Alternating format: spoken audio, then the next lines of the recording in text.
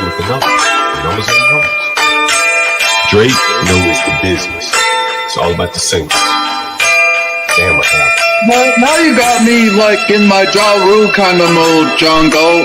Like, just talk about like rap music.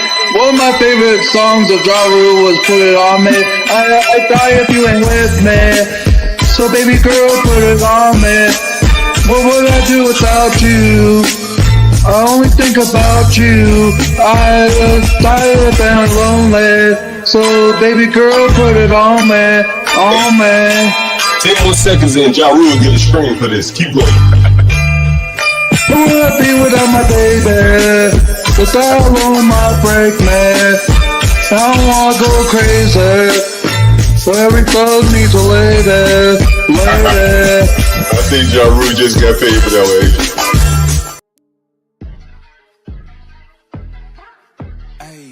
I got the recipe, never gonna let any op get the best of me. Thought it was distance, but hey, this is next to me. Talk to the spirit, you know I've been heavenly. Company definitely show your trajectory. This ain't a diss cause I say it respectfully. It's time to eat up, bread like a speeder. Taking it deeper and that's how it better be.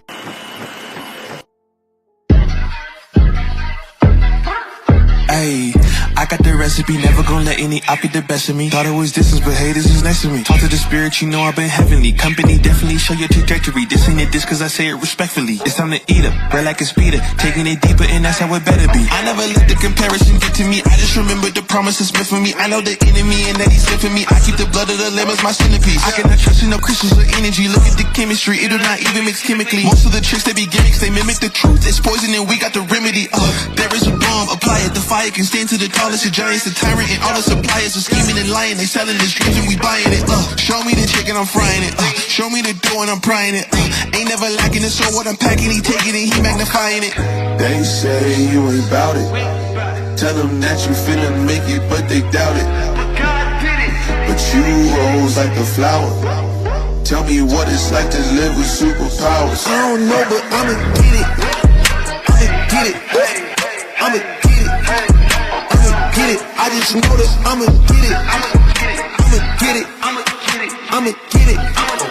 I'ma get it. Ayy. I got the drive, the bus, the truck, the gas is stuck. I ain't the one to rely on the luck. I put in work and then he show up. I know it's fake, this shit in the raps ain't no regrets. I do too much. It ain't me if you saying I stunt. He calling the plays and I do what he want. This ain't a front. Glory to G.O.D. It's what you could do with a mustard seed. It's what you could do when you start to believe. Take fear and you cast it inside of the sea. 100% out of me, cause he gave it all on the T when he let it bleed. So what is you saying to me? You just insecure about the love that turned me to a beast. I take a step and I ain't turning back. He made me first cause I know that I'm last. I ain't got time for no thing in the past. Learn from it first and then I react. Hands off me, don't hold me. Get it jumping like a trampoline. All truth ain't no trolling. We in good hands, no folding. They say you ain't bout it. Tell them that you finna make it, but they doubt it. But you rose like a flower. Tell me what it's like to live with superpowers. I don't know, but I'ma get it. I'ma get it. I'ma get it. I'ma get it. I just know that I'ma get it. I'ma get it. I'ma get it. I'ma get it.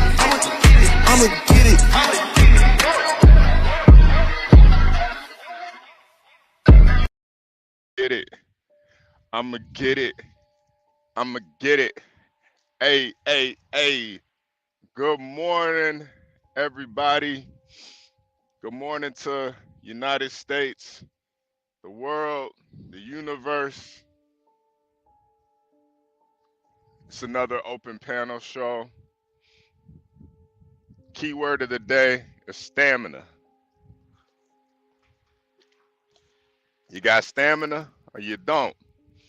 We're doing it all night, all day, all morning. Salute to everybody that participated in the karaoke night last night. I'm sure we'll probably cover that soon, but I appreciate everybody who showed up last night. I probably will be making my debut next week for the karaoke night. So yeah, we're you know,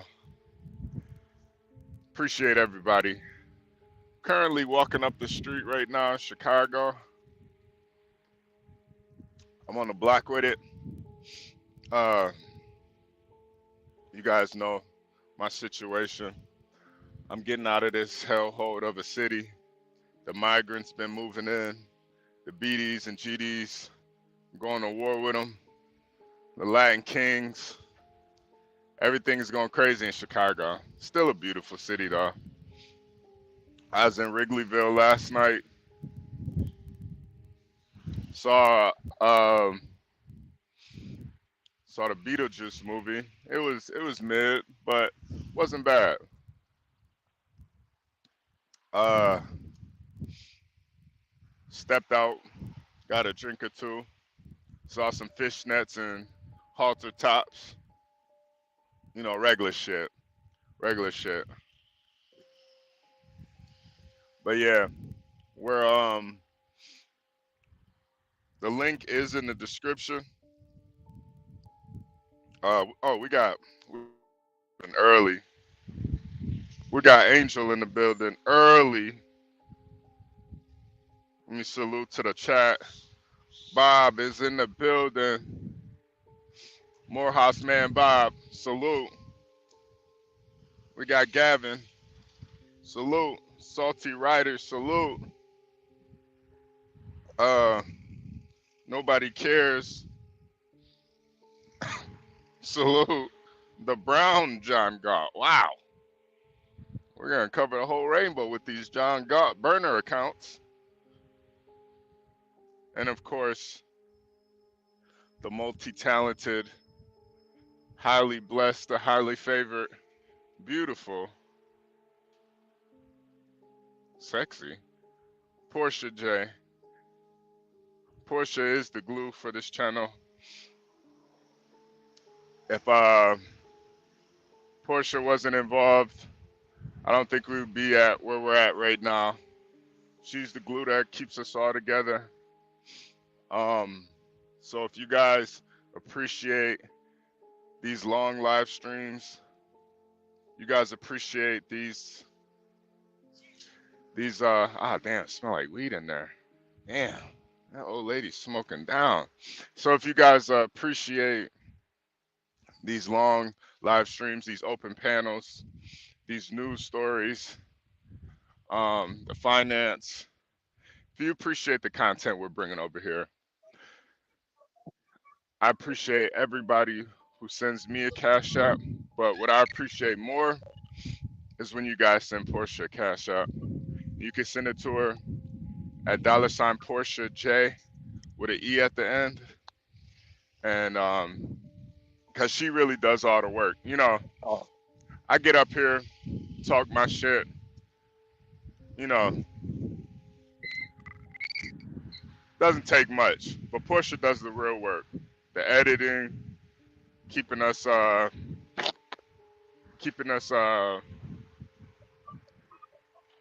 abreast of all the information, keeping us all in contact with each other.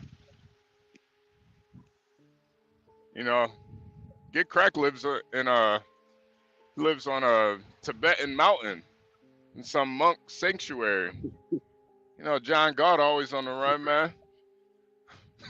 John God always moving and shaking.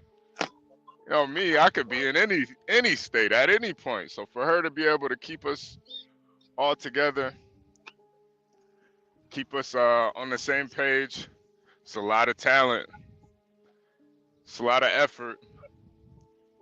Just want to make sure I appreciate her. Let her know. We appreciate you. Let's see what we got. Oh, we got Lindy Lou in the building. Hey guy. Hey. Oh, that's a beautiful little dog. You guys want to see my walk? Hold on. Let me see if I can. Let me see. You guys want to see my walk too?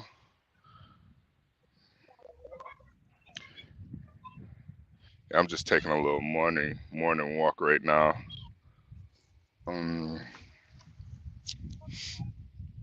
We in Chicago with it. Oh, there goes like a little homeless. I'll show you guys all the homeless people too. And You'll see him in a second. Angel, you there? Momo, you there? I can't really see who's on the screen. Oh, Yeah, DG, you Yeah, there what's up? too? I'm here, Yeah, HP. I'm there. Okay, okay. DG, you there too? Okay. Wale. Yeah, yeah, Oh man. I'm there on Square. Shit. Oh shit. Well, well, there's really no problem of him like laying on the grass. Why do you think Phineas and Ferb in that Lazy Day summer episode they laid it on the grass against the tree? Yeah, you see Angel, he's over there laying in the grass. But if He's he got wants to Yeah, like spend his like Saturday morning, then like hey, if that's like how you are like wanting to relax or start this morning on a Saturday, Diwali, then I see no problem. yeah, nah, I yeah. don't I enjoy this afternoon, and yeah. I am swimming pool with the children. Just taking a break now. They broke my Oh, you're back. taking a you're taking a break? Oh, you broke your back? Yeah, from them. No, from 8 o'clock, from 9 o'clock until now, we are swimming. This is very hot. Mm. Yeah, I didn't know Muslims could and I'm swim. thinking like, I didn't know Muslims could swim. dude, uh, you call me a pirate. We fish Oh ships. yeah, oh yeah, you are a Somali pirate first, then a Muslim. Yeah, yeah, you better be able to swim. What You better be able to are you swim. talking about? People fish, but we Yeah, fish ships and cargo. yeah, we in the trenches with it, man. We in the trenches with it. It's all good though. You know, we in the trenches with it. Yeah, man. It's like all I ever smell is weed now. I don't smoke anymore, but even this early in the morning, I'm just smelling weed everywhere. Yeah, it's crazy. Karma. Um, Okay. uh-oh. Yeah, Angel, don't ever smoke, man. It's a nasty drug. Karma. Karma. It No, it's still alive. does feel good though. I'm not gonna lie. It does feel good. Feels really good.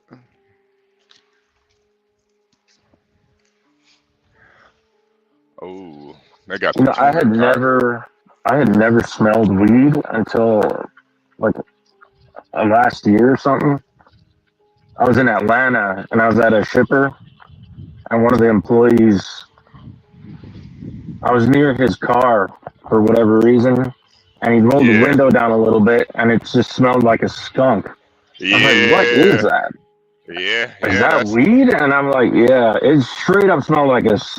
I'm very sensitive to smell, sort of yeah, sensitive to smells, and it's just I couldn't handle something like that because it really stank really bad.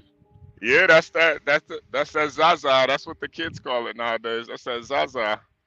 That, you smelt that? Ooh wee.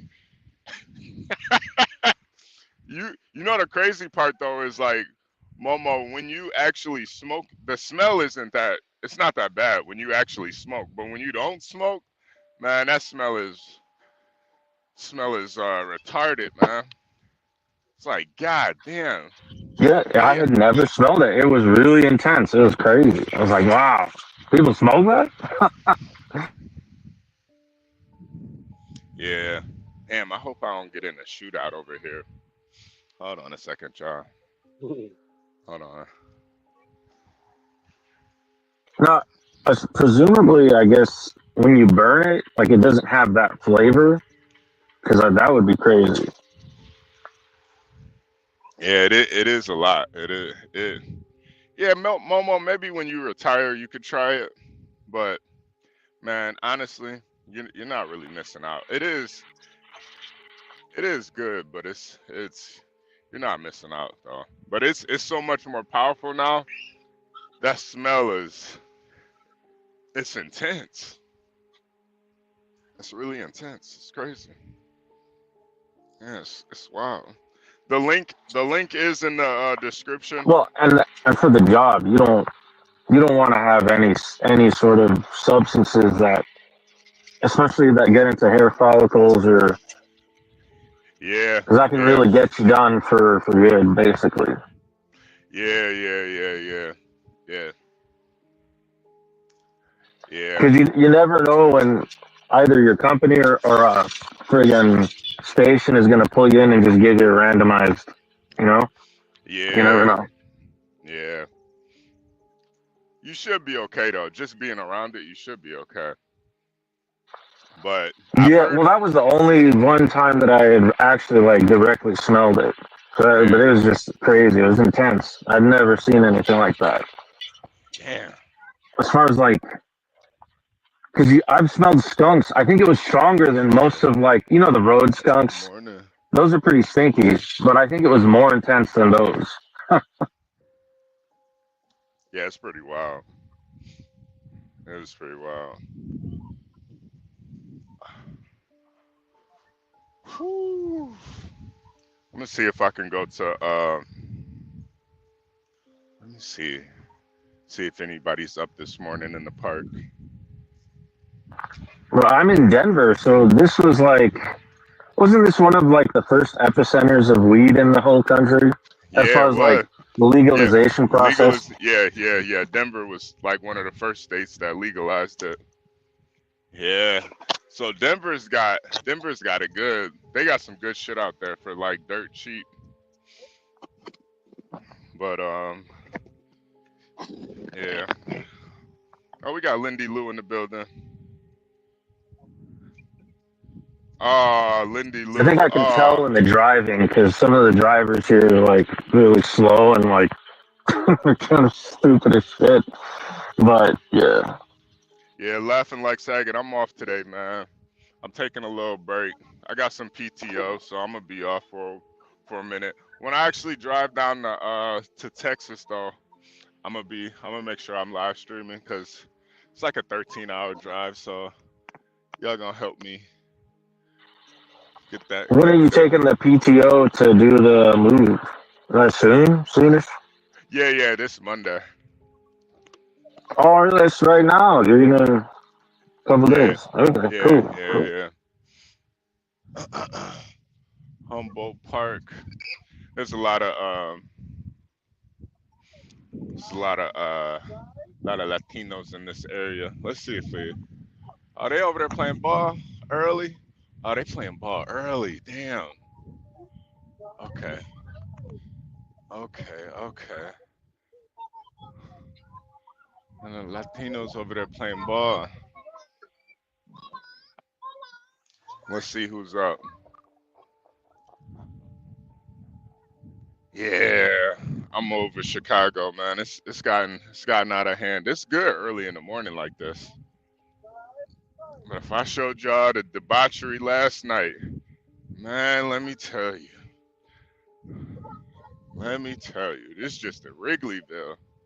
It was crazy. It was crazy. This is I'm in the Humboldt Park area. It's not it's not the hood, but you know, It's you don't want to outside, be. outside. Yeah, I'm outside. You don't want to be banging over here. I'll say that much. You don't want to be banging over Mhm. here, cause it can get nasty. You don't want to You be have your banging. peace with you, Yeah. or you are not armed. Oh no, no, no. I got that. I got that. I got that. Goddamn it on me. But Oh, okay. My God. yeah, I got that. I got that. Goddamn it on me. But it's early though, so shouldn't really have to worry about nothing. They over there playing basketball, Mhm. soccer. They playing soccer too. It's Oh, a soccer is lot of good. yeah, yeah, yeah, yeah. It's Mm. lot of Latinos. it's a lot of Latinos in my neighborhood. Mm. Not Mexicans though. It's a lot of like Puerto Ricans, Dominicans. Venezuelan. No, no, no, no, no Venezuelans, no Venezuelans. They down, they more down south. You don't really see them over here. Chicago's like super segregated, man. You don't really, even with the But Latinos, they don't really mix with each other like that.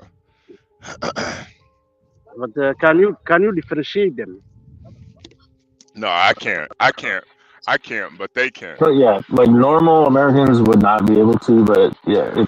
you can tell. There's different dialects and there's Spanish and Yeah, they can they eat tell. different food. I can tell. Yeah, yeah, yeah. Yeah, I can't tell, but they can tell. They can definitely tell. Yeah. Yeah. So it's like they keep all that. They do like football out here too. Yeah. Oh, we out here with it. We out here. Little nice little morning walk, you know. Angel, you ever take walks in the morning? Every now and then, but most of the time I bike. Oh, okay. Yeah, yeah. You are a biker. I forgot. That's when you got hit by that car. You were riding your bike, weren't you? Back in 2019, yeah. Yeah, that son of a bitch, man. Did he take off too, or did he at least stop? He didn't stop the sidecars and people that got out and carried me from the on the road onto the pavement side of the grass where the sidewalk is. Yeah, Tried to like getting him down, but the car was too fast to for the people that rescued me from the road to catch up. So, yeah, but the police ended up like finding him somehow, and I think someone may have taken a picture of the car in advance, but the driver's insurance ended up having to pay afterwards. oh wow, that bastard. Damn, I wish I could. I wish. I don't know, Well, so cause you did a hit and run. Yeah, it was a You hit did and hit and run, run. Momo. Wait, so did he get charged with like battery or anything like that? Like, I don't know what the charges were, but I never actually pressed any charges. I was just like at the time trying to get to the nearest Walmart to get movie material, but when it all happened, I was just in the moment of like trying to get to a hospital as soon as possible because of how bad my right ankle and leg felt. So I was just yeah, trying yeah. to get it fixed, but the insurance and the license plate of the driver were given to me by police, which I later on took when I moved down here to find an attorney who got in contact with the insurance, and the person's insurance had to pay 50,000 towards me. wow, Yeah, fifty there's some thousand. restitution, some owed restitution. Yeah, it's Yeah, you good. should probably should have I mean, paid at least more. you didn't get too bad of an injury. I guess that's a good thing as well. But it did like make it hard for me to travel the remaining of the time, especially getting the material I needed to finish packing a week before. I had actually was supposed to catch a one-way Greyhound here to Arizona. Well, yeah, because your leg is injured, so you couldn't bike or anything. Yeah. Yeah, yeah. Yeah, so I ended up having some additional people assist me throughout the time, and they limited my usage of my feet so I wouldn't sprain it any worser. Wow, there's a pre-calculus book on the ground. Wow. Anybody need a pre-calculus book? Wow. Somebody just left it. Angel, you know about pre-calculus? They Not just lost really. $100. Those textbooks aren't cheap. I know, I know. I almost want to pick No, it I up and don't know sell it. anything about pre-calculus. Unfortunately, HB. Yeah, we might have to get Portia to do a math segment for us. Damn, that dude is Jesus Christ. Yo, Momo, I'm telling you, man. You walk around in Chicago, all you'll do is smell weed. This dude, yo, his shit smelled exotic. His Do shit you have smelled whole exotic. blocks that sound like the? You got whole blocks that are smelly, basically. Yeah, basically. Well, it's like people are driving around smoking, so you can smell it like everywhere. Like this dude just walked past or just drove past, and he's smoking right out the window. This shit smells so good. That one actually smelled good. That shit smelled like some I don't know what it was, some cherry pie or something. I don't know what the hell that was. Well, yeah. Well, now with breeders, they could crossbreed and do all sorts of genetic stuff so that it Hmm. smells like candy or whatever. Yeah, no, they So can they're make it trying to smell like figure that. anything nowadays. God damn, this shit does get. It's just I don't know, man. It is wild. Oh, there goes the little kids park over there. I'm not gonna show the kids. Ah, it's been a nice little walk.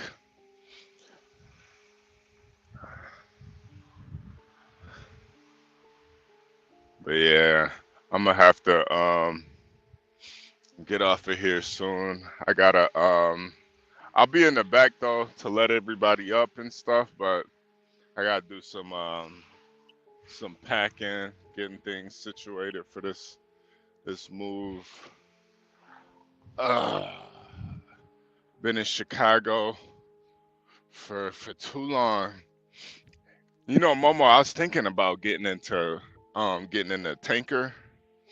I gotta get my Maybe fuel hauling or it's like I don't know, it's something else. yeah. I gotta get my endorsements though. So I gotta do you have all your endorsements, Momo? No, I don't have any endorsements. I would say because when I was in school, other people were doing it. The quizzes or the tests seems pretty easy. There's Yeah, some no, apps that can help you like drill it so that it's very you'll just get it out of the park real quick.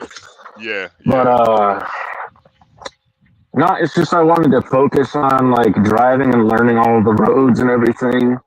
And I ended up liking just dry freight.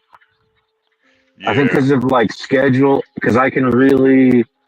I think when I think of other stuff, like all the other modes of trucking, I think like OTR dry freight has the most flexibility for like imposing your own schedule on the dispatch yeah, instead of the yeah, other way around. You know what I mean? yeah, yeah. No, I get that too. And I find a lot of value in that personally. Yeah, nah. Like you just doing like dry van freight, like bro. I mean, there's there's basically nothing you could do wrong with dry van dry van freight. Like you you really don't got to worry about getting times. You get so many miles too. Like Yeah, that's another aspect that I like. It's keeping it real simple. It's just yeah, it's basic. super simple. It I know is there's super more money simple. elsewhere, but for since I've like perfected, I have perfect record and I have very good metrics. I Yeah, can basically max out at least for what is possible for regular dry merchandise. yeah, I can yeah, do well enough for myself. Like I don't need to then add all the stresses of everything else just to make an extra 30,000 or something like that. I don't yeah, really need it. Yeah. yeah, yeah. I mean, 30, 40,000 extra though. It's some nice skrilla. Yeah, it's It, definitely nice. But I think for myself, like just for personal valuation, it's like I think I value being able to drive my schedule and to if I want to stop it and see like Mount Rushmore or some shit like that. That has like not a direct financial value, but it has this extra like metaphysical value that is like it's more than like $70,000 almost.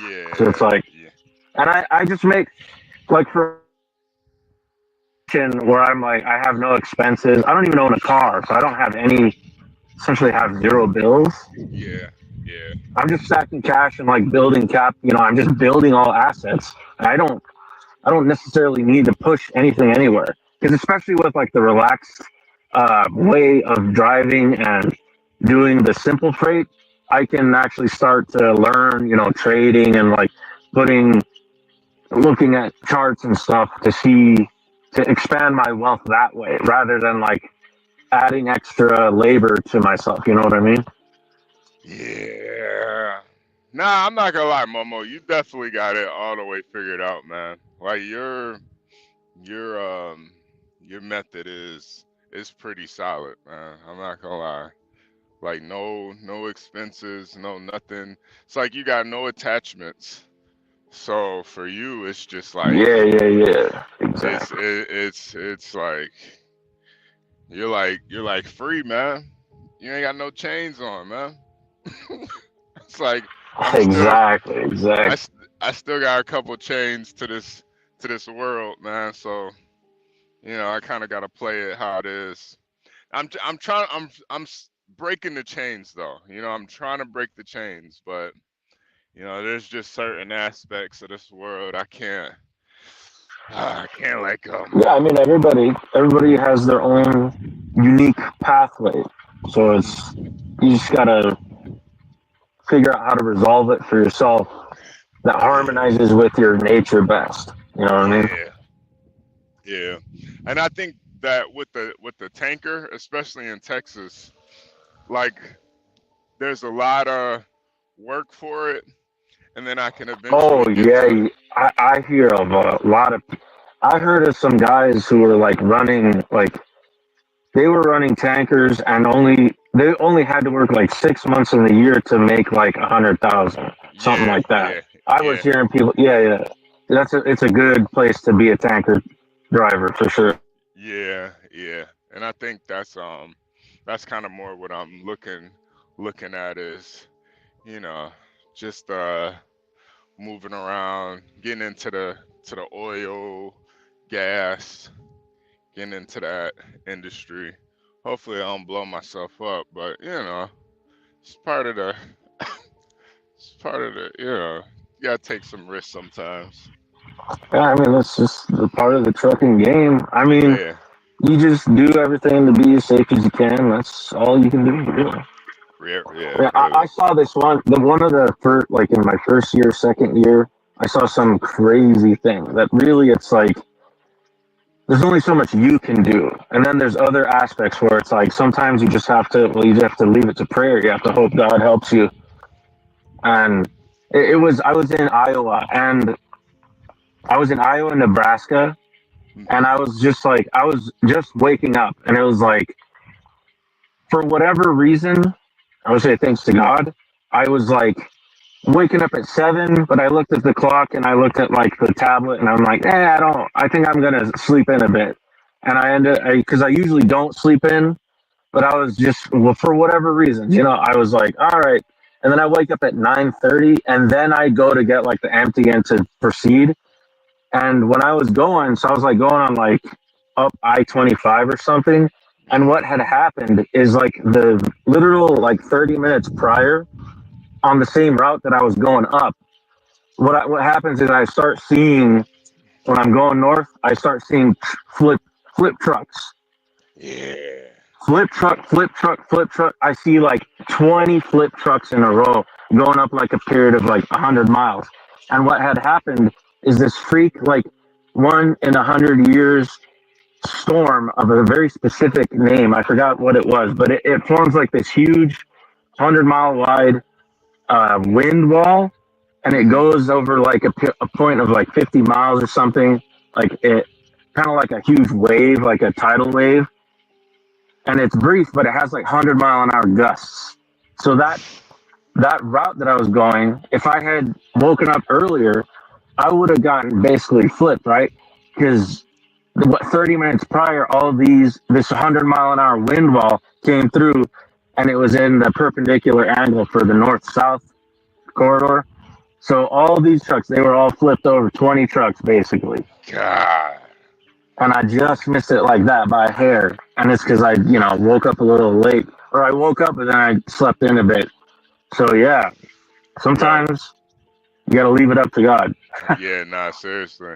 That's when I first started driving. That used to always be my biggest fear. Like, it was never the weather, it was the wind. I'm like, yo, what the fuck do you do if you get caught in a 100-mile-per-hour winds or it's a fucking tornado or something? I'm trying to look it up and shit. There's no blueprint on that. There's no teaching in that. There's nothing you can really do. So you just Yeah, I mean, I got some apps fucked. and I look at like weather stations and wind stations, but some of the things are very unpredictable and they can just come like boom, and it came out of nowhere. So yeah, it's like yeah. Yeah, there's but yeah, no, that when you started I always call that the graveyard when you're driving and you see all those trucks flipped on their sides on the side of the road. Like, damn, I'm driving through a graveyard right now. This shit have your knees shaking. Like, woo! Yeah, and that's why like Wyoming has recently like locked down on being more strict with, because they in the past Wyoming would like put up a warning, but they weren't like super strict on like forcing a shutdown due to wind. Yeah. But recently they started like they changed something where if you don't follow the warning strictly and you flip, you get fined extra. So you lose your job and then you get fined like 20,000 or whatever, some shit like that. That's So it's like, yeah, I mean, wind is because it's crazy. If you got wind gusts that are 60 plus, you gotta you gotta get out. You gotta just shut down. You gotta angle it. You gotta find a little pocket to hide or something, because it gets intense. Damn, I can't even see the screen. Hold on. I think Stanley's in here talking. I have emailed you. Oh, okay. Laughing like Saget. I'm gonna be in the Dallas Fort Worth area. Yeah. Because with gusts and wind, like I'm pretty good with dodging wind, but I've certainly been hit with a few gusts that have really been clench worthy, where it's like comes out of nowhere, boom, and it's like, holy wow. And you're just there clenching like, damn, that was crazy. I've been hit with a couple of those. Yeah, that shit. Especially if you're empty too. Now if you're empty, that'll make you contemplate life right there. Yeah, for sure. Oh man. Hey, can I toss this in there? All right, thank you, man. Oh yeah, no, I don't want to throw it on the ground, man. Yeah, no problem.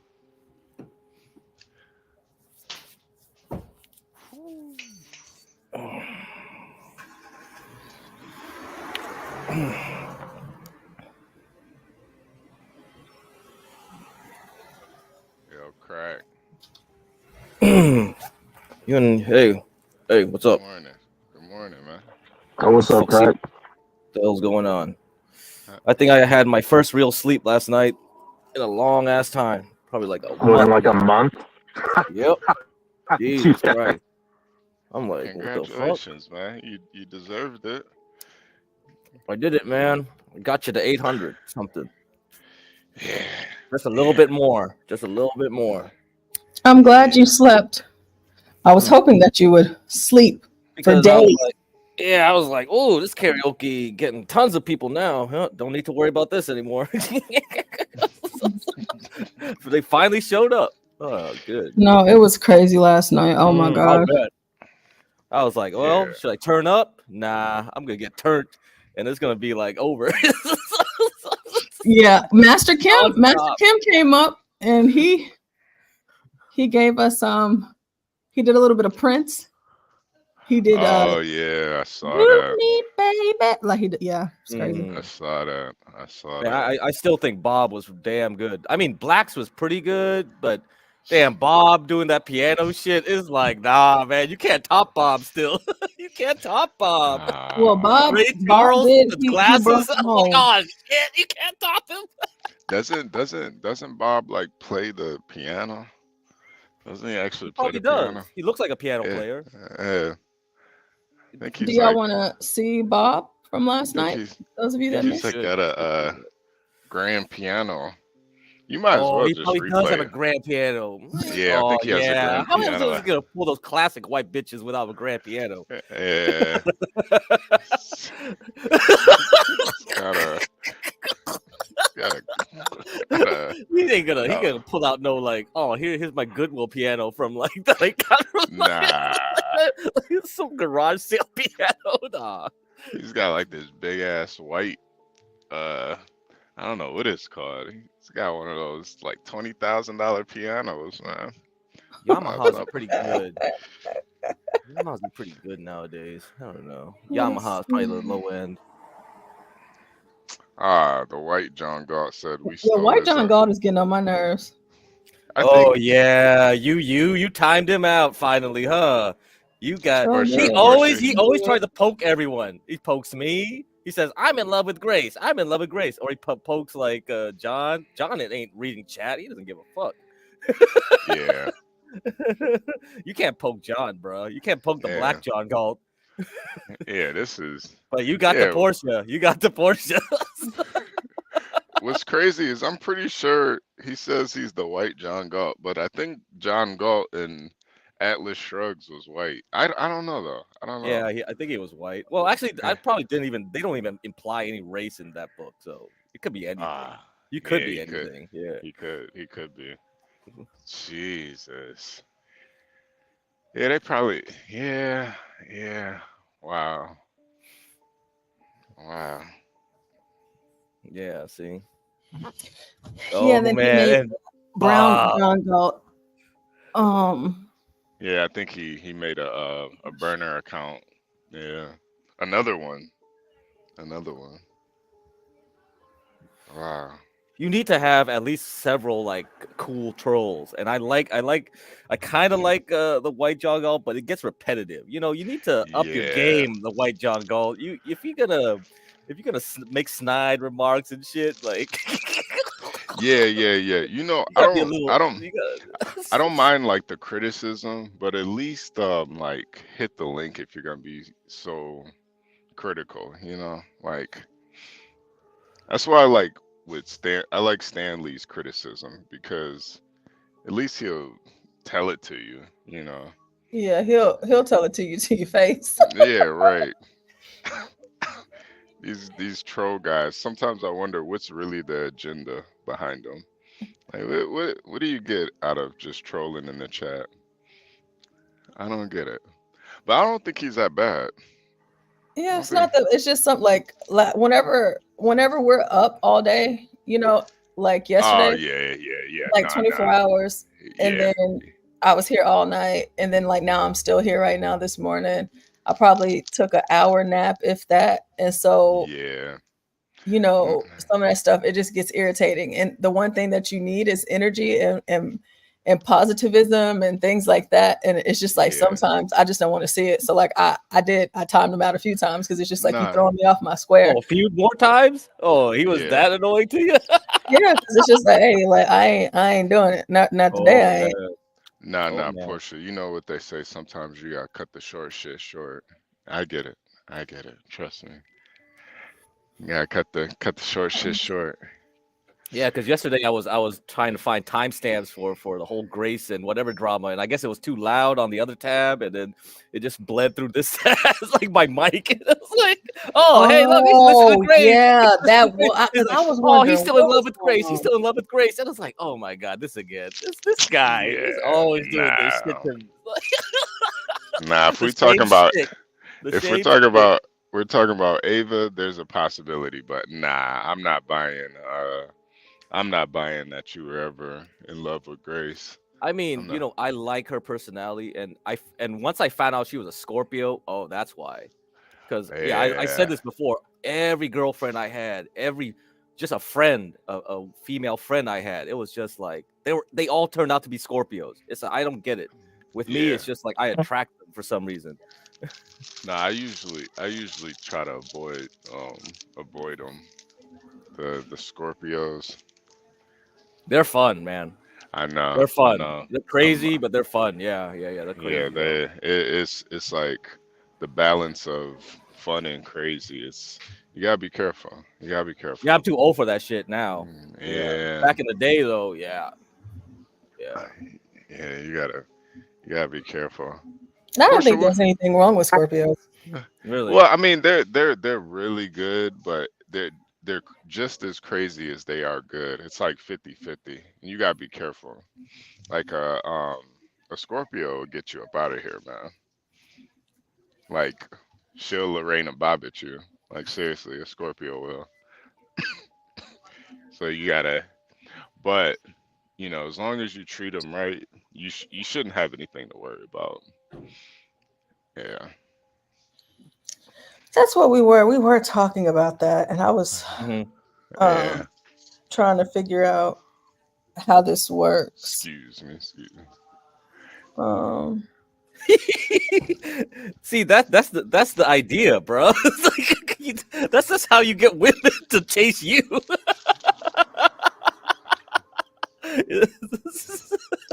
Yeah, Uh, yeah. even if you did, who cares? Like, who really cares? I think it's like funny, but like for people that are taking it so serious, it's like, bro, come on, man. Are you really? Because you always have to leave the door open for people, I know, I know. That's what's that's funny how you though. get the females, because That's like what. you don't hit off the bat right away sometimes. If you want to chase like the females, you make them chase you. That's the whole game. And you Nah. bring tough guy up here, you'd be like, oh, the game, the game, the game. Yeah, We tough had a guy. whole man. I had a whole interview with tough guy with Stanley on here. I was like, man, we gotta clip that whole segment too with the pimps and shit. Yeah. Because I mean, the tough guy. I'm not gonna say what tough guy says doesn't work, but the thing that I don't like about what tough guy is saying is he's making it seem like he's not putting hands and feet on these girls. It's like, bro, I know good and well you're putting hands and feet on these women. Oh, is that your thing? Yeah, yeah. Okay, He's okay, got to I put his got you. he's slapping them Well, he is around. black, so Yeah, yeah, yeah, yeah. Like, yeah, it works if you slap them around. Yeah, that it works then. What if you're a non-violent person though? What do you do in that sense? Did he wear a white glove like those Venezuelans before he slapped his bitch? Like, Oh what do my you do then? god! What if you don't want to slap women? What do you do then? But you know, there's Yeah. ways to go about it. But yeah, yeah, I All know you. right. Anyway, Yeah, let's play Bob's little rendition now. yeah, yeah. That's the shit. Let's play it.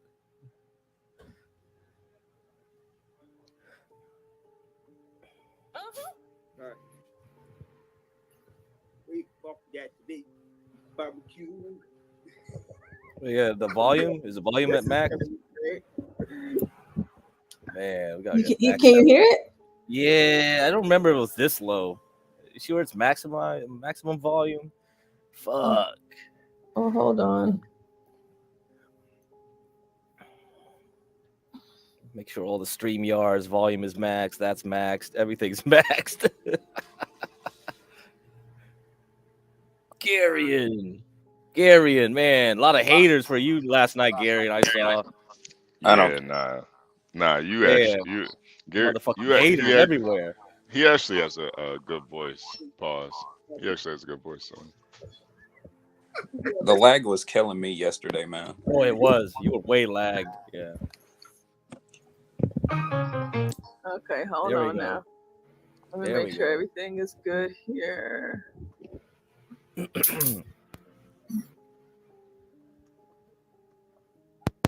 That's a great idea. I'm I'm so happy that you called, and we have Omar up in here too. So it's great. So we have "Messing Around" or "Mess Around" by Ray Charles, sung by the one and only Bobby. Let's go.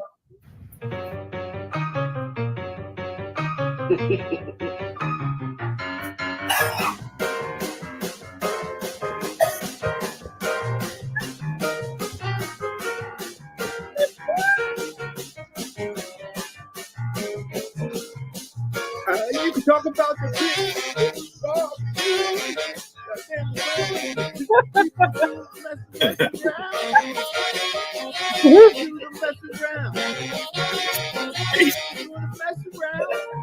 Everybody do the mess around. Come on, sing with me. Everybody, you can bet your soul they didn't boogie with the steady roll to the mess around. Oh, the mess around. Do the mess around. Everybody do the mess around. When I say stop, don't move a peg. When I say go, just shake your leg and do the mess around. Mess around. Everybody do the mess around. Now let me hear it. Come on, everybody back.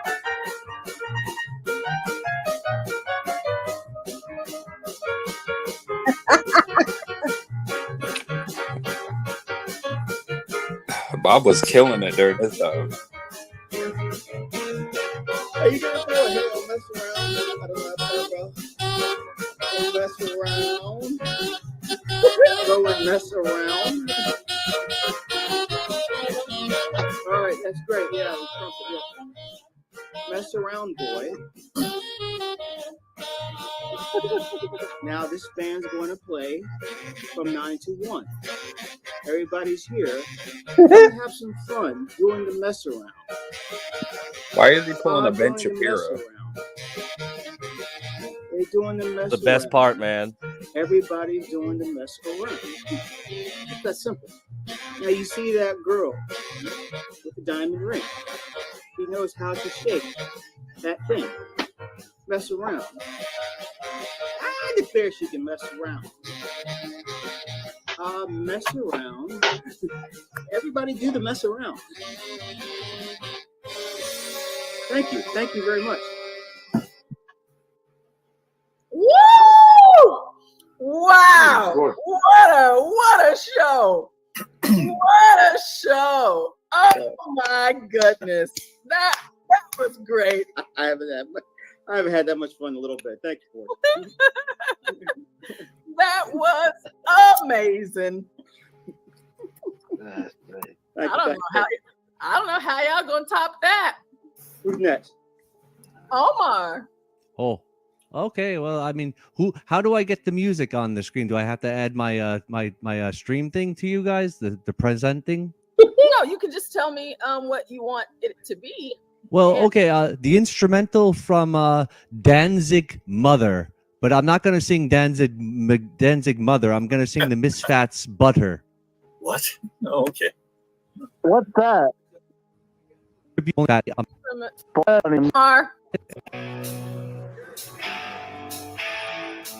Butter spread on my toast every day, from a cube or from a spray. Is it Olean? Is it Parquet? Butter and butter. Can't you keep my heart from working right? No blood's flowing without a fight. Oh, butter. Come on. Doctor, I can't seem to feel my left arm or right. Cholesterol has made me a sight. Oh, doctor.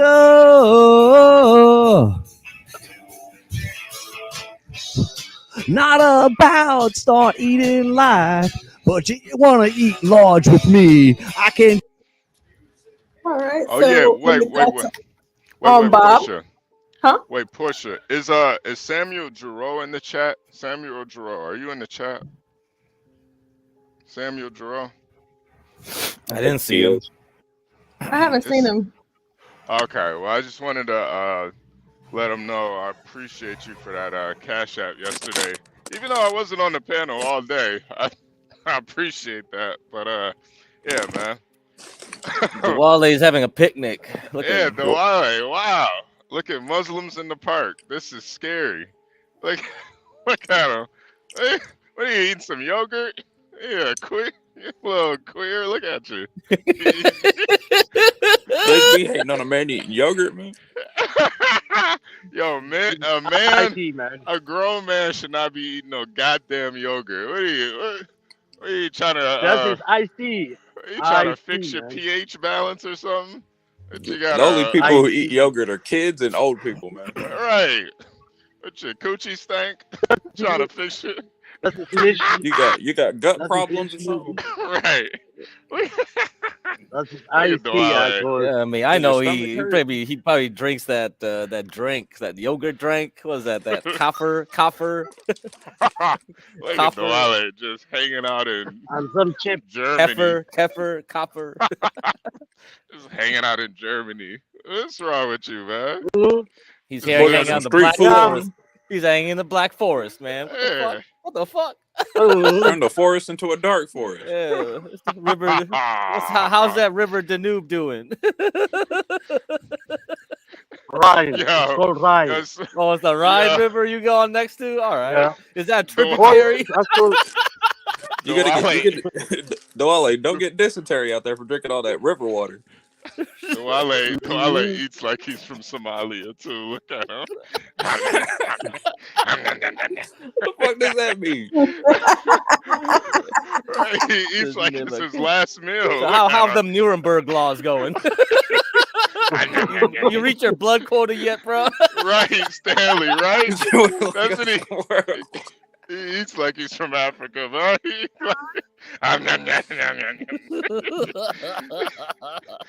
eat like you've been eating with your hands half your life. Wale, save some for your kids. Karma, Man. That's all they're gonna get. That's all they're gonna get for the rest of the week, man. Come here, Papa. Come. What's it calling his kids? Yeah. So chewing like my a daughter. squirrel. Come here. Wale's eating all their food. All jokes aside, Wale is a great dad. Yeah. Good family, my man. daughter. See? Yeah. Raise your kids right. Don't be raising like those white boys we saw yesterday. It's like, what the fuck? No. Shit. What are you doing? That is my daughter. She is swimming.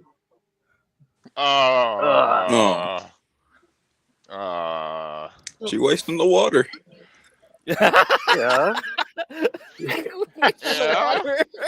It's like we're in Dune or something. Stop dropping the water everywhere. Yeah, right. He is. I mean, the Iraqis, they are based off Muslims. So. That is true. Arrakis. That is true. Arrakis. Okay, bye-bye. Wait, hold on. Real question. Do you think in Arrakis they got wet pussy over there? Because they got to save water. So. Whoa, good questions. Good Get the questions. Wale out of here. I'm sure. Yeah, you know. If you make a girl squirt, does that go against the religion? Because you're wasting water. Oh my lord! It's kind of weird to say that after. You know what? Let's get Gary up out of here.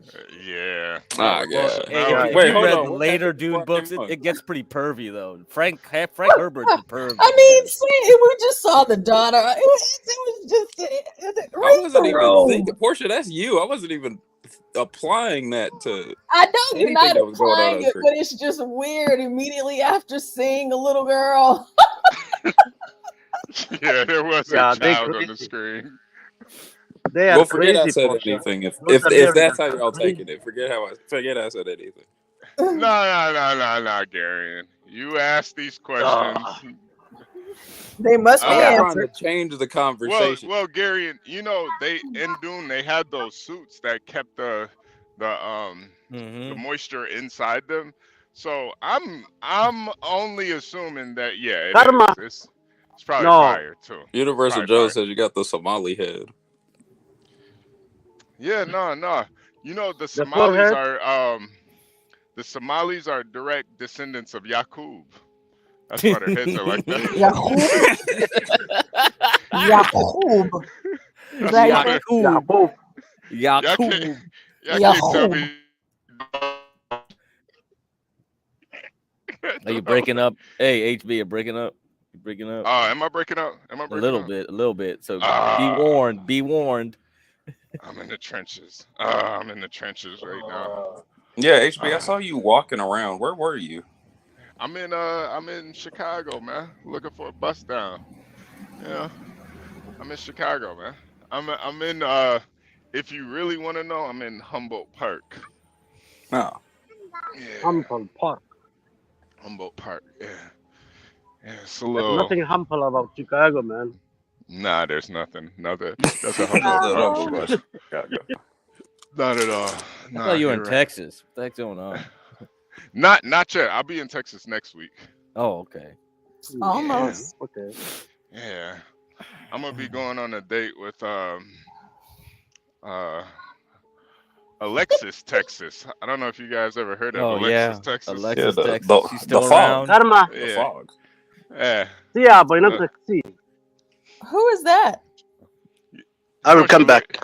You don't know who Alexis, Texas is? She's an acrobat. Yeah, look her up real quick, portion. Look her up. Yeah, she's an acrobat. Yeah, sure. Acrobat. And here comes Universal Helium Jones. Like, what the fuck is the helium voice? Hey, Universal Is Jones. my voice right now? Go ahead. Did you give a review of your blankie? No, I can. I did not. I mean, not you did something though. Yeah, I did when something. You had it on. You were all dancing around, jumping around, didn't it? I mean, I think that's the review that you need. You used it as a shroud? Oh, of course. Oh wow! Yeah, he was wrapped up in it. Was it worth it? Was it worth it? It was worth it. It was worth it. Wow! So I would say it was definitely worth it. Wow! I would say it didn't come with the weed smell or smell like her, but it's good. It's good quality. Oh. Okay. Yeah, we're gonna have to work on that. But we you have to work on that. Oh shit. Yeah. Fall is here and winter is coming, real good. and you need to shop Lowe's Customs. For the ladies, there's stunning designs and colors. For the men, Lowe can make something manly to keep your insecurities in check. But wait, there's more. For you simps, there's a special simp edition where Lowe will roll around in it, blow smoke from the finest southern eastern American marijuana. She'll even rub her pretty feet all over it just for you. So what are you waiting for? Shop Lowe's Customs now, exclusively on the John Galt Urban Landlord channel. Let Lowe help you stay cozy and warm this season. Shop Lowe's Customs today. So there you go.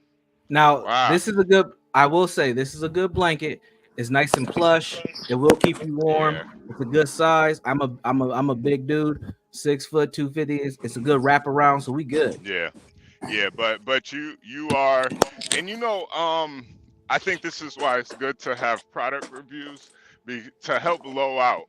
Because what I'm thinking is she probably did smoke on it, probably did spray her. She definitely sprayed her cologne, and I'm for sure she stepped on it with her feet. But if you can't smell any of that, my suggestion to Lowe is she's gonna have to vacuum seal it. Like she didn't. She just threw it in the box. Yeah. She's gonna have to vacuum seal it like it's a brick of dope. And you're out here treating it like it's gamer girl basketball. It did come with a nice little note, and I did get one of those stickers too, by the way. Yeah, we're gonna have to get her to vacuum seal these things. What about scratch and sniff stickers? What about them, Gary? What about them? I'm saying that as a potential product that she could sell.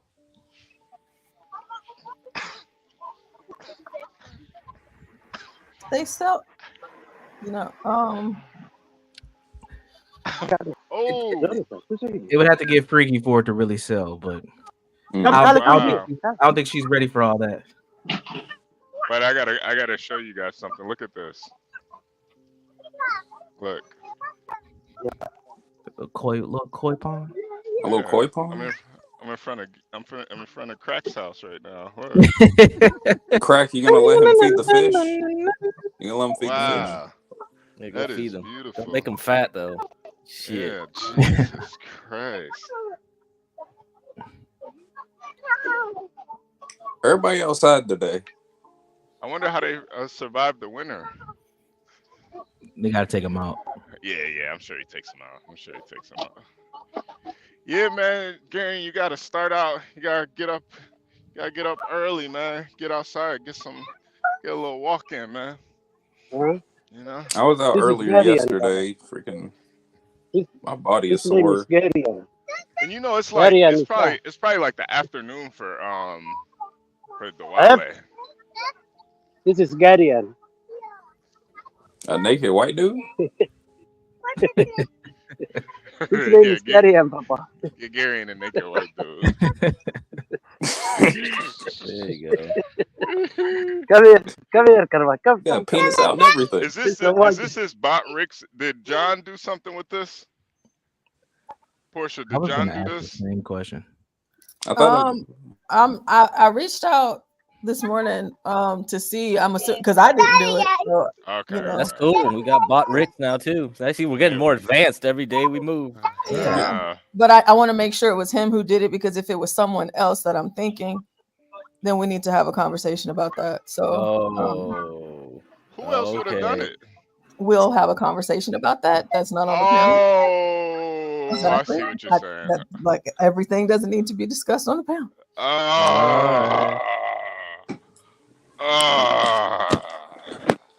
Good ethical practice. Come on out, you rapist! Somebody looking up pianos?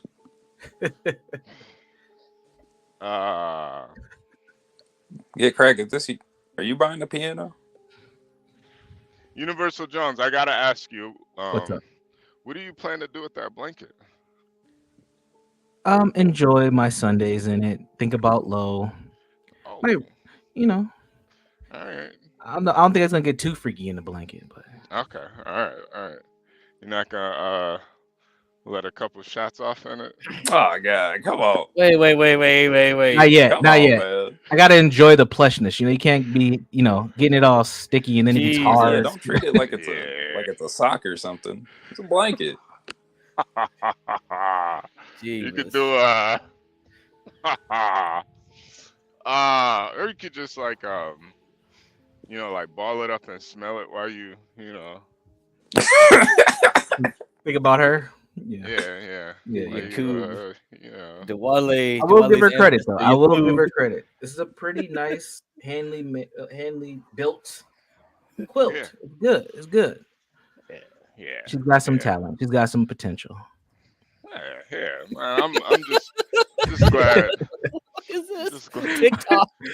TikTok. Somali heads. No, so I dated this Somali chick, right? She was bad, but the head was just. I have a big noggin. ass It was a head. noggin, wasn't it? Yeah, but I was just like, girl, your head is like. Yeah, I'm crazy. telling you, they're direct descendants of Yaqub. And I don't care what nobody says, that Yaqub story, it makes so much sense. Like when Are you really joking, man? You Bro, seriously believe this technology? not the science part, but like, bro, I'm sorry. Yeah, like but Yaqub was a real person, but I don't think he was like this. Did he? No, visit the Starship Enterprise? Like, no. I do believe the white man was grafted into existence. Like I just wow. It was the Anunnaki who did it. You gotta really Anunnaki, Anunnaki. You gotta really look at it. Like they have all these like recessive genes, and then if you just think about just nature and shit, like to get a completely recessive gened animal into nature, it's like God rest her soul, but it's like Chippy. She's a goddamn Yorkie. To go from a a wolf to a Yorkie, you got to do a lot of you got to do a lot of breeding to get to White that people were small ass aliens. dog. White people are You know? aliens, man. I'm telling you, those Nordic depictions of aliens and stuff. Well, The that's why Ava looks like an alien. Ava definitely looks like one of those tall Nordics. White people are aliens, man. No, I don't think they're aliens. They're still humans, but somebody specifically, like, those traits just aren't natural for the Earth. Like, it's, and I just don't believe in that whole your race, it depends on where you were born and stuff. Nah. Interesting. White people were made. White people were made on Atlantis, man. The Anunnaki came to Atlantis one day and just made white people. You know, weather changes over years. You know, like the weather patterns and shit change. Like, who's to say 10,000 years ago that up was down and left is right? And, you know, who's to say? How do we know? It's because you dig up some ice? Oh, yeah. Whatever. It's because you found some bones somewhere? I think they were bred into existence. Now, did Yakub do it? Probably not. But there's something to it, man. There's something to it. So HB, you know about the Rh negative blood type, right? Yeah. It's pretty rare. So Very. if you have that Rh negative blood type, you're actually pretty rare, even for Europeans too. So, you know, the Basque, right? The Basque, they speak a language that's not even Indo-European. Like, they were there in Europe way earlier than most other Europeans. So, and they have a lot of that Rh negative. So yeah, if you think that, if you think so, the whites were, like, you know, engineered, it's probably from this started from this point. Yeah. Oh, I told you, the Anunnaki came in, found these people, genetically engineered them into the white people we know today. You don't even know. The Anunnaki, man. This is not some goddamn alien. This is some ancient alien bullshit, man. No. Fuck aliens, man. I'm saying Fuck actual aliens. white people believe this, man. Actual white people believe their ancient ancestors were aliens or something. No, they don't. Yeah, they do. Look up Robert Seffer, man. He goes into detail. Oh, that's where it comes from, bro. Robert Seffer does a good job. Like, yeah. He believes white people are ancient and psychic and all that shit, man. He thinks all that shit got superpowers. All that shit is to deny the HB. He thinks white people are the X-Men, bro. How? You need to watch some of his videos. Yeah. It's pretty cool, actually. Watch some of that stuff. I love alternate theories. Yeah, I love that. Yeah, he thinks white people are these descendants of, like, some sort of psychic alien race or whatever, and that the lost continent of Atlantis, their home. Yeah. He believes that the reason Atlantis disappeared is because white people race mix too much. Oh, okay. Oh, God. Oh, God. It's so fucking funny, man. Yeah, see, I just don't I don't know. I think the answers they're not in the past, they're right now. Just look out into the ether. You'll see the answers. They're right there in your face. I don't know. I'm just on my soapbox this morning. But yeah, no, I just really do enjoy that theory of Yakub. It's I think I'm gonna tell it to my kids before sleep every night. It's gonna be a little nighttime story. The evil scientist, Dr. Yakub. He looked like Gary, or he looked like Yeah, I totally look like that. No. Gary, you barely look African, man. People wouldn't even be able to tell unless you say it. Yeah, unless I say something, people can't tell. Yeah. You can't even tell you're African. It's more just a joke than anything, but you don't even look African for real. Like, Laughing Like Saget's another one. He doesn't even really look African. He's from Liberia, though. I know. That's why he doesn't really look African. No, Hey, Universal Jones, weren't you supposed to sing with Lolo yesterday? No, we weren't going to do a duet. Oh, okay. She was supposed to hop on, but I don't know whatever. All right. She was busy. Are you yesterday. going to do a duet though in karaoke? One of these karaoke streams? I will. I was gonna do one. Angels and Virgo went off pretty well, I was considering. gonna do all the one lag. last night with T, but her sister hopped on. So we just all kind of did one. Yeah, we all kind of just did one. Yeah, it got collectively. it started getting way lit. Yeah, tons of people wanted to get on after a while. Yeah, so it was like, Yeah, it was completely full in the back. But Dwale and Angel did one together. I saw that one. Yeah, That was that foolish. was in the top 3 last night for sure. We need Stanley. We need That was Stanley to crazy. do Mary Jane. I'm in love with Mary Jane.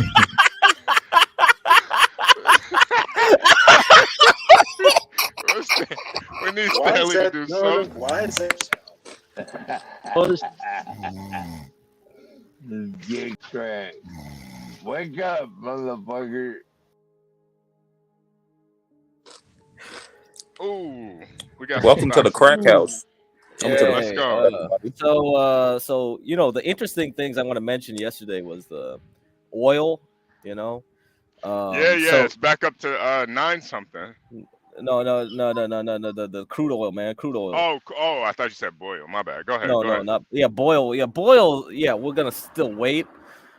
So we can talk about more of that next week. But you know, Ryan, you remember when 777 said like buy Chevron and Ryan was like, crude oil's going back down to 66. Well, guess what happened? You know, he was right. It got pretty close yesterday to 67 or something about there. Because you have to remember, like yesterday we had another high unemployment print. So the market right now is really thinking we're going to recession. So that's where its mood is. That's the mood right now. It's gone back to that. And the other thing too is look at bonds. So bonds bonds tried to hit that resistance level. The 30-year bond. This is 30-year bond. All right. So if it starts breaking out, then and the stocks keep dropping, then that means that for the next month, it's going to be terrible for stocks.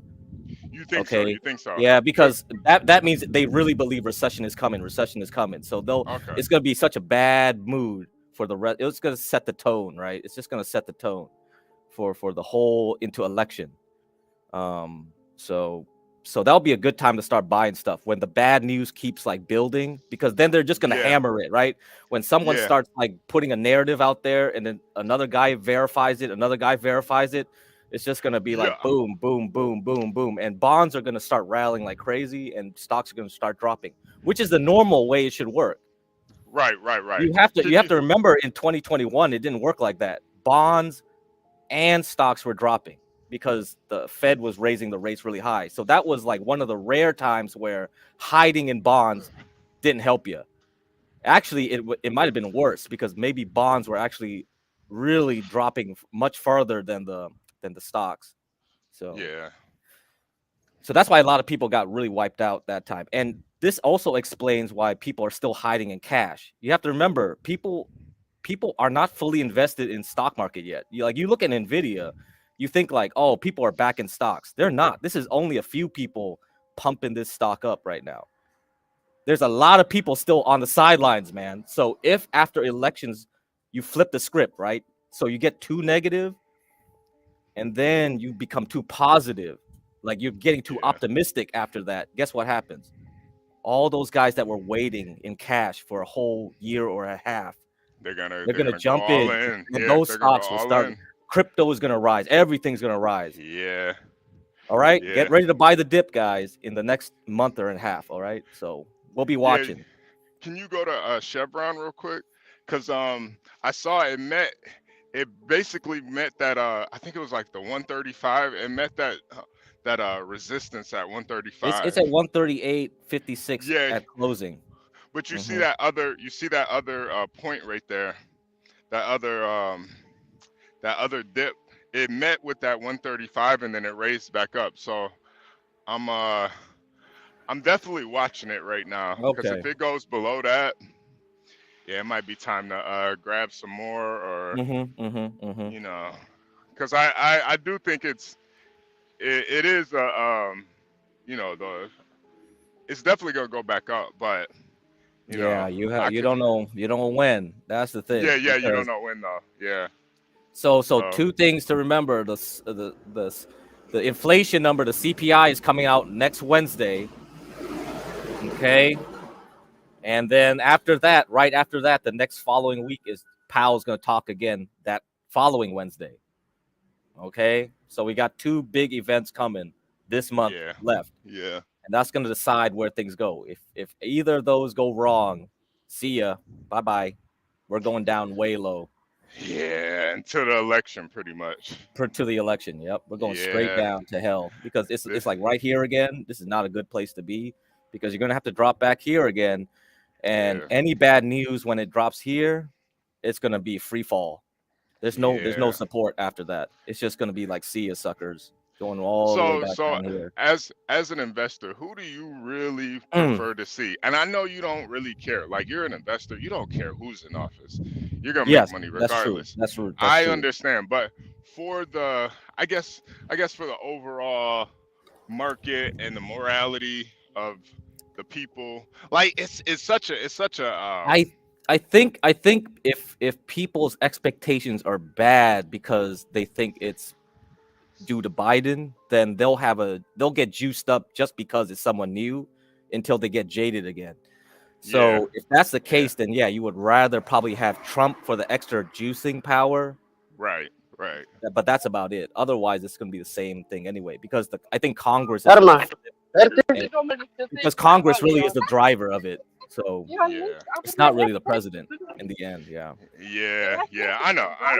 But I think a lot of it is like Because psychology. the best times we had like economies is not because we had a Democratic president. It's because you had a Democratic president with a Republican controlled Congress. Asum. You see Yeah, what Oh, I mean? You have that yeah, balance in the Republican controlled Congress with the Democratic okay. president. That gives you the best. Yeah. yeah. I had to mute Dwale. He's over there playing water torture with the Because yeah, babies. like Stanley says, our political or Ryan maybe because Ryan keeps saying we love deadlock because that's how the founding fathers designed it. He's right. So Yeah, you kind of minimize the extremes. So you have the Democratic president with the Republican Congress. That seems to be the best overall right, right, right. market condition. Yeah. Well, Yeah, I'm just a quick aside on that. In reality, you don't avoid either extreme. You create a third extreme, which is deadlock. I mean, that Yeah, I see what deadlock. you're saying. I Yeah. mean, there's a difference between checks and balances when people are willing to compromise. If they're not willing to compromise, you get what we have today, which is a dysfunctional or unfunctional Mm-hmm. Mm-hmm. Congress. Mm-hmm. So anyway, that's my little spiel. Okay. Okay. Yeah, that's a good point actually. I think Ryan well, thinks that's a correct thing to be in that extreme. Yeah, that's right. That is an extreme. yeah, Yeah, deadlock is Well, an extreme. Ryan likes deadlock because nothing gets done. I mean, folks of that ilk, and I love Ryan to death. I love he is Mm-hmm. like Mm-hmm. the perfect conservative for me to talk to because we're kind of roughly the same age, so we don't really get upset. Um, the thing is there's a certain strain of conservative and definitely libertarians who like nothing done. They don't want progress. They think things are fine the way they are. If anything, we should Mm-hmm. go back to the yeah. 1950s.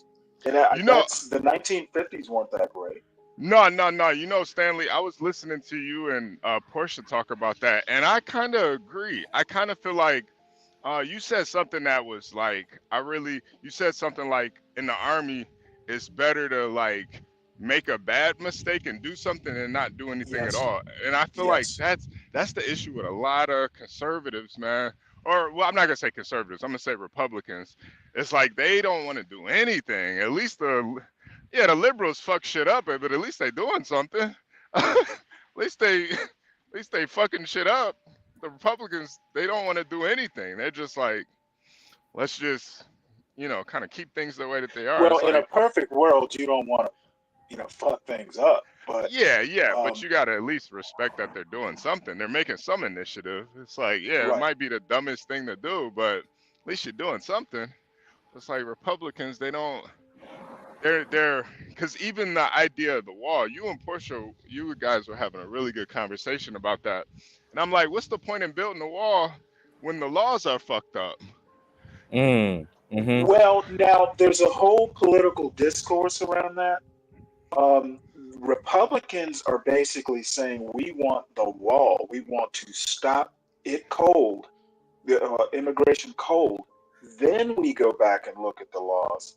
And the Yeah, Democrats are like, why go through the expense of building a wall? Let's just go ahead and fix the laws. And I really think the laws, I mean, it's a dichotomy. If the law says, hey, if you're granted refugee status, the government is obligated to provide housing, that's screwed up. A wall doesn't change the law and vice versa. And to be honest, I think a wall is a silly idea. The Great Wall of China didn't keep China, safe for, forever. Yeah, walls get knocked down eventually. Right. So I kind of agree. And the thing is going back to making the wrong decision but doing something. Shit, if Trump had completed a bunch of the wall, like most of the wall, what are you going to do? Tear it down? At least something would have been done. He half did the wall. And Trump doesn't build things anymore. He franchises. He puts his name on stuff. He doesn't build anything anymore.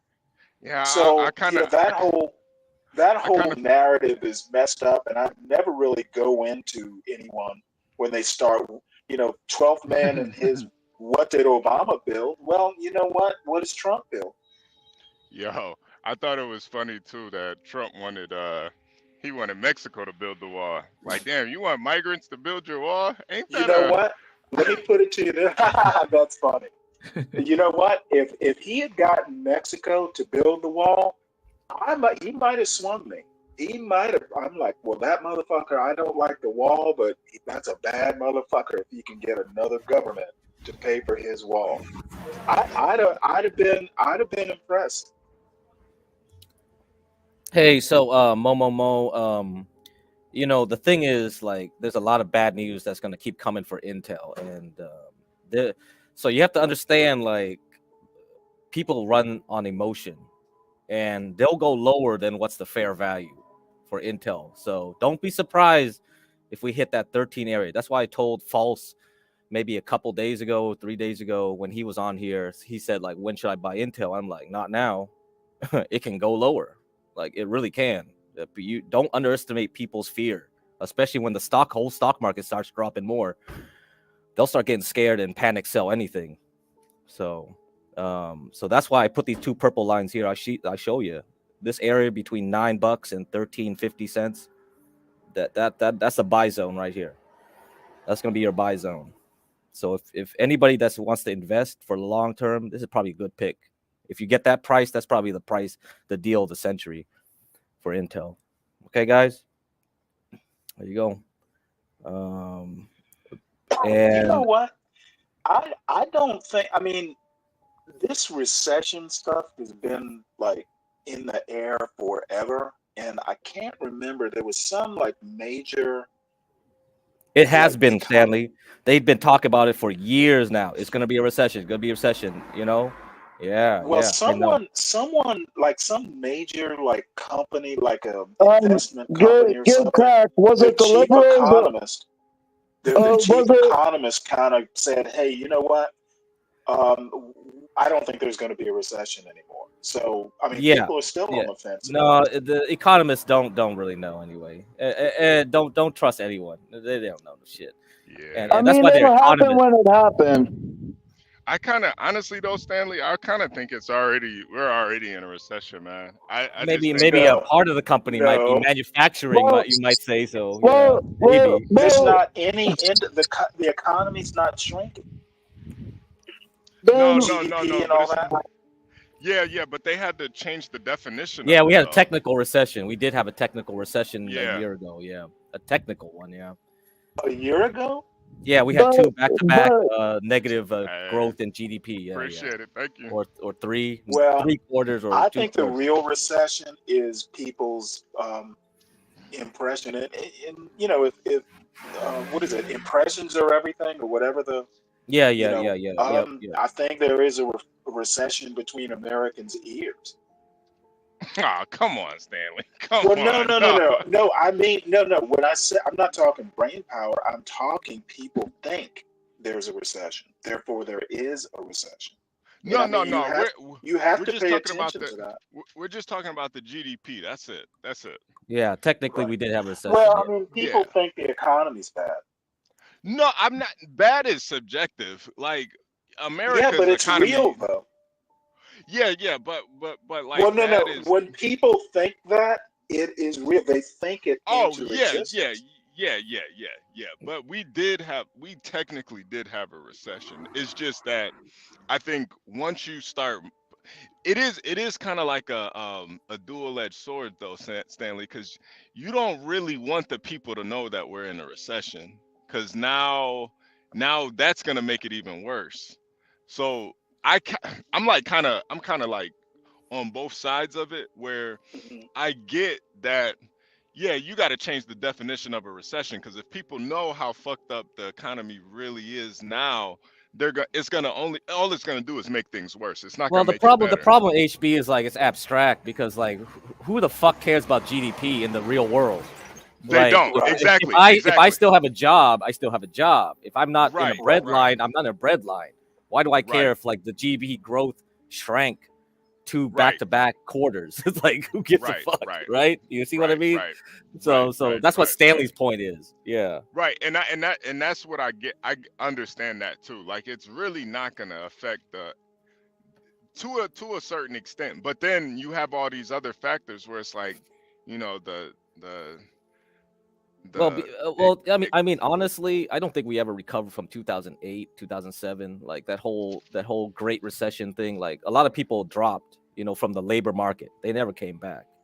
Those yeah. people are forever, they're on fentanyl and they're on the Grace Thorpe streams or some shit. Yeah.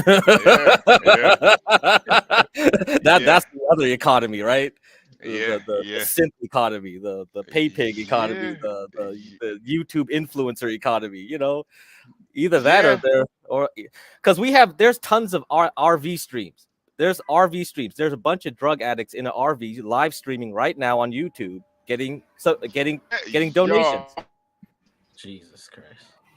You think I'm lying? No, I believe. No. Bro, there's so many people that are like homeless streamers now. Like it is a whole and I mean, you never a would have saw genre? this back in the day. I swear to God, it's a straight up genre. It's like couples. Oh They're man. homeless. They're homeless streamers Man. now, and it's a whole genre. And I think, for a lot of Mhm. people, it's much easier to just live that type of lifestyle because of what happened in 2008. It's like, Damn. why even,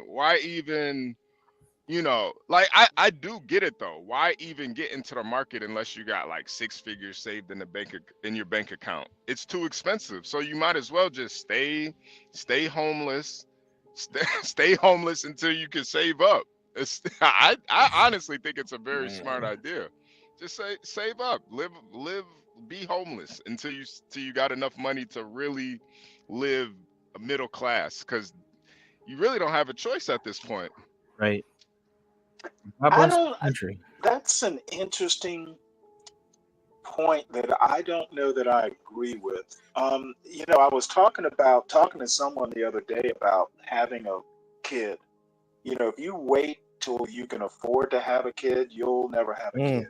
Exactly. Mhm. Yeah, you're And talking I to us. kind of You were talking to think, me and some other guys, Stanley. Yeah. yeah, I kind of think the same way about, saving up money till you can live a middle class life. You don't go from 0 to 60.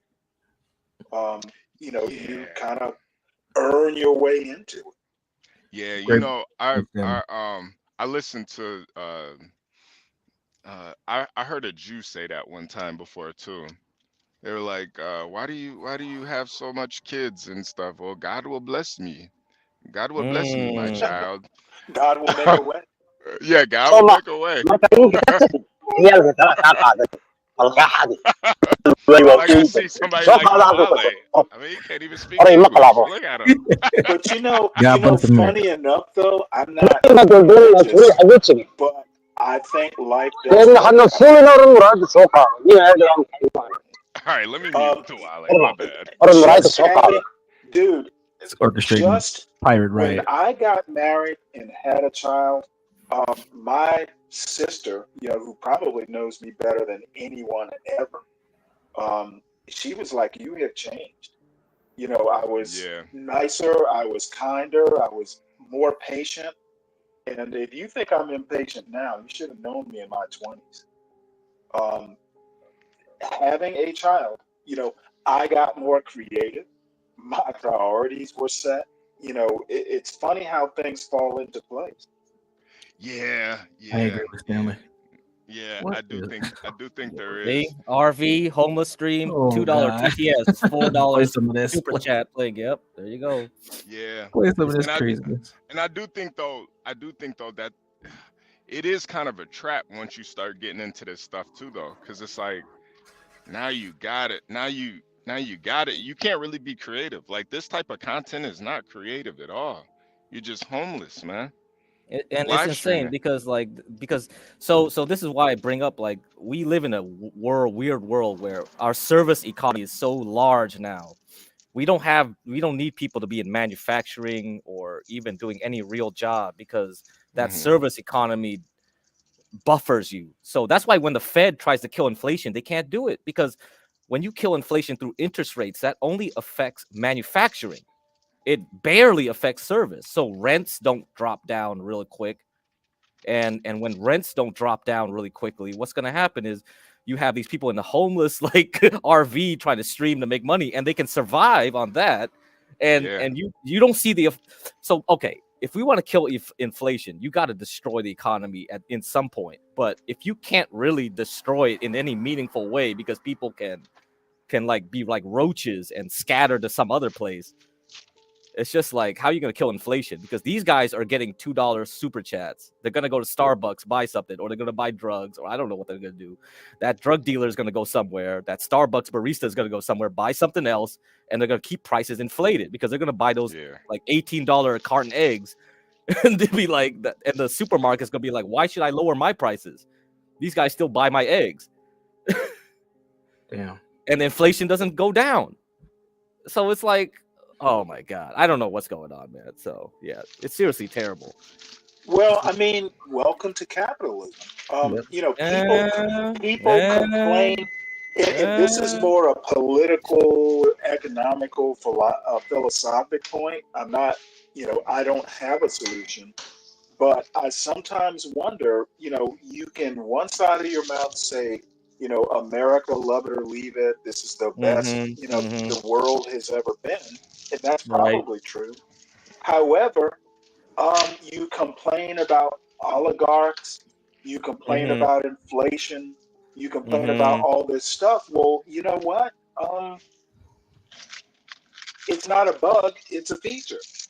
Capitalism, and American capitalism specifically, there's risk reward. So why are we complaining about all this stuff when we think it's the best there's ever been? Oh I don't think we're complaining. It's more so Well, we're no, just not prepared. you, not Oh, okay, anyone on okay. this panel. I'm talking like Yeah, he's talking even a about Trump, in general. even Yeah. a Trump Oh complaining yeah. about how horrible America is. Well, you know what? Number one, you helped create this America, Mr. Trump. Yeah. And number two, how can it be the best, but yet totally like evil at the same time? Which is it? So yeah, it's a tough problem, and I really, when I look at that Occupy Wall Street movement and all that stuff that happened that time, it's a bizarre time, man, because there were all these people in the bottom of Wall Street or Manhattan down somewhere, and they were complaining, and you saw these wealthy people up on like the high rises. They're drinking their champagne, laughing, and I was like, "What the fuck is this real life? is Well, you this know what real the life?" irony is? The irony is like the chief occupier, Tim Pool, is rich as a Mhm. motherfucker. Yeah. Mhm. He's literally living in the woods of West Virginia in a $1 billion compound with his private skate park. You know, they're still down there protesting. I don't know if you know that. When I left New York, there was a Really? big protest at the Citibank headquarters. Yeah, Mm. up on the like Are they Midtown. old and gray like hippies? Occupy No, I Wall think it's the Street same. hippies? You know, the same kind of demographics there. Wow. Anyway, let me get back to Bitcoin a bit here before I leave the segment. I told 12th man, like, do not buy the dip, do not buy the dip, do not buy the dip. Yeah, I mean, I could tell right away looking at this chart, and CKJ3 came on, or Dennison, and I said, like, look at this chart. Would you buy these dips? No. I mean, look at this. This was a very good. I would call it in Wyckofian terms a spring. So you got a really good dip buying happening here. You got this nice green bar a couple days later, but guess what happened? Like this later high up here couldn't even get to the top of this blue range I drew and the previous highs. And once it started dropping again, I'm like, yeah, it's gonna crash. And guess what happened yesterday? We're back at 54. I hope he didn't buy these dips, because it's probably gonna go to 45 again. This red line. So if you're looking to buy Bitcoin, watch the 45 area. If it fails there, you might have a flash crash to 31, because you know how volatile crypto is. Because unlike the stock market, the liquidity can be yoinked out of the crypto world very quickly, because a lot of people that buy and hold in Bitcoin are not in the market. So what drives the price are people trading. So in the regular stock market, you will have a mixture of long-term holders and traders, but in the crypto world, it's really just traders driving the price.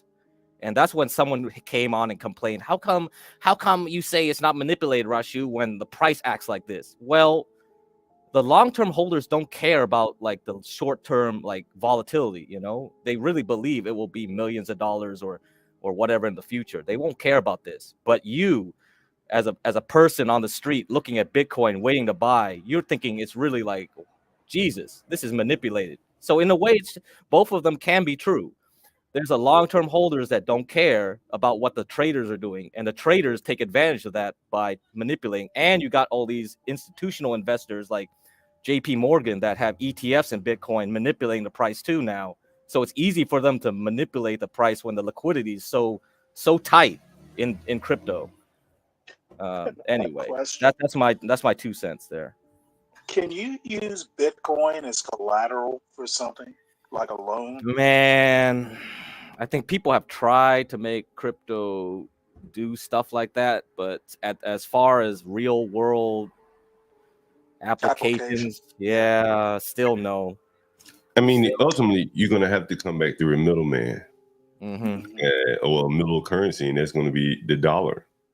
Yeah. And so, if it is going to be collateral, ultimately it's dollars. The only way, John, would be if you buy and sell between some guy that's a real believer in Bitcoin. Get what I mean? They'll just transfer the Bitcoin directly to their address and no middleman, and that takes some effort though. There are few and far between of those types still. You remember there was a big home sale, I think it was San Diego somewhere, maybe La Jolla or somewhere. Right. And they touted it as a Bitcoin sale, but I don't think the guy took Bitcoin for the, I think he had to cash in or convert to Bitcoin before he could complete the sale. Yeah. So, yeah. Anyway, and the white John Galt's like, "Oh, get cracker, you pay pig. Remember, blah blah blah." It's like, oh my god, you think pay pigging matters, man? You think any of that matters? I'm talking about volatility here. If I drop $1 in Grace's like chat or $10 or $100, $1,000? Does that matter in the overall scheme of the economy? It matters morally. More. Oh yeah, more. That's always people bug. Yeah, on my case for that. It's like, oh, I'm enabling them. I'm enabling them. Well, hey, I want my TV, man. I want my entertainment. If I didn't pay, who would, right? It's like you guys aren't paying. You guys, dude, you are literally a puppet master. Yeah, he's the market market maker. Yeah, I'm the market maker. Because I was surprised you said Ben was asking you about me. It's like, come on, this guy. Dance puppets, dance. Yeah, dance. Anyway, that's good. That's good for the day. All right, John, what's up? How you doing? One day at a time. One day at a time. You know, I got this guy. He's been my Airbnb guest for about 2 weeks now. And every day I wake up about 8 o'clock. Well, I'm up and by 8 o'clock, he'll send a message through Airbnb. He extends for one more day. And he's been doing this shit for 2 weeks now. You know, fucking amazing. Like, you know what I tell you, like people are living day by day now. And, you know, the whole short term versus long term, monthly, yearly leases. And this is a guy that works, you know, he's paying $62 a day plus whatever Airbnb charges him for the fees, you know. And I think that this is how, you know, a lot of people are going to live today, you know, down in the lower end.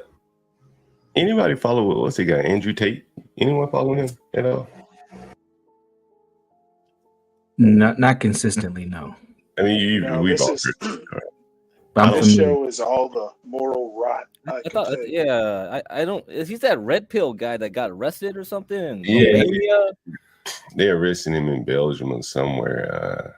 Not Belgium, Belarus or somewhere. I think it's Romania. I think it was Romania. It was like they were like saying he was like had underage girls in his place or some shit. Yeah, trafficking. Yeah, but you know, I always take that with a grain of salt too, because those countries are corrupt. If someone really hated you, yeah, they could try to pin you with something fake. But I don't know. Either way, I don't like him. I'm not gonna defend him because like he's a red pill guy, and you know, so. Well, I don't follow him enough to know to have. It's a grift. Let's just put it that way. I think he's a grifter. So either way, absolutely. Everybody's out here trying to make money. A lot of people, I ain't gonna say everyone, but a lot of people trying to make money, you know, talking. Some people are more talented than others, and I think he's fairly talented, you know. In some ways, you know, he doesn't have a following for nothing. So here's a video, though, that I saw him, and he's making a couple of points. I said, that's kind of interesting. Regardless if you like or dislike him, take a listen. So when you have something like immigration, what it basically is the super rich people saying, I need more brokey time and energy. But the brokies, the native brokies, want too much money for their time and energy, or they want healthcare, or they want work standards, or they want pensions. No, I need pure slavery. I need slaves. So government, we would like you, using their money, we're going to give you lots of money to let in lots of immigrants so that the brokey bubble inflates with super brokies. Super brokies, right. So draw one. Yeah. How racist can I make this drawing? As racist as possible, please. Right, sure. Super brokies, so that we can get the super brokies to do what we want, so I can get further up the rich scale. That's effectively what's happening. Now, when they bring in the super brokies, this is very bad for the brokies, because the brokies now are less valuable. Their time is worth less. Their wages go down. Plus, they have to live amongst the super brokies. But the rich people don't care about that, because the rich people don't live anywhere near the super brokies. The rich people live separate. So the rich people are asking the government to bring in all these immigrants so that they can get richer. The poor can end up poorer, and the poor areas become terrible, and the rich places stay fine. What's actually interesting is the brokey bubble is expanding in real time because they're inflating the currency, because the government also has a secret deal with these super rich people here. Put a star here and a star here. And that deal is to print unlimited money, so anyone who owns assets gets to get richer than ever before. So this is happening, which is also expanding the brokey bubble. And now we're at the point where they're actually starting to take the middle class and the people who used to be a little bit rich, and they're getting added to the brokey bubble. So the brokey bubble is now expanding out, and the kind of rich people are now becoming broke, because having $3 or $4 million used to make you rich. Now it makes you a fucking peasant. It means nothing. And before you know it, you're living amongst this guy with a knife. So when you have Anyway, I thought that was kind of interesting. I think he summed it up fairly well. Kind of things we've seen in Venezuela for the people who can't make heads or tails of these things. I think he kind of summed it up. Sans a shirt, by the way. He could have had a shirt on to be a little bit more effective in making his point, but I think he kind of summed it up. I know Stanley's in the audience. Is he? He's on the chat as well. What do you think about that, Stanley? Wow, Stanley mutes. Well, I mean, okay, look. Yeah, Look. I mean, all these guys are gonna give you the truth at the beginning, and then once they do, you're on the subscription model, and you're gonna start donating to them, and they're gonna keep repeating more truths, and that's about it. But the real thing is like you got to find your own way in life, and Latino for Trump. He used to be like the type of person. He told me in one of those late night streams, like. He used to be the type of person that would blame someone else for his problems. And only until he listened to Candace Owens, he changed his mindset. So whatever grifters there are out there, I see value in them, like Alex Jones, whatever, because they promoted some kind of truth. And they're really good at entry level, waking up your mind. But after that, you got to do your own thing. Because if you just stay on their plantations and keep giving them money, you're not going to get anything more because they're going to repeat the same stuff again and again. And unless you apply things to your life that will actually change your life, because the system is rigged against me. What are you going to do about it? Right. You're going to keep whining. You're going to sit there and keep whining. I'm going to pay pig someone who whines for me too. What is that? That doesn't change my life. Right. I'm just going to get it validates how I feel, and it gives me connection. It validates. That's it. But so Latino for Trump, he took what Candace was saying and he changed his mindset, but he didn't stay on doing anything with Candace or anybody else. He didn't get into a cult, right? Right. He moved on. That's it. That's what you should do. So but most people in today's world, I would say, are not even conditioned to abstractly think or critically think beyond that. So they stay at that surface level, and they'll find these people with some notoriety who validate how they feel, and it gives them some sort of significance and belonging. Like when I came on a few days ago and I was talking about Linwood and that mentality I remember. Of the compensatory code system concept. Like I've gone through that, but I always had a counter thought, like, okay, what does this really look like? And how are the people around me responding now that I'm applying the stuff that's in this book or on this radio show? And I realized a lot of people were moving away from me because I was going way too extreme on dealing with racism. And it made people uncomfortable. And this was before kind of Black Lives Matter, and then it became a thing where more people were even comfortable saying things like white supremacy out loud. But I've gone through those phases. I've gone through Candace Owens, I've gone through Red Pill, I've gone through all those things, but I've always figured out, okay, what can I chew from this and then spit out the bones with the rest of it? But I don't think most people are there. Yeah, that's really a hard game because most people's mentalities, they won't get that far. It's kind of like Righteous Muffin, with his anti-Jew thing like anti-stock market thing. It's like, okay, that it's rigged in the stock market. Why don't you make money off of it though? He won't. I'm sorry, I hit the wrong button to X out. The joke I made about that video being homoerotic, I think objectively it was. And number two, you know what? That whole economics explanation, that's basically feudalism. I wasn't impressed.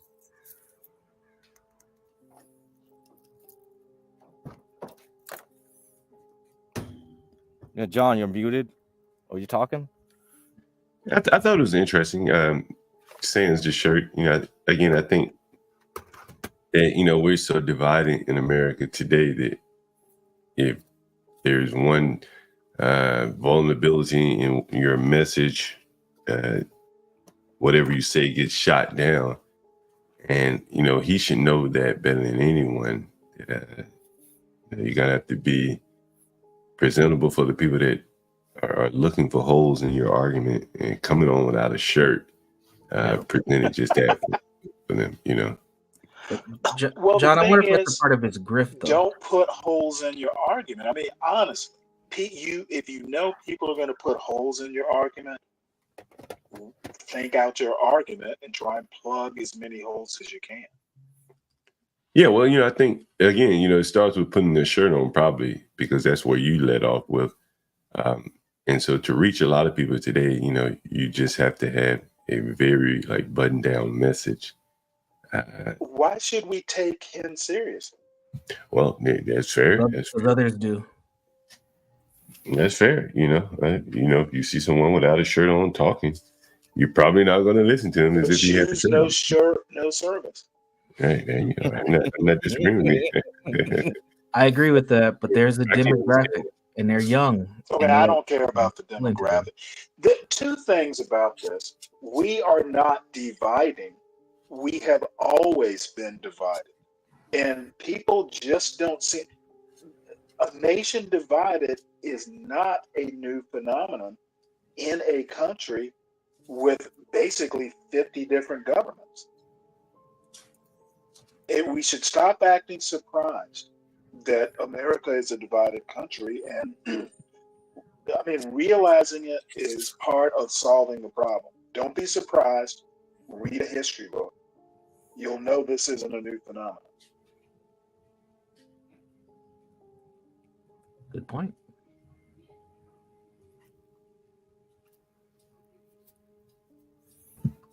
How did you guys enjoy the karaoke last night? I thought it was pretty cool. It was cool. I like the fact that T's channel came over and did that simulcast. I thought that brought a good new audience, new flavor in. Man, that got me to thinking. I mentioned it to T last night. If you even talk about, if you show, what, say what was the guy, Andrew Tate? What he talking about? If you figure, if you take any credence to what he's saying, and he's saying that we're all in this brokey bubble for the most part. I don't think anyone is elitist wealthy here. So I was saying to T, hey, if you're going to be in the elitist, if you're going to be in the brokey bubble, why not be the strongest damn brokies you can be?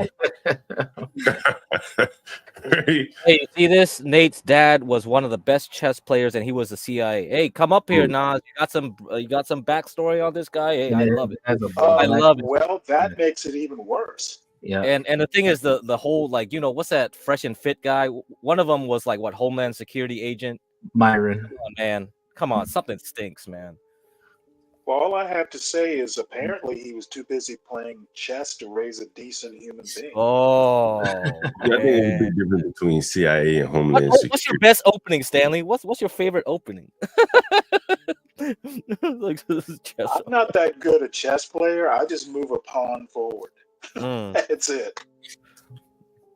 All right, Stanley. Yeah. Hey, Stanley, have you ever played Go? I think I might have, but I'm not much into board games and card games.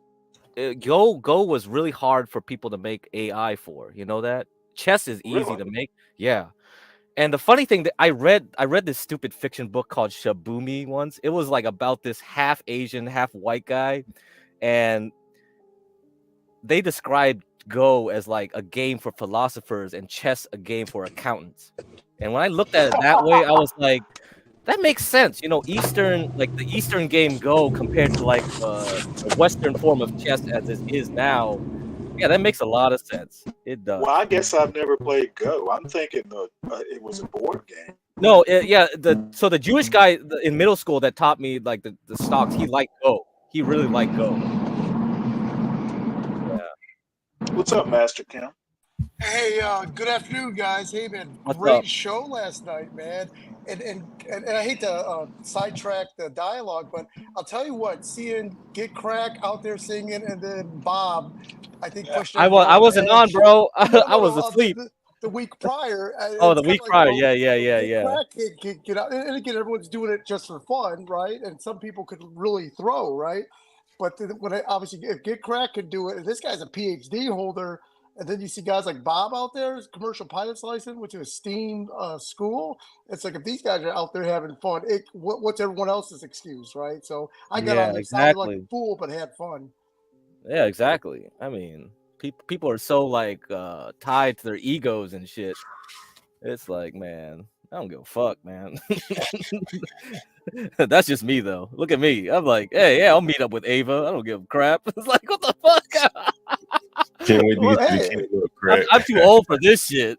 no, well. Out of all fairness, good crack. I mean, you got game, and that changes everything. You got game, then of course you approach things like that. No Yeah. big deal, right? So we're a lot of people don't. So that's very important that you distinguish that. Although you're simplifying it, but you also got to have game, and you got game, and therefore whether it be Ava or ABC, game is still Well, part of it. That's I important. think that's an interesting point like that's being brought up here because a lot of people are afraid to fail. That's a big in the mindset, if successful people fail and a lot of people like are afraid to embarrass themselves just for a little bit on a karaoke, how would they react in real life? Right? Yeah, well said. Yeah. So I mean, that is a clear distinction.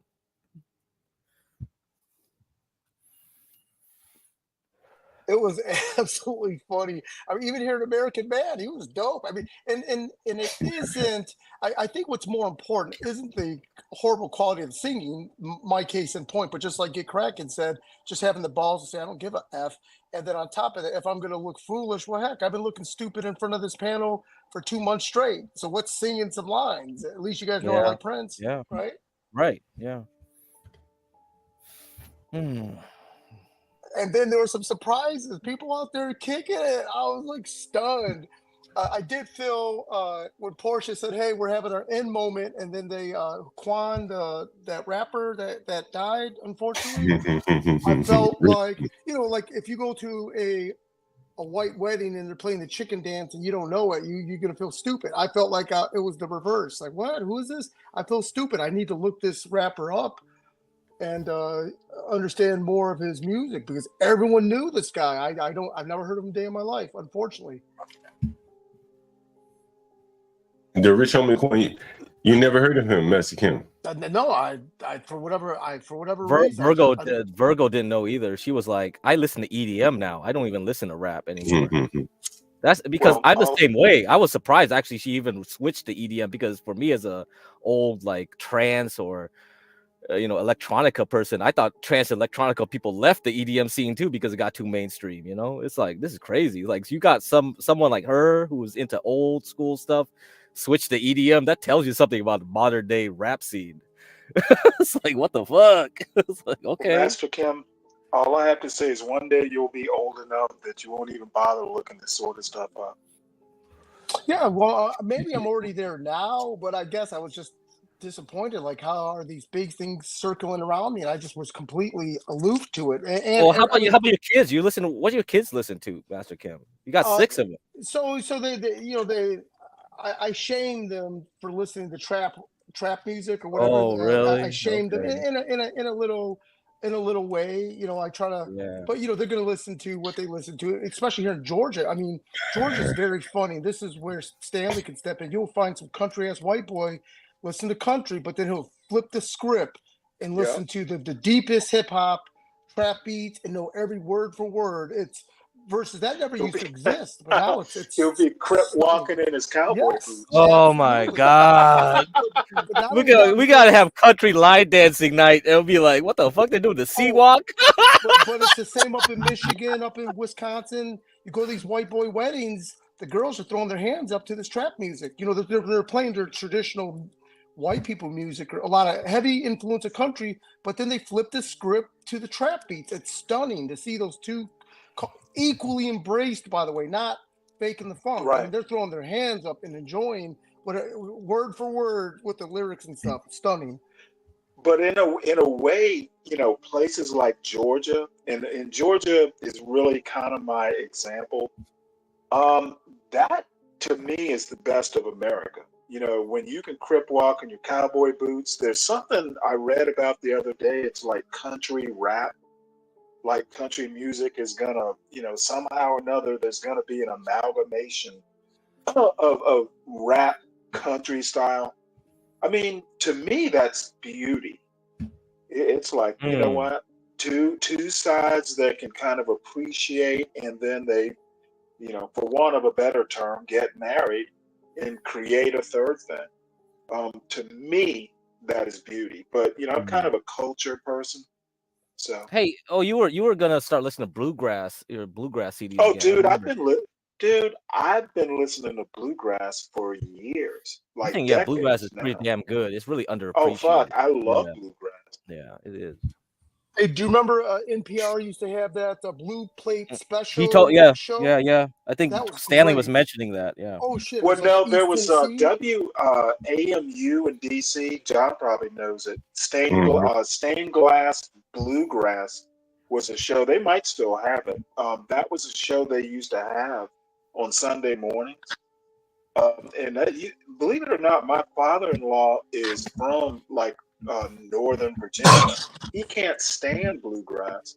Oh. So, Okay. I'd be listening to all these banjos on Sunday morning, and he'd knock on the door and walk in and go, "What the fuck are you listening to?" I'm like, well, Ray, you know what? I would imagine you grew up with this sort of stuff. And he's like, yeah, turn that shit off. He just wasn't into it. Mm. Nas. Yeah, are you what's going there? on? Can you hear me? Yeah, we can hear you. Great. We You Yeah, got got the what's a San going on? shirt Francisco on. gangster. Oh, Yeah, Yeah, my yeah. shirt shit on is always tape. messed up. I don't know what's going on with my StreamYard. We got the San Francisco gangster up. Yeah, it was. Hey, Crack, you tried Bon Joon, the Korean fried chicken spot? Mm-mm. It's in South City, man. I had it Oh, yeah, I yesterday. That like shit that. Oh, was South City. amazing, man. Oh Mm. shit. Is it Szechuan? What style? They have 3 different styles, man. I was at a friend's house. They ordered it, man. That thing was amazing, man. Oh, okay. Yeah, there's 3 locations, I guess. All in South Bay. You said Bon Chon, right? Yeah, Bon Joon. Yeah, Yeah. There are yeah. a lot of them in New York. A lot of different Korean fried chicken places. Yeah. Yeah, so with Tate, his dad was one of the best black chess players in the world. He worked for CIA. The motherfucker was so smart. He learned Russian language in 3 months. Mm. And then he was in the military. I knew Tate from way back because I followed boxing and kickboxing. He was like, his kickboxing record is 87-7, I think. He was one of the best kickboxers. And his brothers, and he was a European champion too. So they were both good fighters, man. I know him from way back. Yeah. Yeah, the CIA makes a big difference. It does make a big difference, man. He has he has a university with 350,000 students. It's $50 a month online. So it's like he has a very big reach to people, man. You said what? He has a university. Online university, $50 a month. Like he's like Really? teaching people about crypto and shit like that. Yeah, I've listened Really? to their Discord before. When he started online, he had like fucking 5,000 students. Last 3 years, he got up to 350,000 students. Yeah. Wow, that is amazing. Yeah, I haven't followed him much, so I didn't know much about him. Wow. No, I followed. Like I said, he fought a bunch of Armenian fighters back in the day, so like I kind of knew about them before he was online. But then he developed. Yeah, he became big like last couple of years. Yeah. But the CIA does kind of fuck with you with the brain. You don't know who's he with. Yeah, when you say Homeland Security agent, That's Myron. Myron was a homeland. yeah, that could be anything. That may not be anything. Myron was working on human trafficking from. He was working on the border in Laredo, I think, in Texas. Yeah, you could just be an agent or something like Yeah, that. yeah. That was Myron. I was talking about the thing. Tate His guy. story. Yeah, his story was that like when he started his podcast and they found out that he was in there, he was like they gave him an ultimatum like leave, stop doing that, or leave. And that was it. Yeah. Yeah, because he that's why he changed the name, because he couldn't use his real name because he was still with the feds when he started the podcast. Yeah. Yeah, I mean, the feds typically aren't going to let you be podcasting and stuff like what he talks about. I mean, Joe Mobley does, and I think he's attached to the government. But oh, really? Yeah. What part of it? Oh, okay. I mean, Joe Mobley, I wouldn't be. I can't speak for Mobley, but from what I've heard him talk, I would imagine that he has a security clearance. He lives out in Virginia. He has to cut himself short when he's talking about certain things, and that he knows certain things that let you know that he has some high level understanding of the way the government works in DC. So the intelligence aspect of it. I'm imagining that you can talk, but you just can't talk that way. You know, the way he's talking. You know, what the Fresh and Fit show was or is. I wanted to ask you guys, what do you think about Hunter Biden taking a plea and seemingly serious charges here? A tax case. Hunter Biden pleads guilty in tax case hours after jury selection for trial was to begin. I'm not sure if Bush's talked about this or not, but this is interesting. Hunter pled guilty to all 9 counts in his criminal tax case in LA federal court on Thursday afternoon, hours after jury selection was due to begin for trial. He faces a maximum possible sentence of 17 years in prison, but is likely to receive a less severe punishment than that due to federal sentencing guidelines. What do you guys think about that? He's not going to do time. Yeah, See, I think it's just an accounting exercise. Is all this is. You know, ultimately, Biden's going to pardon him as he should. You know what I mean? So, No. so yeah, Biden should not pardon him. it's his own. It's his son. That would be a huge. It'd be the devil image not to mistake. pardon your own damn son. You know what I mean? Well, Dude, we're already expecting it anyways. Biden is not Trump.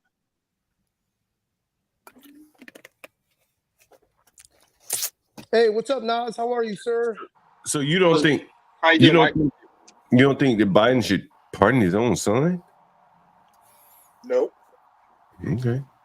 I don't think it's going to impact either way because we're already expecting it. So when it happens, no one's going to get jumpy about it.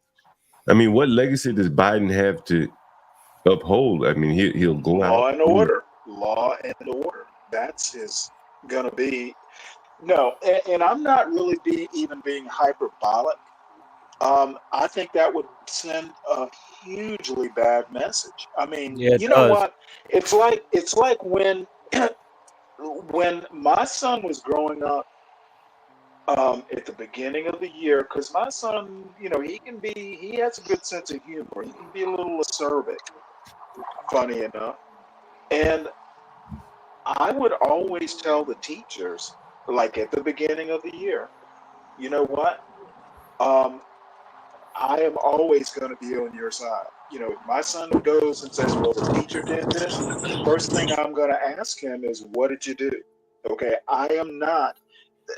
If your kid fucks up, your kid should pay the price. You know, mitigate it if you can, but pardoning it, in my opinion, and I'm sure Master Kim is right and I am wrong. However, I wouldn't pardon him.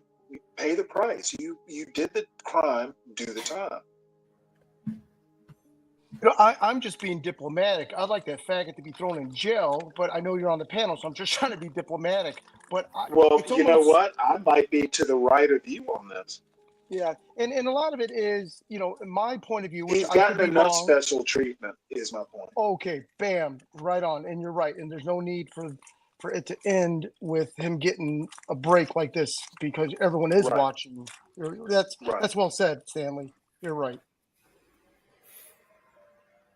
I think he's going to be pardoned, either officially or they'll just slap him on the wrist with no time, Maybe Harris can do it. which If is she comes effectively a in. pardon. Jesus. But what's interesting is that That would be even worse. what's interesting is though that this seems to be kind of setting it up for Trump to win, right? Like, why would he? Because I'm assuming that Biden would pardon him. So why take the fall now when you could, you know, if you're assuming that Kamala was going to get in office, then she could pardon him.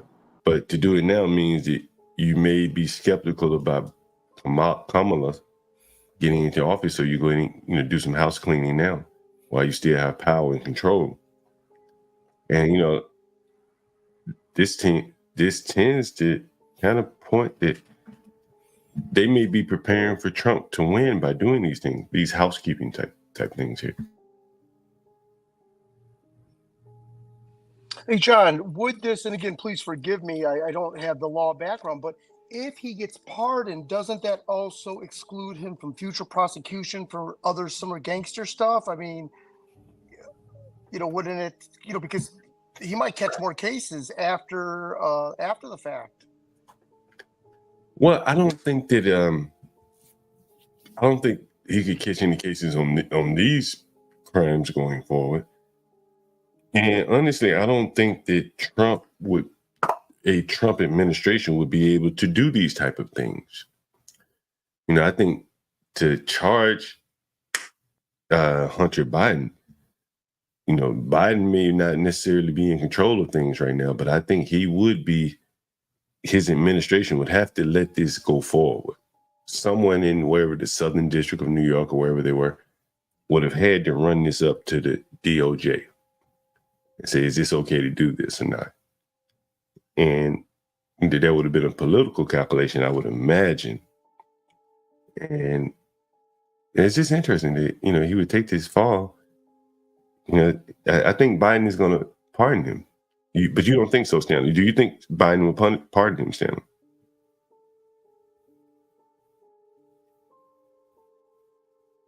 I don't think Biden will. I also don't think he should. From a very Catholic perspective, you know what? Even if it's your kid, they dude is like in his 50s. Hunter Biden is almost my age. I think he's in his 50s. You just have to accept punishment for the crime. I know it sounds odd, but dude, I think Biden would crash and burn in history if he pardoned his son for very obvious crime. Pardoning a family member is problematic in and of itself, but I think y'all are wrong.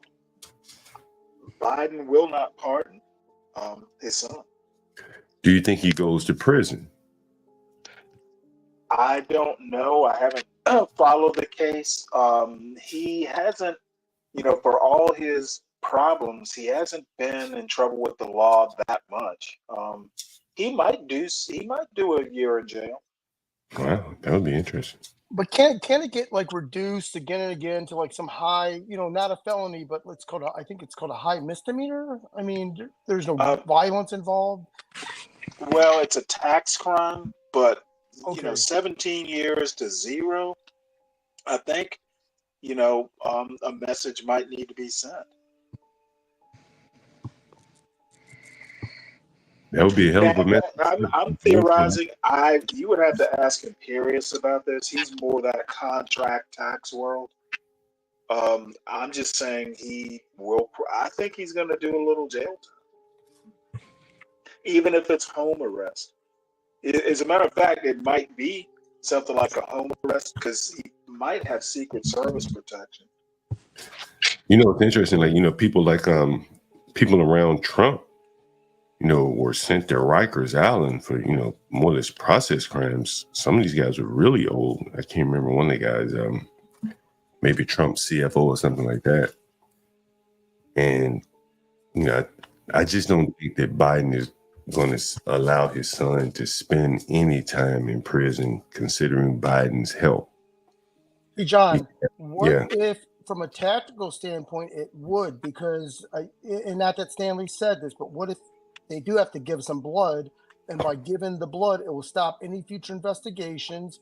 The public will say, hey, enough's enough, right?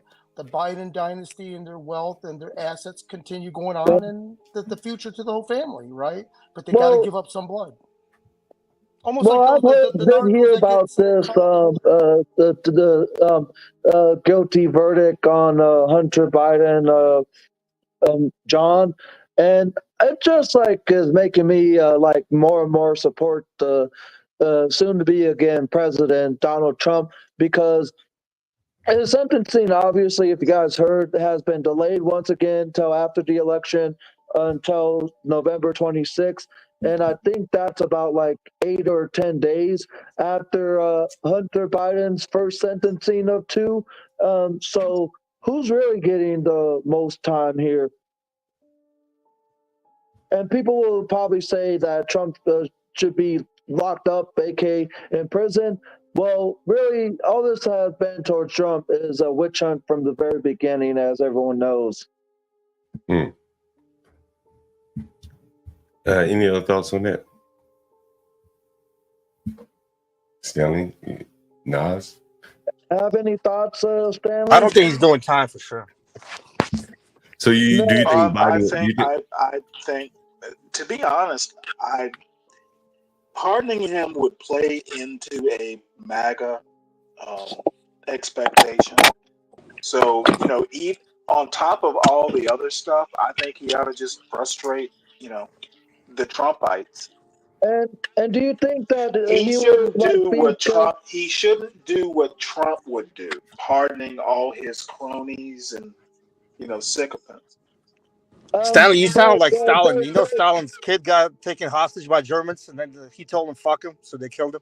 But if you're How do I sound like Stalin? I think that's a stretch. But if you're talking about I'm joking. Stanley, if you're talking about Joe Biden, he said he is never gonna pardon his son, even with the 2 sentencings coming up. But do you think Trump? Well, I didn't say never. I said shouldn't and won't. Hey, hold on for a second. We got DJ MFB. What's going on, MFB? I saw your. Welcome, Mike from Boston. Welcome back, my man. Hold on, Angel. What's up, MFB? What's up, man? Yeah, I'm back. I was out of range for a few minutes, but I'm back on my guy right now. I don't know if you heard earlier what I was talking about. Did you hear this? What I was talking about earlier? I didn't hear it, but I saw your comment about you saw a man getting head in the car. Old man, huh? Right. Wait, what? I explained that. Yeah. So wait, what? 70-year-old man. Oh. Yeah, his wife hired me, right? It's regular case, like regular cheating spouse case. Woman says, I think my husband's up to blah, blah, blah. So I come up here. I drove about 3 hours north to Pello, Mississippi, which is like right just south of Memphis, Tennessee. And so yesterday I wasn't even planning on working the case. I was planning on just going to my hotel, but I was going to put the GPS tracker on his car. So I went to where he worked at, and I realized I couldn't put the tracker on because where he worked at a hospital and where he was parked, I would have got caught. Like I tried to put the tracker on. So what I did was I waited for him to get off, and I was like, well, so I'll just go follow him to, hopefully he'll stop somewhere on his way home, and I'll put it on there. So I follow the guy. He goes to this secluded lot, like, oh my God, out in the middle of nowhere, like literally like in the middle of nowhere. So he pulls in, and I see there's one other vehicle there, but I can't pull in there because if I pulled anywhere within eyesight of that place, he would have noticed me. So I had to drive. I drove 20 minutes around to the other side of the river where I could see. This guy was on one side of the river. I drove all the way around the highway to the other side of the river, where I was up from above him. I filmed him, and I could see what he was doing. He was in his car, and there was an old woman in there, about 60, at least 60 years, 65 years old. The guy was getting a blowjob. I'm gonna die. He was getting a blowjob, and I got it. Can we see video of it? Can we see video of it, MFB? I can't show you video of it. No. But I Did she have? I can show you. Did she take her dentures out? She may not have had any teeth, Stanley. I mean, first of all, they would shut down. All I'm saying is I'm almost 60. You're giving me ideas. Come on, Stanley. They would. Unfortunately, I think they would probably shut your channel down if I were to play that. But so the guy so the guy I couldn't believe it. I was filming this guy. He was in the car with the woman for over an hour. Dang. It took me a while to figure out exactly what they were doing. I knew they were doing something. I knew they were doing like whatever they were, either making out or fucking or whatever. I didn't know doing something. But I finally got the right angle so I could see through the window, And I was like, oh my God. And the woman, her head was in the guy's lap. And I was like, holy shit.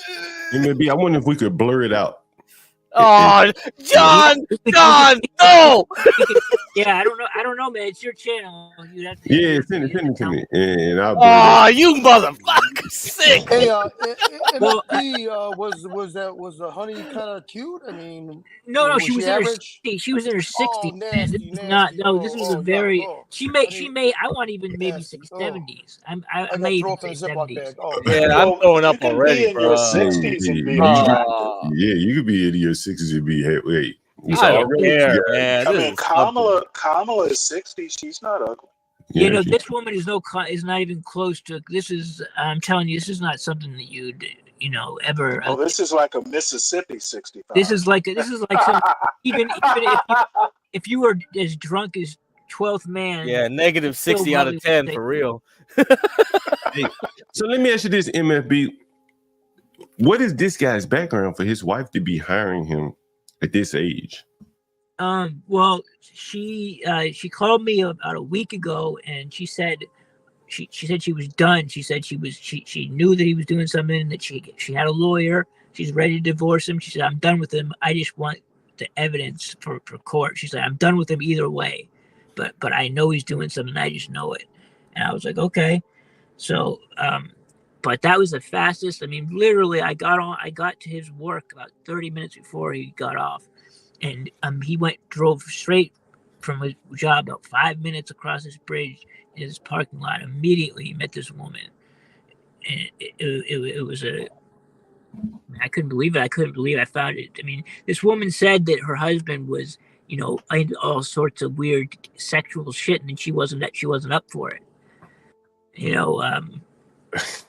And she just was like, I don't know what he's doing. He's a weirdo, And I guess he admitted to her that he'd done some. He'd been with a man, I guess, at some point. He's all kinds of weirdo, weird shit, weird sexual shit, like threesomes, swingers. But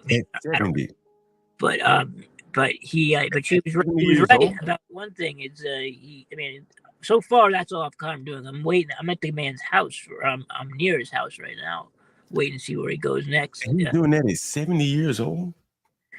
Yeah, I mean, yeah, he's. I think he's 69 years old or 70. He's either 69 or 70, but he's an older, much older man. He's a son older than older men have needs too. No. I'm just saying, like, there is hope for you guys. Never give up. Never surrender. You can be getting women out here at 69 years. John. Haven't you ever heard those nursing home stories? Oh, like don't go there. Don't go there, please. But like, venereal diseases and some nursing homes. No, and let me ask you this: what type of work does he do? Bow bow. This guy works maintenance at a hospital, and he also has his own business on the side doing construction. That boy still hustling, huh? Getting them women. And you think about all these manosphere. You take a look at his house in here in a second. I'm gonna drive by. I'll show you. He has a big lot of land. There's a lot of this. Married with on the right over here. Memory loss. This right here is all his land. See this land right here? I'm gonna drive down there. He's got all farm animals down here and stuff. But this is a whole big block of right here. Is this guy's land? Like all this is all on the right side. Is all his land. We're way out in the sticks. This is way in the middle of nowhere. What does he do with all that land? He's got a bunch of tractors. He does, I guess, farming. I mean, I saw it down here. I think he's got some cows. You know what he does is he does a lot of those jumper things. Those jumpers things for kids. Bounces. Yeah, bouncy houses. Yeah, he does a lot of that. Like he brings corn mazes. Does he do corn mazes? I don't know. To see all this here, this is his land right here. All this right here, this is all his land right here. I don't know if he rents it out to somebody. How many acres do you think that is? I mean, it's got to be at least probably like 7-8 acres, maybe. I don't know. Damn. Maybe a little bit smaller than that, maybe 5 acres. But, yeah. I'm just not good at estimating that. That's a lot of land, though. Yeah, but it's it's a decent little plot of land there. But the wife she owns half the property, so she wants half the money. She wants like legit split everything. She wants half everything, and she said that this will having this evidence in court will make it so that he won't fight. He won't. And she said that she knows that he's been doing this for some time. And I found a profile for this guy on a website called it's an adult adult friend finder thing. It's called Meet Me. It's called Meet Me. It's like where I found the guy. Has a screen name on there is called what is his screen name was something. Wow. Can you send it to us? Can you send that information to me? Quick question also after you're done with John. His name was what was his guy? I can't. It was like something meat like lanky meat or something. Some weird shit like that. Can you send us a picture of that MFB? A picture of what? His profile on this Meet Me app. Yeah. I can show you. All it is like there's nothing really there. There's not even a photograph of the guy. There's just if I run his name, I get a screen name that comes back and like a little. In the heat of the night.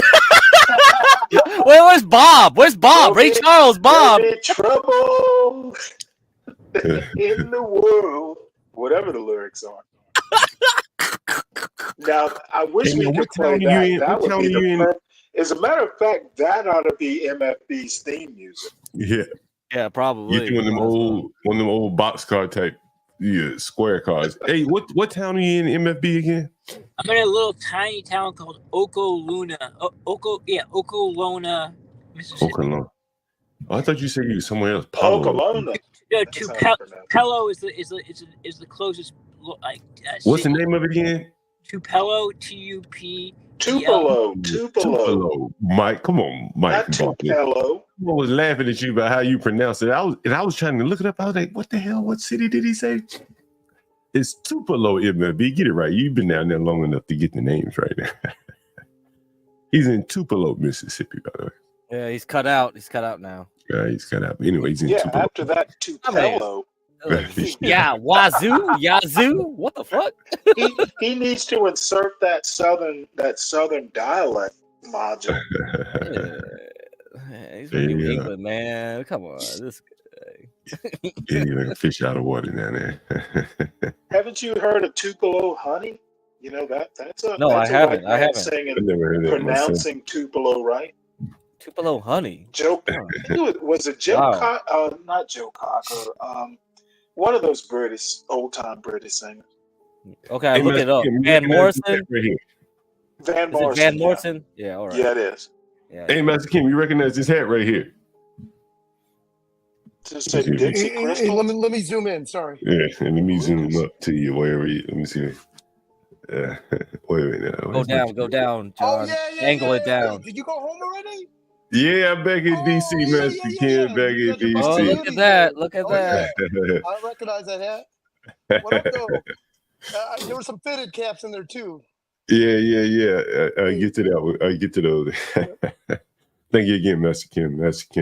Master Kim came over here to the hood, Southeast DC. hey, there's stuff for your pistols, too, so that's very good stuff.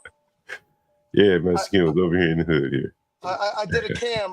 I dropped off a baggie and stuff. No, I appreciate that. Appreciate it a lot, Master Kim, indeed. Yeah, Tupelo, Mississippi. So we lost MFB, huh? Is that right? John, did he say whether his clients are white or black? I didn't ask him. I'm kind of curious. Why are you curious? I mean, he didn't I don't say. know. Mississippi is what is it? Out of the country, it's mostly white. Most of the blacks in Mississippi, if I recall, live in the cities. Hey, Stanley, he was chasing around. I'm kind of curious. Go ahead. I'm sorry. Yeah, well, he was chasing Arabs in Mississippi, like this last case. Sure was. Yeah, he has bizarre cases. So yeah, that is. It wouldn't. So a lot of you think it's a stereotype, thinking one way or another, he might be chasing someone like completely off. Like, yeah, no, you're definitely right about that. Because I mean, Southern culture, in a way, at 70, that wife should be relieved. It's like he's not bothering me. But you know what, Stanley? I grew up in a small town in Alabama, not a big town. And I can imagine, because I saw things like that in my hometown, and a lot of it was the embarrassment, you know what I mean, to the woman. She riding down the street and she see her husband with some crackhead or something like that, and it's embarrassing. If it were a big city, he could go slip off in a whole house somewhere and come out not so bad. Yeah, I get what you're saying. Yeah. Mm-hmm. No, I got you. Yeah, that's what I imagine the issue is. He not embarrassed her for a long time. She can't keep her man happy, that sort of thing. Well, MFB did say that. Well, he said he was a freak though. That's the problem. You marry a freak, it's like he ain't gonna be satisfied with anybody. She probably thought he was gonna sell it out. No, my God, you ain't changing nobody like he that. Got freaky and he got old. He got freaky. Crack, I want you to comment on this. I keep telling people. Let me see if I can maximize the screen. I tell people I don't think that they should depend on Social Security. Many people probably already. That's one of the reasons I left my work, because I was like paying taxes for Social Security, Medicare. I kind of don't believe in those things in a way, and I don't think I'll ever get a payout like my parents did. But, how did you do your whole tax thing? Like, it's payroll tax, so a lot of that stuff gets taken. So that's what annoyed me when I got my paycheck. They yoink half of my paycheck. I made a lot of money, but when you see half of it disappear before you even could use it, like if you took it away at the end, like tax day, I would be fine. I could take that money, put into stocks, make my money, give it back to you at April 15th or whatever. But they don't do that. Like every 2 weeks, yoink, bye, it's gone. Let me ask you bye, it's gone. Trump is said he's going to get rid of payroll tax. I mean, the people think that it's just Trump's for the rich. Idiot. Yeah, that's not going to happen because you have to have a good cash flow. The problem is you're funding a lot of programs. You got to have cash flow. You can't wait until every year to get paid to pay other people. That's the problem. They won't ever. Yeah, that's impossible. I think that's impossible. So get cracked. There's no way to opt out of that sort of stuff. No. You get payroll. The government has to take it away because the company has to pay local tax and federal. They have to take it out of your paycheck. There's no way to avoid it. So if all taxes were to be taken off, what would that do? Would that be good or bad? So Trump wants to do tariffs again, right? We're going back to the old system before Woodrow Wilson. That's impossible. That really is impossible now. Because all it's going to do is make things more expensive. Yeah, I mean, we could go back to that time, but it should have been done like a century ago, right? But it's too late. You can't. I mean, I don't know. You can't do that. Trump has old white man ideas. So the kind of taxes that is taken from your paychecks, even if he reduced it by 50%, that still would be a bad thing? Yeah, because our government could collapse. Yeah.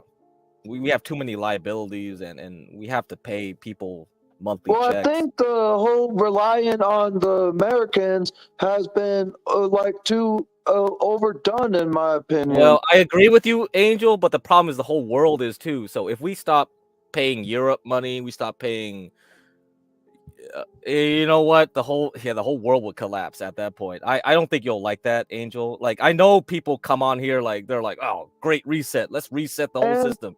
I don't think you'll like that.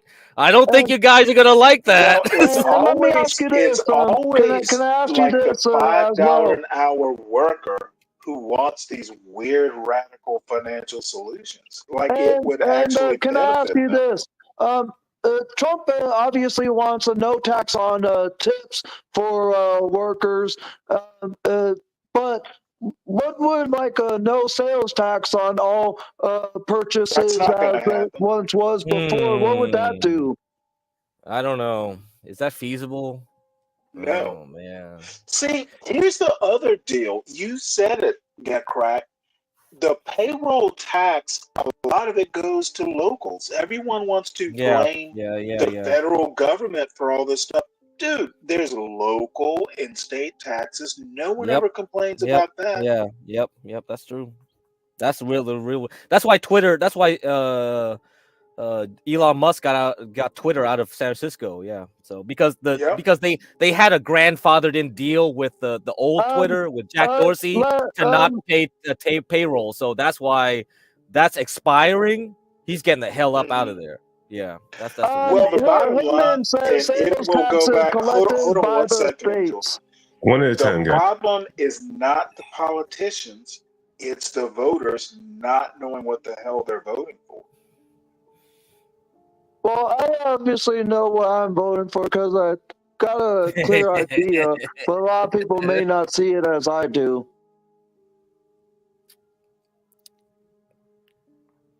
Because look, I've heard reports over the years that back in like the 70s or 80s that there was no like sales tax in certain states, but now every state there still almost isn't. has a Florida, sales tax. there's still states that don't have. Yeah, sales tax. Oregon doesn't have one. Yeah, Oregon doesn't have one either. Yeah. But if Trump was to surpass a no sales tax nationally, he can't do what would that do in states that have the highest sales tax? It's unconstitutional. Yeah, he can't do that. Will Yeah, he not can't be do able that. to do that. Yeah, he can't do Are that. you sure? So Angel, So because the Democrats can like tax the rich even more, even if it's not someone as successful as Elon Musk, but even if someone who makes more than like let's say $400,000 a year, you think that they should be like have the impossibility to like expand, succeed, or like Okay, grow their business? you're making several different lines of inquiry. Sales tax, you went from sales tax to salaries and taxes. Well, can I explain? You're jumping all over the place. Well, the point that I'm trying to make is if we can't like eliminate the sales tax nationally, then why should Democrats There is no keep trying? national sales tax. Oh no! I understand what I'm saying. I'm not saying that there is. But I don't think you're understanding, Stanley. Yeah, Could Angel, be. sales tax is a state imposed. Some states are 4%, some states are 7%, some states are 0%. Right? Sales tax is done at the local level, but not only the local level state tax. There's a local city tax as well. Yeah, city, county. Yeah, everybody has their own. Yep. So that's Trump right. might be saying something, and I don't know exactly what he's proposing, so I don't want to misspeak. But just like Stanley is saying, it's literally impossible. And I'm a Trump supporter, 100%, by the way. But please continue, Angel. You probably have more pieces of it that you want to explain, maybe. Sorry. Yeah, like that's what I was just trying to explain without interruption, Stanley. Like what I'm trying to like get at, even though there isn't one, and even though it is unconstitutional, like why should Democrats still tax the corporations 28% as what Kamala Harris is saying in her economic plan? Well, can I explain that? The 28% tax rate, corporations are people, so let's treat them as people. 28% tax bracket. But what do you think that would happen to current businesses that are like climbing down? Like Macy's has had announced closures recently, and there's been many others recently. Well, if the whole that's tax kind of because interesting. you think corporations are evil, what if Walmart closed all locations? Let's talk about what Macy's if, right quick. What I if promise I'll Target make it closed quick. all locations? All these big box Angel, businesses and like franchise places that we would go to, how would people go to get their electronics at Best Buy? Like, But nothing is yeah, always as reliant yeah, on online shopping. Angel. The problem with that, with the Macy's and a lot of stuff you talk They're about, failed. they're failed, but they're also it's outdated because of COVID. Because COVID kind of Yes. made people do online stuff. But the Yeah, other it's a reason, it's the it's a other reason, failed Angel, business model. yeah, the other reason, Angel, is that like it's local issue too. Because like Macy's is closing in San Francisco because San Francisco is San Francisco, and Trump can't fix that, right? And the other reason too is like Macy rents from other landlords, and they don't want to be on their lease anymore. Hey, it's not worth it for them, and But the landlord doesn't lower their rent. you don't think this has to do with the tax that Biden No, put it no, on? no. This is different. This is different. These are different. Let's take a look at this article about Social Security crack. Since you mentioned it's one of the reasons why you left the workforce. Is that right? You saw the taxes. Yeah, I don't believe it. Yeah, I don't believe it in it. That's why I don't want to contribute to it. I'd rather keep my money and just make my money with stocks because I don't get payroll tax anymore, right? And the interesting thing, it's interesting that you mentioned payroll tax. Many people probably don't know this. There's some that do, clearly. Yeah, because they're not in the tax bracket I am. Like once you get to that high tax bracket in a blue state, yeah, you'll notice right away. You're like, what the hell? I should be getting 10 G's. Why am I getting 5 G's? There's a cap that you pay on Social Security every year, right? Correct. Mm-hmm. And so if you make there is a cap. That's true too. If you make 700,000, if you make 99,000 or 150,000, the amount that you pay in Social Security is the same, correct? Yeah. Or you get refunded back if you overpay for that particular year or something like that, right? You don't pay more than set amount. Now that amount is high if you don't make a lot of money, but if you make a lot of money, it's low. Would you say that's fair? Yeah. Yep. Right. And so here is an article about the I'm getting all these calls here this morning. Social Security facing $63 trillion in unfunded liabilities. Social Security is facing $63 trillion in long-term unfunded liabilities.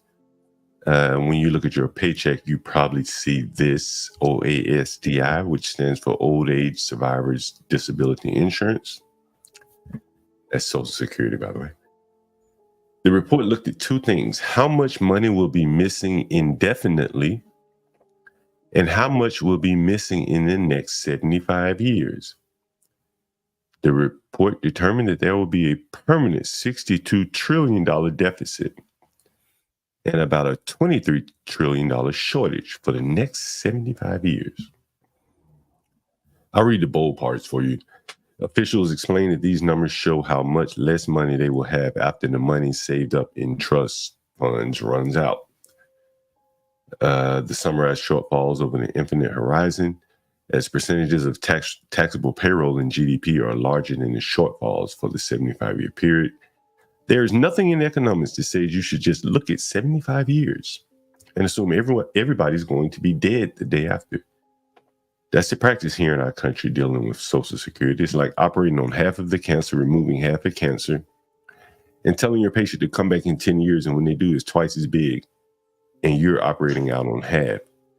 This is not the first report to spotlight the deteriorating fiscal state of the retirement scheme and other federal programs.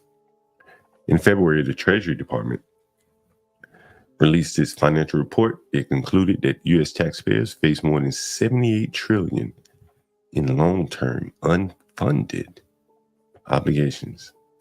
To make matters worse, the financial report is based on optimistic, indeed unrealistic assumptions, adding that the report suggests that the Trump-era tax cuts will completely lapse, income tax revenues will rise over time, and defense spending will not increase. Those are some of the assumptions built into the report. What I wanted to comment on here is that, people like crack, for instance, who can get out of the workforce and get out of the Social Security burden, he can do so. The upper income people are able to go upstream and get away from these things. Like crack doesn't pay into Social Security, disability, but people with less ability than him will have to pay the whole way through, and they may not get anything. And that is kind of the, the part that I don't think most people are looking at it. They think that they're going to get Social Security at some point. And I have a counter argument to this. Yeah, sure. Bottom line, well, two things. Number one, Trump literally says he will not cut Social Security or tinker with it, if I recall. The same people who read the report that you just did and they hear about, they may not get this, that, or the other. The same people who will elect to cut Social Security and impose tariffs and all this don't understand that they are squarely in the bullseye. Electing a Trump or electing someone who wants to privatize Social Security, it sounds good, but it actually is self-inflicted wounds 20, 30, 40 years down the line when they need Social Security. Master Kim, do you think Social Security will be here? It just confuses me why people don't do their homework before they vote. Master Kim, do you even take into account that Social Security will be here regardless of who the politicians are? Do you think it'll be here? Not at all. I don't pay attention to that at all, unfortunately. I'm not, towards my retirement, everything, zero thought about Social Security, despite that we all pay into it, right? And also one comment, and Stanley, this is in no way a hidden jab. Because I know I'm going to come back because I have a You say so many counterpoint. negative things about Trump. So when you do have something that's probably a very wise thing that you're sharing, it gets lost with all the other comments to a degree. So what you're saying is probably right, but it's hard to tell which is a goodie to listen to and take notes versus all the other times you trash Trump, because this might be something smart. Well, Trump is trash. Okay. So don't. How about just make your point? Oh, no, that was my point. It gets lost in all the gobbledygook of your Trump haterade because you do have some very solid points, but it gets confusing, which is genuine versus the guy's a crook. You know what? I'm just going to let you babble on about my haterade. That's not a point. That is a jab. No, I was saying that there are some probably meaningful points you have, but to me, it gets lost with all the haterade. That was, I guess, the right. comment. I don't think I have haterade. I don't think I have haterade. Give crack. Lost in translation is maybe the proper term of what Stanley is saying about Trump. Yeah, okay. I'm sorry, Master Kim. I just have to push back. It's not hate. I think Master Kim is basically saying because it's like they have a bias against you, Stanley, so that if you start mixing in Trump with what you're saying, they'll ignore everything you just said. Yeah, that's what. All I have to say is I apologize, Master Kim. I'll suffer your jabs just to hear your point. Righteous Muffin or Imperious would come. Well, no, Master Kim is you are not Righteous Muffin. I apologize now. I forgot. We still love you over here, Stanley. But anytime you start going into the hate for Trump, those two will come and try and saute you. Oh, they can't saute. Well, that's what they always try to do. So what, Master Kim, please continue. I'm sorry. Oh, no, that was it. I think you brought up a very brilliant point. I wasn't aware of maybe Trump's stance on Social Security. I am going to Google it now because John asked me. I'm flat-footed. He is very specific. But see, here's my point, and I didn't make it very well, was Trump is somehow or another trying to thread populism, like blue-collar, white male populism, with supporting, big business. Yeah. And it's Yeah. tricky.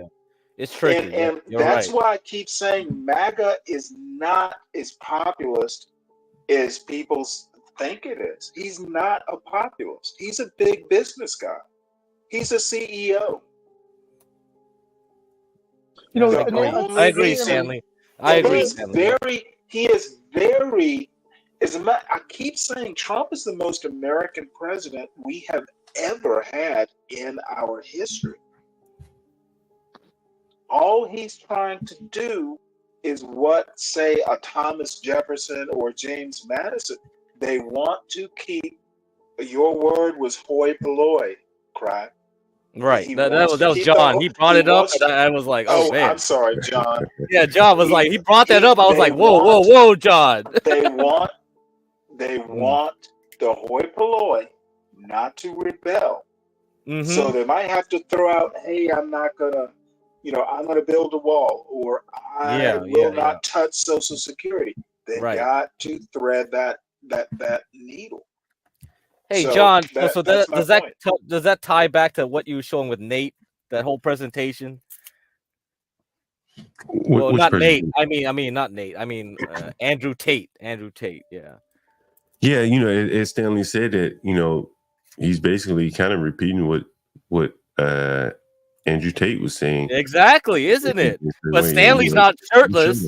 He's not like they would agree on that point, would they? They're basically saying the same thing. But they're on different sides of the aisle, and yet, is it horseshoe theory? It could very well be. Yeah, because that's the problem. The hoi polloi are just being yoinked on the left and on the right. But either way, those political classes are not for them.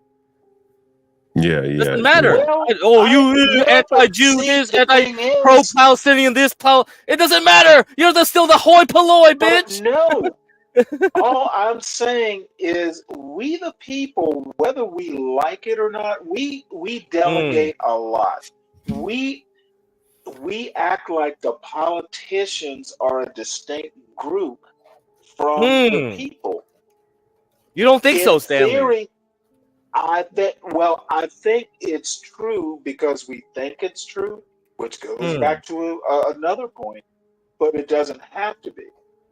Now, the thing is for the people we can keep the government the way it is.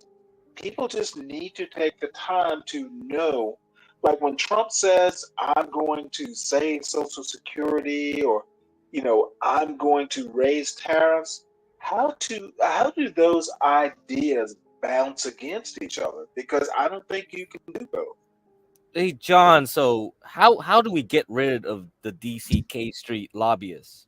We gotta and the social media and stuff, I feel like is really catering to those people. The marketing.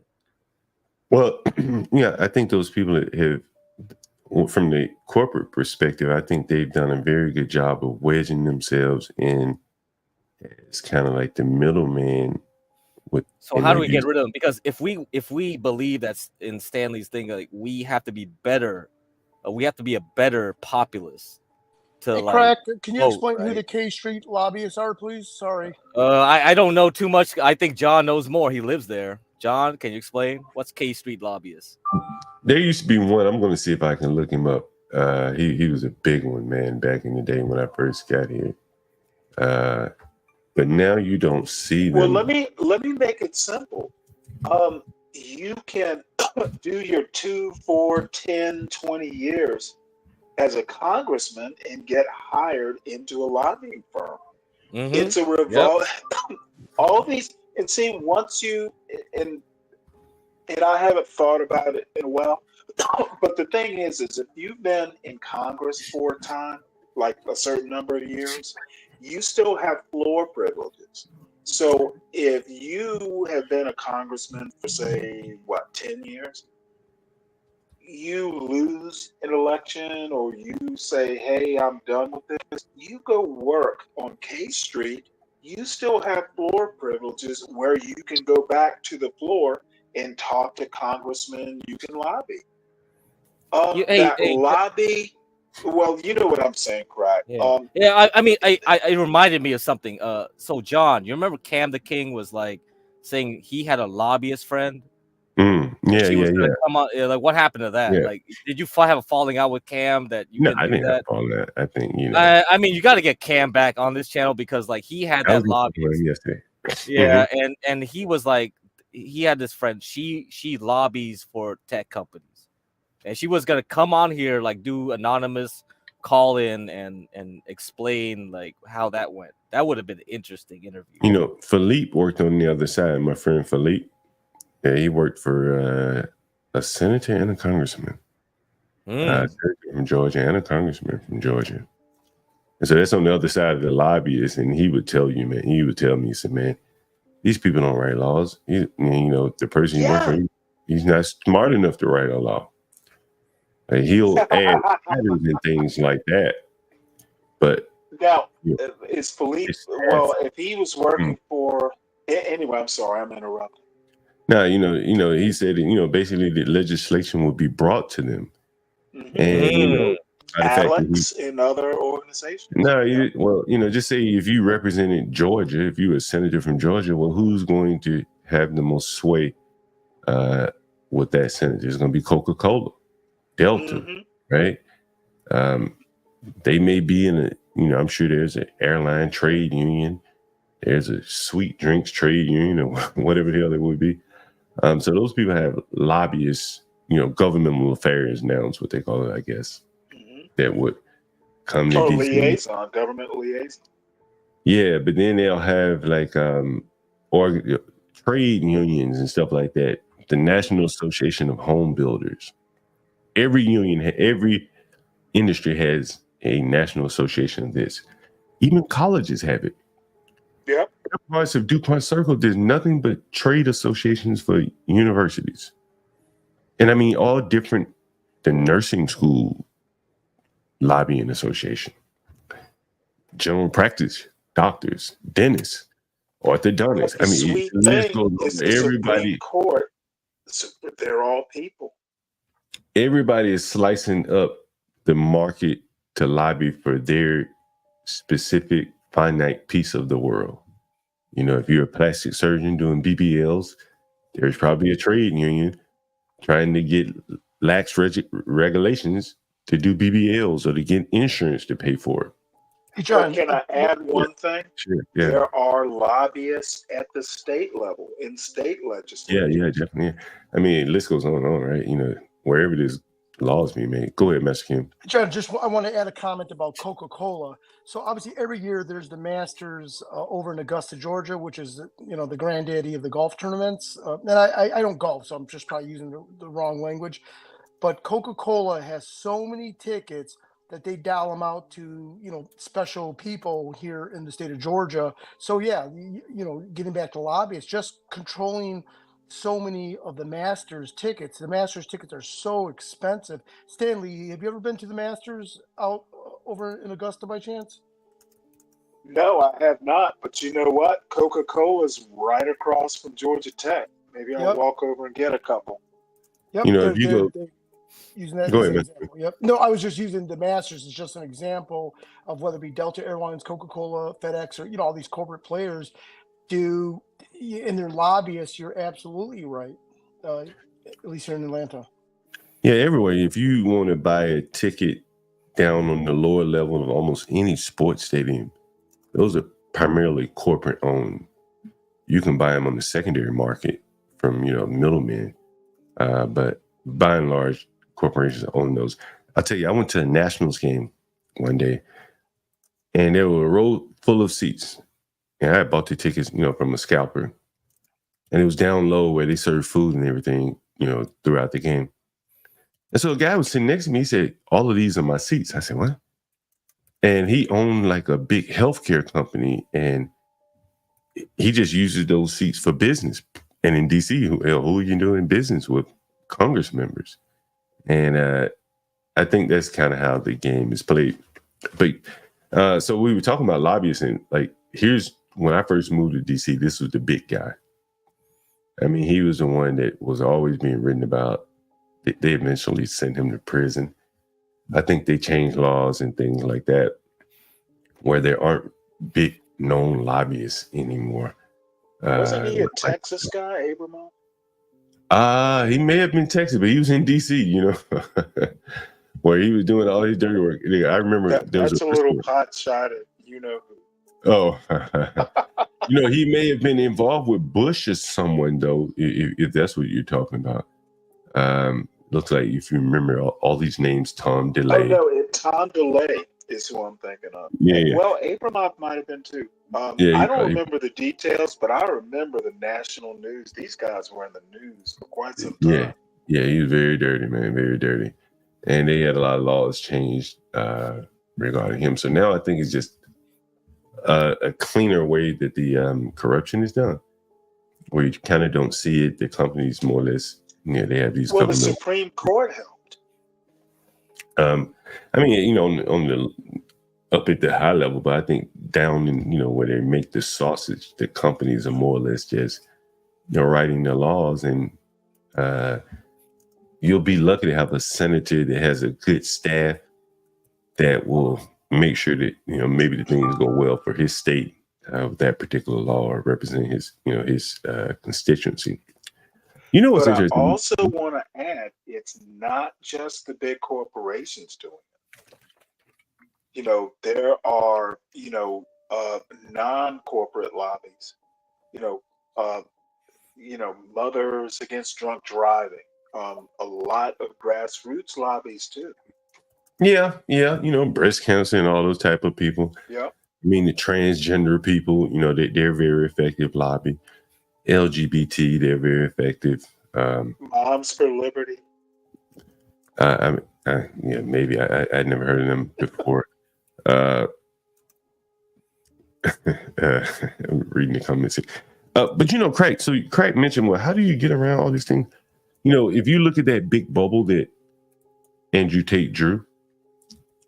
Yeah. And I've talked about it. Yeah, Mhm. I mean, when I was in school, I took a lot of anthropology and things like that, history classes, and one of the interesting things they drew on the board was like the shrinking middle class. So you think the middle class is like a pyramid, right?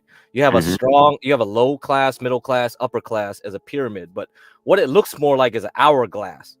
You have a big hoi polloi, and you have kind of like a big upper class too, where they're hidden, but they're out there, and the middle class just keeps shrinking, and you just got this hourglass shape type of structure, and that's where communism thrives on, and that's why Vietnam, and all these countries, they collapse. It's like, you don't have a strong middle class. This is what happens.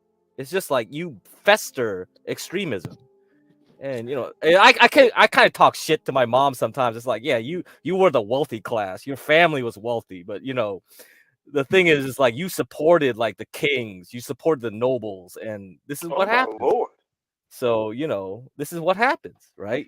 That's why I can't blame to your mother like that. No, yeah. I mean, my grandfather, during the Japanese occupation, they gave bowls of rice to the poor. My family was not like an evil thing, per se, right? But you support the structure as it is, right? Overall, you support the status quo. So it's like it's gonna bite you in the ass eventually, and that's what happens. Yeah, you let communism affect. That's what it is. It's just like, yeah, I don't know. I'm interested in your point about the middle class, though, and I don't want to get into it now. I would love to get into it think about because it is a topic that really interests me.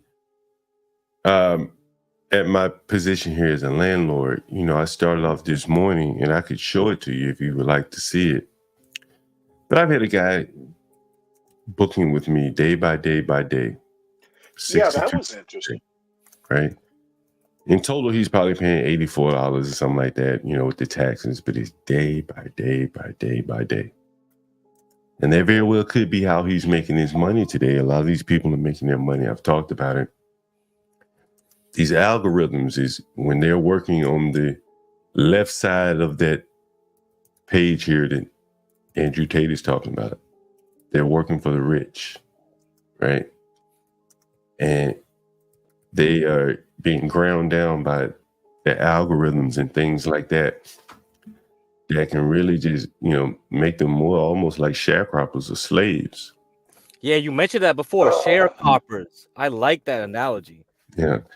And, I've long said, man, if you don't know who your customers are, you don't have a business. You're just more or less sharecropping,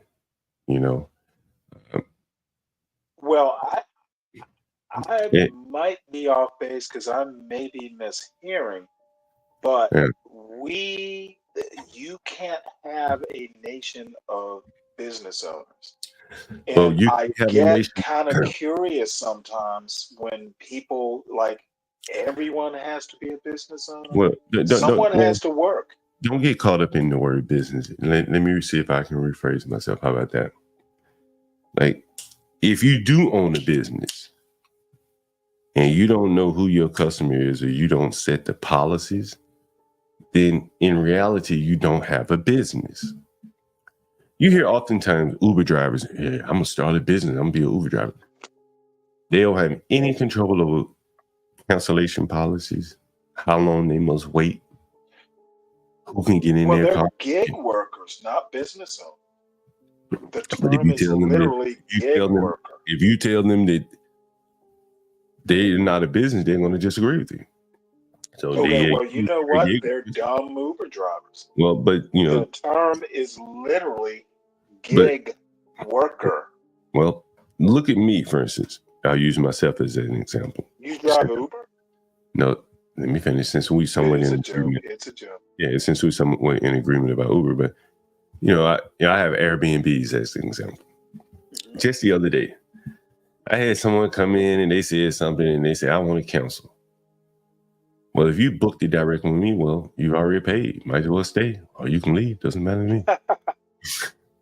But when it's Airbnb, they're the middleman. He's really their customer, not mine. I don't know this person. I didn't bill this credit card. They did. Then he complains to that person, and then complains to Airbnb, and then they make the decision on who gets paid or who doesn't. In that sense, I'm just their whipping boy. I'm just down here cleaning rooms, providing places so their business can thrive. And from the beginning, I never liked that situation. I had friends that they just 100% dependent on Airbnb, paying the VIG, going along, and they don't know who their customers are. I try to make sure I get all my customers' phone numbers and things like that every time they stay. I'm not 100% consistent with it, but the point I'm making is, if you're going to come in my house, I don't give a damn if you come through Airbnb or not. I'm going to know who you are. You're going to be my customer. And I think a lot of people the thing is gig worker. Worker that you might be, and I'm not talking about you. I'm really trying to stick to the Uber model. You don't have to take the gig, and I think it's interesting as a property owner.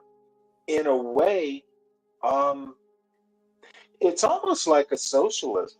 If all the property owners said, "Screw you, we're not going to be your gig workers anymore," Airbnb's out of business. It's almost symbiotic, not quite, but it's not a strict wage slave sort of relationship. Well, with Airbnb, definitely not, because you can add on a lot of periphery services. The customer may easily do business with you, and cut out the middleman himself. He has every incentive. But when you're driving for Uber, DoorDash, you're not going to call that person directly and say, "Hey, man, bring my food. I'm going to order and you go pick it up." There really is no way to cut out the middleman. So now you're really at the mercy of their algorithm sending you good payouts. I ride Uber so much. I got a video right now, maybe I can play. And I ride it so much, man, that damn near probably 20% of the time I get in the car, they ask me, "How much did you pay? How much did Uber charge you?" Really? Yeah, they don't even know what the fuck they're being, sent around for. They know what they are supposed. Well, yeah, there's an app, and I take Uber a lot myself.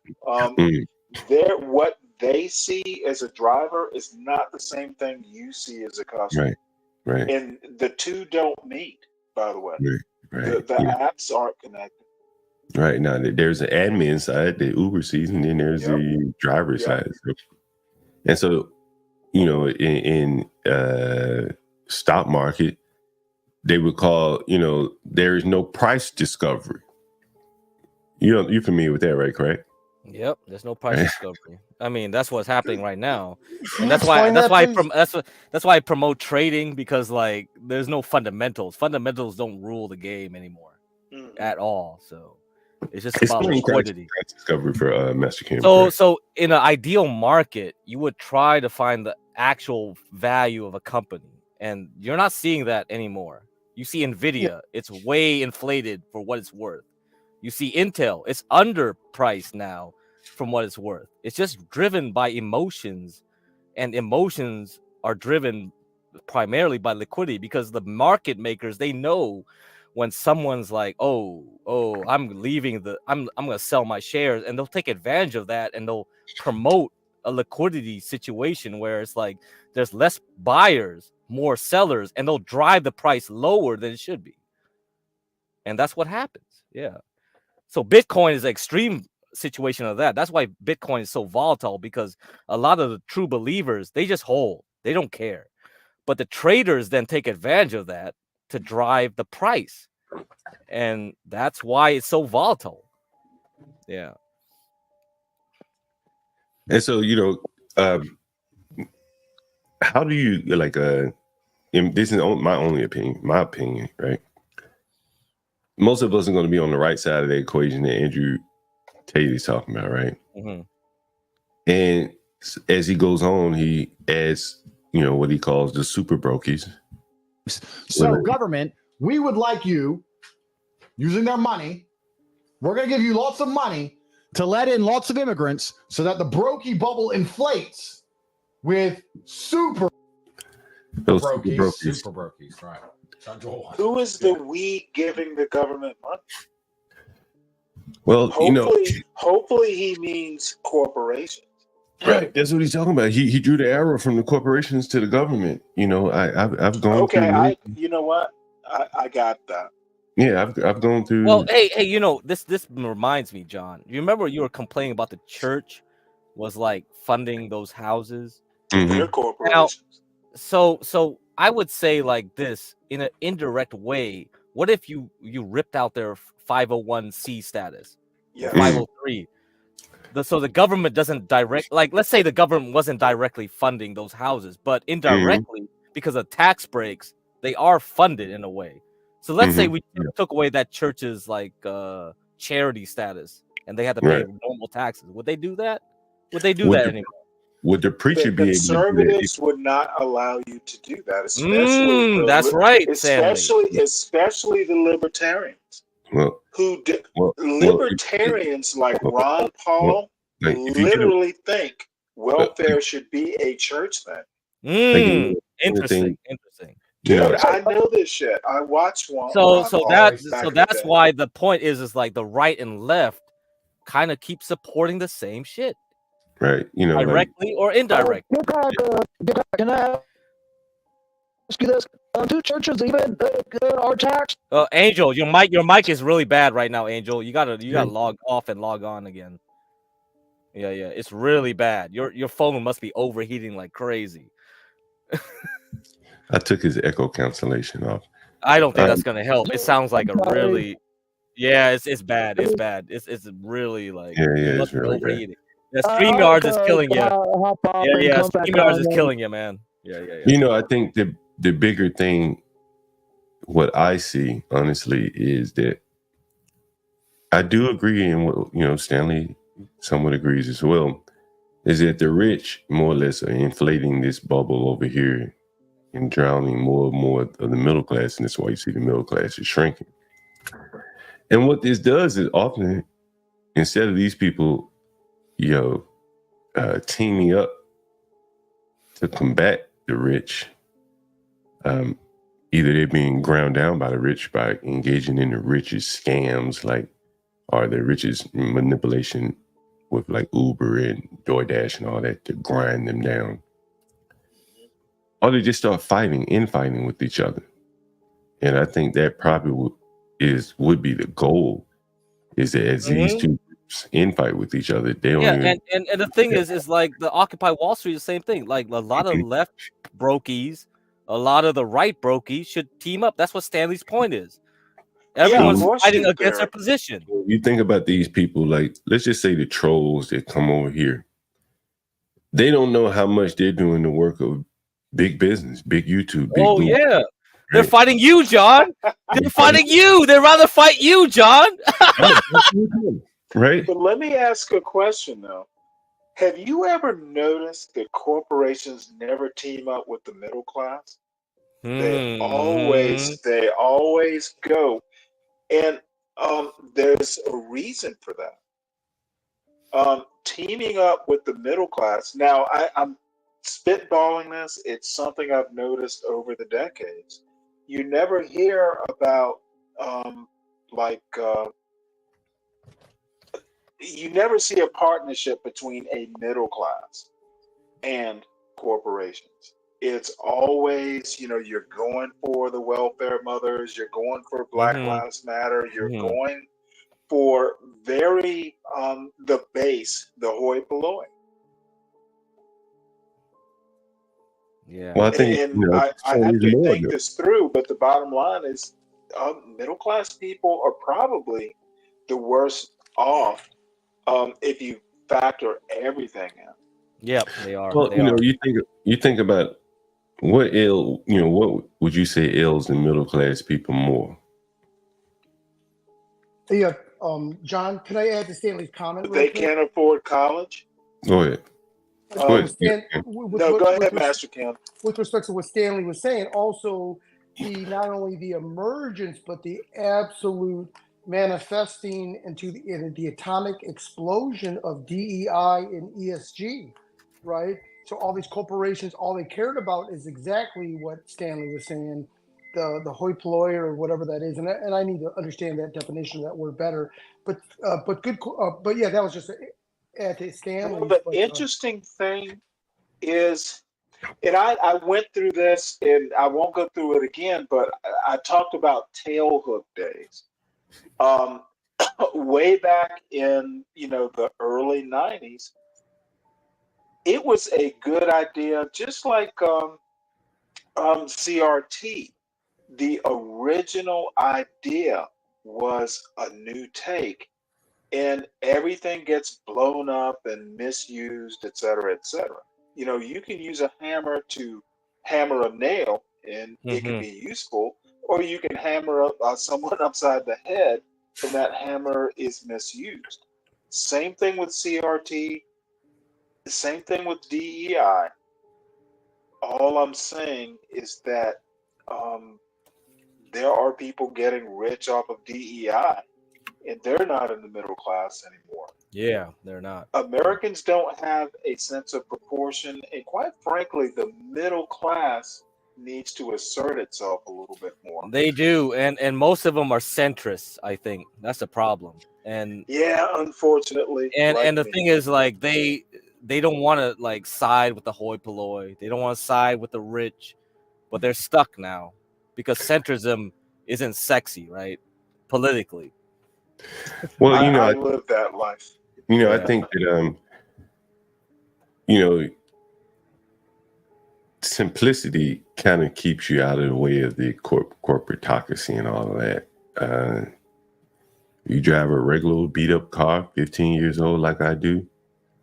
You're not out here asking the banks for financing on the car. Yep. Yeah.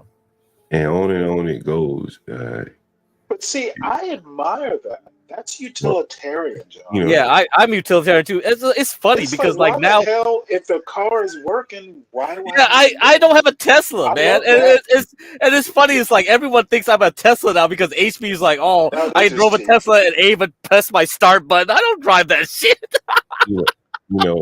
I started off giving you this example. I'll tell you one more time, and I'll equate it to this picture that Andrew Tate has up. So I tell you, this guy's been booking with me every day. Every morning he wake up by 8 o'clock. And he probably works DoorDash or Uber or something, and right.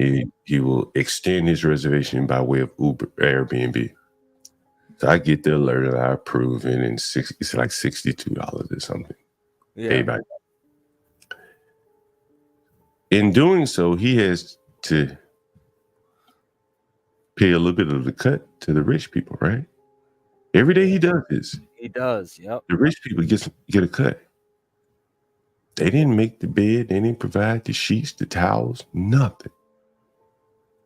But he cussed them in on the deal. Okay, I said, cool. I raised the price high enough. I recognize what you're doing. I keep just gradually raising the price a couple of dollars here and there every time because I know he's going to keep extending. Right. And so, because I know housing is so hard to find here in DC, and then I'm just the other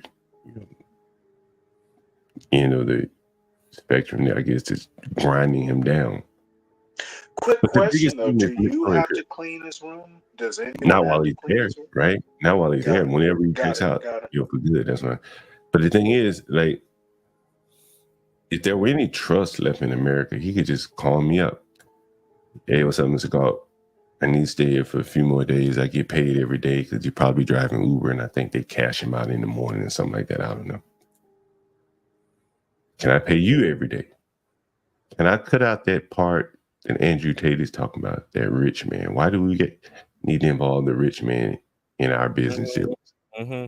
Yeah. But for whatever reason, maybe he feels more comfortable bringing the rich man in and helping the rich man. I don't know. It's an embarrassment, man. It's an embarrassment, right? But I mean, either way it goes, shit, he's doing the same damn thing. Why not just pay me every day? Because the rich man is abstract now. Shit, because you'll treat him like shit. No, put him on YouTube. Crack is correct. It's that the rich man is an abstraction. Yeah, he abstracted himself out. You can't even see him anymore. You don't have to. He's behind technology. Technology. Let's explore this. Let's explore this. Is your tenant a black man? Probably. Let me see. Yeah, let's look at it. You got the analytics. Well, no, it's an honest question. I'm actually no. I get it. I get it. Before I even look, I could probably answer the reason why I say that is because, by and large, this is poor people behavior, and in DC, you don't. I've never had a white person live day by day like this. So before I even look, you know what I'm saying, and this is what I'm saying. Well, no, your instinct is probably right. And this is what I'm saying. Like the biggest downfall from COVID, in my opinion, is that it's broken the trust to where I don't trust anybody unless you got the money in hand, man. Like day by day, bro. I mean, day by day. I don't give a pig is an utilitarian. Okay, well, see, actually, that is the dumbest statement that John White Galt has made. Of course, it's utilitarian. Money, that's an idiotic. I'm gonna pretend I didn't see that. You gotta work better, White Galt. You gotta work better now. Money is the ultimate tool. Yeah, you get to influence. What kind of bullshit statement? Yeah, you know. I keep trying to tell people is like, don't look for money. Like, don't do something for money. Money is utilitarianism. It's the basic form of it, right? And you can buy tools. You can buy people to use the tools. Right. What kind of bullshit is that? Yeah. Think like a capitalist. No. Well, your angle. You old-fashioned Scottish novelist. No. Your angle's off, man. Oh yeah. You gotta pull down, man. Chance, could you check the email I just sent you? Yeah, your angle's off, man. Your way angles off. I do. Yeah, give me 1 second, Master Kim. I'll do it in just 1 second. But I'll just send the picture to myself here. Then you can see. Give me 1 second. Yeah, none of you got. Hey, White John Galt. If I didn't pay them, you wouldn't have gotten ThorpeCon. You wouldn't have gotten Ava. You wouldn't have gotten any of that drama with OPC Dawn if it was for me. You got a lot of content from me just throwing $1,000 at them. BET? Where's the Boondocks BET clip? We appreciate you get I'm credit. What still would you trying to figure out how being a pay pig isn't utilitarian. Yeah, I mean, dude, you don't need a down Just payment. You the can buy a image. car straight Pigs, up. Oh my god. pigs are the ultimate utilitarian animal. Oh my god. People pay loans for cars? F that shit. Do not guy- pay a loan for a car. Do not pay a down payment for a car. Please, guys. The interest rates are so high, it ain't worth it. Please. Hey, Craig, that's the guy right there that's paying day by day. Day by Oh day my by god. day. And so, as I was saying, this guy is choosing to involve big business. And they're happy to take care of Oh man. it, right? And I'm happy to take my cut. Oh man. But eventually it grinds him down, and now he's paying 2 people for housing as opposed to 1. And I bet he paid $50 for a haircut too. Shave his whole head for $50. Nice suit on or whatever you're wearing. Yeah, this is ridiculous. I don't know. I'm And then if you were to ask him, I've done stories about how New York City residents running around here writing tickets on truck drivers to help the government. They're making it hard for a truck driver to make a living. Again, they're fighting against fellow brokies. I saw that. He streams it too. There's this guy on the bike who snitches on everyone in New York. Right. It's And crazy. he's snitching, and he's fighting against his own fellow brokies to bloat the government that will eventually come back to bite his ass. Just in front of my house today, not today, but a couple of days ago, I saw some government workers out putting some signs in the street talking about you can't park here unless you have a this or that at the street. I don't know what the hell the sign's for. But if you won't clean your own streets, the government will come in and do it, and then they will put all kind of fines and shit on you if you have your car parked here, even if they don't come that day to pick up the trash. I mean, to sweep the streets. And so again, you're shifting more and more of the power over to the richies while the brokies are fighting each other.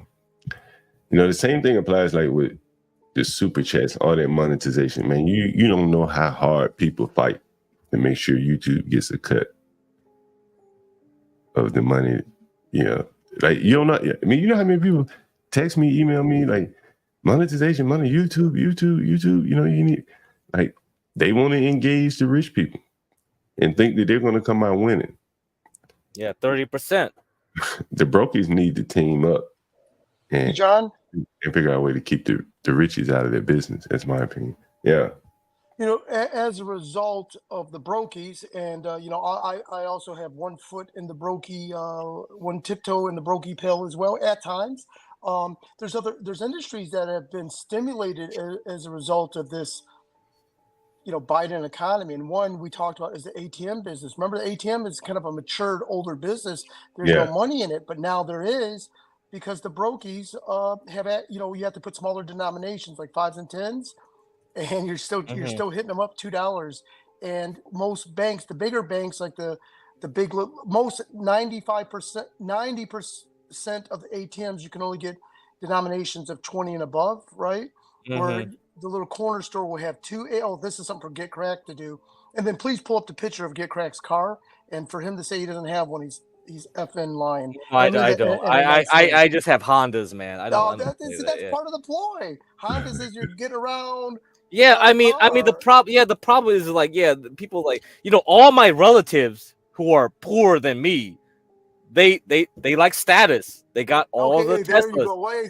Now, he may Get Crack may not have red because Asians kind of like the ones that don't stand out as much. But but they like status.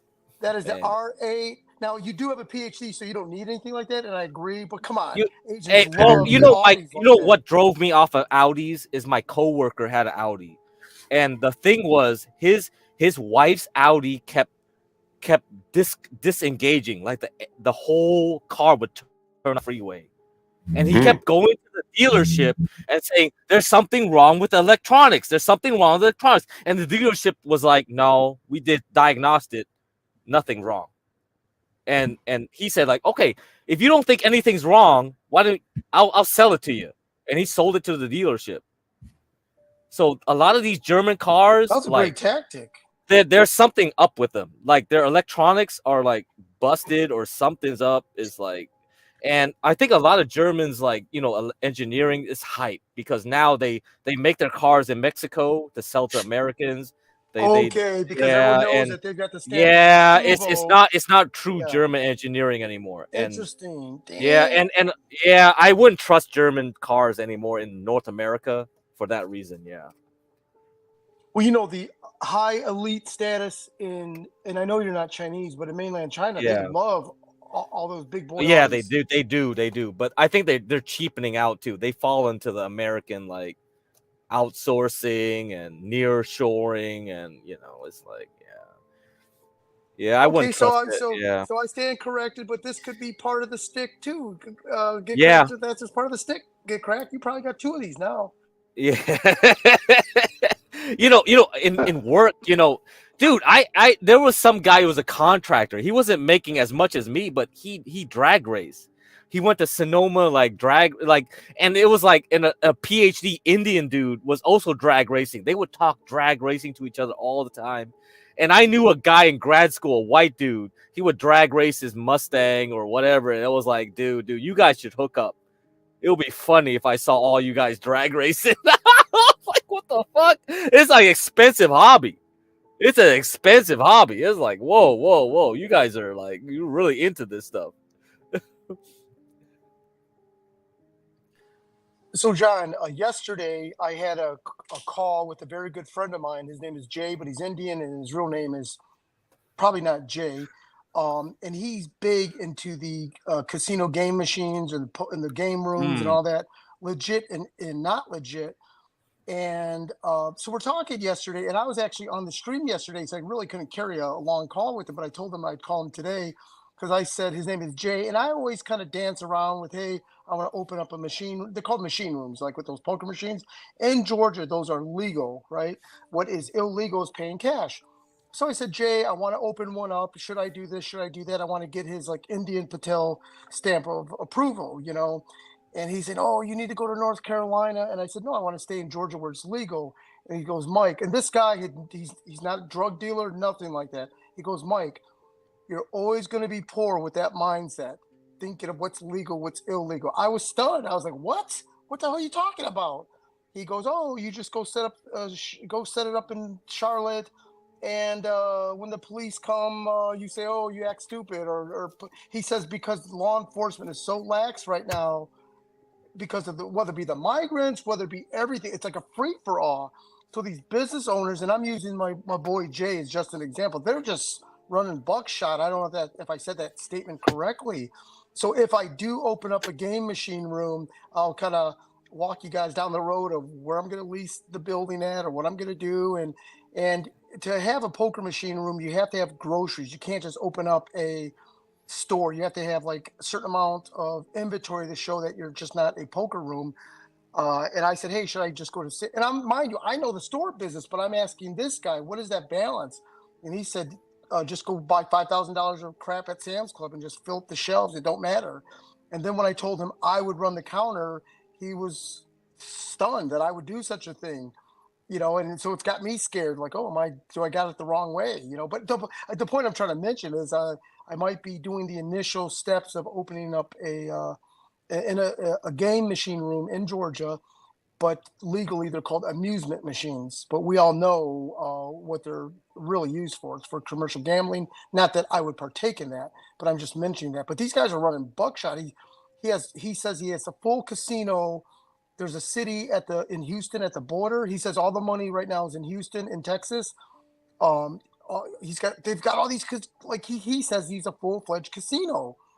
And and on the phone, it's like talking to a guy that sells drugs. You know, you don't want to make them feel uncomfortable over the phone. So I'm like, okay, well, maybe we should have a different call, or when are you going to be in town? And not that I'm trying to compare him to a drug dealer, but I'm asking him specifics. Are you legally licensed casino in Texas? Which is the question. And he gave me these weird answers. He goes, no, I got a guy. He didn't say no, but he says, oh, I got a guy that handles that. I'm like, what is, maybe just over the phone, he's just very guarded or whatnot. But nevertheless, the reason I mention all of this isn't to show what, trashiness I could be getting involved in. But if it's legal in the state of Georgia, I would love to take everyone for a ride to figure out where the spot I'm going to do, what I'm trying to do, and what's the business model behind it. Because this guy is saying it's a free for all. And he used to do what's called these fish tables. Have you guys ever heard of these video fish table machines? They're No. gambling machines. No. Apparently, it's like a tabletop video machine. Look at get crack, dog. I know you got 80 grand, and you're like, oh, I could go buy a bunch of fish tables. Don't this. No, In fact, get crack. You should log I'm off not this doing call, that. man. Come on, this is right up your alley. You'll probably do it just for the No, views. no, I ain't It's doing funny. that. But apparently, there's Yeah. these tabletop video arcade games that they're called fish tables, and there's plenty of YouTube videos.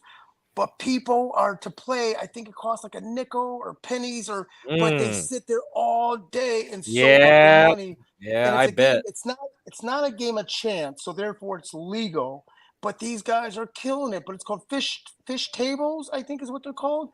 He used to write the software for them, but he's big into that. But now he says that this is like kids stuff, that he's migrated away from the fish tables. Now he's got full standing casinos. And I don't understand it. And I'd asked him, hey, is this like a membership club? Like you got to be a private member, not open to the public. He's giving me like shoddy answers. So today I'm going to call him again, and I'm going to record the call. In Georgia, it is legal. If you're one party of the call, you don't have to. And this is my boy, by the way, But just for entertainment, I might record the call, and I'll conceal his identity, of course, and I'll give it to John and see if John thinks that there's any content there worth playing. But it's very interesting because he gives me the inside dope. When I had a disagreement with my business partner, and I went to my boy Jay because I want to know the mind of a Patel, and he's like, Mike, don't worry. My business partner's named Roger. He goes, don't worry about Roger. He goes, oh.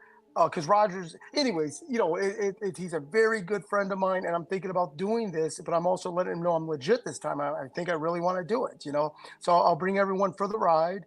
And also, sorry, switch back to Stanley's comments earlier about, hey, we can't have a country of entrepreneurs. You're absolutely right, Stanley. And this is my jab at Biden and Kamala.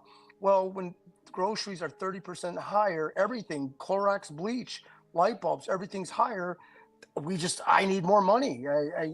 John knows I got a legit career, but I always have to have a business. But now I need another business that's cash flowing strong. And now I'm going to kind of, to put a tiptoe in this gray area business. That is a very undignified business, by the way. The businesses that I'm talking about is just no one, outstanding would want to kind of get into this stuff. But I'm going to because it's legal in the state of Georgia, and I think I could do okay. Can you guys hear me better now? Yep. Yes. Hey, what's up, Much Angel? better. And Mela is in the backstage, John. Oh, Mela, I love your voice, Mela. Good Let me Mela, address. I'm in love with your I love voice. your voice, and like I said, you had the same like what was the thing that you said? Oh, tenacity. You have the same tenacity as I do. Unfortunately, my tenacity outweighs my emotions. There are projects, there are ambitions that I've taken on that have overwhelmed me. What I would advise for anyone is to measure your strength, because you're going to need it when you have ambition. Mm-hmm. And I'm not just talking about talking to people online. I'm talking about in life. Life. Yeah. I had no idea what I was embarking upon when joining the military under a war, right? I didn't know I was entering a war. It was peacetime. I didn't know. And this is not the Mela show, okay? Just give me a moment. What I'm saying for a brief moment is that when it comes to ambition, I'm like, hey, I'm going to join the military and I'm going to pay for my own education and can't nobody tell me nothing. But see, then a war hits your ass, right? And you're like, oh, shit, I got a decision to make. Mm-hmm. Do I have stick-to-itiveness or not? And that's what I'm telling you, Angel. You have stick-to-itiveness, and I'm glad you recognize it in me. God bless y'all. Okay, let You me, too. Mela, I have a question for you as a fellow former military person. Yes, sir. Why did you join the military? To get an education. I see. I wanted to pay for, my family was telling me, and this is going to be brief, of course. My family was telling me that, okay, we're going to pay for your college and you're going to owe us and you're going to take the courses we tell you to take. If they were basically signing me up to be a puppet because they were going to pay for my education. And while I was working at O'Hare Airport, I saw these military personnel that looked extremely happy. And I asked them, about the military lifestyle, and they made it seem gleeful, right? Well, recruiters are salesmen. You probably No, know these this by were now. just regular schmeckler. Oh no, recruiters. If you know, Yeah, the have you ever recruiter been did a sell me. recruiter? Say what, baby? Have you ever been a recruiter? They are literally paid bonuses by the number of people they recruit. Absolutely, they're very good salespeople. They're very good Right. salespeople. So there's As nothing a matter of wrong with fact, that. what sold me, what signed the deal for me was the acronym mattress. They said, "Hey, sign up for the mattress plan," right? And the Mattress acronym, plan. yeah, I there's have an no idea acronym. what that is. Yeah, there's an acronym. What is I it? don't know. Has anybody heard of that acronym, mattress? No. Okay. Well, it's basically something that I'll have to get back with you later because I don't. If you haven't heard of it, I'm not going to expose it. Was that sleeping your way to the top? No. Oh, Stanley! Hey, Stanley! I know, right? It's And just a believe it joke. Stop. believe it or not, I think what attracted me to that acronym was the fact that I wasn't a slut. So I didn't make the. It was like I didn't love even. you, Mela. I love Yeah, you. it's like I wasn't a You were slut. gonna So jump on that mattress, right? all I was fascinated with was Hey, the fact Stanley, that was they, pretty receptive. That was very smart, the Stanley. fact Sorry. that No, I mean, come all on. of us are clever. I mean, what's new, right? Oh, But anyway, shit. the fact that I was introduced to a term called an acronym that meant something that promises a greater future for myself, in terms of adventure and Let's skip travel. all this. Let me ask you a specific question. Okay. Did the military get you where you wanted to be? I'm retired. I'm good. Okay. Well, no. Eventually, That is perfectly. Eventually. One of these days, we will. I've done a whole. There are some benefits that I've experienced. That there are some doors that were open for me just because I'm a war veteran. Amen. Period. So I could be dumb as a box of rocks, but the Air Force doesn't, recruit dumb people. So I mean, like I literally have walked into places, not even with my regalia, just knowing that I am a Gulf War veteran. They were like, okay, come on in. Yep. Let me, and I won't belabor this point, but a long time ago, I had a whole conversation on a Discord. I had a young black woman from England, kind of just trash joining the military as a vehicle. Now, back in the 50s and 60s, the military was a springboard into the middle class. That's right. My father springboard from a little town in Georgia, South Georgia, springboard to raise me and his progeny. So I love hearing you compliment the military like you did. It is an option. You just have to take it seriously. It's rare that I say anything bad about the military. However, it does have its gray and dark areas. And everything does. Everything does. Like everything else. Life does, honestly. Yeah. But I'm glad to hear you in your success story. I think the military is important. If it's your shtick, don't be joining it because you're forced into it. You made obviously a very good decision, and I love hearing that success story. That's so kind of you to say. Thank Oh you. boy, here we go. Here Hey, we go, hey, Bella. everybody. Let Hey, The voice is coming back. Stop getting me hard. Well, Mella, my Mella lord. said she'll be at the Cheesecake Factory in 3 hours. There she is. Well, you know, Mella has good enunciation. It's like the classic. It's like, man, I wish people would talk like that more. It's like this is And yeah. and look, You I know, don't think not to be sexual, but I was always an orator. and Mela, I don't think like today we like have to stick to a specific topic like earlier this week. I think you can go ahead and like talk more about like your military and all that because I think this is like one of those like Angel, big time Angel, unscripted Angel. shows. Let's just all get along. That's fine enough for me. Okay. All right. What? Well, I still love you, I Mela. know that you want me to be your puppet and say, hey, Mela, talk. Talk, Mela, talk. I No, know we that, weren't you doing know, that, Mella. I was. where are you trying to stick your hands No, to no, no, get me to no. move, man? I Like, come wasn't on, paying. man. I wasn't paying Just attention to let the last everybody panel. take their turn, okay? No, no, no, no. It was that was crazy.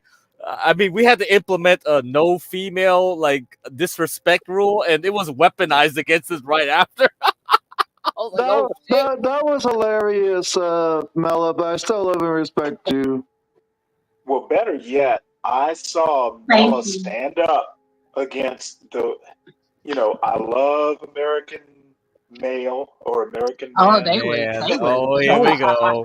Here They we was go, jerks. It was Stanley. unbelievable. No, I'm no, like, no. wait a minute now. I won't go farther than that. I will say, Mela, in my opinion, you stood your ground. No, And see, and that's why I didn't pay attention. those poor little boys didn't Yeah, know what to do with yeah, it. because I was in Ava's stream. I was like, oh, Mella can handle herself. She knows what she's doing. That's She like did. whatever. Yeah, That it's doesn't she. mean it's pleasant. I prefer pleasantries. Do you not care what I prefer? Do you? Do you? Yeah. I prefer pleasantries. Well, here's the deal. Well, Mela, you being a feminist.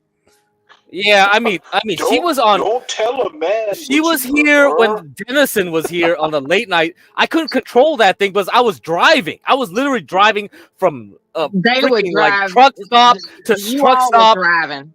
and I was like, "What the hell is going on?" They're teaming up on They Mella. It had was like, "Oh my god." I mean, they just had it out for me. It was incredible, And and you know there what? was nothing I could do about it other than They're just gonna pay. remain calm. You know That's all what? you can do. Just You know remain what? calm. You taught me a lesson. Because sometimes, I will start to get ramped up and, lose my Yeah, temper. yeah, And the way Stanley. you kept calm. Yeah, See, you have more patience with stupid people than I do. yeah, Stanley. When you went off on Ben Thorpe that time, it's like, dude, you shouldn't play with his hand because he wanted to rile people up. That's his stick. That's true. And I was like, my take on Ben is like, I'm gonna like fuck with you from remote. I'll be in the backstage, pop on, like disappear, like I'll take you off the panel. That's how I would do it. It's like, but you don't have control over you don't have control over StreamYard. You can't do that. Yeah. You're absolutely right. I lose when I lose my temper. Yeah, that Mela, because he wants that. Mela, Ben wants that. Ben Thorpe. That's Mela all his gimmick is. Is my Mela? You're my hero. Yeah. Well, hold on a second. She left me hanging at Cheesecake Factory 3 hours. Oh yeah, the until Cheesecake security asked me to Factory. politely leave. Yeah. Oh man, Cheesecake Factory. Well, if you haven't noticed, you literally said she left you hanging. It hasn't. You brought it up. She didn't. No, I'm just being stupid. Hey, Mela. Hey. Yeah, so the thing is, an insult is not an argument. Once a person insults you, their interest is not in debating a point. Their interest is to well, I'm not an expert in psychology. What I can say, and you can study it as you will, An insult is not an argument. That's the main point. Once you hear an That's insult, debate, boy. you know what is. Yeah. You know what it Debate boy, is. yeah. Okay. No. So it'd be different if you're debating a point. Well, what about this? No And what about that? there. But once it turns into an insult, it's like, okay, I know what this is. You know what? I totally disagree. Sometimes the insult is the argument.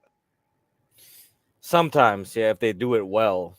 Yeah. Yeah. So if someone if someone accuses me of being miserable, hypothetically, Yeah. Well, that's not a good argument. is it my position to debate whether or not I'm miserable? No, I consider that an insult. Yeah. Well, How no, dare but you think about make it. that assumption? That is like an existential ad hoc. Yeah. How about if they insult the way you talk or the way you presented a point? You know, Yeah, you they'll do that sound too. like you sound do like that you too. are uneducated. If I use the word ain't, and then they But jump on there. seriously, that is something that everyone heard, and it works as an ad hoc. But here's the glory. This is the glory of self-discipline. For instance, have you noticed that there are certain types of people that would say cut off the light as opposed to turn off the light? You know what I mean? There's you can hear, you can actually hear with an educated ear who's ignorant. Interesting. So why debate it? It's like, okay, they're ignorant. Well, there's Life goes on. There's a whole joke in the difference. Yeah, that I can imagine. When I run across people that say things that are not necessarily, I don't even know how to describe it. But what I will say is there is a way for us to communicate with one another through persuasively without insulting. I don't understand. Well, see, Okay, you're a I nice heard Angel person. talking. I heard Angel's voice. I'm sorry. Go ahead, Angel. I just want to say the white John that the real John is highlighting, just ignore that. He's like just a like imposture, Mela. But I did want to say I don't think Mela is uneducated, Stanley. To be quite honest, Mela, and don't sound like I want to. I'm not. I don't have the credentials. Let me finish, please. Like at times, it not sounding like I want a relationship with you, Mela, but sometimes I do wish I was there next to you to hug you and not make you feel as stressed out, because I know you were stressed out of the one guy who's obsessed with MJ earlier this week, and I don't like seeing you like this personally, Mela. Well, I've come a long way to when it was first introduced to me that there are unreasonable people online, it was alarming. And sometimes you make a decision to stick to it. You know, it's like, okay, I'm going to prove that this doesn't bother me. That's my goal. I'm going to prove that's that a this very doesn't bother me. military way of thinking about it. Yeah. I love that. And like I said, I love and respect you, Mela, seriously. I actually appreciate that you've grown into a very astute man. Angel is grown, and Bob is getting jealous. He's grown because what? Yeah, he made up with Virgo. You know, he took the high road. That's right. Yeah, and he's evolving. Bob is getting mad because it's like, hey, we're over here trying to pump up Angel. He's evolving. So he's becoming an example as to how to, Yeah, Bob's jealous. Remain focused. You are jealous. Mela, you're right. He's evolving, especially when he was prodded to play that J. Cole song, whatever that song last night. He refrained from it for a while until he was. Yeah, he did. He did, didn't he? That was good. He did. That was good, Angel. Shows maturity. Yep. So Angel, Hey, Angel's he's jockeying for the nighttime security guard. So he Unfortunately, wants it takes John to think time the best to of him. demonstrate that something doesn't bother you. That's the unfortunate part. It takes time, and time is an investment. Um, you know, my personality and whatever affinity that anyone has for me has developed through time. And it's not like I just met anybody overnight on a panel. Over time, people have recognized actually the tone of that I could come on a panel, and hopefully I'm not jinxing myself. Not that I actually believe that, but my son does for some strange reason. But I, so I'm gonna just be open-minded by using that word jinx.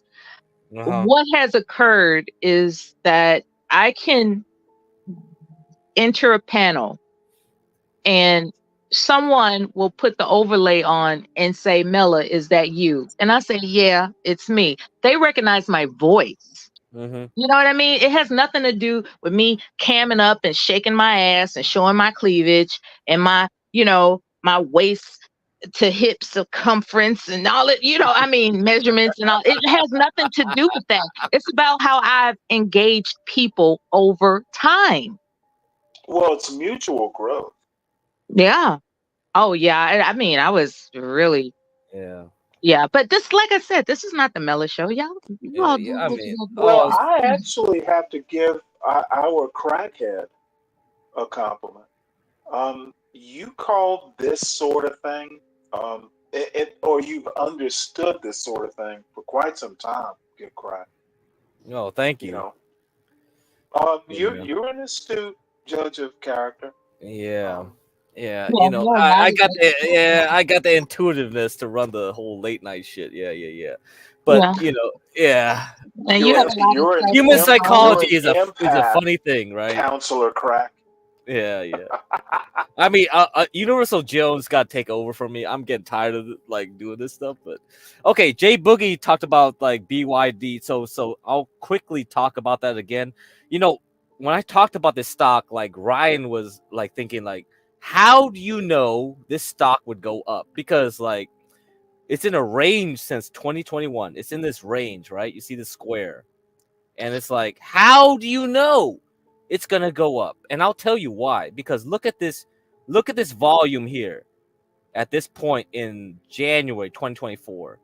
So out of all the Chinese stocks, a lot of Chinese stocks are trash. When you look at their chart, it keeps going down. The way BYD is going, if you're American, you have to look at the ticker BYDDY. The way the volume acted here, look at it. It's still going. It's still protecting that bottom area. So I would say if the Chinese economy improves, I think this stock will break out finally above here and go way ahead. So I'll talk about this again later on. So I don't know if they make good Chinese cars though. I don't know. I can't review those cars. I never driven in them. So I can't say, but maybe they're doing something right that the other Chinese car makers, because if you look at any other Chinese car maker stock, EV stock, they're trash. It's not behaving like this. But this one is soaring. Yeah, it's not soaring right now, but at least it's holding a range, right? Okay. And that tells me it's building a base. So the longer the base over time, the higher the space. That's kind of like a cliche in stock market terms. Like if you got a long range in the stock, that means it's either going to go up really high or go down really low. I'm betting that it's going to go up once it breaks out. So I'm gonna bet on that. This is interesting. Yeah. So I'll talk about this stock again. Don't worry. So we'll think about it. I'll show you the other Chinese EV stocks. What the heck was it called? Man, there's so many, and they're trash. They look so bad. The charts. Maybe it's this one. Oh, XPEV is look at this one. Compare that to this one. Right? It's back at the bottom. of 2022. This one. It's back at the bottom, yeah. So it looks way different from. Look at this one. This is clearly a low. This is clearly something up. But like recently, it popped like 24%. But still, you're like, should I buy this? You think I buy it at $5? It's gonna go back to 80 or 60? I don't know. So it's something to think about. Yeah. Yeah, something's coming around the bend that we're not privy to. Right. And Ryan's kind of like thinking like we're gonna like China's gonna invade Taiwan next year. I'm kind of like, man, all right. I mean, I know you know some military folks, but hey, Mela, do you still keep in contact with some military people? Active. I wish I did. I wish Oh, I did. You know, you don't have you any know what insider happened? stuff? What happened was, in my first marriage, he really forbid. He.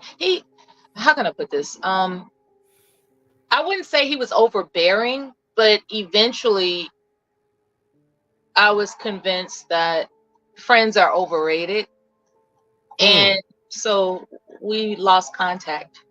Oh my God. Yeah. So I don't want to blame my first husband. However, that's the occurrence. You know, I got Yeah. married, Yeah. and after a while, he was just persuasive enough as my spouse to Yeah. have me believe that friends are overrated and all we need is each other. And Yeah. so, when you stop going to functions and events with your friends, they assume that you're no longer interested, and time goes on and you just Yep. lose touch. Yeah. So that's how things happen. I remember Well, wait, the he was names in of the people. military? Yeah, my first husband. Any man that I deal with, period, with the exception for one. But there's one person, who was perfect, and for a particular time in my life. But anyway, that's neither here nor there. And I'm not talking about sexually. I'm talking about his level of maturity, because he was significantly. I mean, he was so mature. It was ridiculous. Was he older? Can I say this, Mela? Yeah, definitely. He was the most. He was the most. His. Oh my God. His wisdom was insane. Like basic wisdom. Like, if it don't make dollars, it don't make sense type of wisdom. It was just Well, it was see, just really clear that's cut. very interesting. That sounds Yeah, like he John. was so wise. I was in love with his mind. You know what I'm saying? Well, that sounds like John That's Galt. interesting. Okay, Angel, But what you gonna say, I am Angel? thoroughly the I don't know opposite if I said this before, Mela, but your little avatar, maybe you should talk to someone with the Kleenex box with the tissues out. I always thought that the whiteness was the air of a lit candle, while the oranges thing was the candle itself. Oh, it actually is the title of a book. But, and the summary of the book is that it's a therapist that went to therapy, and Wow. that's the title of the book. So, but people thought that Avatar was a beer mug. Well, I All actually thought it was some therapists go type to of therapy. meme, Yeah, believe but it or it's not. a book about a therapist who I need went to therapy therapy. after staying online too long. It was like this shit's crazy. Yeah, Yeah. I thought it was some type of like meme for a moment. No, actually, it's the cover of a book that I found fascinating. That's actually good to know, Mela. I'm not technically savvy or internet. I'm not savvy in the way of how to, do my avatars and stuff like that. So this is not intentional. As a matter of fact, my previous call name online was CHARME, charm, and for whatever reason, I think somebody hacked me or something, and it just didn't work anymore. And I had a gold coin as my avatar once, a gold coin. I've had my a picture of myself, believe it or not, at one time. That's not the right way to do it. Yeah. Yeah, Yeah. People will take and advantage. I just realized that you know, being anonymous is a luxury. You Yep. know, being anonymous is a luxury, and Well, when you are recognized for your voice, then you're working with something. yep. Well, when You you're know, recognized but for your other people, voice, they you're have no to come longer in. anonymous. They have to come in with their image, you know, and so they set themselves up, in my humble opinion, if they are in their working, but their prime working years with their families and you know, endeavors, Mm-hmm. they're making themselves vulnerable, you know. So but at the same time, um if you get to know somebody that can prevent all that stuff, you'll be all right, I guess. So we got the acronym right here for mattress: money, advancement, training, travel, recreation, That's the one. education, security, satisfaction. There we go. That's what he sold me on. That's what you sell. Yeah, there you I go. said, wow. So the military put money at the top. Yep. Show enough. It did, didn't it, Oh Stanley? wow. Well, When I was no, working minimum that's wage, like, that sounded really attractive. See, I was working I can tell you security. right. You go on a deployment, you're not even making minimum wage. What I'm saying is that at the time, this was before. What is the position now that people who do the security at the airport? What is that called now? TSA. Yeah, okay. I was before TSA times, and Yeah. those Oh were no. minimum. I'm not finding fault. I'm just Those were minimum surprised that wage that positions. mattress was a thing. So the people that were coming through the, you know, through and we're looking for, you know, I mean, destroying an airport wasn't a thing back then. You know what I'm Yeah. saying? So people were coming through, they're looking elated, they're looking wonderful. Hell, Oprah almost slipped in her high heels. You know, I mean, all types of people are going through those metal detectors and they're looking happy. And here I am Yeah. stuck in Chicago, you know, like with a minimum wage job at the airport. Yep. And so I'm like, how am I going to work this minimum wage job and afford education for myself? But And wait, hold it. You're say Here what? is the thing. I You're was not. 18. Why would anyone ever think the minimum wage is going to afford that kind of opportunity? This is the thing about being young. Anything's possible. You don't plan it out. That's the problem. See, I was raised in a way that didn't instruct me as I to see. how I could Gotcha. think Gotcha. for myself. I was raised to follow um what it is was planned for me. And the problem is when you're Well, raised. no. Say what? You just contradicted yourself. Um, Okay, how's that? Because if I think I'm people holding are some things back because I don't want to disparage my family. That's what I'm Oh trying to no, avoid to don't do. do that. But what Yeah. I'm If it saying, wasn't for my I family, I think wouldn't have joined the let's just military. not go there. Let's talk about, I think the minimum wage and the expectations from the I think it minimum was wage, I think that's a 335 salient an point. hour back then in Right, but 1988. that's actually the most interesting comment. And I think you figured that 335 part an out. hour. How the hell are you gonna put yourself through school at 335? Right, The kind of school I was looking for. I wanted to go to the right, University of Chicago, okay? right. And I'm like, how the hell am I gonna do that? Right. Chicago is an elite school. Very much so. Very much so. I wanted to be a dermatologist. Really? I wanted to create formulas There's this. that helped people. Let me tell you a quick thing about dermatologists. I was surprised. I was being prepped for surgery, and there was like a third year med student. We got to talking. And so we got to talking about who are the smartest doctors. And I was shocked because I thought surgeons were. apparently dermatologists are the elite, or the Hmm. dermatologists and radiologists are apparently like You know, the elite. funny thing, yeah, you mentioned that, and the radiologists are the most vulnerable to AI right now. When I was in school, Yeah. biomedical yeah, I can see They engineering, can be that. replaced. yeah, Yeah. because they had to read all these like people's like X-rays, Yes, CTs, I and and wanted right. sonograms, MRIs, all kinds of stuff. I and wanted the a field of study that was irreplaceable, and yeah, I and the felt problem that is Well, AI, dermatology here's was it. yeah, my original point. uh, I was mm, shocked when I heard dermatologists. They just look at skin, but mm. no, apparently they're like elite, like And I think it the makes sense MD when profession. you paired it with radiology. They're looking for patterns. They're looking at your Yes, mole. They're yes. looking at your mole, and they're trying to assume like, oh, if I look at this mole, is this cancerous or not? And that's the thing. They have a good eye for it. And the problem is with So like I'm AI. impressed that Yeah, that's the problem.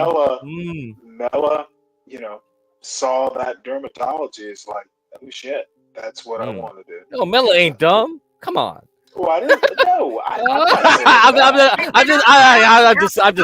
I'm just baiting you. To I'm be just baiting you. candid, right? To be candid, I must confess what my influence was. My friend's mother, she taught when I would spend weekends at her house, she taught us a skin routine, right? Mm, And Really? compared to the other girls that were, had acne and zits popping out all over the damn mm, place, our mhm. skin was admirable. And I accredit that to my friend's mother who, just demonstrated one time a routine that's guaranteed to keep your skin flawless. Oh, what's And that? well, Yeah, tell us. it has a lot to do with steaming. It has a lot to do with particular essential oils. It has a lot to do Mm, with clean ingredients. Diet? Does it have to do with diet? Well, that's what wasn't introduced at the time, because we keep in mind we're 14 years old. Like, we're not gonna stop eating Right. French fries and gyros, you know what I'm saying? right, right, You right. know, Yeah. so she was just giving us she introduced us to exfoliation and ingredients that Mhm. enhance Oh wow. moisture and just really skin protecting. She told us about certain like things that you put on your face to protect your skin, and then you wake up and you wash it off, and you're refreshed, and then you have this weekly routine. And she introduced us to that, and I never forgot it. And then, of course, I also looked up other things and magazines, and like, I want to be like that model, I want to be like this model, you know um in terms of their flawless skin. And it occurred to me that that's something that's irreplaceable. Everyone wants to have flawless skin. So how could I serve that? Wait a minute. Like, what is this thing with people breaking out in hives Right, and right, acne and right, all that? right, right, What right. is, so I started exploring my curiosity, and I came to the conclusion that dermatology would be the field for me. um, of course, all that got derailed by the Gulf War, but nonetheless, I have How did the to Gulf I War have to derail confess your that I dermatology? didn't come up with this. That's an interesting thing. Yeah, I didn't come up with this wanting to be a dermatologist thing. I didn't wake up Right. and say, "Hey, I How want to." did the It Gulf was a War series of derail? events. It was a series of events that just How made did the me think. Gulf War derail? Was my question. It was shocking, to say the Because least. I was in the first Gulf storm, it didn't derail anything I was doing. When your expectations are disappointed to such a degree that you're overwhelmed, you kind of say, fuck it. I mean, I don't know what else to tell you. I got to a point where I was like, um, I just need to be glad I'm alive. Fuck it. And I just let, come what may happen in my life. Come what may. Were I you went on the from ground? my Were you, ambitions to come hold what on, may. were you on the ground? No, wait a minute now. We're not gonna sit up here and get that Well, specific. no, I will What I ask will you a tell you, direct question. You said, hold on. no, don't. See, I'm not gonna be I was interrogated by you. in a war too. I'm trying to Compare our send out a feel. experiences. How Your experiences. how did a yes? And I'm See, trying this to is how you relate the get me experiences. defensive, right? How did Desert Storm or that sort of stuff Let me derail your don't let me. I'm gonna goals and tell not you mine? what I experienced as a woman in an all-male career field of Were aircraft you on the armament ground? system And the Air specialist. Force has never Here been we all go. See, male. all you Air want to Force was do, one. Air Force was more. is win. No, That's I all you don't want want to to do. do. That's all the fuck I you want don't to do. want to do. No. Okay, You come don't on. fucking respect me, nigga. All you want to do is Oh win. wait. Okay. Why Hey, are you Stanley, out of interrogating all me? fairness, No. Oh man. No. Come on, guys. Did I use the N word? I Nah, asked. I know How you did didn't. being in a war derail your dreams? Because you're being wicked. And that's what a nigga is. Wicked. Fuck you. Mela, but please. Wait, I No. literally asked a question. I told you No, what you I had don't to tell say. me. I I told asked a you what question. I had to You say. want to give me an answer? Oh boy. You are interrogating me in order to I'm not compare our I experiences. literally There's no asked you. need. You know Look, what? comrade. There's I'm no not need no, to once compare you're our look experiences. You know what? I'm gonna get off this fucking panel before I make you remember something. Okay? you should stay up. You should No, stay on the panel please. and speak your Please, mind. This Mela, ain't the Mela please. show, motherfucker. No, stay No, on the please, panel, Mela. Can I'm you stay interested for now. me, Mela? Please. Don't be spazzing out like an American man. Just give Stanley some room, please, Mela. Please, for me. How about just say I don't want to answer the question? No, I mean, prevaricating? yeah, dude, Stanley, the way you ask the question though, it's like you just kind of rub people the wrong way sometimes. What? No, you know what? I'm sorry. I thought she could take please it. don't take offense, Mela. Please, she was stay. in the military. Yeah, She I know should what be you're used to saying, direct Stanley. questions. I know, but And honestly, I didn't mean any harm. It was a direct question, which she was in the military, and I assumed she could handle. Oh man, American man, My come bad. on, man. America. bad. Oh, Mela left. Oh, damn it. Damn it. You know what? Shit. You know what? She'll be back. But the Yeah, point she'll be back. is, I honestly didn't mean any harm. It was a I don't direct think question. you did What either. the fuck Yeah. is up with that?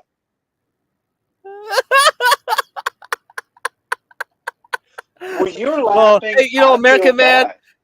You can talk to John Galt about this stuff. I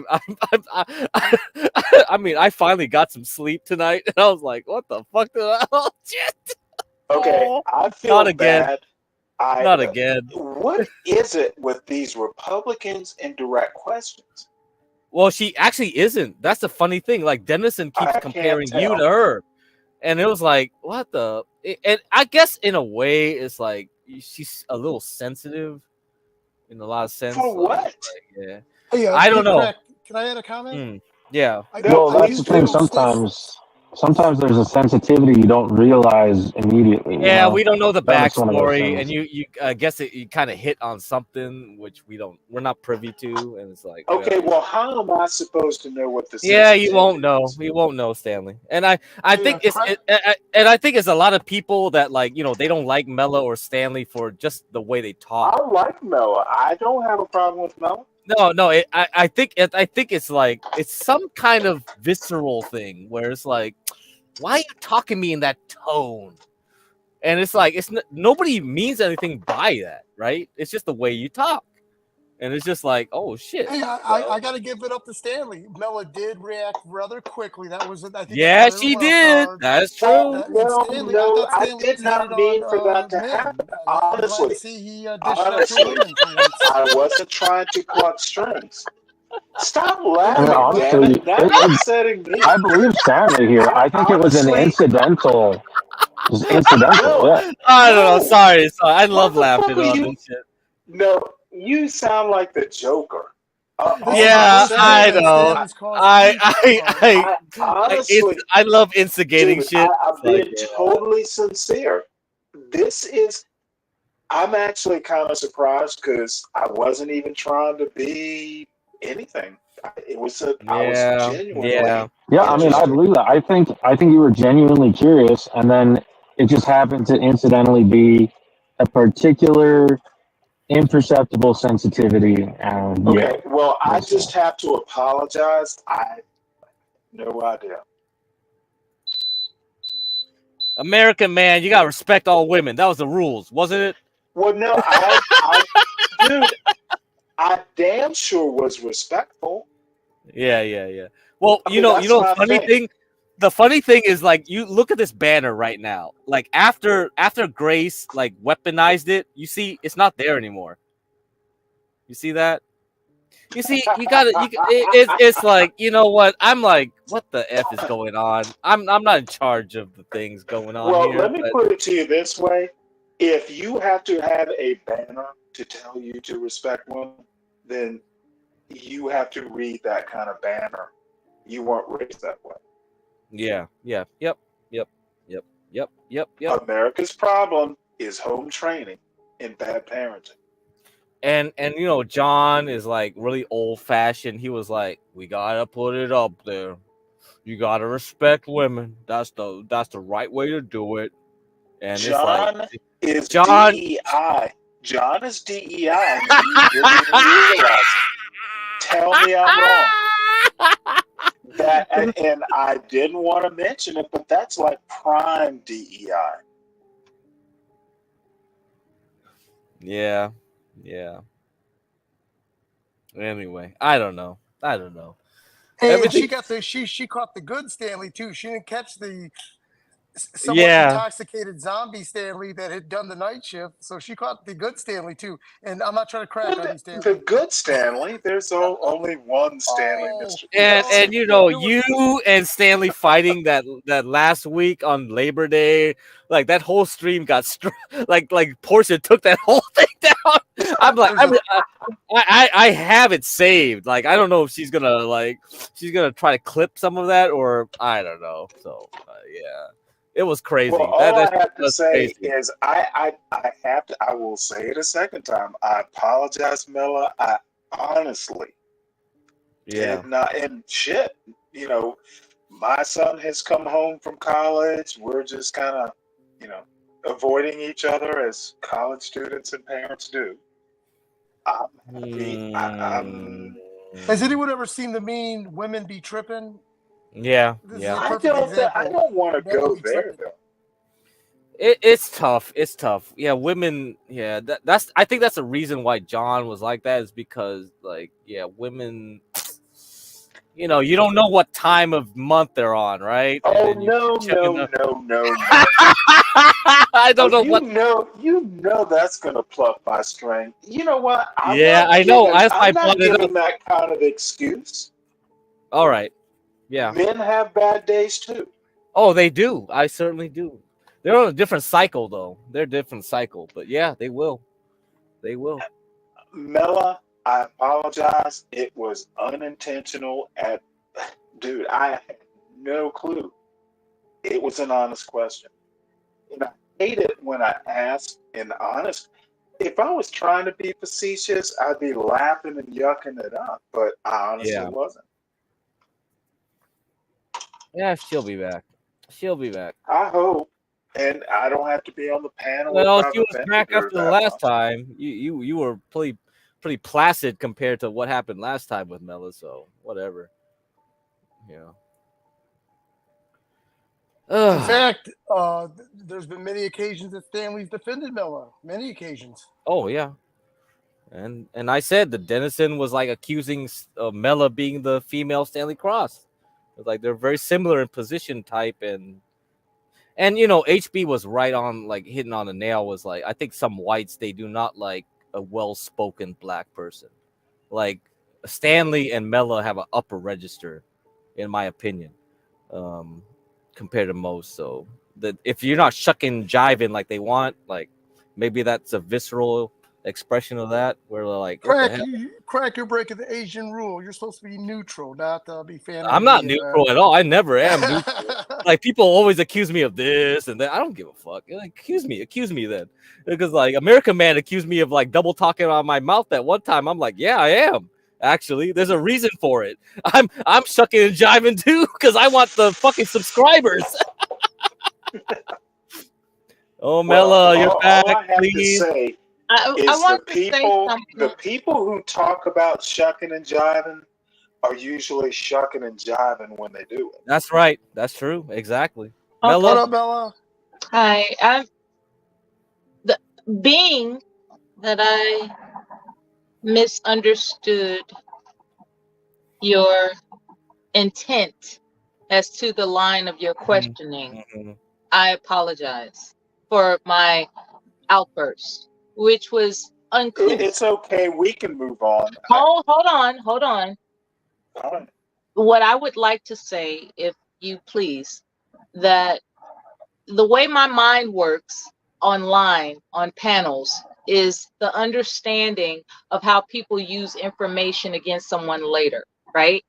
So as you're asking questions that I could answer candidly, that puts me in a vulnerable position. What I interpreted you and your line of questioning was that he's putting me in a vulnerable, you know, I'm not interested in being vulnerable. You know, the line of questioning that you had, I would have to answer candidly because I don't lie, right? That's my integrity. I don't lie. You were asking me, you were getting more and more and more and more specific with your line of questioning. And that's painting me in a corner to have to hear about it later. So I would appreciate it that I'm asked general questions, right? If I put a shoe in my mouth, that's on me. But in terms of being asked specific questions, right? Like for instance, say someone wants to know how, you know, whether or not I was a virgin when I got married. Say if someone wants to know what my dress size is, or anything in particular, you know, that is information that's used in these circles online against someone later, right? So I just painted you as the type of person that would eventually use the answers that I would give you against me later. And for me to conclude that that's your character without actually even knowing you is wrong.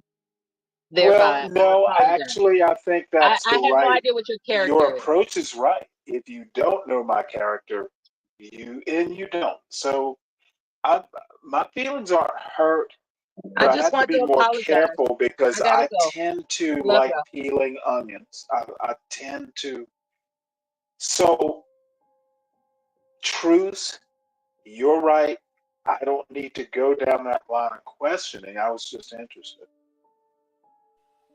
Oh, this is the next duet Mela for dropped karaoke. off, so I guess her internet's not working right now, and Momo dropped off at the same time too. So, yeah. Hey, Crack, can I make a statement? Yeah, go ahead.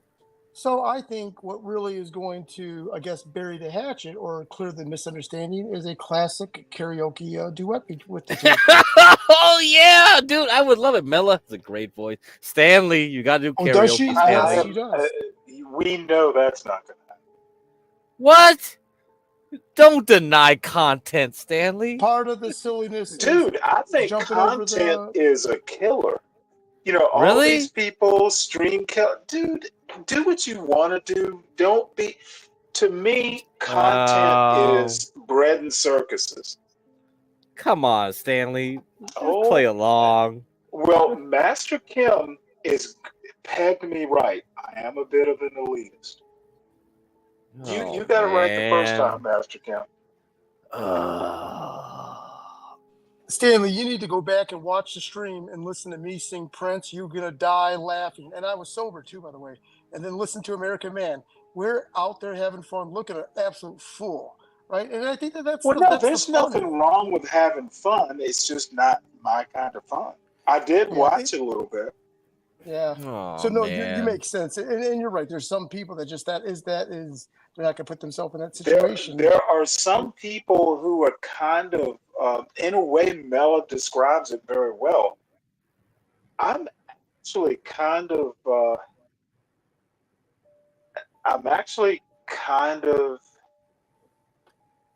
not that open a person. You know, I'm kind of shy, believe it or not. Okay.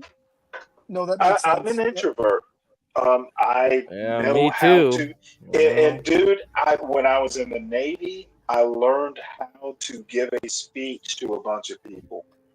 But sometimes it takes me days when I put myself out there. It takes me a day or two just to recharge.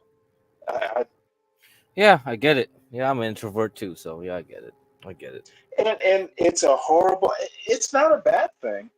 Sometimes not. it gives me Yeah. times to think. Yeah. But you know, Yeah, but, you know, it would take me like it would. I might have a heart attack if I had to sing. Talking is one thing, singing is another. Stanley, I'm appalled, Yes, you sexist American pig. male. I'm here appalled, we you go. sexist pig. You're a what? Oh boy. First of all, I don't know why you brought my name up. I don't know why you mentioned my name for no Because reason. you made the strongest criticisms. I was just here minding my You business. stand out. Well, you know, And we had a look- meeting all about you. That's why, and that's why that whole Oh my like, Lord! respect Please all don't. women. I don't need to be Yeah, on it was this. that. I'm sorry, American Man. That's why the respect all women crap came up, and I that's know. why Grace weaponized it. I knew it was gonna happen. Get crack. I know. I've been watching and listening in the background, Yeah. minding my business. Yeah. And out I of all know. fairness, there were 5 others or 4 others on that call. Me too. Just not that I'm But- trying to, get involved. But here's the funny thing. Only one person got blamed. If you notice, right, there was a whole bunch of people on that panel, and the focus was only on the black man. Just saying. I think all Yeah, of you I guys get might it. be a little racist. All of you guys, even the black people. Hey, successful black Even man the can black take the people. heat. I'm not leaving the black people out of it. Even the black people. Mm-hmm. I get it. Yeah, I get it. Right? Only the black guy got pointed out. I should have pushed back. I knew it was gonna happen. Ben Thorpe comes up here. Ben Thorpe comes up here. He says all these things about black people, and everyone just showing teeth. But as soon as a black man does something, everybody got a huge And issue you with know, it. I should have pushed But back. I'm not surprised. I should have pushed back. I knew what was happening immediately, and I was like, "Oh my god, you're following into his trap." It was Well, like fucking shit. Again, Only crack. Asians know technology, apparently. Oh, Get crack. If you Fuck listen, is technology. Yakub, bro. I've been hearing you talk about this for weeks. Yeah, I mean, it's just a joke, kind of, Stanley, but like, it's Well, kind I of. kind of know where the joke comes. Yeah, but it's But- kind of true in a way because there is a double talk, right? Double speak, Right. And it's course there is. weaponized, and it's so weaponized by people, and I think like, oh yeah, the whites like are experts on it now. Asians are more experts on that than anyone, honestly. Well, like I said before, I look forward to my Asian overlords. Because, Yeah, I'll take good care of you, is, Stanley. The thing I'll is, take good it care of is you, very. Stanley. Don't worry, it Stanley. I'll is take care of not. It is a new history. It would be a reset. Yeah, we'll see. So get cracked. The conclusion was the meeting. So the conclusion of the meeting was American Man bad. No, it wasn't. It wasn't specifically you though, but it was just like John was like, we got to be old fashioned about it, and that. But the problem was to me is like, yeah, they kind of like bandied like a couple people's names about, and it's just like, well, dude, you know, Mela can handle her own self. It's like that's kind of why I let the stream go when I was over on Ava's stream. It was like, dude, Mela's a big girl. She can handle that talk. It wasn't like I was putting some kind of like Bambi on there, Oh right? yeah, she throws that flamethrower out there. That's a fact. Yeah, so Mella's Mella. I love you, It's Mela. not. It's That not. doesn't Yeah, give a it's not fuck. like some like 16-year-old like repeating some kind of talking point, and you're just bashing her like completely, right? So you know. Well, I'm not going to speak on it because then there'll be a week of crying about how bad American Man is. So Yeah, please don't. Please don't. We don't want to air any more public stuff. But no, American Man, no. It's just a I joke. might just So it create a wasn't. channel just Yeah. for that topic. But yeah, it's just a joke. It wasn't specifically you, no. But you make a good point though that Ben Thorpe gets a lot of leeway, and I did not like that, you know. And I was like, know what? Let me You are explain not something. Ben Thorpe, American Man. Well, thank God. First off, let me say that. Thank two gods. Thank God. Thank Rama. But it's not. See, I understand why it's happening. You guys may not understand, but I understand why it's happening the way it's happening. I get it. I understand why Ben Thorpe gets the leeway, and I got to be hung at the burned at the cross. I understand why. So it doesn't surprise me. We well, you made a good point. Like that. So you both hung you, or... well, Stanley and American Man, both of you brought up in different times, control the narrative. You are both exactly right, and that's the problem. Control the narrative. You're letting freaking Thorpe's like go out of line. They just go straight off the path, and there's like you let them do it, and then you just allow them to control it. Yep. So that's it. Yeah. So I don't know. So listen again, right? I know why everyone had the reaction they had. You got to remember. Listen, it is what it is. I'm gonna let that go to bed. I'm not gonna start telling the whole truth and nothing but the truth, because then there'll be a week of crying about how American Man said this and that.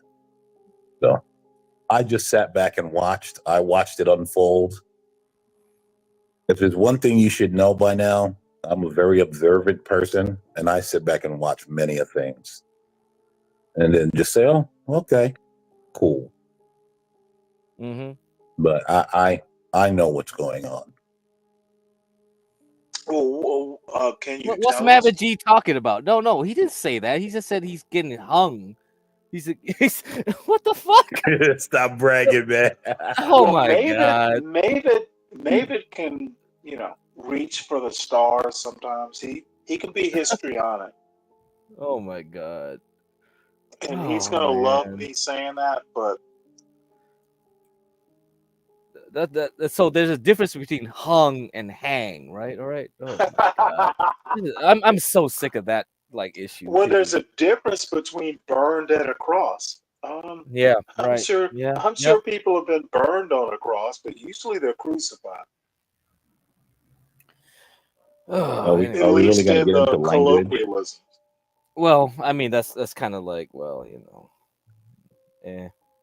But anyway, Stanley, I'm disappointed in you, you sexist pig. I'm sure you are. When are you not disappointed in me? You know what, Stanley?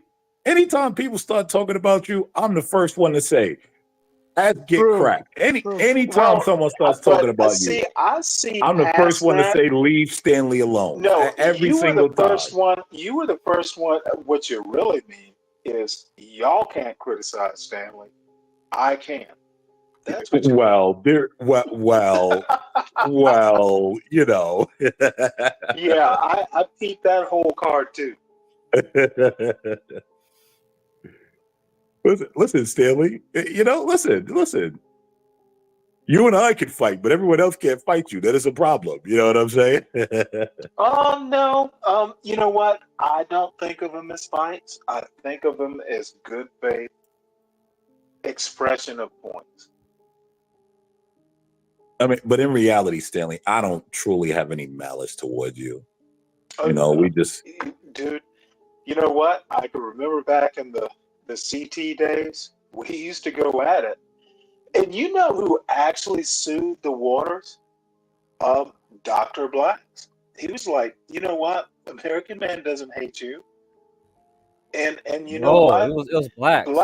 Blacks is actually, that's why I respect him so much. That No, he's a motherfucker's really smarter good than dude all of too. us. And not only smart, he's a good dude, you know. No, he is. He is. And you know I what? mean, Once he's like said that, you know, American Man doesn't hate you, I'm like, well, god damn it. What am I thinking then? Yeah. And Blacks 'Cause also stays neutral. so- He doesn't help. He doesn't inflame it any further. He listens and stays neutral and tries to say. I mean, I was talking shit about you, Stanley, and Black said, Mike, I find that hard to find. I love Stanley. So, hey, dog, you got some supporters that are kicking knowledge for you. But yeah, I don't mean to hijack them. I have to do better. I know. No. I think I caught. Well, for one, I'm responsible for my own belligerent behavior, and I will say this on this stream: we've gotten away with murder. No one mentioned anything when I cussed out Mel. I mean, she cussed me out too, by the way, right? Yeah, that's right. Remember the Korean micro dick? I'm going on mute. But Well, yeah, no, so all I of it's was gotten me there out. for that. I thought you were kind of hard on her. You know, you yeah, I did. was, but Now hey, you hey, did. I gotta- Now I have to give you credit. You took her. You took her to a place she didn't expect to go. You did put her on her back heels. So I will say this: there's behavior that I haven't said these type of words to any human being. I don't even. There's no one. I don't have an enemy that I would ever use these type of words. So I've had to do some introspective on myself and say, you know, no one's putting a gun to my head, and I could always hit the delete or log off, right? Just like Mello log. She had enough and she logged off. But You know what I let mean? me also. I'm not going to take your side, but I'm also going to say you didn't do anything wrong. I think challenging people, let's see what you're made of. Dude, that's the military. Let's see what you're really made of. Motherfucker, you challenge people. Let's see what you're made of. Sometimes that creates the best of friends. And I'm going to go farther. It very rarely creates the worst of enemies. Motherfucker, I've said some shit. Dude, I once took another officer and just told him to get the fuck off my goddamn bridge. And I actually expected the CO was there. He was in his captain's chair. And I expected he just pissed me off. And I wanted to pull out my dick and show him mine is bigger than yours. I did expect, and it was a white officer I did that to. The captain was white, I was black. I honestly expected to hear something after the watch. To this day, I've never heard it. The captain did not fucking look up when I did it. So, all I'm saying is you rarely make the worst of enemies when you challenge people, and sometimes you have to do it directly. You might make a very good friend who actually understands you. Well, you know, Stanley, I think that's more a male thing too, though. I think Could be. females, No, you're you right. wouldn't do that. Yeah, males, that's fine. Females, Right. Right. Good point, Crack. You good. You're right. But yep, a lot of best friends are made that way, though. But I don't fight challenge women that way. Oh Yeah, yeah, that- you don't. Yeah. That's actually the story of one of my best friends. Him and I, like when we were 19, 19, 20, you know, we used to fight all the time. And now to this day, him and I are fucking best of friends. Like our daughters grew up together, everything. I got a better story. All boys Catholic high school. Motherfucker, this taller white dude, you know, I was, if you think I'm kind of like in my head and dreaming, in high school I was. So this motherfucker I tried to avoid him, and one day we were in line picking up uniforms from the JROTC office of all places. He pushed me too far, and I fucking cold cocked him. And he woke up the next morning, came to school with a big ass lump on his forehead where I cold cocked him. And you know what? In college, we were the best of friends. Sometimes you have to stand up for yourself, show them, there are limits. And that's why I don't, when I hear about boys fighting in high school, even as high school seniors, as long as, they don't whip out guns or knives, fists are fine. They'll figure it out.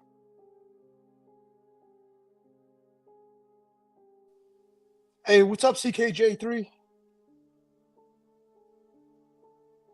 My Navy buddy.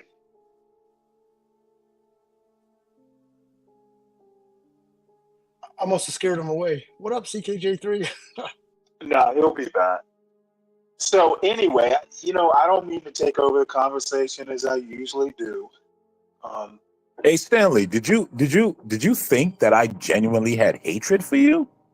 I actually did. Not like, I'm gonna find him and kill him, but I'm gonna be honest, and you're gonna have to do the same. You're gonna have to do the same thing for Geotron. Oh, Geotron hates me.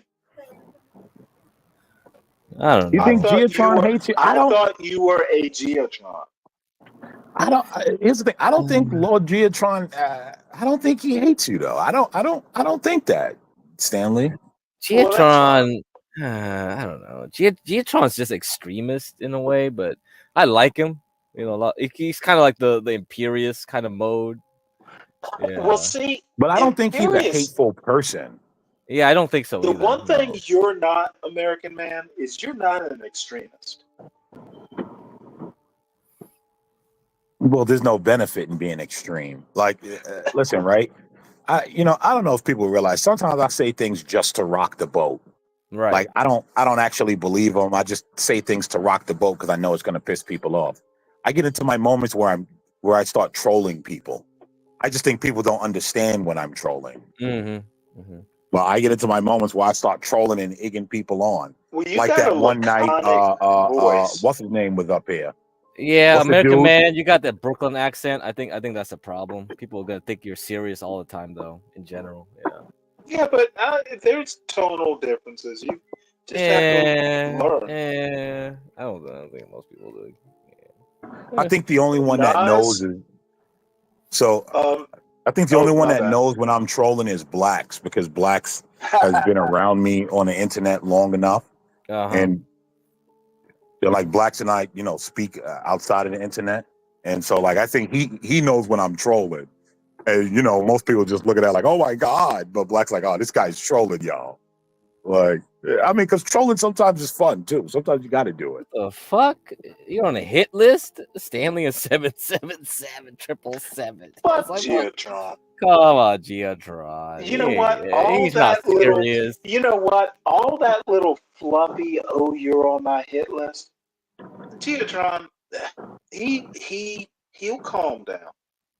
The funny thing was, like, when I first came into the first time I came on the CTC, and it was like at the end of the week, that whole week of crazy streams, it was like Imperious was trying to Geotron was calming Imperious down, and it was like, bro, man, I like this Geotron guy because he sounded calm at that point.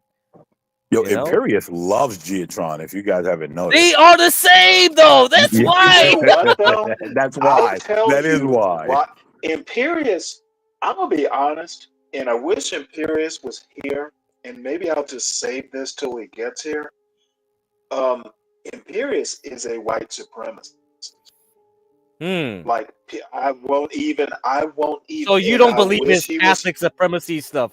Like he keeps deflecting, right? He keeps saying like, if all Africans came here and they were Catholic, I don't care. Supremacy, dude. I'm born and raised Catholic. I know this shit. Yeah. Dude, I was trained by Benedictines. But you don't think Empirics is sincere You know, they're about his, dime like... store Jesuits. So Stanley, what if it's not supremacist? It's a couple steps down, maybe a different name, but not a supremacist. But I understand what you're saying. But No, not well, what would supremacist, be the but in that different name? direction, I'm maybe. interested. Well, let's think about it, okay? What if it isn't white supremacist as much as I think he enjoys just being around a bunch of knuckleheads? You know, that there's a certain level of enjoyment, and he's in his ivory tower kind of thing going on. You know what I mean? Well, that would almost sound like me, except okay, yeah. I was so in he's the going. military. Dude, I have sweated. If anything, if I'm an elitist, if I'm a book reader, if I tell people, motherfucker, read a book, I've dug holes. I have fucking cleaned a toilet with a goddamn toothbrush. Stanley, I don't. The other side. Stanley, I don't know what a white supremacist is because I don't believe there's any person supreme to me. So when you say that, it doesn't that's register. MAGA bullshit. Basically, my point is there are people like Imperius who will bring up IQ and all this stuff and hold on. like a Charles He has Murray. said his next door neighbor They is a bring very data to successful the game. African American guy, right? And he speaks the world of his next door neighbor, for example. Oh, I don't give a shit. That's a Dude, great example. No, Imperius is a classist more than anything. Master Kim. Yes, That's the thing, right? People. There's a classist hold on, argument, Stanley. There are always I think what happened exceptions. is Young white males love Thomas Sowell and tell you how smart he is. There is tokenism. But I think that a lot of black people get to using white supremacy when it's really just classism. Yes, you're right. Right? Because here's the thing. And they're fools for doing it. I'm a classist as well. If you guys notice when I talk to Ben Thorpe, all I do is talk down to him. And call him. That's all I do because I view Ben Thorpe as trash. Right. Like I don't respect anything that he says or does. Right? I view him as trash. Right. And that's my class. Like I don't. That's it. I think in America, class and race are intertwined, and I don't know that they can be disentangled. So Ben is not just white trash. He is white trash who talks about black people like on HB's show, and like somehow or another, he gives the impression, well, you know what? I've been to jail 4 times, but I'm still better than all the culturally horrific black people that when I was in jail, I was the top jailbird, to use an old-fashioned term, because I was white. Stanley, dude what is I think a you don't racist, realize, and so is Imperius. Stanley, what I think you don't realize is that a lot of that is just to trigger black people. Because And let's you keep know it real. what? If Black people you are want easily to, triggered. dude, what you don't realize is if your purpose is to trigger black people, that's racist behavior. I mean, Tell me I'm I'm going to have wrong. to disagree. If your I'm going to have to target, disagree. if your target is to trigger black people, how is that not racist? Yeah, I just don't care about people that much. I'm not trying to simp for No, Imperius, be but come frank. on, what he don't fucking say, hey, I did these N-words all around the neighborhood, or this N-word was in front of me driving to music. You think N-words are the marker of racists? Okay, good Where's comment. the N-word? Dude, where is the N-word or black or slavery in the U.S. Constitution? Yet we have a 3/5 clause and we have a fugitive slave clause. Dude, words are magical things you can imply and not use the word. Okay, so on the just because you don't say the N-word doesn't mean you're not racist. Well, okay. Aside from him cussing out John Galt, which I had a bone with you too, Stanley. You cussed out John Galt too. But aside from that, do you think I'm a racist because I cursed out no, John Galt? no. I will say that you're not a racist. And I'll curse. There will be a time when I hold on. curse John Galt out again. Okay, no, not John Galt, but you do if given the opportunity, which happens often, you'll say, "Well, that white boy," and when race has nothing to do with it. Now, I'll do better than that. Did you watch me tell Angry Snowman and Ben Thorpe that they were the problem with white people in America and white people are ruining America? Were you there for that? Yeah, Stanley. I think I saw that. And I meant it and still do mean it. White people are the worst thing for America. Stanley, they though, need to be honest, better. Stanley, to be honest, though, right? Because I don't care about Ben Thorpe. You could talk to Ben Thorpe anyway. Again, I view him as trash, right? Like all the black people that show teeth with him, I think it's despicable. In America, but there no, I get that. But as far as Angry Snowman, I think Angry Snowman. Hold on, Stanley. When he was Stanley, checking out the dating scene, Stanley, hold on. Dude, that is Stanley, bad hold parenting. on, Stanley, hold on, right? I think that you misjudge Angry Snowman. I've known Angry Snowman for years in these YouTube streets, and he's not the person that you're taking him for. I gotta stick up for Angry Snowman. I could be wrong. I'm telling you, he's not the person you think he is, and I think that if you just heard him out a little further, you would have gotten a different Angry impression. Snowman 1 or 2 days later defending his racism. Did you hear a lot of that stuff is tongue in cheek. Yeah. Again, right? You got to be around guys to time know. for being an edgelord, and there are times when you don't want to be an edgelord. And I think if you can't figure out what you're saying, when to say it, and reading the room, that's problematic and maybe a separate problem. I don't disagree, but I like Angry Snowman is not the guy that you think he is. I don't have to give people benefits of the doubt. Well, I think you do, right? No, I think you do. I think we all give each other the benefit of the doubt, Stanley. I think we all give each other the benefit of the doubt. I think that's how you end up like making friends on YouTube. Right? If we stopped at 1 or 2 sentences with one another, everyone would hate each other on YouTube. Well, I will give Snowman American Man, that was a the very good doubt the comment. next time I have a substantive conversation with him. But him being up there with Ben Thorpe, we agree Ben Thorpe is trash. And I won't go there. Ben Thorpe 3 or 4 days in a row, like Crack said, that's just a harbinger of a bad day. Like, so I think that we got to do a little more listening and don't just take 1 or 2 sentences and run with, oh, I know who this person is. Right? We've heard and seen enough of Ben Thorpe to know this guy is trash. Touché. Like I said, right?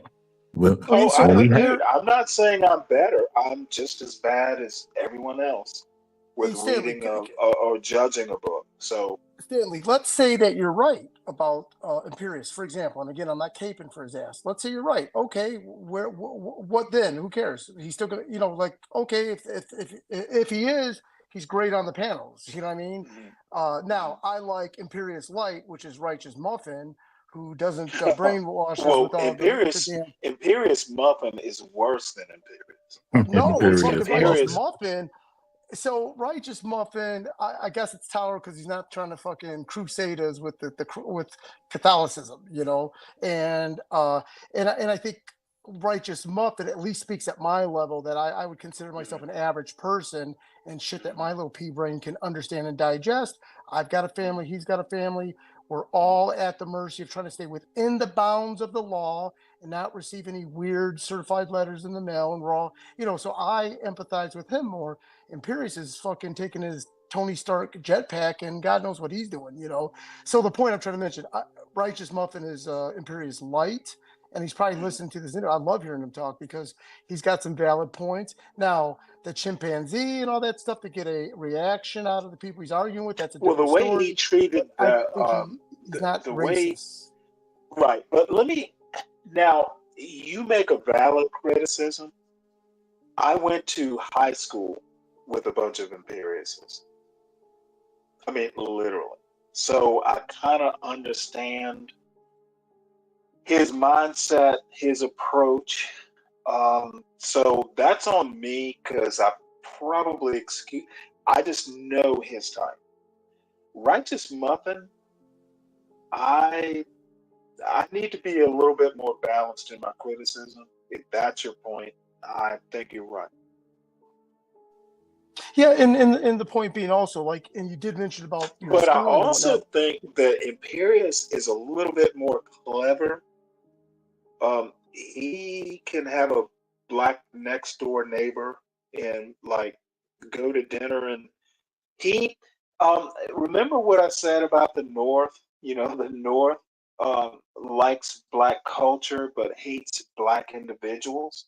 In the South, hates black culture but they like black individuals. That's how I see Muffin and Imperius. You know, Stanley, I never looked at that. You are absolutely correct on that sentiment. Well, no, I didn't make it up. I read it somewhere. But still, that sentiment is absolutely correct. I've never been able to word it that way. Thank you, Stanley. That absolutely makes sense. Well, I mean, it's a cultural critique. No, but you're right. Like whoever said that is correct.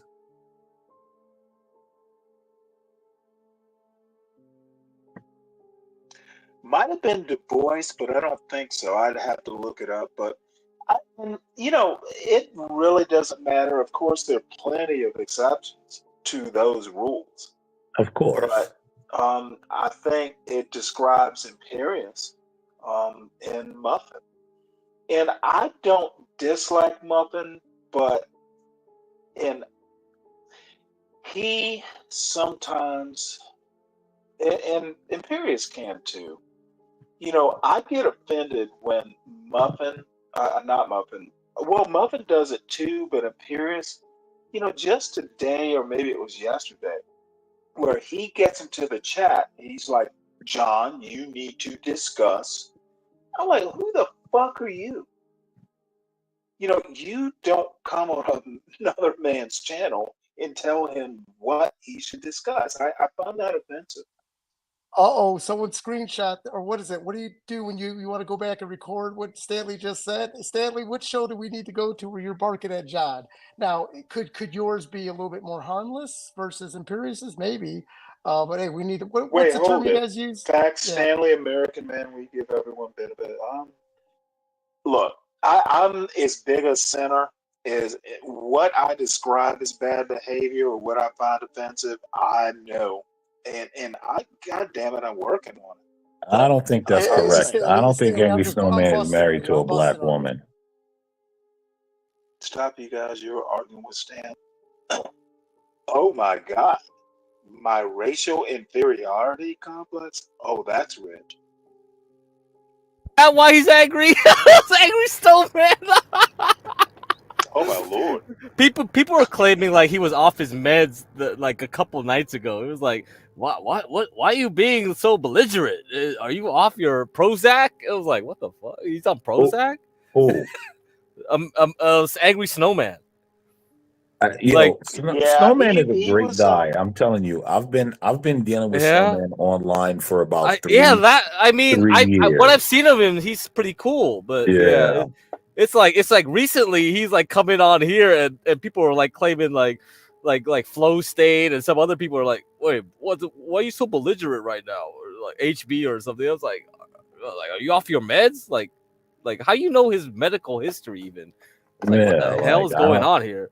Like Snowman. let me From what I've address known that of last Snowman, comment he's from been consistent. the white John Galt. He's been consistent on every panel of what I know of Angry Snowman. Just like me. If you ask anyone who knows me from panel to panel, I'm consistent. I don't change for no one because it doesn't benefit me anything. Yeah.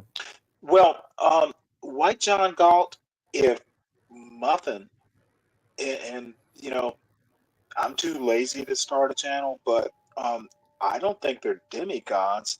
As a matter of fact, I think both of them are pretty much examples of what's wrong with America. You cannot blame 14% of a population, or America is 60% of the American demographic. It's way over 90% of representation in the federal government. You can't blame black people for a failed Congress. And anyone who wants to try and do that is full of shit. Thomas Sowell on down. Thomas Sowell's a fucking idiot. All of these As a matter of assertions about fact, he Snowman is kind of weird. reminds me of myself. You know, I get to read a book and hang out in a house and fucking make pronouncements. I'm kind of like Thomas Sowell. I'm kind of like your buddy John McWhorter, American man. Yeah. You're not like pompous. Soul. You are just like McWhorter. Absolutely. Yeah, and And that's hate why it. you don't like him I so have much. hated, You and him are the I've same hated person. myself since you made that comparison. You took me American down man? a couple pegs. You're bad. McWhorter is not anti-white though. That's just a joke. Don't jump on me, Stanley. No, I'm kind of going the opposite way. McWhorter, of course, he couldn't be anti-white. I've heard McWhorter chastise his mother, who is a sociologist. He has literally said, you know, my mother. I've heard him say some things about his mother, and it was never like vile. But you know, he went to a Quaker school, and his mother was kind of, you know, crunchy. You know, I've heard him not give his mother credit for raising him to be the John McWhorter that he is, and I find that disturbing. Well, Stanley, but maybe she didn't raise him to be the John McWhorter that he is. I mean, is that so out of bounds to imagine? Well, I'm going to say that I think parenting is so important, and it's how I was raised. It's how I've tried to raise my son. My sister has 3 college kids. You know, Universal So Jones. what I'm saying is, I honestly think parenting is so important that that's one of the criticisms I have of Angry Man and Ben. They're fucking horrible parents. Well, When people I'm not, talk again, about, when right? I'm not. Jonathan Haidt talks about kids being on phones and being raised by, you know, social media, white people are horrible parents. If they're letting their kids I'm not going to start going be into people's. raised, I will do it. You don't have to. I will, I'm not, and I feel comfortable doing it. Yeah, I'm not going to go into that. Dude, I know white people. I was raised with them. I married I'm never one. going to say Angry Snowman is a bad parent. Of what I've Well, seen you of him, shouldn't he have to. loves Let his me do it. children.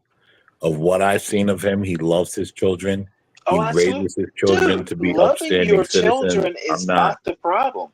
Loving your Listen, children doesn't mean you're a good parent. no, I get it, but you don't know him, so to call Yeah, him we a don't bad know And him. parent, I will him a bad defer, and parent is you know what? just You make a good point. Stanley, I will you're have being to ignorant here. backtrack. I have to say it. I'm sorry. You're being ignorant, Stanley. You don't know him to just jump up You're and say right. that he's a bad You're right. parent. And I should not That's a talk problem. about I should not talk about him as an individual parent. Let me step back and talk about the culture. Will that You make can you talk more about the Thorpes though. Thorpes, you have a lot of evidence. So No, I'm going to step that's back. okay. They're I'm gonna free step reign. back. They're free reign. They can buy gas for the camper van. Yeah. Let me step back from even the Thorpes. I think I'm on solid ground when I say white culture, Euro culture, Western culture, and the very solid, um, um, the chauvinism. There are people like Amy Wax and even Thomas Sowell and Glenn Lowry. They are Western chauvinists. Boy, Stanley's a pro-black. John Boy, Stanley's a McWhorter. blackity black. No, honestly, dude. Stanley's a blackity Honestly, black. I appreciate John Locke with the best of them.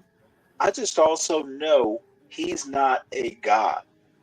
But let me go back into something you said, Stanley, real quick before I lose this thought, right? You mentioned something about John McWhorter and something he said about his mother.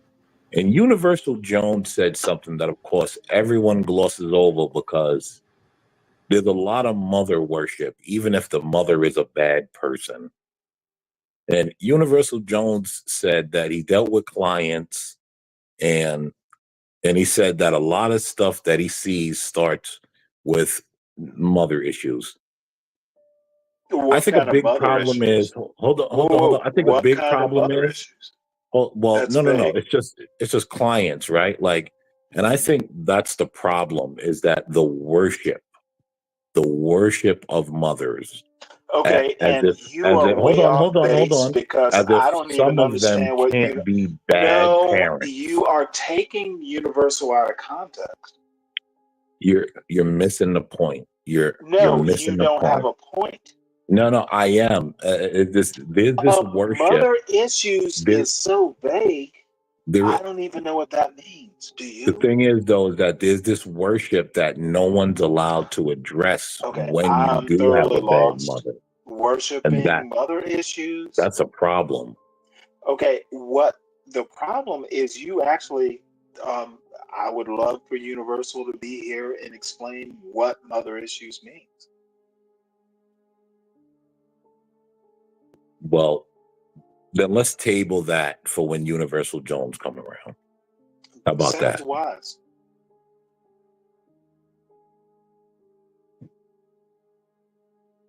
So where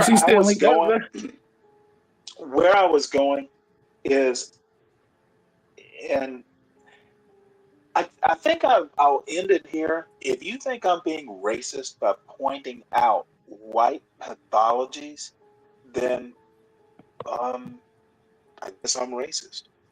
White people control. I never accused White you of being people racist. control this country. Are you talking to me, Can't Stanley? blame Because I never accused minorities you of being for the racist. country's downfall.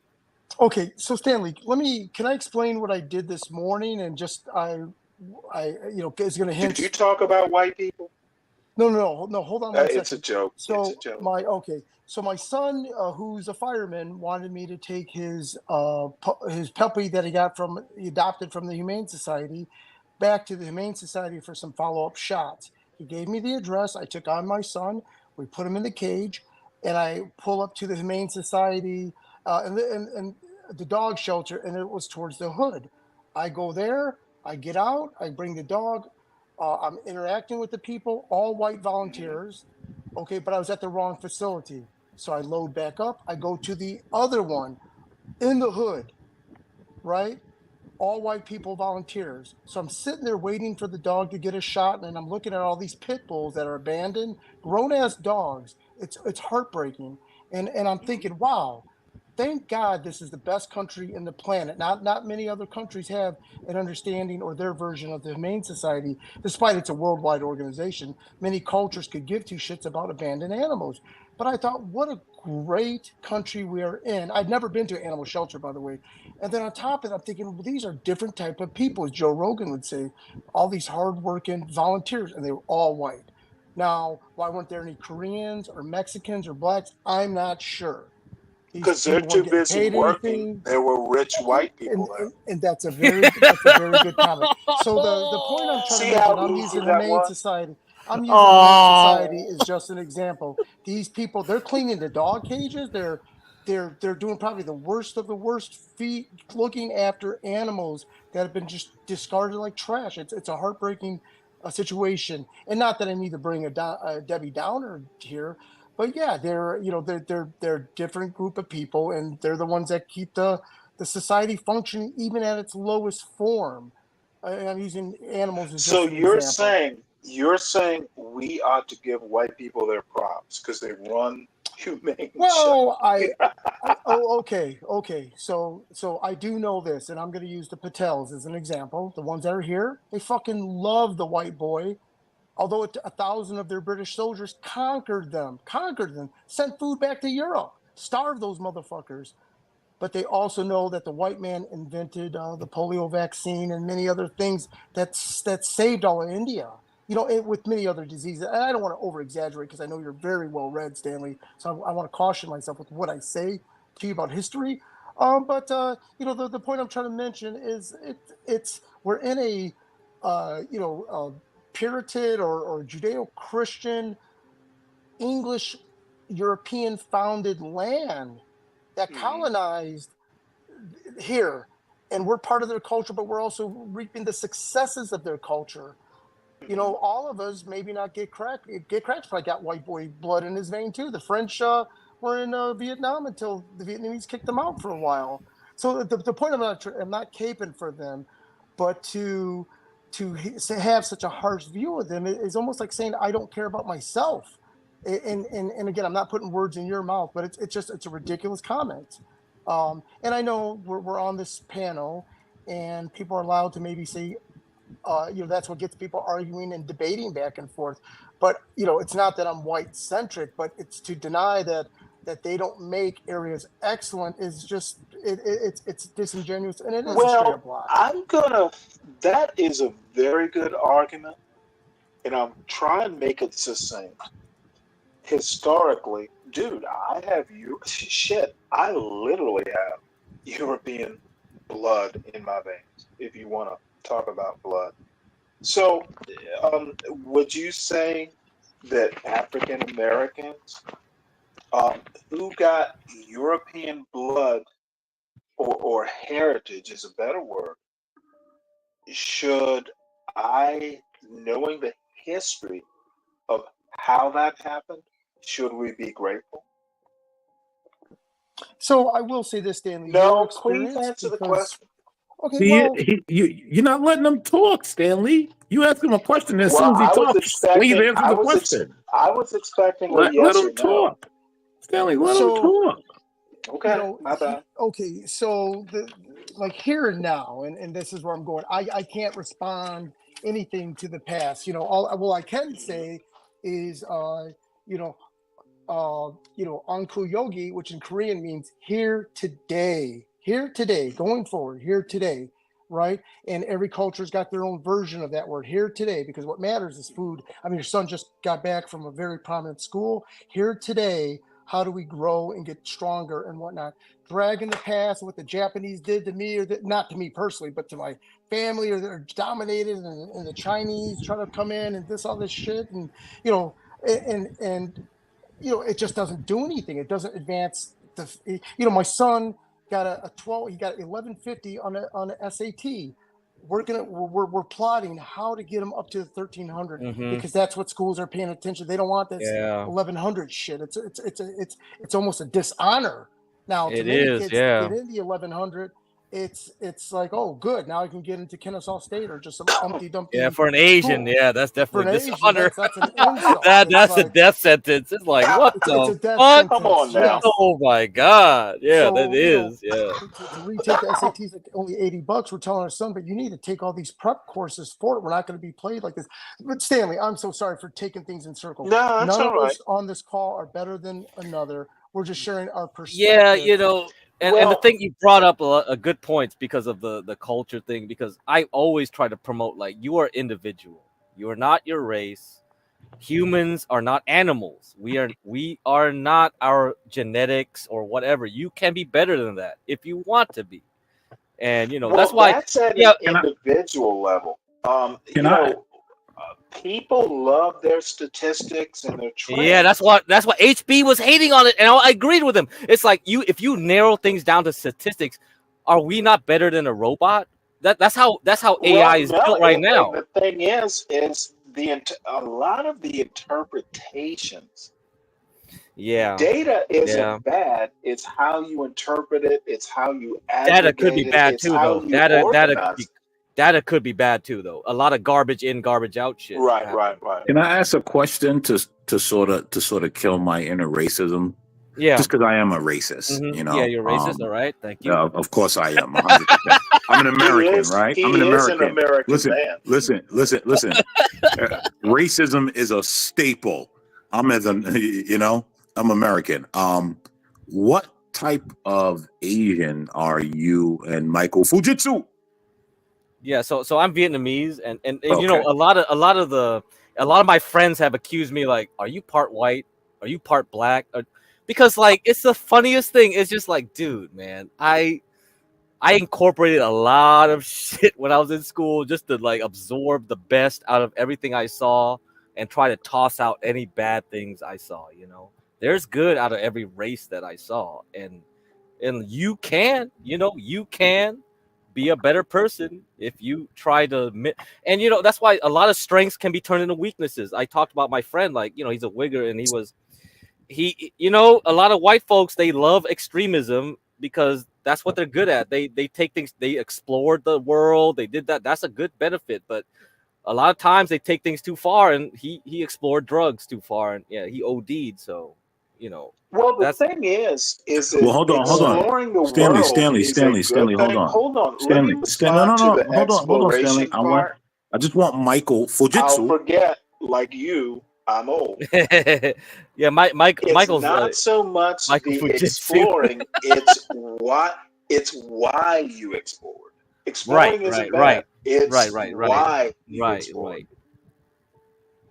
Oh yeah, American man, half Korean, half white. But grew up towards black communities. You know, a lot of Asians, when they come here, all they want to do is waitress, save money, borrow money, and get out of the hood. So you know, I wasn't the only one living there, but that was the mindset.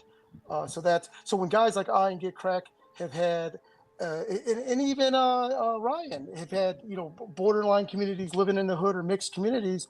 That huge teaspoon of hoodness is part of you, you know, despite wearing polos and going to these preppy ass white boy schools like Stanley went to. It's part of you, you know. Hey, you guys get that stab I snuck in there? Yes. So it's part of you. So, you know, we enjoy the you know. Well, wait, I lived in a black neighborhood.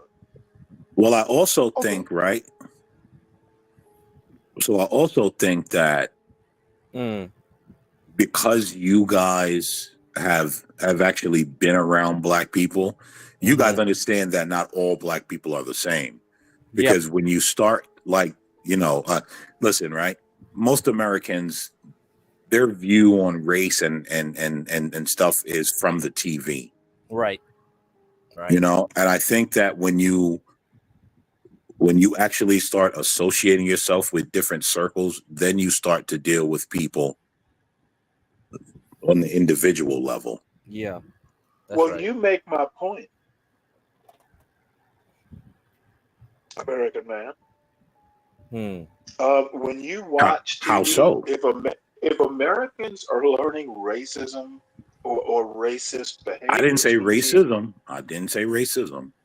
Okay, well, remind me. Was it about black people? After they get their race stuff, most of their race stuff comes from TV. Listen, right? When you stuff. Let me. I won't beat you over the head with what race stuff means. I assume that means either racism as a system or racist behaviors. So race stuff is kind of nebulous. My point I don't disagree, but I don't want to go into the weeds, Stanley. That's why. Well, you know what? I live in the weeds. My point is what you learn from TV is culture. What you learn individually can be culture. It's influenced by culture, but that's a one-to-one. You form your culture too. Like, let me finish my point about culture. American culture is inherently racist. It was America was formed. Its economics were founded upon race, and they made laws which makes it racism. America can't seem to face up to this fact, and I think that's the major problem. There's nothing wrong with how we were founded as long as you understand the what, where, and why. So here's the point that I was making, right? Is that when you watch TV, right, and we all at one point were plastered to the television. A lot of us may not watch a lot of television now simply because we realize there's nothing on the idiot box, and there's a reason why it's called the idiot box. But when we did watch the idiot box growing up as kids, right?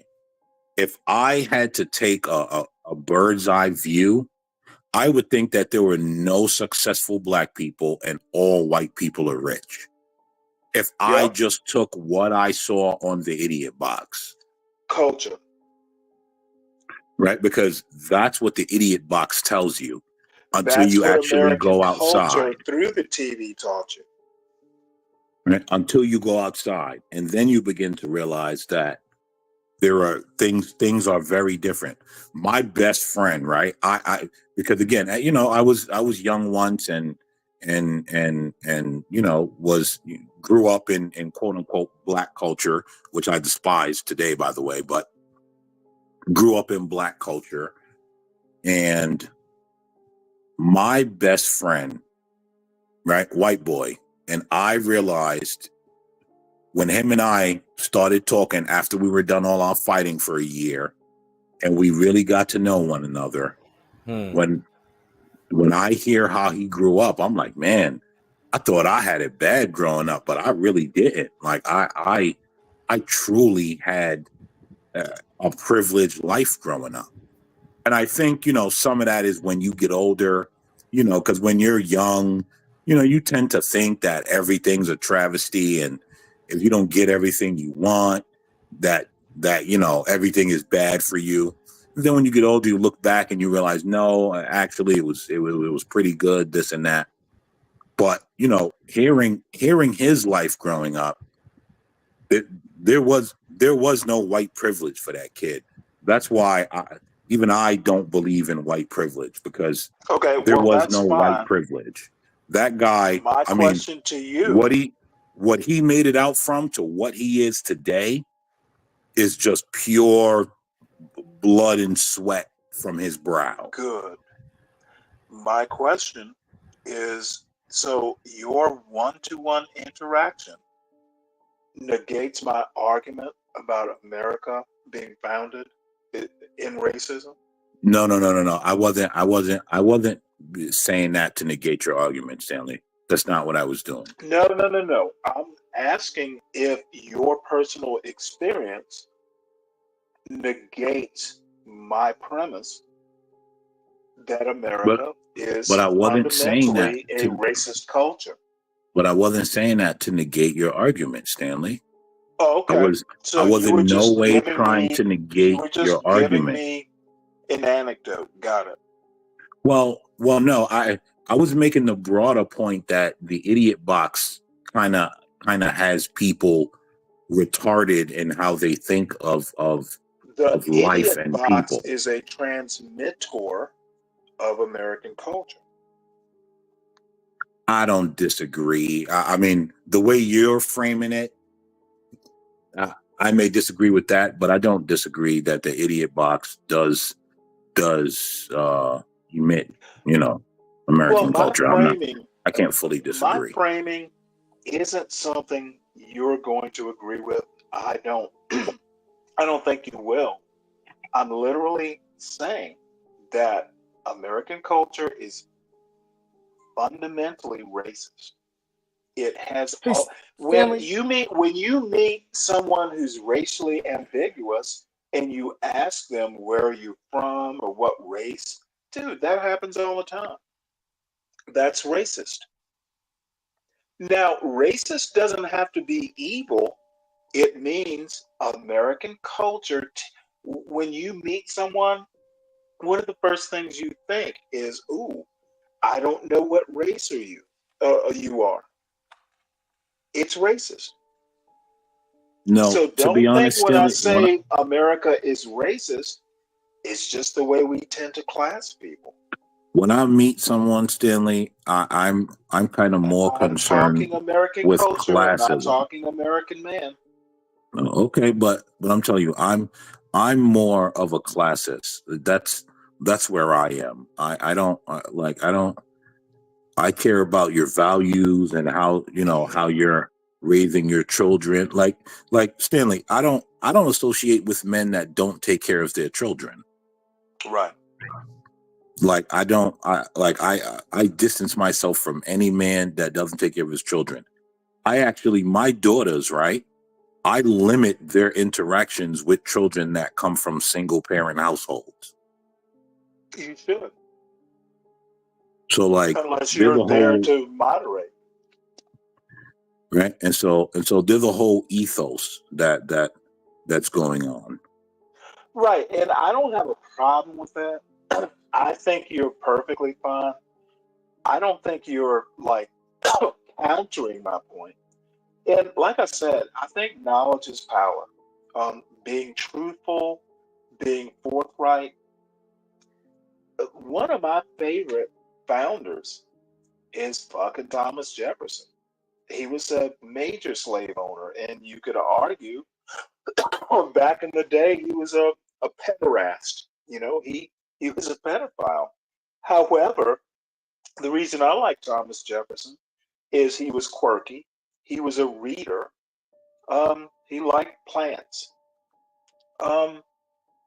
He was a racist, but that doesn't mean he's not one of my favorite founders. And I think that not knowing what you're talking about or American history, I know all this stuff about American history, and I have been other places, and I still don't want to live anywhere other than America. We reach the same conclusions, maybe for different reasons, but Hey, John, America's the best place to live. Go ahead, Hey, Stanley, Michael. can I address? So the white John Galt had text earlier. I'm not going to Yeah. lie. Asians are the biggest bootlickers from my Yeah. experience. So I just want to push back a little bit because the world's GDP. You guys Google it and you'll see it's China, Japan, and Korea, somewhere in Vietnam and Singapore. So the Asian countries aren't holding the wiener of the white boy or the European. They're growing on their own. In fact, we are very good. When I say we, I'm American, but the Asian countries are competing toe to toe. In fact, there's no longer competing. They dominate the small truck and light duty truck market worldwide. They dominate passenger retail cars. So there's many industries that depending on what index you're talking about. Now you're talking about, and then even here, the reason why kids go get these SATs is for professional licenses and degrees or whatnot. They're in fact not. I don't even know what this means. Is there always going to be some small little Asian kid that's getting bullied and don't want to get beat? Maybe, but I don't understand this. Asians don't swing off the dick of Europeans or put it whites. to you this way. This is strange. You would say this. I don't like the comparative culture. I think the white John Galt, for all the problems with that name, is the white John Galt. I mean, the white John Galt was Scottish. I went and researched the history. Oh, okay, so this the guy white John Galt, actually, I name. bought an anthology of his novels. He was actually a real person. He was a real person? Yes. What? Oh my God. I bought it was $2.99, but an anthology of his novels. They were short novels. So my point is, I don't like the comparative culture. I'm assuming John Galt meant Asian Americans, and I'm not going to maybe. Yeah, that's probably what it was. Because Master Hey, Kim get has cracked. a Hold on, Stanley, hold on. This is really important. I just logged. I don't know what was said. At some point, we said something. Probably me. I'm gonna be honest, but At one point, we just said something. I just got on my laptop and I went to bring up the stream, and YouTube put a censor on it saying this video may be inappropriate for underage Yeah, people. I noticed that too when I logged in. Well, that's a earlier. good Oh, yeah. I don't know. Then it might be And it's- YouTube trying to do something. It's Oh, you said know, by we got. the uploader. Oh, by No, the that's uploader. that's the creator that does that. They Oh, put did it- John mess up when he? Who started this stream? Was it John or somebody else? Because I wasn't here. I don't know. It Here's was the thing. When I, HB. All I saw was HB on here when I came. is it by the uploader? I think sometimes that's done by YouTube. I mean, I could be wrong. Sometimes, yeah, you're right. Sometimes, but Well, sometimes we should John or almost somebody. always put that disclaimer on that. Maybe, but then you stop people from doing open panels sometimes. Yeah. Understood. Well, that right, and like people see that and they might think it's something that it's not. So I don't know that we should always put that on there, because then that'll lead people to think it's like sexual or right. Well, no, you know what I just mean. for, And I think if you can Sometimes customize it is, just say though. for language or concepts. Yeah. Well, Yeah. anyway, I want to get back to my point rather quickly. I tend to look at America as so unique. I don't like comparing it to other cultures. When the White John Galt talks about Asians, I'm thinking about the stellar Asians. Dude, I know a lot of Asians, a lot of Jewish people too, but they tend to be people I like to hang out with, articulate, smart, etc. So, bootlicking, how about, you know what? They don't like pissing people off like the blacks do. You can't call people bootlicking if they know how, if they have a high EQ, emotional, whatever that is, emotional quotient. Don't, I worry when people start doing stereotypes like that. Yeah. And one of my son's best friends, when my son,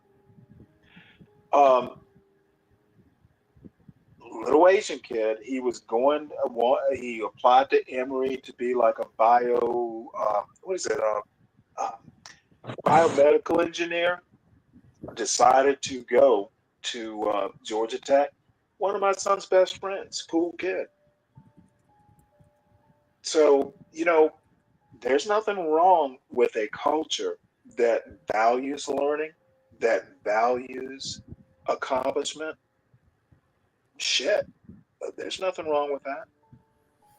Hey, John, one thing I did want to say about, the White John Galt also is, this is also public information.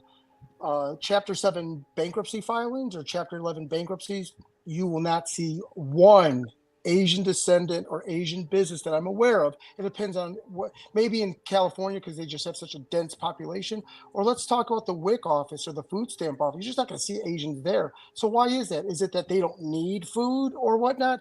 No, they don't take their problems and throw it on the white man's food stamp little program. They don't handle it. So Well, they should. So this whole bootlicking, all this shit, it's actually kind of funny.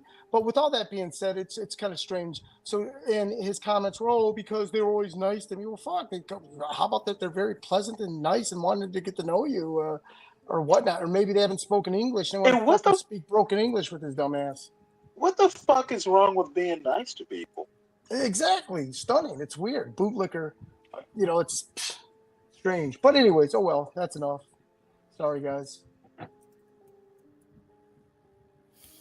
Yeah, I don't know. I mean, because Asians are going to be like, we're raised in Confucius-led households where that value system is placed in. So, I mean, Should if you start making Amy Chua jokes now? yeah, I mean, if you go to Japan, the school system and the workforce look the same. The boss is in the head table. Everybody else is in the little tables like students. So, I guess that's bootlicking, but that's how it works over there. Yeah. fuck Well, that. crack. When you come to America, the school system and the jail system looks the same. Oh, interesting point there. That All is right. bullshit. Is it? Is it though? Is it? I mean, look, listen. My kids go to charter schools. Like I don't. I mean, those are public schools, but I don't send my children to public schools. My kids go to charter schools, and if we don't have charter schools, then I get a third job to make sure they can go to private school. But it's just I don't know. The public schools and the prisons do look the same, Stanley. I don't know why you're trying to fight that. Well, he come from a small town, No, so I'm maybe not he doesn't trying to see those fight it. type of. But you know what? I'll be the first to tell you, and I think my sister makes the best jokes. You don't know what the fuck is going on. You've been sheltered all your life. So, you're in your bubble, Stanley. Dude, Stay in your bubble. I personally, my son has gone to small town public schools. So, stay in that my mother bubble. and my sister were public school teachers, but unfortunately, they taught in rich areas of schools. So, Yo, Stanley is the most privileged white man up here, and he doesn't even know it. He doesn't even know it. No, I'm the most privileged black man, but some of it is by design. Oh well. That's all And good, that's why Stanley. I kind of dig Master Kim. Dude, I love it. Asian culture, even South Asian, East Asian, and to be honest, Jewish culture. And South Asians they think they are the Jews of Asia. I've heard that term before. They're very pleasant to be around. We can talk whatever. Their culture is real. And some cultures are better than others. No one can deny that.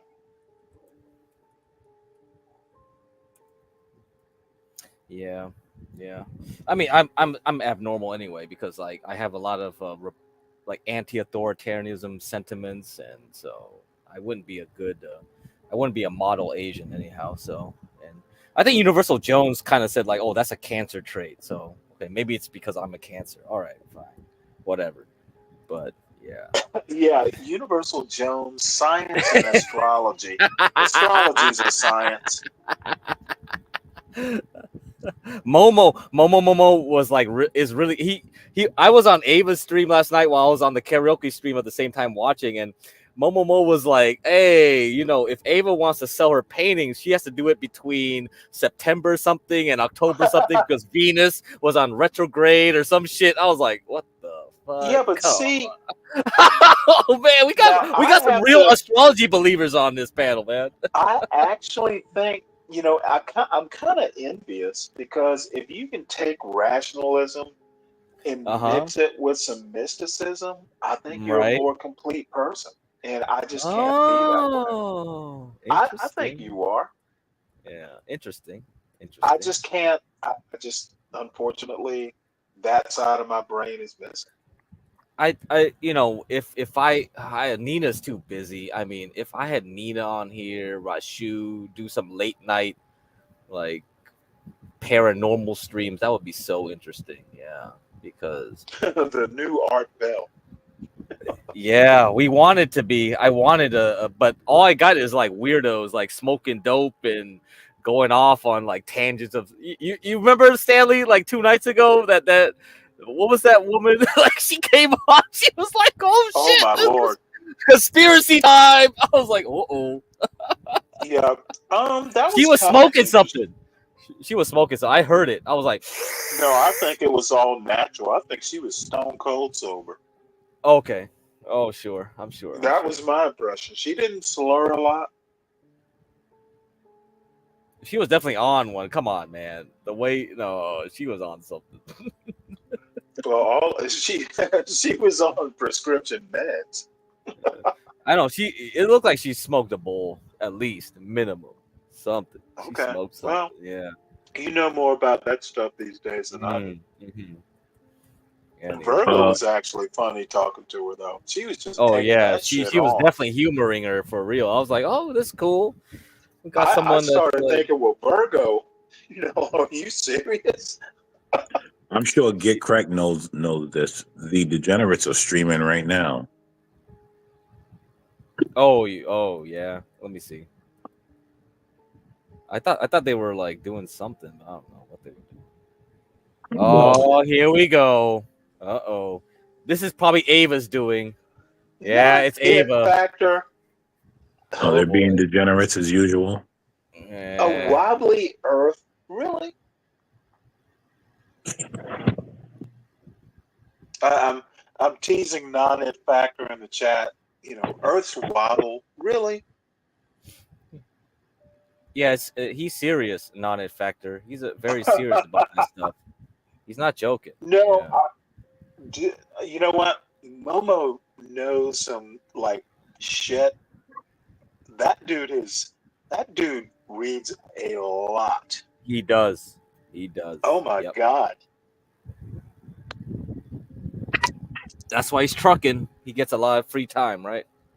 Well, no, the bottom line is I think someone said earlier today, that dude has the perfect life. He's almost like a modern day Socrates. He just gets to travel and spread his knowledge. There's nothing wrong with being a nomad. I kind of wish I could do it.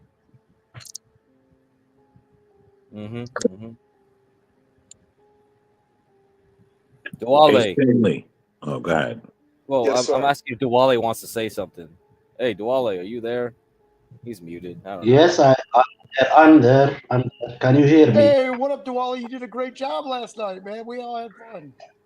Hey, thank you. I just bought a new microphone and I hope it's working. Sounds great. Sounds good. It smooths yes. out the R's for sure. Okay. Yeah. I got people were complaining about my connection, so I bought the most expensive microphone that you can find on Amazon, and it just came like 2 hours before, and I just put it in my MacBook and it's working. That's nice. Am I as clear as anybody, or Duale, we can hear you. oh, shukran حبيبي. شكرا Dankeschön. Yeah, that's money well spent. Yeah. Hey, Duale, next time you and I gotta sing Habibi and Noodle Line, but you're gonna have to do the verses because I haven't had to speak Arabic since I was 14. Yalla, And yalla, so, Habibi. That is a very, very classical obviously, song. Yeah, that's a very classical song. Egyptian song. The singer is very famous, Amro Diab, and it's great, man. Duale, I listened to that song the other day, right? I was driving to work and I found it on YouTube, and people looking over at me, and I'm just like, "Yo, this song is awesome." Were they running out? Were they running away from you? Yeah, it's awesome. Maybe next time we will sing together. I mean, last night I had fun, man. Oh, last night was one of the best nights that I had. I laughed so much. I had fun too. Yeah, I'm actually surprised that I came up and sang because I'm not a singer. You know what I mean? I don't sing. Like, that's not something I do, Yeah, but the difference is it was 4 o'clock in the morning in my time zone, and my family were all sleeping. I have to be very quiet, and I put my alarm on 4 o'clock, and it peeped. Alexa said, "Peep, peep, peep, peep." Oh, Did she do that again? Oh fuck. Yeah, no, Duale. I was concerned that the wife was gonna beat All you right. if you woke her up. You know, I was like, oh man, Duale might get beat. You know, he's got to be careful.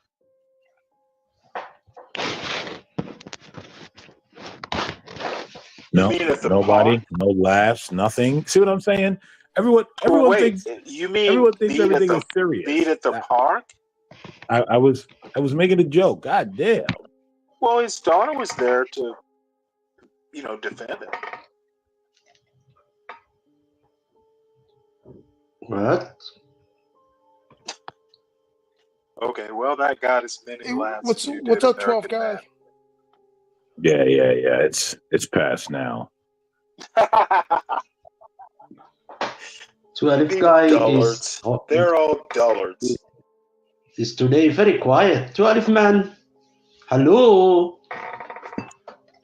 How's it going, Dwala? Oh, everything is good, brother. Today was very nice. We went to swimming with the family. We ate out. We came back. They are all sleeping now, and it's me and you and the other family. Yeah, crowd. Well, that sounds like fun. Yeah. Hey, Duale, It's what fun. time is it now for you? It is 22:10. 22:10. It's 10 o'clock. Yeah. Yeah, it's 10. Yeah. 10-10, huh? 10-10 wins? Yeah, it's already night, man. Family were tired. They already slept. It's me here hanging out with my favorite people. Yeah. Duale, when are you coming to America, Duale? When are you just going to come over the border? It's open. It's wide open, buddy. I can't do that, man. I have children, man. Just imagine that I come there and with my children. I'm not coming alone. I have done my visa application like 3 years ago, and it's still going on. I had an appointment on February next year, and I just got email like 3 weeks ago that they put that appointment.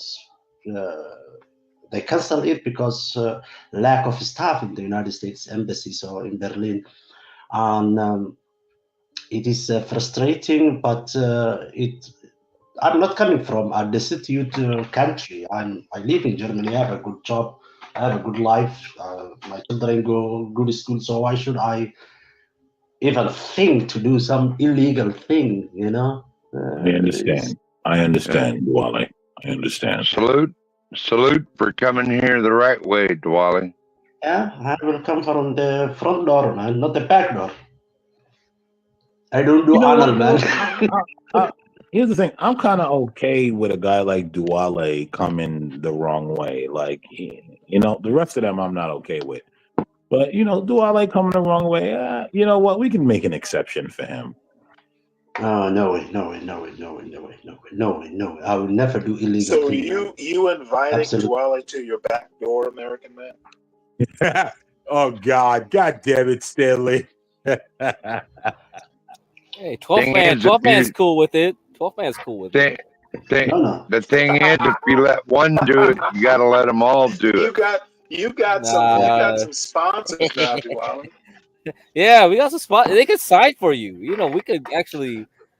Yeah, we could help you get through faster, right? I have family members in okay. So you got help. All right. They are in the army, man. Dude, I got a big family over there. Actually, one of my brothers he owns a company. He's a big company. He's almost millionaire, man. So I'm not worried. Cool. Money is not problem. It's just the bureaucrats, man. The papers. So blah, blah. Yeah, that's how it works. That's how it works, and that is the right way. That how it should be. You gotta affect everyone. I personally think you should ask for a key to some of these back doors that just opened. Well, you know, Come on, Stanley. Let's not do this, Stanley. Come on. Let's not do this. What? I didn't mean to offend. You didn't have to speak up. Come on, Stanley. We're doing good today, Stanley. We're doing good today. Oh my God. It will be okay. Maybe when Kamala come to the power, maybe things will go smooth, you know. Oh my God. I don't know. Maybe maybe with Trump also. Duale, if you get I don't Kamala know. as president, stay in Germany, bro.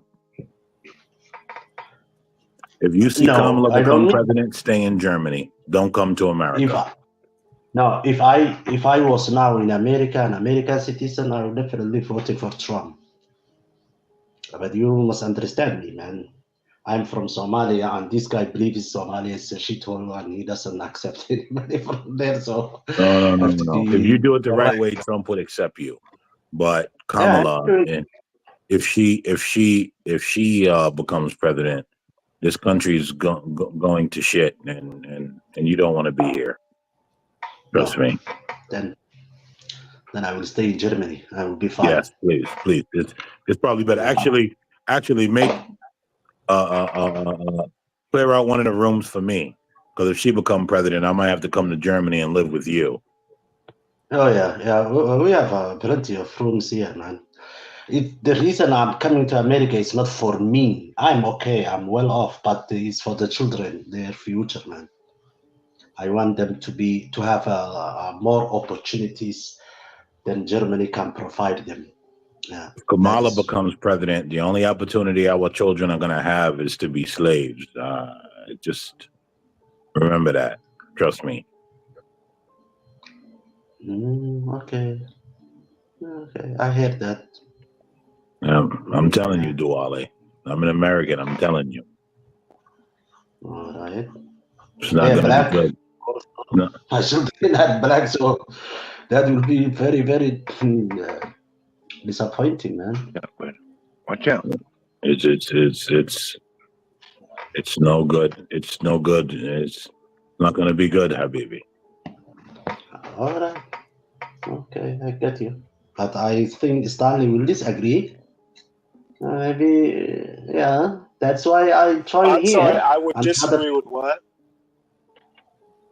You will disagree when I come to my country and Kamala is the president. My children will be like slaves. That's what the American man believes. Okay, well, of course I disagree that.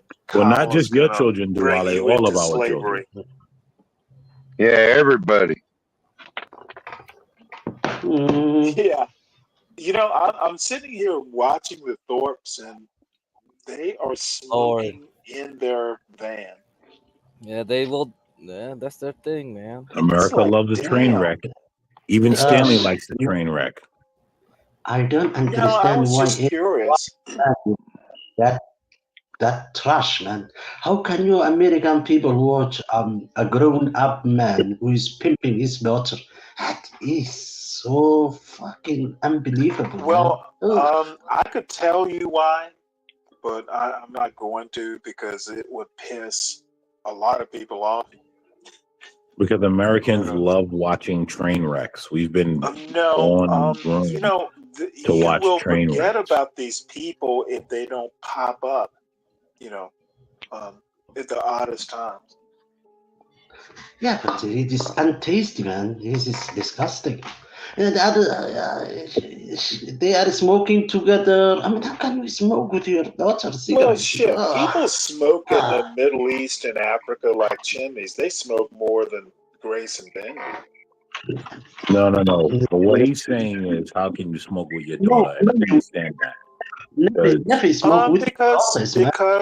Because Americans like their children, and part of the parenting problem is they want to be buddies with their children. There you go, Stanley. Now we're going to get into that. Children to think of good old dad. Fuck them. Now you are racist. Stanley. Now it's not you are racist.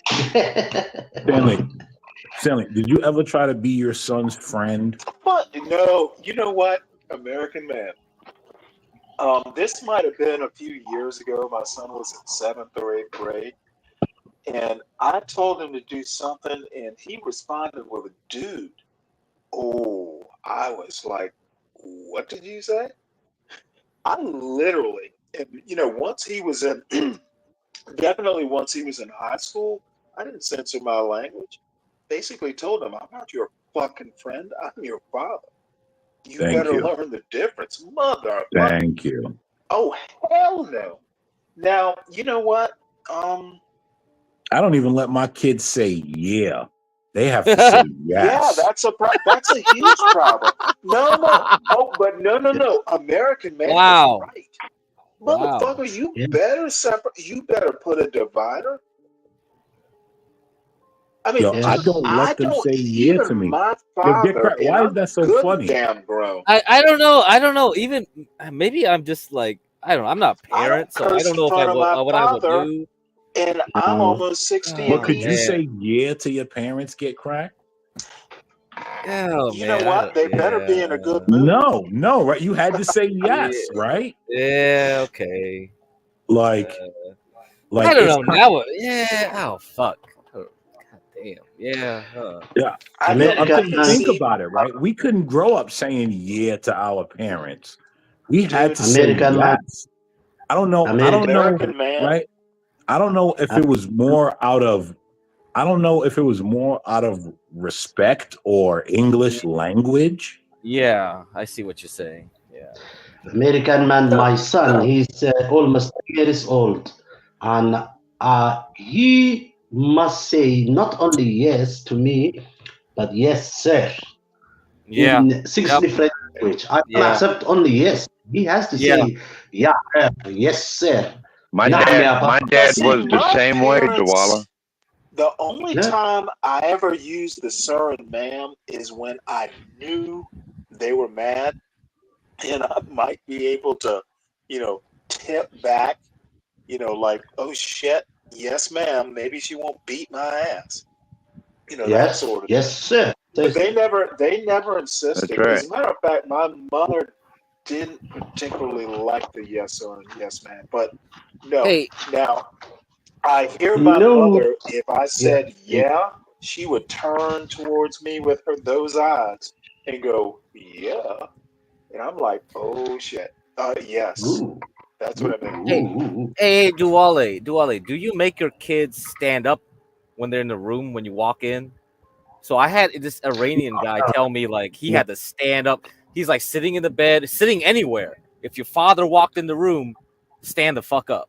You gotta stand up it is before talking. my children. Yo, I've No, seen my that get cracked. I've seen that. my children are a little bit younger. The older one is almost 10 years old. The others are babies. So, Yeah. but I Okay. break on the boy. The boy, he is now confused because I was so nice to him until he was 7 years old. Oh. I am a different person. He loves me, but he also respects me as a man because at that age, you should be a very controlling parent, especially when you are raising a boy. And he knows. So in the mornings when I come from work, mostly I work at the night. So he is the one who is opening the door for me and greeting me. Hello, Papa. How are you doing, Papa? And he's. I think the last you saw him, the last 3 years he realized he's going to be a man, so he has to look at his father. And but the others are like still young, still babies. So I don't treat them like the way I treat the boy. I am very strict on him. Okay. And he's a student number one. It's funny. It's funny that you mentioned that get cracked because my uncle was like that. Anytime he addressed you, you had to stand up. Like his son and I, when we were children and he was raising us, anytime we did something and he addressed us, we had to stand up. And I think that's more of like you have to stand up and face what it is like a man. Like, you know what I mean? You can't cower. So again, right? I'm just working through it like everyone else. I'm not saying this is definitive, but I think it's more like you have to stand up and face it. And that's sort of like teaching you about life, you know? You got to just stand up and American stand man. tall.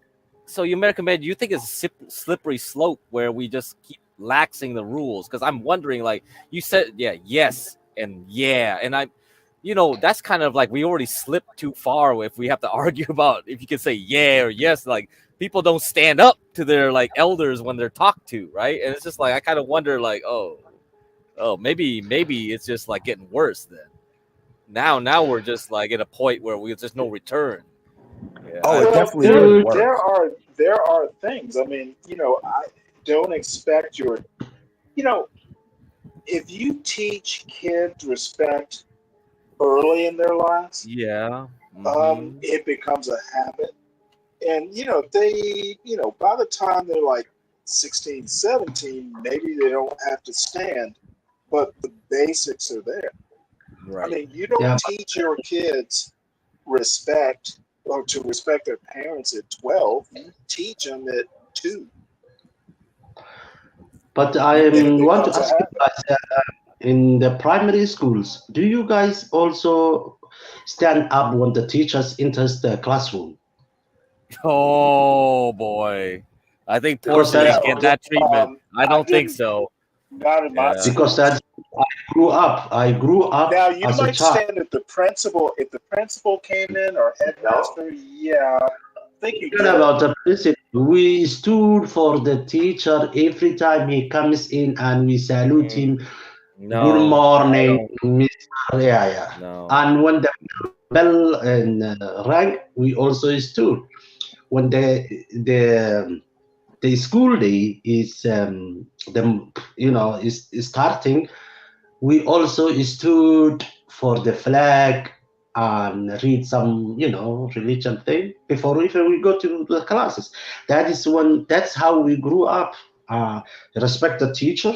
They will tell you have to stand up to greet him when he comes in. And now you guys have the students who are shooting teachers. This is unbelievable. They think that is still enough. You want to know what? One thing that's lost that I realized, and no, Duale, they don't stand up for teachers anymore. They don't even do the Pledge of Allegiance in America. Oh, they don't? No. Oh my God. No, the Pledge of Allegiance it's is over. done. It's over. We grew up. Get Craig, and Yeah. Stanley, Well, Stanley, you know hold too. on. We grew up as singing a the matter Pledge of fact, Allegiance. I think in they actually do in my here, son's high school, as American a matter man. of fact, at his high school graduation, they stood and did the Pledge of Allegiance. So in Georgia, it actually happened. Oh, okay. Never Yeah, mind. here's the thing, right? In the charter schools that my daughters go to, they do the Pledge of Allegiance because the charter schools operate different from Interesting. I hate saying public schools because charter schools are public schools, but in the charter schools they operate different than the public schools. I believe the public schools still say the Pledge of Allegiance here. A lot of them don't, man. A lot of them don't. But I know. It's also yeah. It's also very different, like in the South, than it is because the South is still America oriented, and so I think we gotta kind of make that distinction between like the South and the North and the West, right? Because like the West and the North, Alaska, they basically like want to do away with all that, but in the South we're still very America oriented, and so we still do the Pledge of Allegiance. I think the Pledge of Allegiance in public schools is hypocrisy. So, I'm not for it, but I'm not against it either.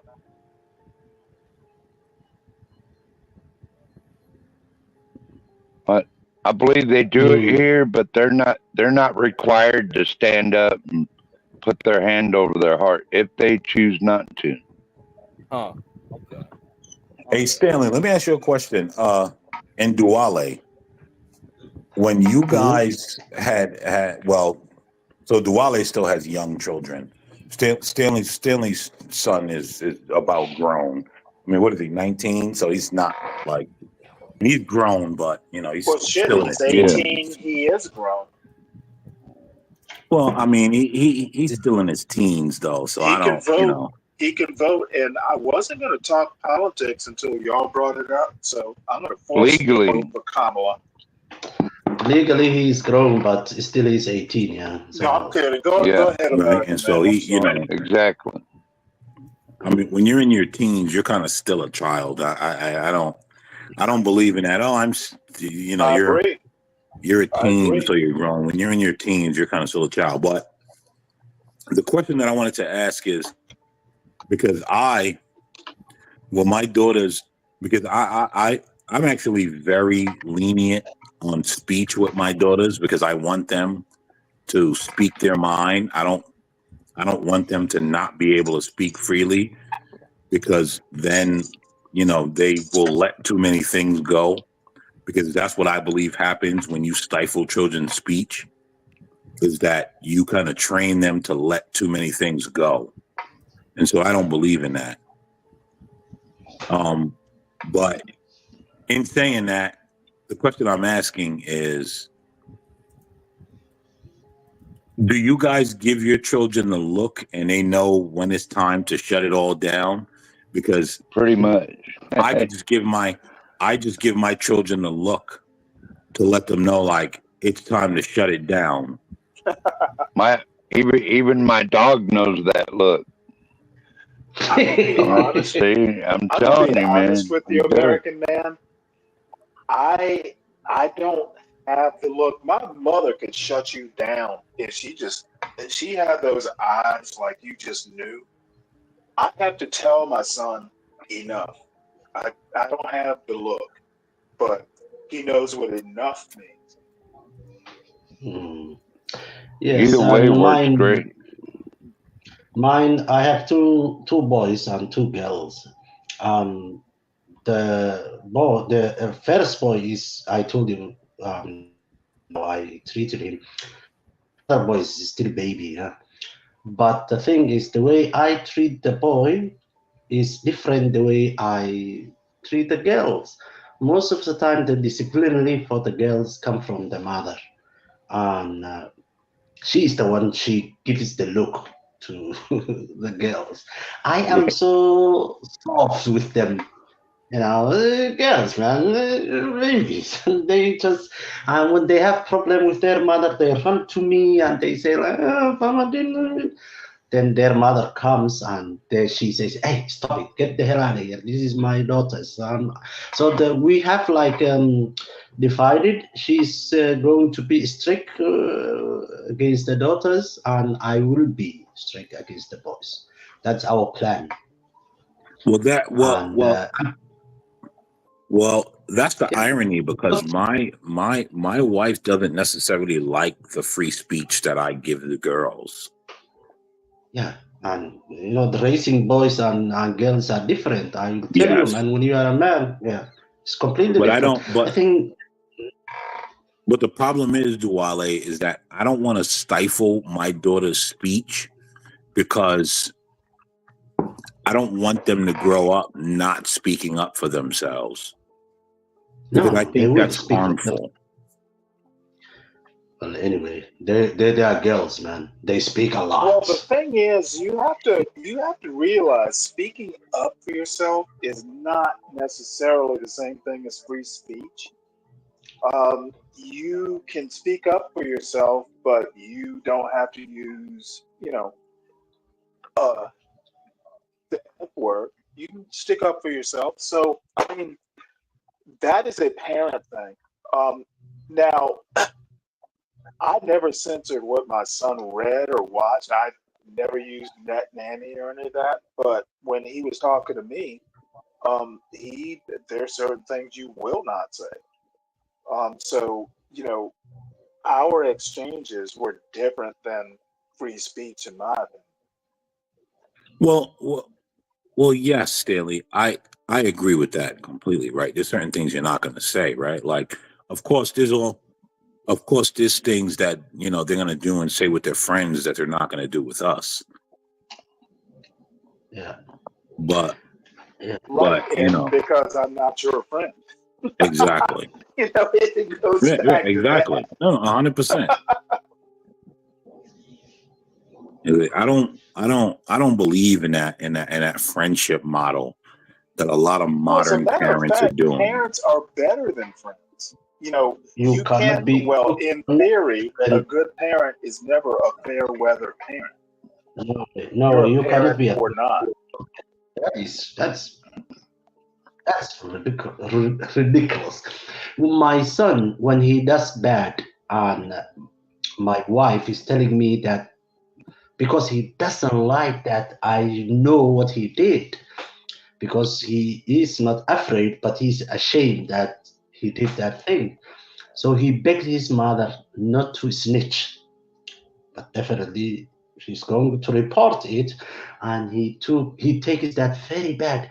Mom, why are you telling Papa? Because we've done this and you discipline me, but why are you telling him that I did that? And she said, "Oh, he has to know." So I think boys are definitely follow their fathers, and they're not afraid of the. They are not afraid, literally, but they are afraid. So at that age of 10 years old, and they don't like to disappoint the father. So it's just like I was. So but the girls are different. The young girls, they always with their mother, man. Well, I yes, grew up. but let me tell you, girls. Well, you know what? Let me speak for my daughters. My daughters are definitely afraid of disappointing me. Oh, Like, okay, that's nice, man.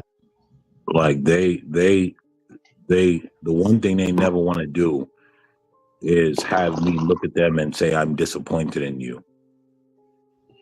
They don't ever want that, especially my oldest daughter.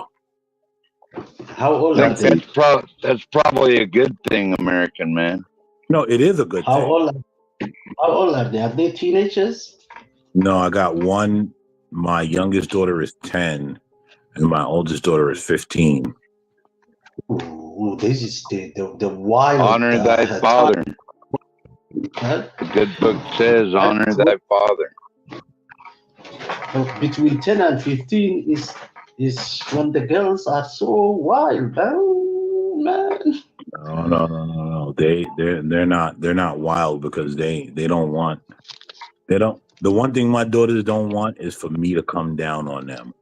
Like I don't the thing is I don't listen, right? I don't come down on my daughters. I've never spanked them.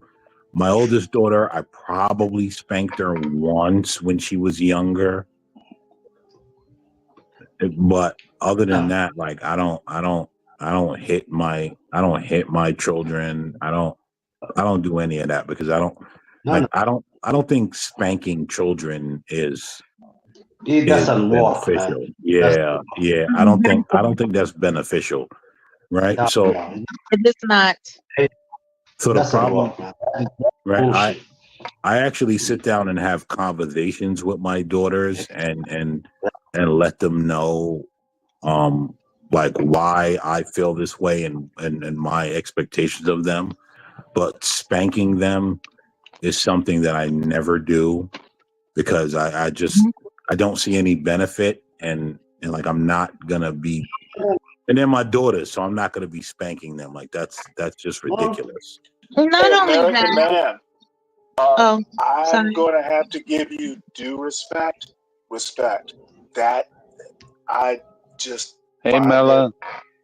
I find I didn't like it. There are better ways to do it, and I salute you for realizing that. My theory, not that anybody asked, is that people who resort to physical when it comes to correcting children's behavior is because they're insecure about their communication skills. It doesn't take much to persuade a child to see things your way. You just have to be talented and gifted enough in communication to do it. A lot of people aren't confident enough in their communication skills, or their temperance as to how they handle a surprise, because that's all children are capable of doing, surprising you, right? Or It's not maybe like that's it's not like the a way they child were is like brought up. plotting. A child is literally not plotting against you. They're just being their sweet little selves. And so the goal is to persuade them to be little beings that you like. That's all. Persuade them to be little beings that you like. That's it. And once you catch them in their formative years, you got it in the bag. And hopefully you're intelligent enough to guide their lives into a prosperous future. That's it. That's the playbook. Yeah. We still had hold on a second. We still had corporal punishment in high school when I was growing up, and I hated it then, but I appreciate it now, just like the few ass spankings I got from my father. I'm glad you mentioned that. You know why? Because there's this theory that some people can only learn through brutality. Do you think that you could have learned to correct your behavior any other way than being brutalized? Well, I wouldn't do that now as a father, but you know, I I'm don't have asking kids you. now, but I'm asking, knowing the child you were, do you think anything else would have worked other than being brutalized? sure, absolutely. That's all I'm saying. I don't think it was Crack, brutalization though. I'm gonna leave because I know that like there are I'm people getting ready to go. Don't worry. Take care. in the Bye. ethos that is looking to say that I'm this way or that way, and so I'm just going to not be up here when she's up here. What? No, man, don't do. See you Don't later, think man. that. Don't think Do you that, want to man. have? Do you want to have a? People are American looking man, for that's it, right? giving up. Stay No, please. don't worry Let about bygones that. be bygones, No, let me. man. I'll be a lawyer for You you. are a fellow human No, being. American man is my friend. I invite him to stay. Here's the thing, right? But there are people looking for anything, right? There are people I know, looking but for don't worry about the. I'll tell you what. Right. I'll make this oath Who right now, cares? and I take Well, oaths you don't have seriously. to leave I either, will Mella. only speak. Why make I it will only personal? speak when I'm spoken to. Does that do it for you? No. It's not about that. It's something very different because there are people looking for anything. Fuck We're that. age You know restricted what? right now. Who cares, right? I will be your panel lawyer. So if there's a problem with American man, people, just deal with me. No, I agree with the way American man. I agree with the way you're doing it and not using spankings. I think that makes you a very good man. Now, if the kids are actually gonna listen, now you have to know your kid. I mean, if your kids are smart enough to actually understand words and you can reason with them, why would you spank them? Not all kids are that way. So, I mean, part of it is actually knowing your children. I think spankings there are so many different ways you can punish a kid, and not physically slapping him. There are so many different. You can just take. Well, I think take from. You can just switch it. Talk with them.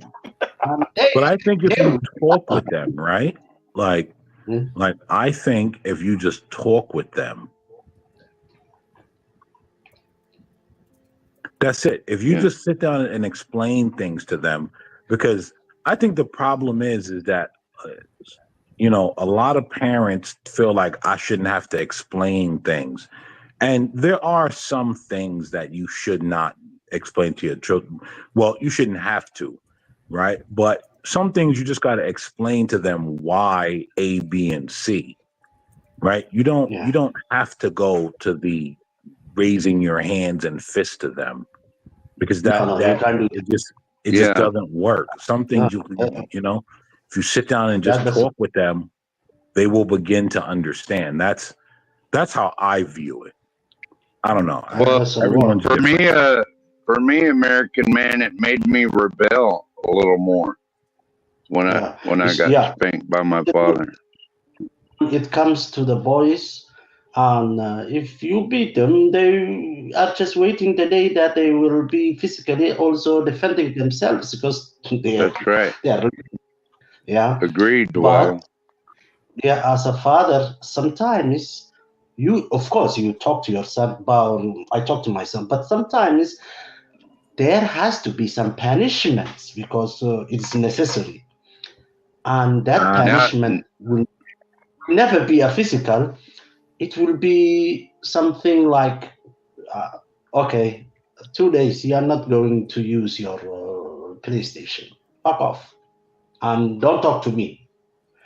These kids nowadays it's taking their iPhone or something stupid. They took the technology so dear to them. They can't even live without a phone or without internet, and we have so different options. I say okay. I like the mental torture part of it, where you know what? Yeah. Well, Stanley said I mental just tell my torture. son, you know, there are going to be consequences, and then It walk will on. be us, yes. I don't know. And what You know dear is what? take Now from me? when I say torture, I'm kind of kidding, but dude, make them think about the consequences. Yes. Because they are rebellion, especially when they are like 10 to 15. Oh my God. You did this. I told you not to do it. There are going to be consequences. This is the punishment. Just anticipate Stanley's at right. some point. Stanley is I'm going to right. let you know what the consequences are. Yeah. Take their allowances out, or maybe you take them their what they love most. Fuck your Xbox. I'm going to be way more creative than taking your Xbox.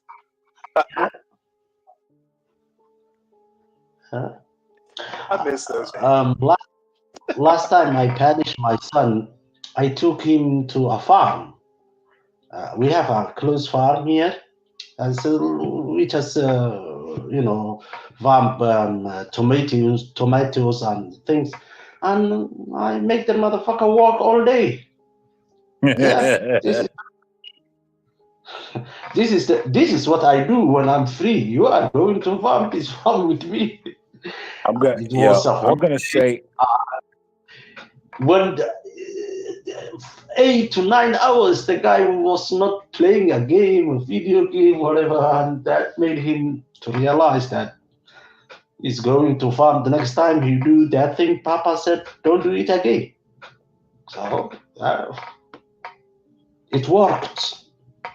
But if I slap him, if I beat him, then the body will definitely, get used to it. And you say, okay, so I will be beaten. So what the hell? And when he's 15, 16, 17, he will stand up like a man. I will tell you, you can't beat me anymore, motherfucker. I'm strong and I will beat you up. Two men are fighting, man. So. Welcome back, Mela. Do you want to know, you want to know something funny? My Thank you. And this is kind of just more bragging about, our white privilege than anything. But my daughters, they actually grew up having their own personal pumpkin patching farm and wagon riding on land and everything. Like listen, salute to white privilege, because I enjoy white privilege every day of my life. And so does my children. Just call it American privilege. Yeah, America's not racist. Like, and I don't know if I said hi to you earlier, but hey, American man. What's up, Angel? Hey, Angel, we did good thing last night. Huh? It wasn't class privilege. It was white privilege. Nice. No, Stanley, it was class privilege, actually. It sure was. Because I'm sorry. I thought you said white. My bad. I did say white privilege, but I say that just because everybody screams about white privilege. That's kind of more of that trolling thing. Yeah, I go in and don't out. let people be calling you racist. You know what I Can mean? say That's something, more of the American man, trolling real thing. quick, But please? it definitely was class privilege, Stanley, because my daughters grew up and my buddies, one of my good buddies, and we drive around the farm every Halloween and we go pick pumpkins for the girls, and they grew up having that privilege their entire life, just separate from the plebes, picking pumpkins and on their own farm. And then we shoot guns there and everything. That's American You know, privilege. poor people pick pumpkins too. That's alliteration. Yes, they do. They pick them. Yes, they do. They pick them at the grocery store. They don't pick up. They don't pick up on their own personal farm and have their own personal hay rides. They don't. We They grow don't the have biggest. that. We grow the biggest pumpkins in the United States in Alaska. Did you know that? No. Do they talk? I wouldn't be surprised. Well, no, I was thinking. I think the last one was raise like pumpkins like kids. 1,200 pounds or something like that. Wow. Just let me know when it's okay to speak. Go ahead, man. Well, just hop in and use your white privilege. Thank you for your permission. I believe that he's referring to land ownership as a part of the privilege. Land ownership. Ooh, interesting. Yeah, land So ownership. Because he mentioned it's her own. When I It's a say family class privilege, I literally mean property ownership is a class privilege. Yeah, So ownership I is a think privilege. we all believe that. We all heard it too. But let Mello finish. I Hold know on, business owners, right? Angel. I know business owners, like serious business owners, and they want to compliment themselves about their growth in their business. And I'm thinking to myself, what land do you own? That's what I'm thinking. Whenever they talk to me about their growth, Okay, I'm you thinking have about to be very careful with that argument. Property isn't always land. True. So a business owner can be a property owner and not own an inch of land. You have property.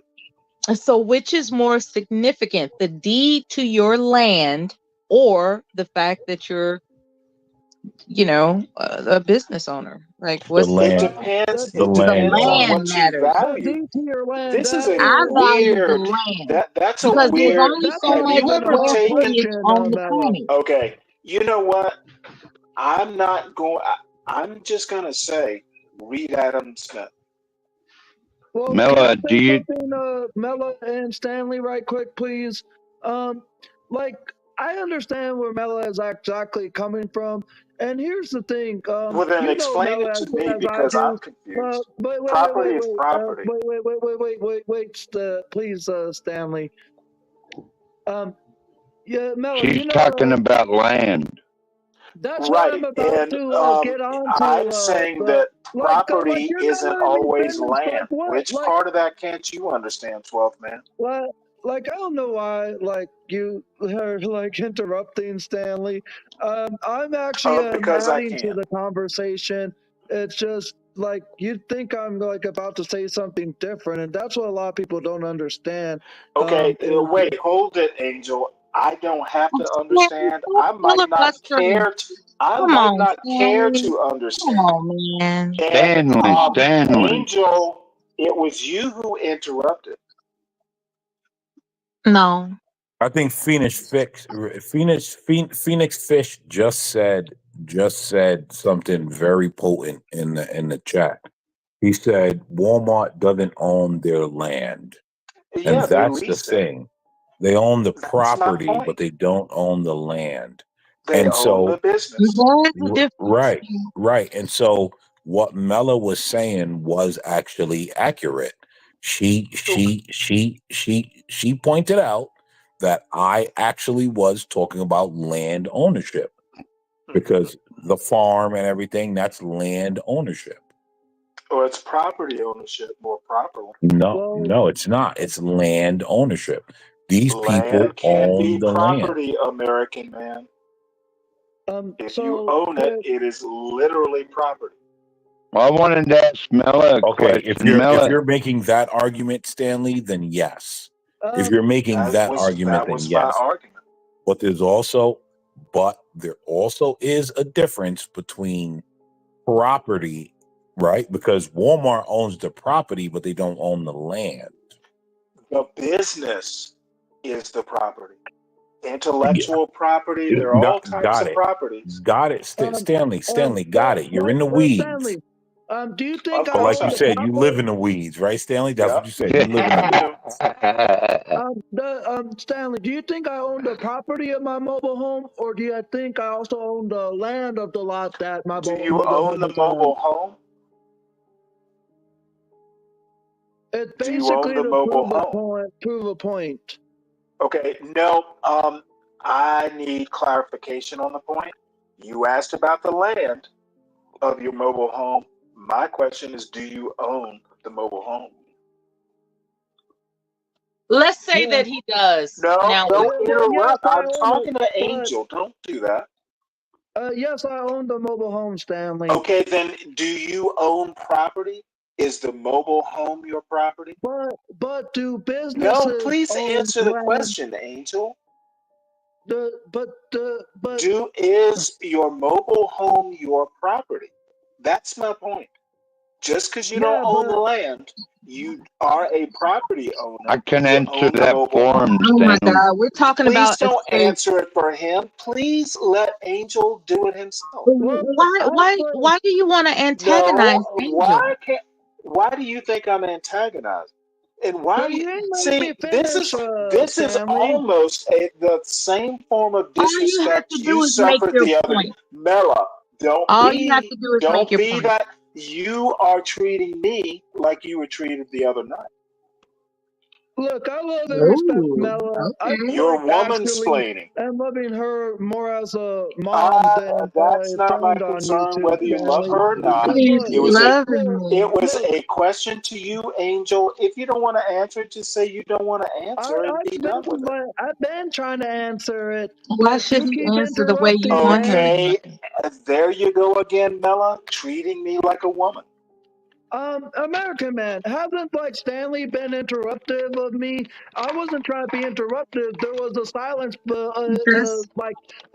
between when he got done speaking. I understand the love affair between you and Mela, but I've been treated like a woman, and I don't appreciate You all it. challenge each other. That's the burden, Angel. I'm just saying. That's the burden of masculinity. You guys challenge each other.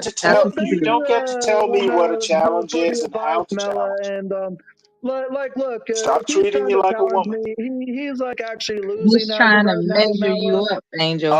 You know what? You wouldn't be capable of doing it. Many have tried. Prime from last night tried to challenge me. Now, Stanley, I'm going to get blamed for your words. Because that was just me and him on panel when Noah was actually muted.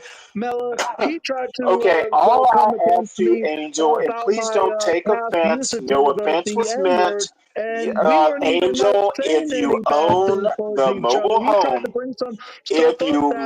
the mobile home, you are a property owner. You can always move your property to another piece of land. That's my point. He owns the home, not the land. You can go on and on and on. God get my point.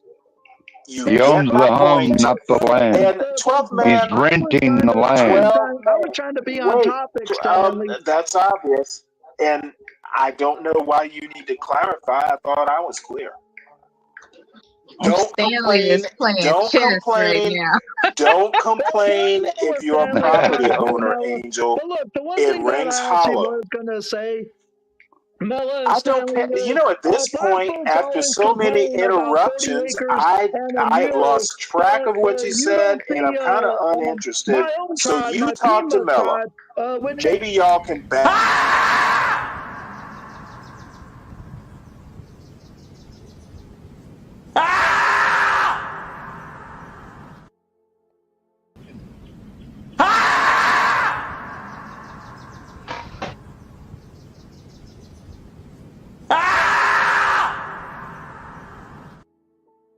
That's so goddamn funny.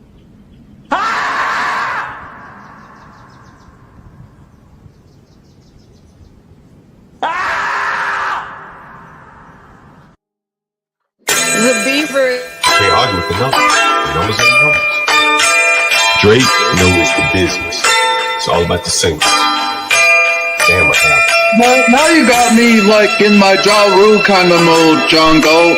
Like just talk about like rap music. One of my favorite songs of Ja Rule was "Put It On Me." I die if you ain't with me. So baby girl, put it on me. What would I do without you? I only think about you. I was tired and lonely. So baby girl, put it on me, on me. 10 more seconds in, Ja Rule get a screen for this. Keep going. Who would I be without my baby? The style on my break, man. I don't wanna go crazy. So every thug needs a lady, lady. I think Ja Rule just got paid for that way. That's his favorite word.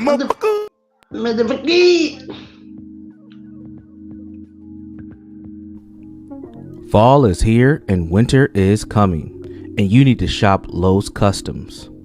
For the ladies, there's stunning designs and colors. For the men, Lowe can make something manly to keep your insecurities in check. But wait, there's more.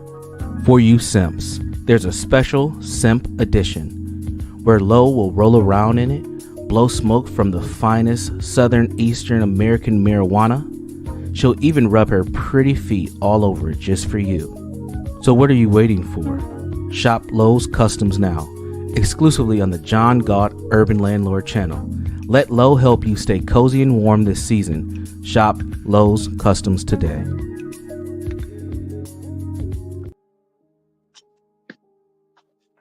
You know, men need to let women sit on their face more. That is very creative, man.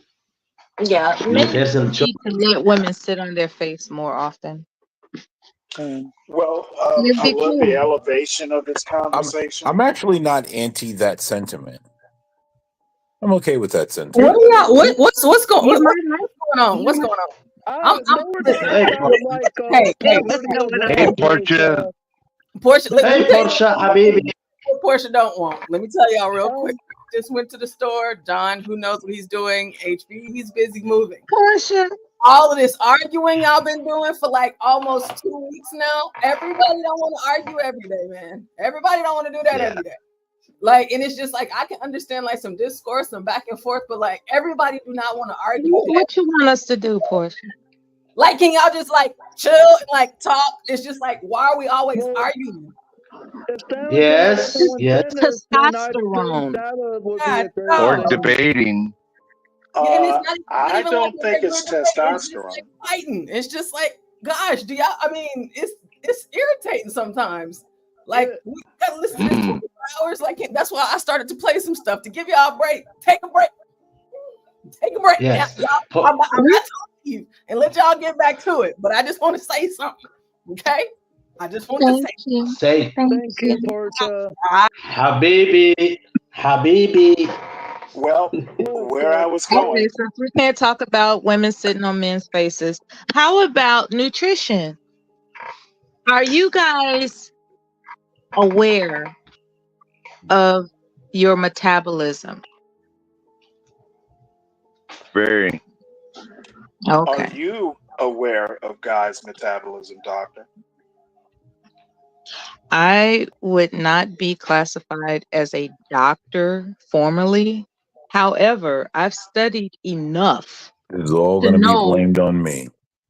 to know that a lot of American people, man, I think he wanted to be blamed on you.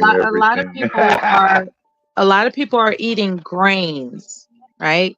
Grains and seed oils and all types of, like, for instance, in the grocery store, 80% of what's in there is garbage. And a lot of people aren't taking that seriously. They're not being labeled detectives. And that's all I got to say about that. Only want to eat good bacon. Was this from earlier, Portia?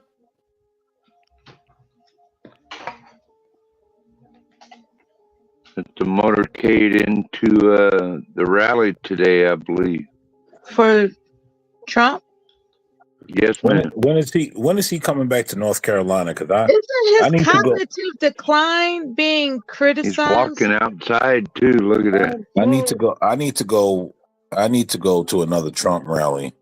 Yes, this was earlier, and that's he's one like thing we can Derek. agree on. Critique You for definitely need to go to many more Trump rallies. and there's something Well, called at least the Secret Service now are men, not women. Look at these men who surrounded him, man. They changed. JD Vance is going to be making a presence this week in Arizona, and I think Trump Oh, is going to Damn it, join Portia him was in saying something. Can we Arizona let after the Portia debate. answer what's happening here, please? God damn. Before she blames God me. damn. Let Portia finish. Go ahead, Portia. Portia is Habibi, man. She just I'm not blaming, doesn't I'm like not people blaming to anyone quarrel for and anything. I'm not go blaming on. anyone for anything, but sometimes I think that y'all need something to talk about. If y'all ain't The got that, quarreling is unpleasant. Well, thanks Who's for the giving me midget? something to talk about. but Can you back it up a little bit, Portia? I wonder who the midget is. I'm hot stuff. I'm Today always they something to swap. talk about. Yeah. We were talking about good to raise children, and then just came and everything was like south. We were talking about raising children, yeah. Yeah, I don't. We were Yeah, like, you got it. We were having a pleasant conversation Speaking about of raising children, children. there's Trump. And I just want to say that I still love and respect you, Stanley, but I think you get too sensitive when you talk about something that you don't want another person to give their opinion This on. Angel. Well, Angel, we moved on. Here you go. I appreciate Child. Well, Angel has Just it let on it top go. of his Just mind, let it and I go. appreciate that. Angel, I appreciate your concern. Look You're at those beautiful probably- flags blowing in the probably wind. Look somewhat at those right, sexy flags. But Who's the midget at my right there? age, See the midget? pretty much know my See the little argumentation midget? style. I appreciate the Look, criticism. there he is again. And American speaking man. of children, there is you the realize biggest boy in America. Look at that red all hat. the now Secret Service They now all are look like all- midget. Life can be really intense at times. Oh no. I think with Bruce, Yes, she's Duale, I very see it. positive, very upbeat. Oh my God, And when we it have to comes watch to the conversations Degenerate. that can Hey. be deep, I'm like she going didn't up, want to. man. Hey, I figure if fighting is what we must do, then let's watch somebody else do it too. No. But This who was is fighting? so They're smoking. Well, I mean, What's that in the middle of them? Is that their Y'all divider? know y'all like to turn up. Is that no, a divider? we were talking about children and raising children. Actually, you know what, Portia, you're up here, and who was it? Oh, Duale. Duale asked a question that you can answer because you work in the schools. Do children stand up when the teachers walk into the classroom anymore? And they greet the teacher and say, "Good morning, Portia." Do they do that? Well, at my school, the kids, they have to wait outside the door to be greeted by me. So they're all standing up outside of the door. So they don't just walk into my room and sit down. So, or like they wouldn't be sitting down and I walk in there. Absolutely not. So like, I stand at my door, they wait to be greeted by me, and then they, all enter one by one and then have their seats. No, Portia's a tyrant. I respect it though. I respect it. So you are all Portia. So you are already in the class, and the children come in, or the children were already in the class and you come in. Which comes first? Can y'all hear me? Yeah, we can We hear. hear you, Portia. Okay. So, hold on. Okay. We hear you. Jesus Christ. So, American Man, what are you referencing? Was there a point in time where children, where kids stood up because their teacher walked in the room, or? So we were just going down a list of a few things, and Duale had mentioned that when the teachers walk in a room, yes, Get Crack made mention of because we were talking about kids and parents and stuff, and it evolves, and we had mentioned about standing up when the father comes in the room. Which father is a foreign concept for most Americans. But when the father comes in a room, the children stand up and speak when the father's addressing them. And Duale asked, do the children in America stand up when a teacher comes in a room? And so that which I honestly do remember a time, and I mean I know I'm not crazy, but I do remember a time where children did stand up when teachers would come in a room, just out of respect. But I also understand that Portia's a bit younger than I am, and so maybe the time difference, like doesn't register. Yeah, because I'm trying to think about whenever I was growing up. I'm like standing up when a teacher came. But it's just basically at my school, no children are allowed in a classroom without a teacher in it. And my school is like a total lockdown school. So as soon as the door closes, it locks type of thing, right? So the bell will ring, and if I have a class already, they'll be dismissed. My door will lock automatically. Passing period is 3 minutes. It's funny.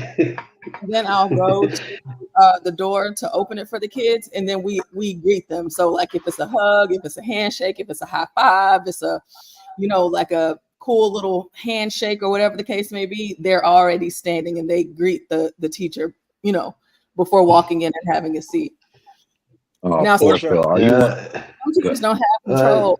They're the kids, they just bust past the teacher and just jet through the door and run into class. But that's just different teachers. Can I ask you a question? Hold on. We never stood for teachers. Really? Like I don't know. Maybe back in the 70s. I did in elementary. Let me ask Portia a question real quick. Respectfully, Portia, are you one of those gay teachers that do handshakes with their children and all of that? No, I don't. Rap songs and shit. No. Okay, but good. Portia, good, can good. I ask you something? I figured not, but I had to ask. You see the video I sent you yesterday? Yeah, I did. I still actually have it pulled up, I think. Let me see. Yeah, I wanted That's very your interesting. opinion on, like, if that was you, how would you have handled that? Yeah, I know, and I was trying to show it yesterday. Hold That on. shit's crazy, man. And Portia, I just want to thank you for the intermission /break about 10 minutes ago. Oh, it's no problem. Sometimes it's necessary, Portia, look at the comment Lisa Chin has wrote. She said, now they only stand up if they are trying to hide something. Oh my God.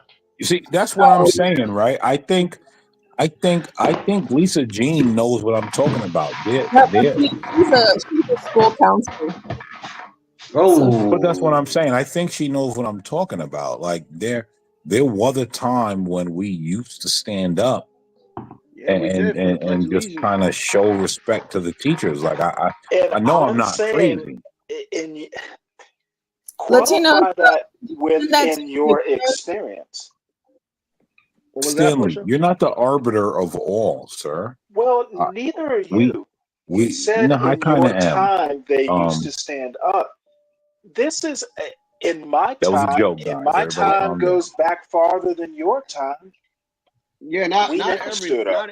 not every place did it. Like the reason why we were Exactly. That's my already point. standing up We because can we hear were you, already in Mello. We can hear you. we were already standing up because we were already in class. So the first thing that we do in class in the morning is the Pledge of Allegiance. So once the teacher walked in the class, like we were already standing up, ready for that. Yes, That's and that's about it. that's what I grew up. That's what I grew up, man. They told us that you have to stand up for the teacher and praise him because the teacher is almost a messenger from a God. There's reverence for teachers, yes. Yeah, I just remember I walking. wanted to mention before I get cut off again that there's this movie called Bright Road. It's a classic movie. I think you all will enjoy it. It stars Dorothy Dandridge, Harry Belafonte, and this wonderful young actor. And that movie is charming for those who enjoy classics. It's very charming. Oh yeah, Bright Road. Bright Road. I asked if you had a clip of what you were referencing in the back chat. If you do have a clip or no, Okay, give me a moment, please. I'll do And that right here. That's a fact, Samuel. When Stanley went to school, like they were still trying to figure out paved roads. So I get the difference. Oh my gosh. What was he, Teddy Roosevelt era? Damn. Well, I could tell you, Jesus was big man on campus. Amen.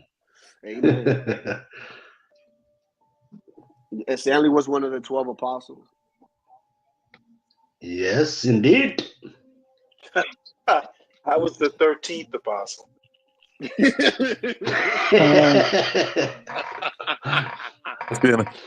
Stanley was the one that they didn't write about because he was too wild. They had to leave him out. No, I'm the one who kept challenging Jesus. You know what happens when you challenge Jesus. Yeah, that's a fact. That means you were Judah, man. Judah. No, that's Judas. No, I wasn't going to betray Jesus. I was just going to challenge. Hey, welcome, Latino for Trump. I'm dying over here. Yo, Stanley's an idiot. I don't know if you want to recap, Portia, or like we could just continue on with Mello's video. Apparently, there's a 1-hour version of the film she had talked about in the private chat that she just posted. Angel. I can see it. All right, I just wanted to let you know. Angel's the producer, man. It's Portia. Portia, Angel's the captain now. If you haven't realized that. Yes, I can see it. I'm working with it right now to see what I can show. Portia, I love you. So much, Portia. You got to calm down those producers. Well, I think we need to calm down the director, Stanley, Latino. Oh my God, Angel, you have to, which I understand you don't have the capabilities, but you have to learn when to just keep going. Right. I know, but I just don't want it to keep on happening again, American man. Angel, Stanley is Stanley, right? And yeah, sometimes you just have to keep going, bro. Like we've moved on. In other words, don't be stuck on stupid. Don't be stuck on stupid. Like it's over. I know you're looking for the opportunity to say the word nigger, but not really. Oh my goodness. Not really. American man. No, after last night, Angel and I. That's why we do karaoke and like play games, and we're about to have. Will there be? Just kind of This won't be a copyright thing, will it? Yeah, I found a 3-minute version instead of the hour version of it, and so we're gonna watch and pause and talk and watch and pause and talk type of Yeah, I thing. was gonna say, can you play it straight through? You probably can't, right? No, because I think if you played it straight through, it could be as like unavailable, or the stream could be blocked in some cases. Yeah, you gotta talk Who cares? We are I'm playing it right now. I'm playing it right now. Man, you sure need help. You ain't no better now than you were at Christmas. Shut up. I'm not supposed to talk to you. Nobody's supposed to talk to you. All right, then. Don't talk to me. Ah, heck. You don't know the answers anyway. That's what you and that old teacher think. Shut up. I said nobody's supposed to talk to you. But it sure... Nobody's supposed to talk to him, and why you still talking to him then, huh? Why you still talking to him? If you know the answer, you let me know. But shut up. That's Stanley as a child, man. Yeah, ain't He's nobody being a you. he's being a supremacist, Portia. Since nobody's The supposed guy on the What's chalkboard. 3 times 8, sir? Off the dome. What's 3 times 8? What's 7 times 2? 4 times 7. Y'all know, if you don't know, I'm a math teacher. So, yeah, I'm a math teacher, so you know this is right up my lane. This I'm gonna have to watch this movie. I've never heard of it before. Okay, let's see. I could use the answers. You ain't gonna talk I to could me and I ain't use gonna talk to answers. you. I'm just gonna happen to mention some numbers and you're just gonna happen to write them down. 9 times 5 is 45. This is kind of like the kids in your class the other day. They're gonna 9 fight. times 5 or 45. Is, boy, is. 3 times 8 is... I will say this kid does have some really good handwriting. Wow. I mean, his writing is very good. He writes better than my schoolers. Yeah, that's what stood out. What stood out to me is that he called them boy is. I figure, like, 'cause, you know, down south we say boy and girl a whole lot. However, this handwriting is stellar. I have seniors, 17-year-old, 18-year-old kids that don't even write this good. Now, that's when I was a liberal, I felt offended that some white guy called me boy. Yeah, that's what happens when you take cursive out. I think cursive needs to be brought back. Yeah, they need to teach all these kids how to like write better, man. God, I get that we do this like in first in grade, front of but me, like I would shit. show y'all pictures. I just don't have no self-worth. Well, I don't get why they took. You know what? Schools are weird, but I understand because they're just dumbing the children down. Yeah, that's their But job. like, there's so many things that they took out of school that did not need to be taken out. Do you remember like growing up where they had the letter, like for example, civics and music. Yeah, physics, music. Oh man. Well, I don't know. Here's the thing, right? I don't know how important. Especially. I don't know how important music is. Like, I get it. Angel, hold on. I don't know how important music is. I get it, but like, Black people put too much stock in music, and so like, I think music is actually not good for Black people. Way too much stock in that nonsense. American And man, there's no real median for them to become successful. American man, I thought of an idea, but I know they're not going to do it because, I mean, the whole point of us is to waste money on a daily basis. So I thought finances would be a good thing to teach kids. No, never gonna happen, bro. Oh, I know. Never gonna happen. Because, you know, I already I gave you the answer why. Did any of the schools, like any of you on the panel attended, included like wood shop or an elective? I took drafting. Drafting? Yeah, drafting. Yeah, I had to carry around that stupid T-square. It was embarrassing. But I enjoyed the class. Yeah, I make my daughters take up second I just languages. wish I had a locker to store the T-square in, you know. Let her study Mandarin, man.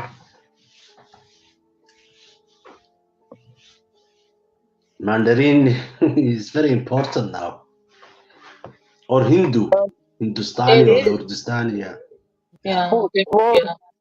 Well, as long as you enjoyed it is all that matters, and as long as you pass through, Portia. Yeah, in a metropolitan city, urban city, as they say, when you're carrying a T-square on a public bus, you know, some people might use that as a weapon. I've seen students threaten one another with their T-squares. I've seen that. It was Can very you watch the alarming. video? But yeah, drafting Portia, was can one of you my watch the video? wood shop. I guess yeah. That's yeah. You can make a weapon out of anything, basically. I've heard. I watched Shawshank Redemption. Yeah, I've heard. Yeah, Portia, you can play the video, please. Yeah, it's Play a good the movie. video, It really 3 is. times Portia. 8 are 20.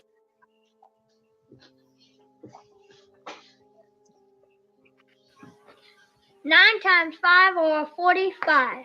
Is, boy, is. Is, boy. 24. 3 times 8 are 24. 7 times 2 is 14. 7 times 2 are 14. 4 times 7 is 28. Well, why is that Now black that's kid how it is. You won't do the arithmetic for me, but you will calling do the other the black logic. kid boy?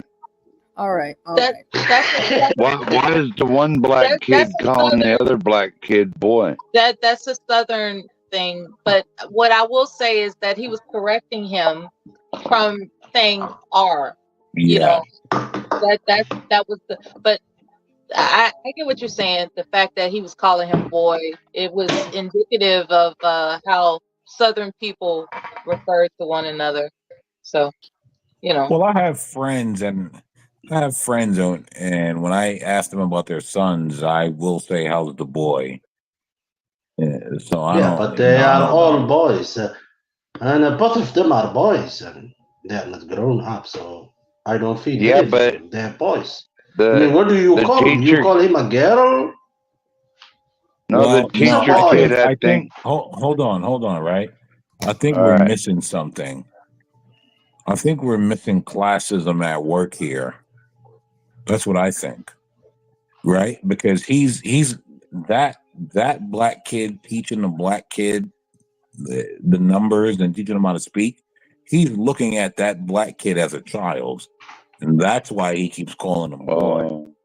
That's what's happening there. it's indicative of the time period. Crap rolls downhill, and that young man was referred to as boy, and thereby when he's prepared to antagonize another, he's going to refer to him as boy. It's psychological. It's the same. It's the same thing with the N word today. I don't believe that. I Yeah, think it's it's the same thing. more It's the of. same I thing think with it's the N more word, of. bro. I think it's more of. He's like, look, I'm teaching you something, and you're speaking as a child, so I'm calling you a boy. That's No. what I think it But is. it's a slang, I mean, man. I know Stanley is, but I don't think the rest of y'all are from the South. So, I was born in Memphis. we Remember still that, Portia? well, I lived in Florida. I for a grew year. up down south. yeah, but you asked the question, so I would assume that you would know. But for us, we say boy all the time and girl, and we find that most folks that aren't from the South, they find offense in something that we don't. That's what I told you when I lived in And Florida. I didn't necessarily find it offensive, Portia. I don't like the mentality that you could right. just So, the call thing is someone that- lesser than you. well, right. So that's not how we use This that is term. like from the 50s or something, right? So yeah, and so basically we could just say at school yesterday, one of the kids was out of the class. Boy, what you doing? Go back to class. Don't be a Yeah, presentist. we up here. We Girl, up here. We do don't what play with New me. York. Don't We play say with me. son. That's We say just son. right. So that's just how we speak. It's not like I'm the slave master or whatever. Exactly. Now, if they call you little boy or little girl, then that's when it's time to confront. It's like, and if let's age me, for example. no, if he said something inappropriate, I'll be like, boy, never let no man call me no gosh, boy. stop. You know, Yeah, just whatever. but it's not. Portia, We're looking do for. you call a man a boy? Huh? Grown? Do you call a grown-up man a boy? It's not about calling him a boy as an insult. It's just a response, like I just said. So if I'm like, hey boys, now does that sound offensive? Hey boys, you know that sounds It's not affectionate, right? it's not the same, Portia. It's not the same coming from a woman, because if a woman calls you a boy, then that's kind of I'm sexual. gonna stay in out a of way. that because can't nobody. This is a Now, What's up, boy? symposium on the use of the word she boy. said I call my husband a Oh, boy. I don't care. I'm a grown-up man. Nobody's calling me a boy, man. That's Fuck just that. how I don't let no man, but if a woman call me a boy, fine. yeah, that's just Yeah, how. I'll I be don't your care, boy. man or woman. Nobody's calling me a boy. I was a boy once. I don't want to be again. Yeah, my wife called me. My wife said, "You little boy." I'll be your boy for at least a night. Because you are a girl. You said you'll be a boy for a night. I'm a girl A too. fuck boy. You little Yeah, I'm boy, a girl come here. A You boy, little A boy. fuck boy. No, you are not. You are a woman. Hey. I will call a grown-up woman. It's And grown-up man. is right. Exactly. Well, That's about the context. Yeah. I don't know. I think. Oh, here's the thing, right? I think sometimes things are used and people use it comfortable, but like women are okay calling you a boy, but as soon as you call them a girl, then it starts There's an becoming this weird space. And so I think we just have to be careful, like how we're Well, using it. I think it depends a lot on how you say it. Like if you say, "Come here, boy," or it's like, "Come here, Like boy." I've not. You know what I mean? The context of it, yeah. I've not Yeah, heard. yeah. I've not heard a single woman say, "Oh, he called me a girl. It's so endearing." Like, Well, I like will tell you this. It depends, right? you're Latino. You know what I'm talking about, right? Yeah, of course. I know. I feel It you. That's why I'm depends laughing. because you know you That's have the to keep in context. mind that you don't know where they come from, right? If they're Southerners and that's how they express themselves, that's something to take into consideration, right? Yeah, I'm telling you. No, I no, moved to absolutely. Florida I for a get year.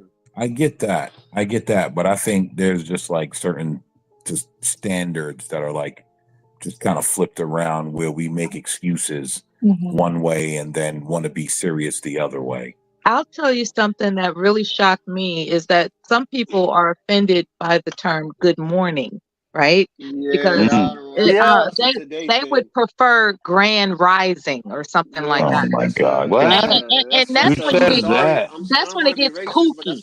That's when it gets Who the kooky. fuck says that, Mela? That's pro I'm black sorry. That's a babble. black thing, I man. know, right? And it gets kooky. That's a black thing, bro. That's a It's black like, thing. wait a minute. You're gonna correct me about wishing your day well? Are you crazy? Yeah, that's Good fucked morning. up. That's it, man. Oh, and the That's reason fucked why they up, think that Mela. is because they used to say when they used to kill people in the slip. That's the reasoning that they think. And it's like I never ever in my life ever thought that shit. I just say good morning just for a gesture, man. Like Well, again, it's I'm pro wishing your black day babble. well. It's like, So what's I the don't. problem? But in their you mind, can't say Merry Christmas too because of Jesus. Like, come on, man. yeah, in their mind, the word morning is what's that get hooked on phonics type of thing, right? It's like the phonics of it all. It's like, well, morning means that you're anticipating dread, and it's like, hold on, like try not What? to get hooked on phonics with me. Let me say that I'm wishing your day well. Is that I okay never with heard you? that shit No, before, Mela. there are people that have corrected me about saying good morning, child. It was crazy. It was like, you text or you type or you say good morning to somebody, and next thing you know, I prefer to say grand rising. And Good it's like, okay, God. you're a power freak. That's what you are. You're a power freak. Why can't you just except that we are in good standing and I am wishing you well in your day. Why can't you just accept that? Because you're a power freak. The census came over here. The census came over here asking me, Narcissist. all these questions and shit, right? And and she was like, "You Latinx?" I'm like, "Nah. I'm Hispanic Latino, man. There's no Latinx over here, man." Like I felt offended. I'm like, what's up with this How does Latinx that shit? work? What does that mean? I don't even know. The whole reason why they do that is because words in Spanish are abbreviated based off like a man or a woman. So they'll say Latino, that's like man. You understand? And that represents man and woman. And But when you say Latina. Latina, it's just women. So they're like, oh, why is it that the word always has to empower a man first? And it's like, dude, like you only the people thinking this shit this way. Like I've never ever in my life, like yeah. Can I get into the conversation, please? That's why you say amigo and amiga, two different things, two different Yeah, but when you have people. a group of boys and girls, it's amigos.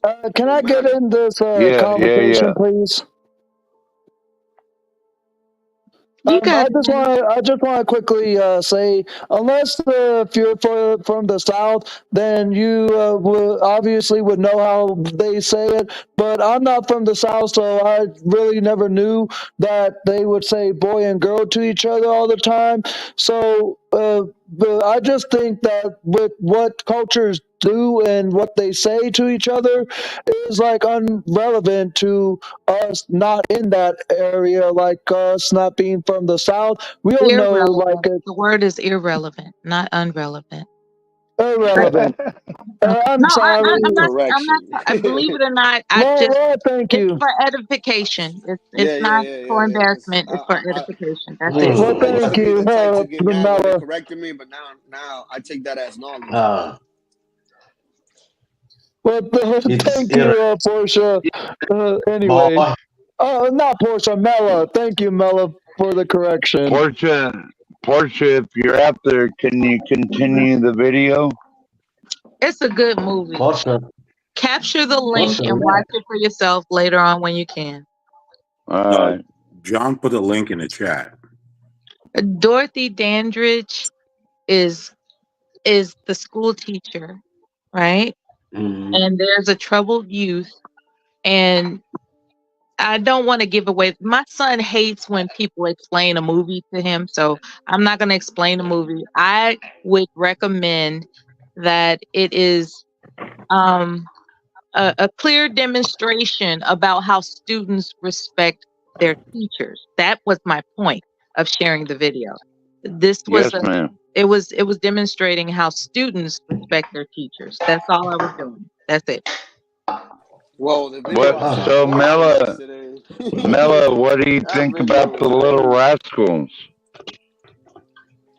Oh wow, that was The Little Rascals. You ever heard of them, right? yeah, they were, the characters themselves were mischievous, but when it came to Miss Crabtree, she was adored, and that's cool. The teacher was adored. How about all the kids loved her? Yeah. You know what's she was interesting adored. about the Little Rascals? I've never got the affinity for it that Americans have. The movie, like I don't get Americans' obsession with the Little Rascals. It's a trip. It's a trip. Like I don't think it's now bad that I'm an movie. adult, it's a trip. When I was little, I loved it. I'm not gonna lie. I used to love a lot of things that, as an adult, I understand differently. So American man. So you're an American man that don't see why Americans love the Little Rascals. That doesn't make any sense. I don't get the big brouhaha about it. Like, I hear a lot of Americans talk about it as if like it's the greatest one of the greatest movies ever. Which again, right? I'm not saying it it's ain't a none bad of that. movie. But American I thought that. I didn't watch the movie. I saw the series, but I didn't watch the movie. Yeah, I didn't either, Mel. Go ahead, Latino. Have you ever seen Day Day's Kids? Day Day's Yeah, Kids or I Day Day's heard Day about Day's Kids? Kids that. or Day Day's Kids. No, I don't. Little I don't. ghetto ass Robin little. Harris talking about test tube babies. I've Did never watched. anyone I've never watched Bebe's Kids. Yo, did man, look anyone it up. It's watch a the cartoon, man, PJs in the with some ghetto 90s? ass little bad kids in the hood. I don't. No, I didn't. I don't partake in those in certain movies. But you gotta admit, the Little Rascals was better than SpongeBob. Like Yeah, Latino for definitely. Trump. That's like me asking you, did you watch If you Blood had to In, be Blood forced, Out? Come if on, you come were on forced now. to watch one or the other, like I would take Little And I know Rascals you over watch Blood In, SpongeBob. Blood Out, Latinos for Trump. We all If you're watch that. talking about the series not Portia Mella, I never saw the Little Rascals show growing up, but the movie, yeah, that Because was a you're too childhood staple. young. I've not Too ever young seen for the all movie. that, Not ever. Angel. I was 4 years old at the time when the Little It's Rascals like movie came out, so you're it's a staple of my childhood, 12 man. I saw the Yeah. Popeyes cartoons, but I didn't see the Popeye movie. But, You know, Portia, did you ever watch? Did you ever watch the PJs? no. With Eddie Murphy. Yeah, the animated series with Eddie Murphy. No. On Well, Fox. I'm pretty sure like there's a lot of episodes on YouTube that you can look up. It's literally just called the PJs. It's Does an anybody remember abbreviation Uncle of the Skeeter? projects. Well, Nobody remember Uncle Skeeter? who? Your mic's Uncle Skeeter. not Uncle You real Skeeter said good. on Uncle Skeeter. Nickelodeon. Yeah, I remember that. Nick show of the late Pete and '90s, Pete. Pete and Can Pete. Latino. someone turn Latino for Trump mic up? Pete and Or Pete. maybe he can turn it up. What else? What else was it? This is Alex. cultural, historic media that we're talking about, right? Like some things are Face. culturally historic, and a lot of us aren't aware of it. You know, Like Pete and Pete was the thing in Nickelodeon, a show I used to watch when I was growing up. Two little redhead kids. I heard one professor called Casper the Friendly Ghost a racist. I only he's remember white. the animated presentations. I didn't see the movie. It's not culturally They got rid of historic. Aunt Jemima. They got rid of Aunt Jemima, and they still got Little Debbie on You the guys box, are man. wild. Like Stop I don't playing. know what you're That's talking a about. good Like, point. Now God they damn. they took the scarf off Aunt Jemima, but Little Debbie Mm-hmm. still got them damn pigtails. What's up with that? Come on, man. How come Little Debbie can't get a perm? You talk about That's cartoon because characters. that's because Like that's that's also a because cultural thing. Simon, You shut up, know, Simon. Shut up. That's because white liberals do what white liberals do. The Little And Debbie was actually someone's Don't be daughter. showing Aunt your deep voice. Jemima What's wrong was with you, bro? Aunt Jemima was somebody's ideation, and Little Debbie was actually the corporate owner's daughter. Just like That was a picture of his actual daughter, but Aunt Jemima was someone's ideation. You know that their idea of what a woman cooking pancakes supposed to right, look like. and so was Little Debbie. Little Debbie ain't somebody's daughter. They're trying Little to teach Debbie's women how to someone behave. That's what in they're someone's doing. mind. Nobody's daughter looks like Little Debbie. I I haven't don't seen know a if it's single true or daughter. not. I haven't seen a single daughter in America, black, Have white, you? or yellow, look like Little Debbie. But then again, if you go back to the Okay, Because then. 60s, it's a All right, cartoon you got it. character. listen, if I you go mean, back to the goddamn. 60s and 70s, What's that wrong Aunt with you? Jemima character used to be the lady that used to work for the white folks in their house. That's a So, crazy. I mean, are they wrong for that? I mean, cartoon characters and try to compare them to real people. I think it's just figments of people's imagination that they put on boxes, and people Well, snowflakes no think too American far. man. Aunt Jemima was a real person. Oh boy. Oh my And I God! also Bro, she was want a to made add up on. character, son. I want to add on about the little Debbie. You guys that really you said, think Aunt American Jemima Man. was a real person She's not a real or character. Little Debbie? She was a Those character are made all up. characters, figments of The one's only one that is real imagination. out of all those people is But Wendy. you said the little Debbie was the real daughter of the corporate founder of Little Debbie, No, right? Wendy's is. I don't Wendy's is. believe that. No, I don't Wendy's believe is. It's that. not. It's not But Little Debbie. It's a the figment of American people's Man. imagination.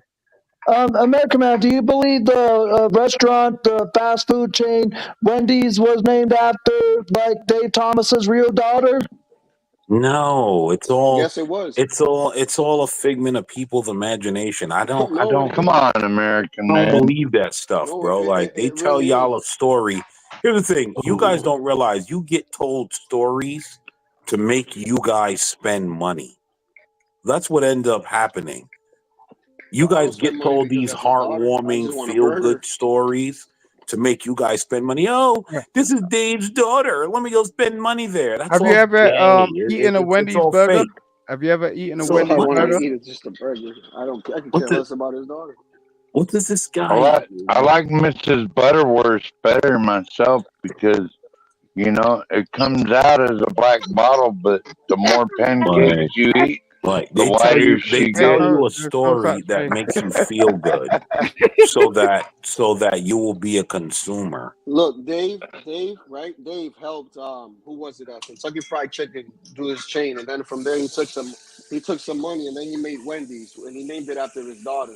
You talk about And the he Colonel? started his own chain. That's No. how Wendy's became a thing. Okay, if you believe that, I'm okay with you believing that. I mean, You he know said it how out his you know own how mouth. old he was when he started that shit? But I think a lot of it is stories told to make consumers consumers. Hey, Simon. Hello, Simon. Simon, Goodbye. I think. Hello, goodbye.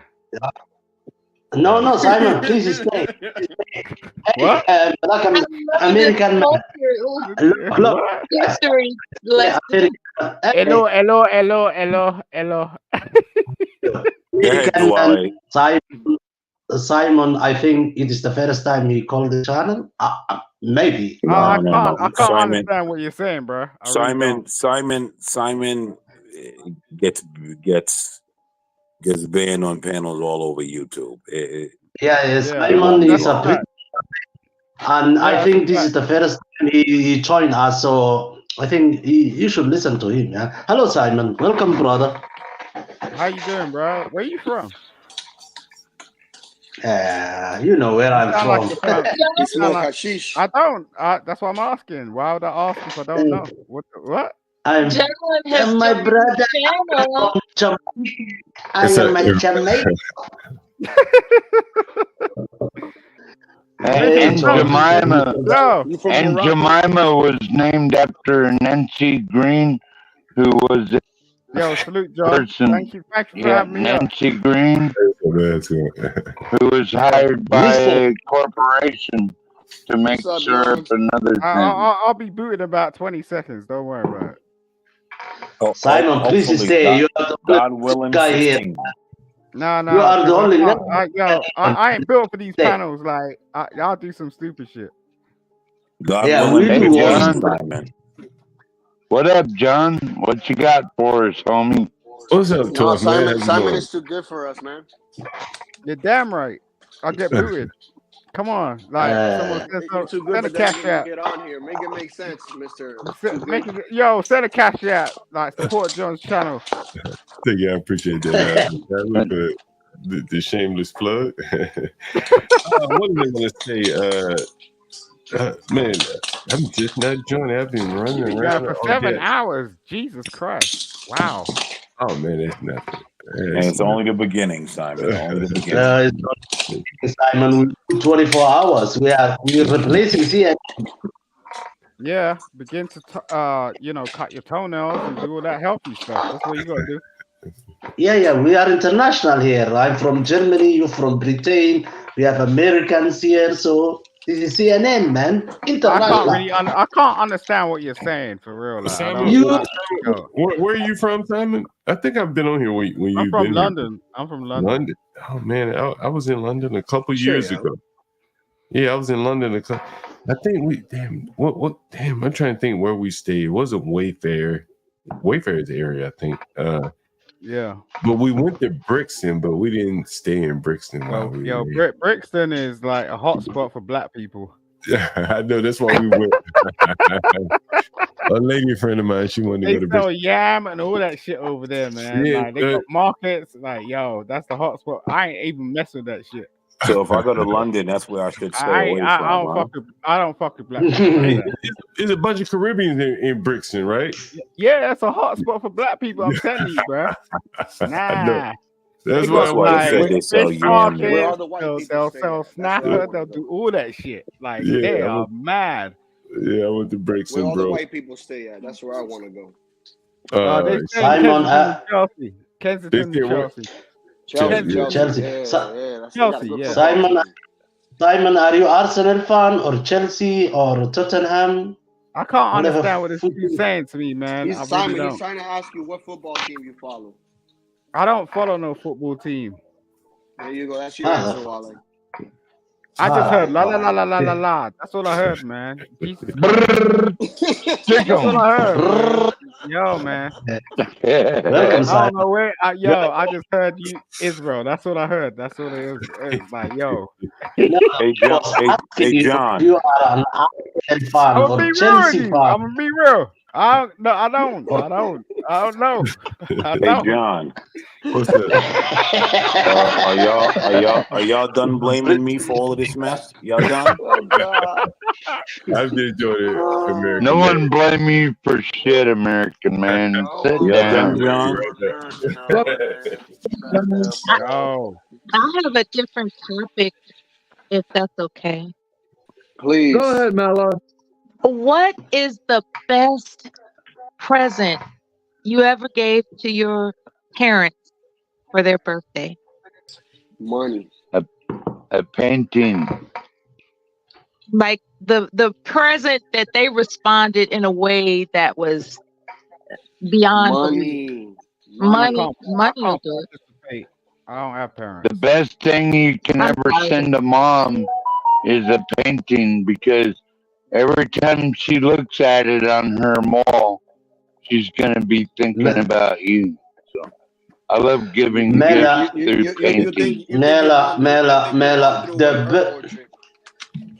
the best gift that I gave to my parents are grandchildren.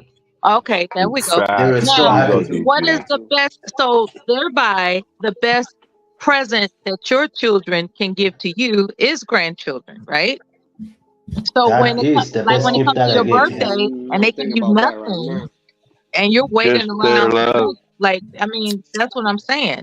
Like I understand that sentiment. I truly do. It's just really funny how that sentiment extends to others, but when it comes to your own personal birth date and you're sitting there like, hey, where's my present? You know what I'm saying? I find it kind of funny how women like gifts too much. Facts. No, let me get out of here before I get blamed. Hey, he said. I was just on another guy's stream earlier today. Let me see what the name of the shit is. They were talking about some immigration thing. I can tell you. Go ahead, John. We figured that out. Let me just say this. I can tell you the least favorite present I ever gave my mother was when I brought a white woman home. Well, to be fair, a small hat. Man. Yo, that's real. That's real. Was she outspoken about it, or did she give you a look? Oh no! Black people are very racist, but we're not allowed to talk about that. That's crazy. But nah, it's real. It's not crazy at all.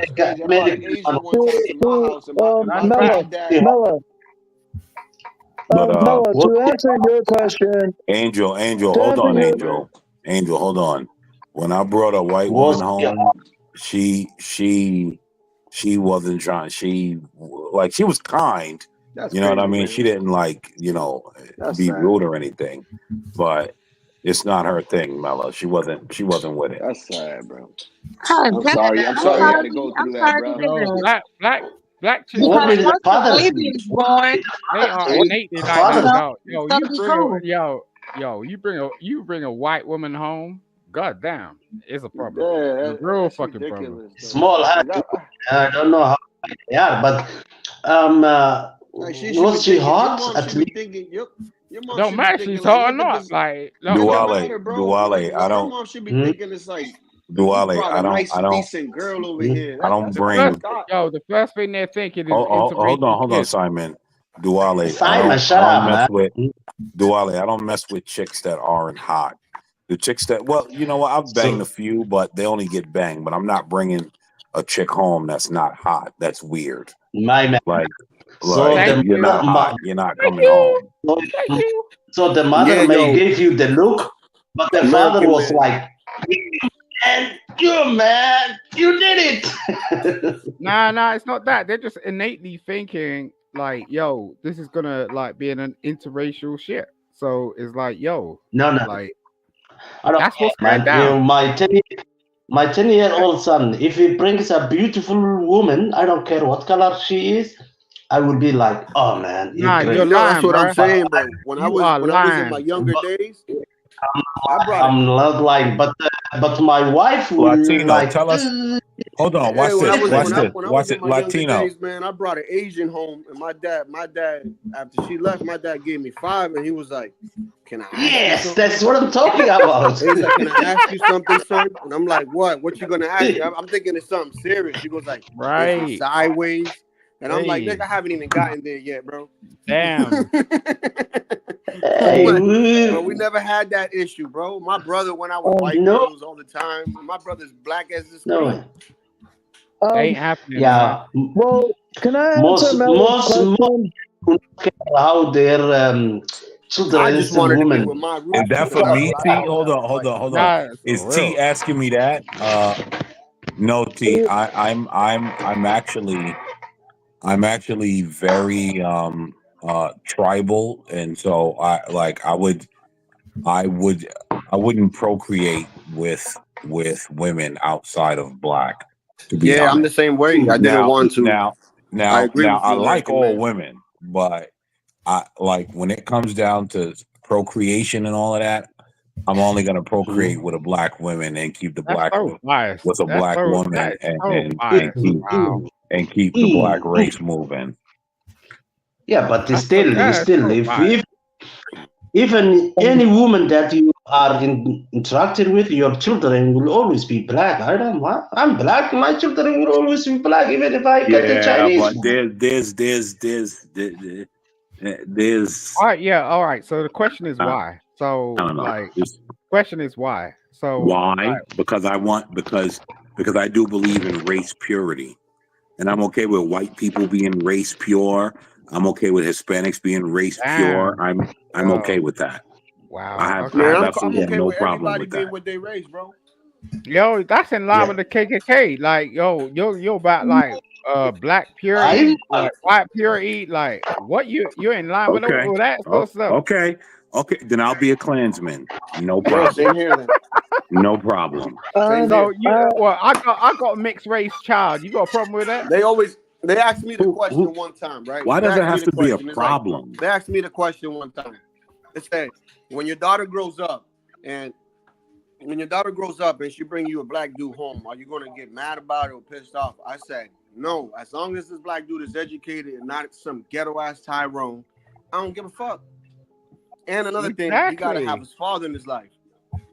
Exactly. So like dudes turn around and go, yo, I'm about purity. There is no such thing anymore. I am You about know, purity. It's okay. yeah. It's okay, Simon, for everyone to be different. Just because you have a mixed race child doesn't mean that I want to slaughter you or your child, Simon.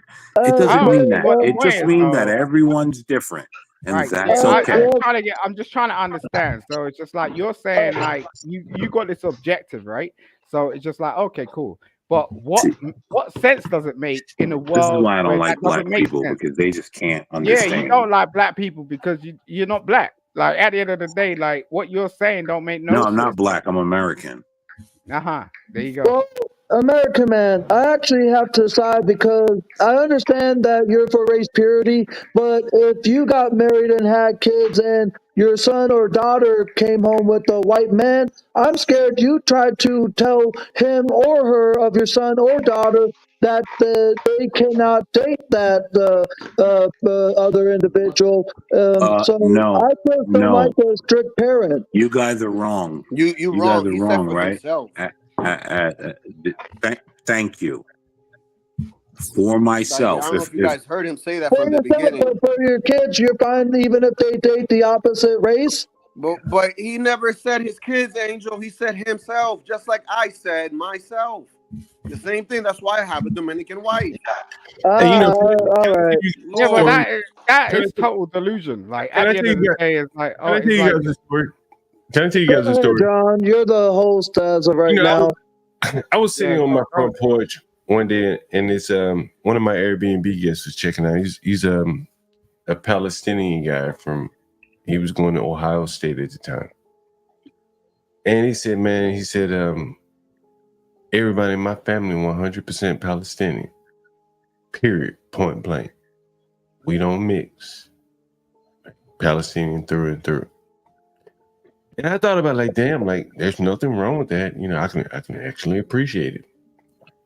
But I thought about how, like, you know, I juxtapose that with how in America, where no one talks like that, American man is saying, "I'm for purity." Same as the Palestinian man. The Palestinian man doesn't have to say, "I'm for diversity." Hell no, he ain't for that. Right. And everyone is questioning an American man by, you know, well, what about your daughter? What about you this? No one would dare question that Palestinian man, and he was outspoken about that shit. Right. And it's just interesting. Just a thought that came to my mind, you know. Thank you, John. Thank you. That's Thank you actually for a pointing great that out. story. And thank you for noticing. Thank you. Well, I'm sorry if I Here's the thing, understand, but right? if Even Latino for Trump. Latino for Trump sat up here and said he believes in purism. No one said a word. They just honed in on me. Pay attention. Well, I'm sorry. I'm sorry, American man, but I was just trying to get to the bottom. If you're for purity yourself, then good My on kids are your American end. At the end of the day, American man. Let me say, I don't think you have to apologize. What I think it goes to is that how much people have been propagandized. You know, like back to when Queen Latifah made the song "UNITY." 30 years later, we're singing diversity, right? Like, how the hell do we? Those are polar opposites. How do you go from one to the other? Without being propagandized, you have to be propagandized. It's the only way, right? yeah, that's cool. I mean, that's a cool statement, man. I mean, the thing is like, you know, Queen Latifah ain't shit, to be fair. Like, she's been a very successful. But she had black singing UNITY. Nah, but she ain't shit. Like, It she doesn't just matter. It doesn't matter. Everyone can have a point at some point. She had black screaming UNITY. And 30 years later, they're screaming diversity. Man. The hell you go? You think she sort of propagated that shit? She had nothing to do with it. It's not about her. It's about people believing in unity. Yeah, and John, you giving diversity. Man. Like you just can't go there like without John, someone. you're giving her guiding too you. much credit, though. Like, I'm not giving her. wouldn't you want to? Wouldn't you think? Wouldn't you If I think? hadn't mentioned, okay, look, if I hadn't mentioned her, if I just said 30 years ago, people were singing UNITY. 30 years later, they're singing diversity. How the hell did they get there? Yeah, but look Had at to the be some 70s. guiding, Wouldn't you right? think the 70s was the breaking point where there was more interracial, you know, sexual Maybe. I can't really speak experiences with on other that. people and stuff? Like I that's what I thought. I thought the 70s and the late 60s was that point. So it gets you to thinking, like, what made that happen? And to me, I think was the civil rights marches with all these with Martin Luther King and stuff. That's what I think made the whole. But even after Martin Luther King, you know, she made the unity song. But people ain't really checking what's going on. Like, you know, like let me she, like wait a sec. Like she wasn't even in a position to understand what she was doing when she like bust that track. You get what I'm saying? You know when she done that, people thought she was heterosexual. Like people were buying her records, thinking she was heterosexual. Yep. Tell them what it is, because that's what I always thought she was a straight woman. You know what I'm saying? And then that movie Set It Off came on. Hold on for a I think second. that was Like, the I movie think, right there. no, I think Simon, you on something? No, I think Simon is probably missing something, that she probably was whatever she is now back then. But society made, society made people more or less inhibit those behaviors. The rainbows is part of diversity too. Right, you just had to be a little bit more, you know, Damn, I don't and know. that's not necessarily a bad thing, right? It's like to inhibit some of your bad behaviors. You know, if you have children, you do it in front of your children. You don't show them all your bad behaviors. Celebrities, you don't stop doing it. Celebrities get buyback. Celebrities get buyback. Yo, let me make a comment real quick. Get Crack, if you're listening. This is what I was alluding to earlier. Pay attention. John just pointed it out, right? Nobody questions the Arab man. The problem is, Get Crack, is that everyone thinks they have to bully a black man into folding. And that was the problem why everyone's been crying for a week. Because I did not fold. I rest my case. Get Crack, if you're listening.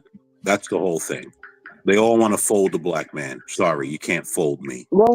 Well, I was never trying to fold you, but you seems as though you're trying to fold me. As though you think you know what I'm actually going to say, American man. Angel, this is bigger than you. Angel. This is bigger than you. You're a peon in all of this. This is bigger than you. Yo, all right, so let me go. I'm just playing around with you, but American man, like you don't like read my mind at all. So I just want us to stay cordial from here on out, man. That was the crying. Get Crack. Yeah, a black man's supposed to fold. This dude is acting like a victim. Do you get what I'm saying? Yeah, that's what's going on. Like, you know, Angel, chill. You get what I'm saying? Like, you can't look. I'm a black man. You can't turn around and say shit. Because you've been given every fucking opportunity in the fucking world to do anything you want, but yet you want to turn around and like go, "Oh, I'm a victim." All right, play that shit. Play that. Simon, card. what are you talking about? What are you talking about, Simon? You're just babbling. What are you talking about, Simon? Simon, you understand me? What the fuck are you talking about? Attacking my boy Angel. What the fuck am I talking about? Look, black. What the hell is wrong with you? Black people play victim all fucking day long, bruh. Like this. How am I playing the victim, Simon? I ain't talking about you, but somehow it came into your Simon, Angel is not black. One at a time, bro. Look, Angel said something, right? So Angel was like, "How am I?" Okay. Why did you say that in the first place? Angel, are you there? He's there. Ding, Angel. Ding, ding. I'm still here, but it's just right now you're not making any sense of what you're saying or trying to say, Simon. Because one, I'm not trying to play the victim. I'm trying to get a message across. And two, I think you are taking it in the wrong direction, man. All right. What's your message, bro? I was just trying to send a message to American man that seems like he tried to get me to fold of what he thinks I'm about to say a lot of the times, but he doesn't read my mind, does he? Nah. Who has the squeaky doors and the beer drops? Like we can hear you pouring your beer. American man, your squeaky door. I still respect you, American man. Since most people in the United States, you know, it's such a big country, we don't often get a chance to go abroad or don't have the need to desire to go abroad. Can you give us like go abroad more? Yeah, I agree with you. But since we're going to live vicariously through you, since you're in London, if we were to come to London, give us like the top thing you would suggest that an American would go see? Parks. I would say parks. I would say we have like boroughs which are just filled with space where you can just walk around and see some shit and not even think about some shit. America is kind of like wild. Like, so I know like there's certain places what would you suggest? Like, name a place that we want to look it up. Like, all right, Kensington and Chelsea. Let's say Kensington, Hyde Park. Hyde Park. You know, when I first went to London, I went to Speaker's Corner. I've mentioned that before. Don't go there, bro. Don't go there. For the crazy people. Yo, who's that dude? Hafaz? He does that shit all day long. Yeah. Yo, bro. Don't get around crazy people in any like population. John, I've seen many speakers from there, and they all seem to be mostly peaceful to me. Nah, they don't live in a house. Like, not anymore. Most of them, John, that's why they're on a pedestal. Like, do you know what I mean? Look, we gotta check this shit. Like, most people that like talk, they don't really have shit. You know what I'm saying? They don't really come from shit. They don't have no background. Like, they just talking because they can. That really a corner for Islamic extremists anymore, from what I've heard. I don't know what you're talking about Islamic extremists, but I don't know. Like, that speaker's corner in London. What he's talking about is, what he's talking about is that it was known. I'm not sure if you're familiar with this. It was known as a place where you could go and exercise free speech. Are you familiar with that? Yeah, of course. But what he's talking about, he's leaning towards something. Okay. And that is really problematic. You can't like do that. Like, I don't know. Like, I get like some people have some sort of preferences, but you can't turn around and just lean towards the right like that, because it's just like that's just not how it works. You know, I mean, you can't look. This happens everywhere in the world, like in terms of like Islamic extremists or any type of fucking extremist. Like, you can't just lean towards that shit just because people want to speak their damn mouth or their feelings. That's wild. Like, you need to step the hell back. Like, that's what I'm talking about with this KKK shit. Like, because that's off. And I don't know who this. I really don't. But I'm just saying, like, yo, you need to step up. Unless you're part of that faction, step the fuck back. Are you talking about American Man, Simon? Because he had just dropped off. No, I don't know. I'm not. He's a 12th man. He's talking about 12th man who asked them the. I can't understand what you're saying, bro. But John, can I go back to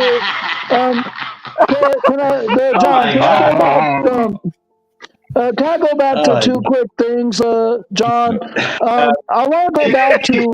I want to quickly go back to Mella's question. I want to go back to Mella's question. She asked a little bit ago, what was the greatest gift you had ever given to your parents for their birthday? My parents never really asked or wanted anything, so I didn't give them anything growing up. And so don't think of it as a bad thing. They never really wanted anything, so it's them who really didn't wanted anything from any of us, including my brother and sister. Well, Angel, you can give them. Angel, I give you credit. That was like the gift to them when I was born, and some people think it's a curse. No, Angel, you can give your parents that duet song that we just played last night, you and I. That will make them very happy. As a friend, man.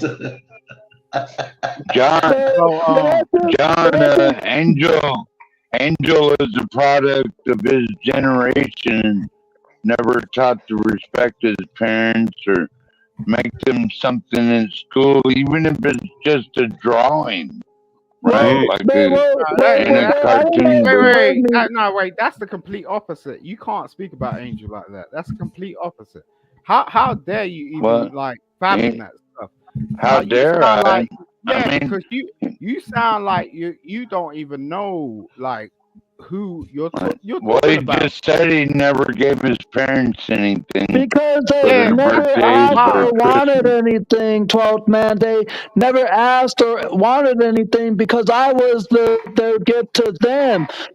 My mom loved me as a kid, and so did my dad, even though he was a much worse parent than our mom. But they felt us as human beings were the best gift to them. So that's really what the gift was of us being in their lives. Just being Yeah, there, you Angel. think? Yeah, You just Angel being there material. was a gift. Okay. Yeah, You yeah, know, Angel London is a beautiful. material. What are you bringing Hey, up, Joe? What is that? London What is is a that? beautiful city right here. This is Yeah, you're damn right. man, London is a beautiful city, man. Like, Yeah. I wouldn't want to live there. No, man. Nah, you want to live there? It's solitude. That's where it is. It's a beautiful city, man. Like, Yo, man. Most of We your can't celebrities come over here and live here. You don't even know about it. They ain't even to gonna live, speak man. about it. My brother, we can't afford to live in London, man. Man, see, It's a very I don't know what expensive. yo. The first time I was in London, right? I was lost. I can't remember where I was staying. It looked like hell. I was staying in this area somewhere around in here. Yeah, And, man. No, if you ever want to come to London, look, hit me up, man. I'll take you on a whole tour. Like I've been born and bred. Like and so I'll show you everything. Hell no. I never forget, man. I was somewhere in London and I was lost. I wasn't even far from where I was staying in a hotel or something.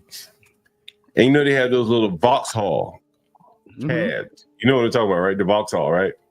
Uh-huh. Is that made by Rolls Royce? I can't remember if they're made by Rolls Royce. Yeah. But anyway, so they had the Vauxhall cabs, and they take it. The Chinese have actually taken over that shit. So, yeah. Anyone know what the Vauxhall cabs look like? So why would anyone want to live in the UK if the Chinese is taking it over? Because it's prosperous and you ain't got no damn game in your damn city because the Chinese are taking over that as well. Like you ain't got no game.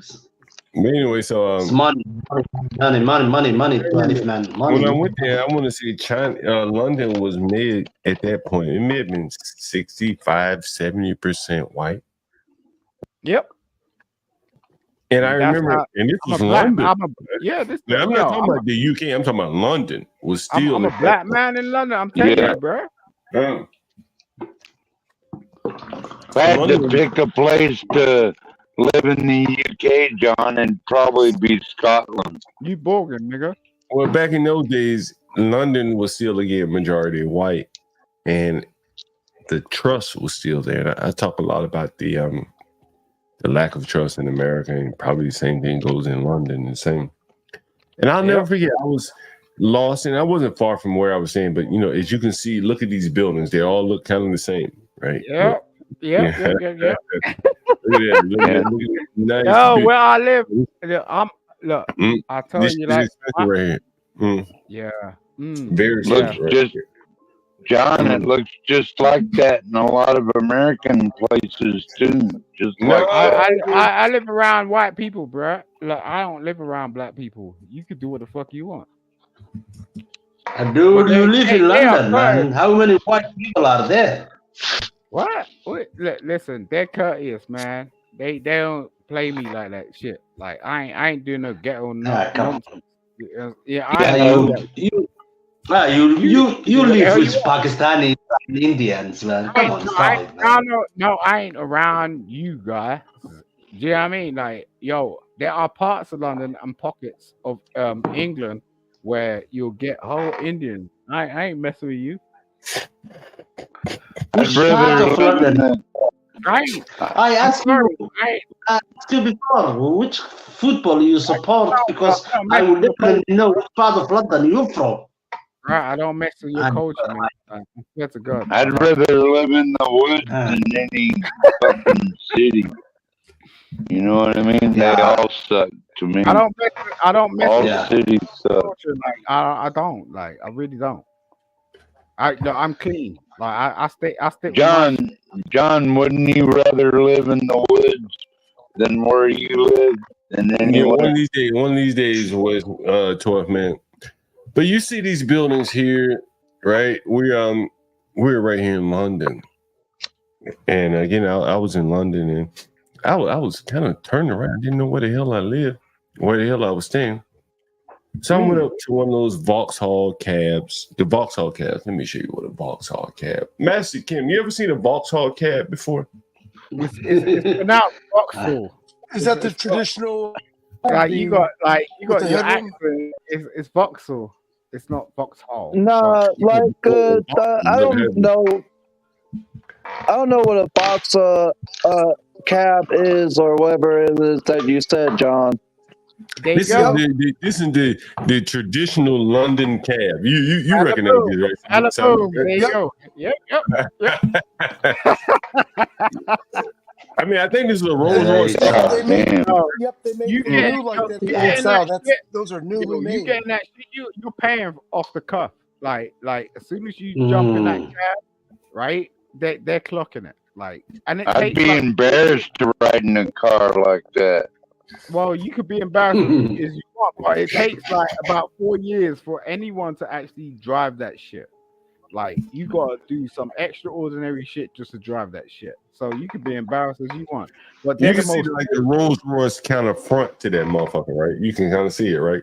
Can you kind of see that Rolls Royce Bentley type front? Anytime you come over to London, you jump in a taxi, like as it says on the front, like they're the most safest motherfuckers you could be around. Ain't no fucking Uber driver or like what the fuck's going on right now? Like because you know they don't allow Uber in London. You sound lazy, nigga. I don't know if look, I love and respect you, Simon, and like I'm happy to have seen you over here this morning. I know it's nighttime where you're at, man. It's not morning over here. It's like 11 o'clock. Yeah, that's why I said it's nighttime where you're at, because I know you're in a different country outside of the U.S. Yeah. We're at 8 hours, 6 minutes, 21 people in the audience. Show some love to my co-host, HP2N. Yeah, I'm John Galt. And our wonderful hit the like Jay, right? Thank you, John. Yeah, we see the videos, we see the shorts, and all the views, and we really appreciate it. And I tell you, it's kind of a labor of love. We had the white John Galt in the audience earlier today, and he was talking. Again, I appreciate everyone in the audience. Your panelist the other day, though, he is going crazy. What are you talking about? Name BH or some shit like that. I don't know, man. He just What's his name? Wild. Who are you talking about? What's his name? BH or some shit like that. I don't know. HB. He's talking about HB, John. He's like, yo, you guys can't be like running like chicks off our planet. Yeah. That is something. That is You have something to. that is something that that's not him, man. Look, I'll take the arrows for that, right? Like, don't blame him. Arrows, John. Right? Don't blame him. Blame me. You know what I'm saying? Because women are 50% of the audience, right? And we have our wonderful editor, Portia J. Hit the cash app for Portia J, by the way. Yes, ma'am. Yeah, beautiful pot. Again, like baby. One of the ways and the reasons in the that we're able to do 24 hours is because of Portia J.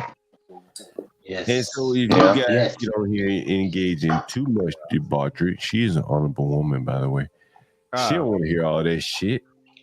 Yeah, You he gonna got, get it. he Well, got do good you? one. Hey, do you He think got your good woman? one. Hey, hold on. Do you think your woman want to hear all that bullshit? No way. No. Right, No. right. No. So she don't want to hear it either, right? So that makes sense to you, don't it? Right. And Right. when I Yes, put it in sir. those, when I put it in those terms, it kind of makes sense, right? Yeah. You wouldn't subject your woman to that. Absolutely, I John. love this Yeah, all platform, right. John. And So I that's one of the really, reasons. So that's one of the reasons why. Again, why I say like, don't blame him, blame me. Because that's one of the but he reasons. got wild, man. He killed the whole thing. He was All right, we try to straighten that up, but the point still remain. Like women do bring something to all of our lives. Most of you either Yes. chasing women or you got one, right? That's Yes. right. And most of you, No, Simon British, so Simon is definitely is the Q thing. most of No, you, we respect women here, bro. right? Most of understand you, what you you're get talking up about. and spend your whole working day supporting that woman or that child, right? And I understand you want to come up here and you want to get your rocks off. Maybe you want to say some things you can't say to your wife or something like that. And understandable, but just be respectful of the women that are up on the panel because we are trying to build something. Absolutely. Be We're like trying to really fucked up with the bando. Especially Porsche. Especially yeah, I Porsche. She's a moderator. So I don't think there's too much to ask, right? Maybe it wasn't worded Yeah. where you, All I hear is, right? And if you can't respect those rules, then jump the fuck off. Right. Yes. The country. We try to make the show valuable enough for you, though, that where you'll be willing to, kind of respect the rule, And I hate to say rules, but let's just say decorum, right? Let's just say element of That's a decorum, good word, John. right? So that real that, sensible. because again, Master Kim, you here? Oh yeah, no, yep, absolutely listening. Master Kim, one of the things that really led me to, and again, it wasn't about women because shit, I don't talk about women that much. But someone like Scott Linton, right? You had him up on the show, Keith, Ken Watson. Those guys, they have a brand as much as they have a business. Would you say that's fair? Oh yeah, yes, absolutely, and they would be cautious about what panels that they go on and Right. want to return to. Absolutely. Right. And so we're lucky enough to have these type of people, and to provide this kind of information. And we're doing it for free. Like you don't have to pay to come in here. At this point. And so, we want to maintain that and grow that. And so it's not censoring, it's just, maintaining rules of decorum. I think that's fair. Yeah, John, and just don't be worried about subscribing to their pay. I mean their live chat and all of that shit because they're gonna put more rules on you if you get monetized. So you don't want to do that. That's just my opinion. Yeah. Hey, there's nothing wrong with rules. Rules are good. What do you expect to like? Rules are good sometimes, many times. Hey, Master Kim, rules are good. Over in the UK, and you can't figure out the other day that you telling us earlier today that the guy told you, the Indian guy saying, Master Kim, that's why you're not. What did he say? Because you don't. Oh, he said you're always going to be broke if you think that there's a difference between. Oh, if you keep on thinking legal, illegal. Basically saying do business, don't worry about the legal, illegal. Yeah. Hey, go ahead, John. The reason I called in real quick, and I most certainly didn't want to shift gears, but I just American it's Man fine, and Latinos for Trump, they're making sense. This is what I mean. I wouldn't want to wish this upon my worst enemy to be a half breed. It's not fair. And when these adults are indulging with other groups and having mixed kids, they don't realize what a conundrum they put that kid in. They're not white. They're not whatever other half culture that they are. They're caught in between, right? Everyone Master wants a sense Kim, of it's belonging. too late. It's too late, Master Kim. We're already a mixed country. My God damn.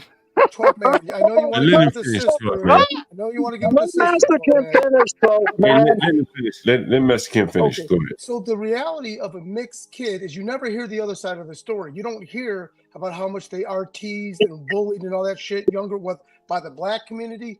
kind of by the white community too. When they get older, they become these good-looking people, praised by society and all the commercials. But it's a fraud. These kids go through torment. That's why they end up marrying the blackest person they can find or the whitest person they can find. They want nothing to do with being mixed again, and they will continue. Now, not everyone, not everyone. You really truly believe that shit? Okay, so I went to all black schools in Detroit. You should, if someone was mixed, they got absolutely beasted on. What's that got to do with anything? So I know that you've got a mixed kid, and because your own indulgences, you hooked up. I guess what I'm trying to say is these kids are going to have a very difficult life being caught in between two separate cultures. My kid don't have no difficult life. What are you talking about?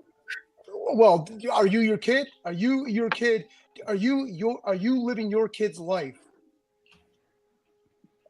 Oh, okay. It's too late. It's too late.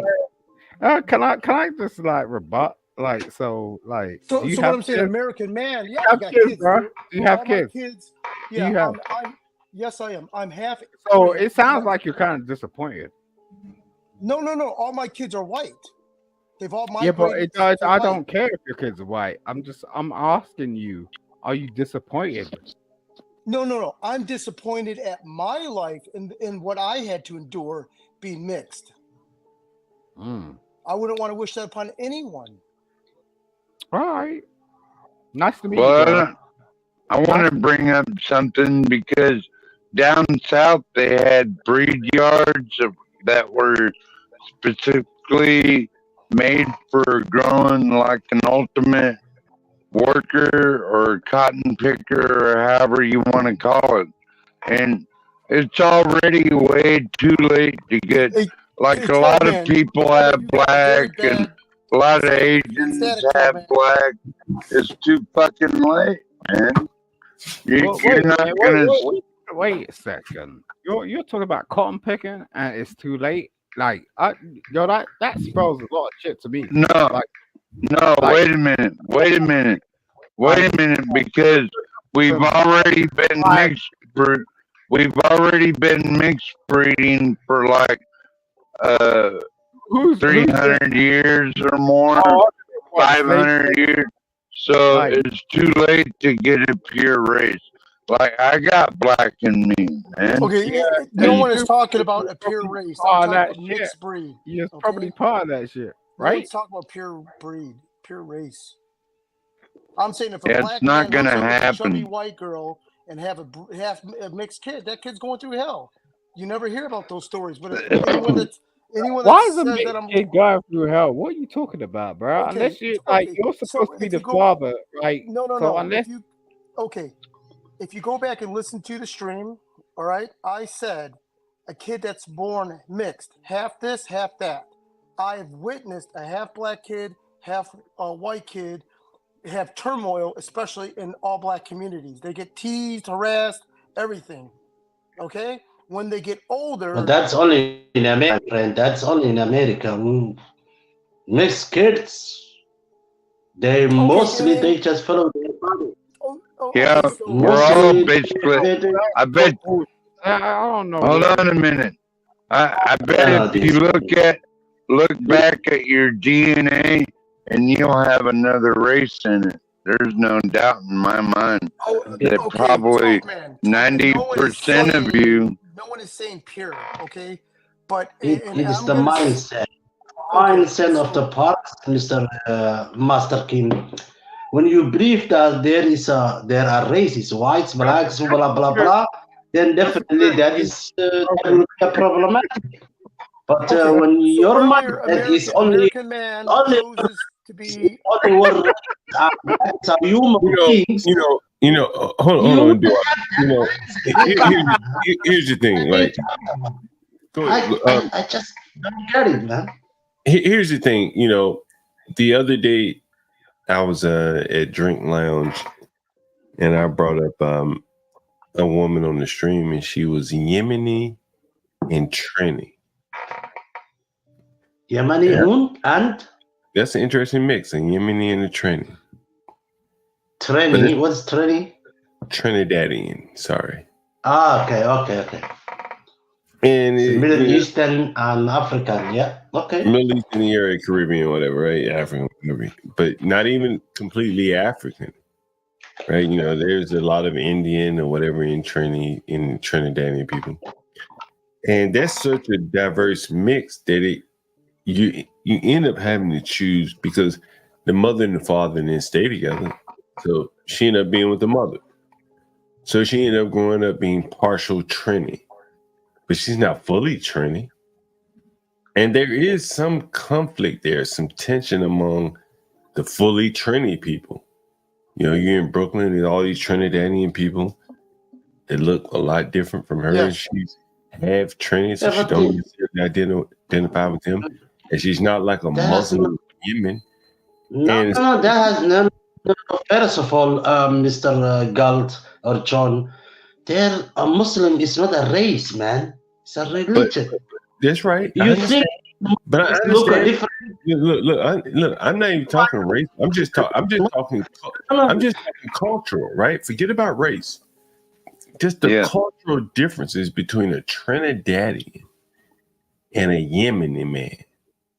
Like those are two totally different. Now she was spawned out of two different ethnicities. Yes, two different ethnicities, two different cultures.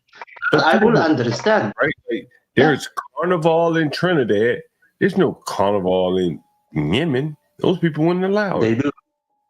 They do have a carnival. They got to show up, man. I stand corrected. But you can understand what I'm saying, Duala, when I say that those are two totally distinct, different cultures with very little overlap. Right? Different cultures.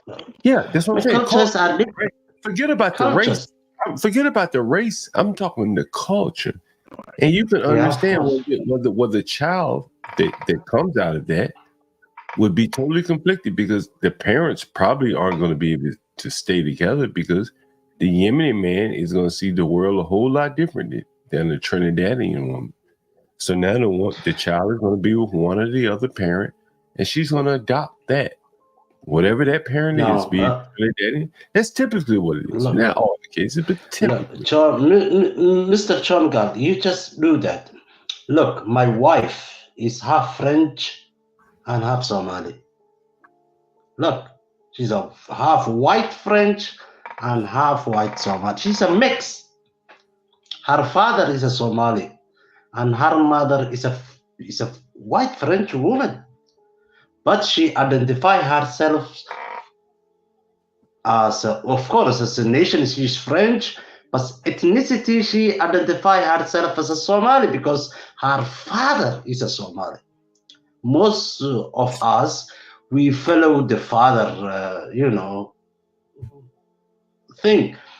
And my children are also 1/3 white, black, African, French, blah, blah, blah. But I don't raise them like they are mixed children or whatever race that they... I don't believe in race thing. Black, right? We're not talking about your children. We're talking about your wife. Your wife probably had a very terrible upbringing being a half-C. No, she's not. She has a stable father, stable mother, and treat her like anyone. Okay, she did and peers, not her mom. And come on, we're talking about people want to assimilate, people want to belong, and we are caught into like this Magellan. They treat her. My father that because of course you married a. Come on, you ask your wife that. What was her thought? Ask an actual half breed. Hey, how was your? You find out much different. I asked her, and the whites that she grew up told her that she's beautiful, and the blacks that she grew up, she's beautiful. That problem is only in America, Mr. Master King. That really thing. You don't have that's why I just can't believe it. Yeah, maybe this is just an American thing. You know, I can't speak for how it would be in Germany. I've never lived in Germany, but I know it is an issue in America. You know, where the kids are, more or less they more or less have to choose a side, and they oftentimes don't fit neatly into either side. I think that's fair to say. So, Let me tell you one thing. I've been married to my wife for the last 14 years, and she never ever think white and black. No way. She it's totally she only different. thinks, yeah. She got. We don't think that way, here, and that's your problem, guys. And I'm coming to that country with my children with that mindset. Oh my God! You might not think twice. You might not think twice, Dawn. But we're getting more and more tribal. You may not even have to deal with it by the time you get here, Dawale. You may not even have to deal with it. No, I will not deal with it, but my children will deal with it when I bring them to that country. Mr. Kim, they will make fun of my children because they are also mixed. Oh, fuck that. They're obviously black. Well, you probably would live in 75% black. You probably would live in a Somali neighborhood, right? No, I'm coming. No. I definitely like to live in a black neighborhood. I don't know why, but I just love the black American culture. Maybe I was like my Master Kim can tell me, but my previous life as a Hindus or a Buddhism, maybe I was Tyrone or Rere. I don't know. I just like the black culture. It's me. It's a little bit more laissez-faire. Like the swag, the chicken, the movies. Oh yeah. So if I'm coming to Texas, maybe 2026, 27, and HB and Porsche are going to welcome me there, hopefully. So it's a mix. My children are 75% mix. Even myself, I mix. I'm somehow there is some Arab blood with me, some East Asian with me. We mix people. We are not. We don't believe the pure race thing, man. What the hell? What do you think about this Palestinian that does? I told you before that is a specific Arabic culture. Do you know the Arabic? The Arabs. No, that Palestinian guy cannot marry an Egyptian woman, even though she's an Arab. He cannot marry a Syrian woman, even though this is a tribal thing. It has nothing to do with race. It's a tribal. They married their cousins, man. Forget about their. Yeah. That's so true. that has nothing to do with the race thing, man. When he told you we only deal with our race, he doesn't mean the Arab race or the Palestinian race.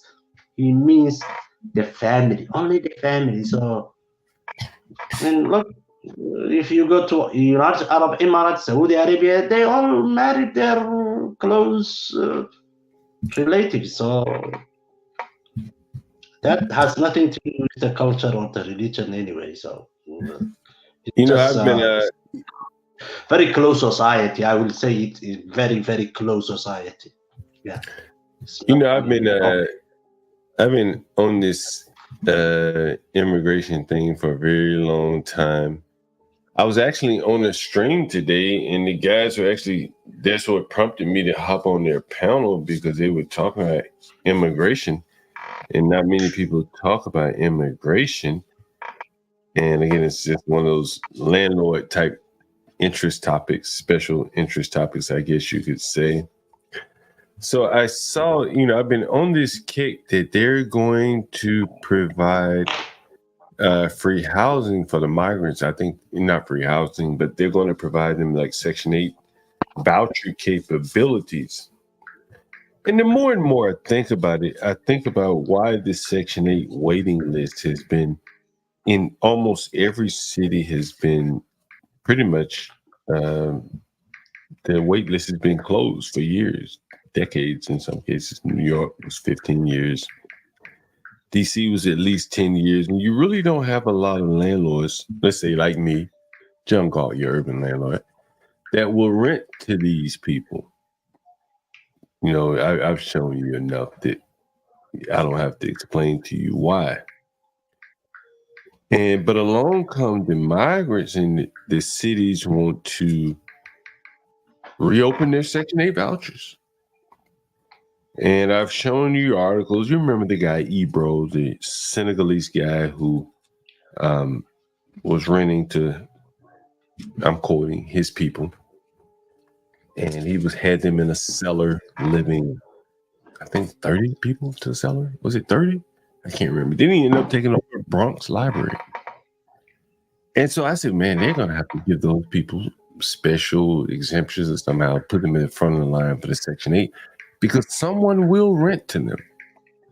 And I just think about it, over the years, man, over the last year or so, I've had so many people, hey, I have 3 guys need a room. They work for me or whatever. Sometimes I rent them a room, sometimes I don't. But they're willing to live 3 to a room. No American. Two Americans, unless they're homosexuals, 2 men, straight men aren't even going to rent a room together unless they're just absolutely dirt broke. But here I am rented 3 men that work at a restaurant, and some guys willing to make arrangements to pay for them. So I said, man, the private sector is clearly going to have to solve this problem. But how do you do that? How do you jump these people to the front of the line and things like that? And, clearly some of them will have caught charges before they are eligible for Section 8 or whatever.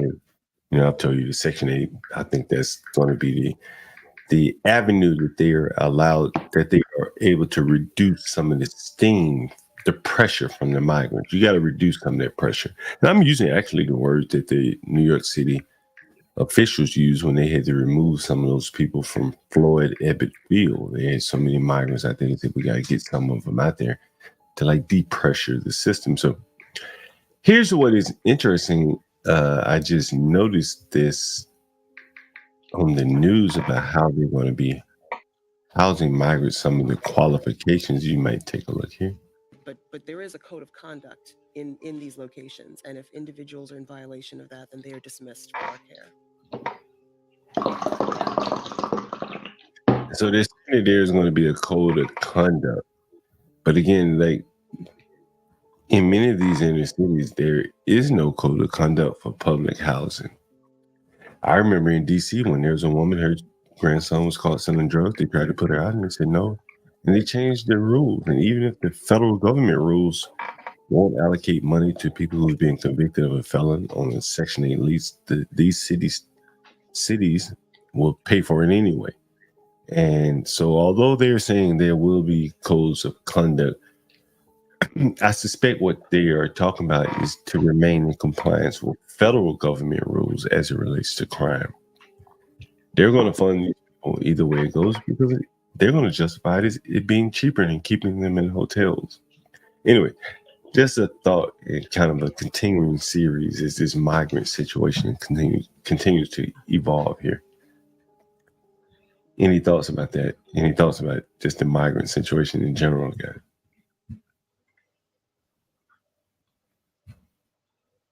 I think 12th Man is on mute here.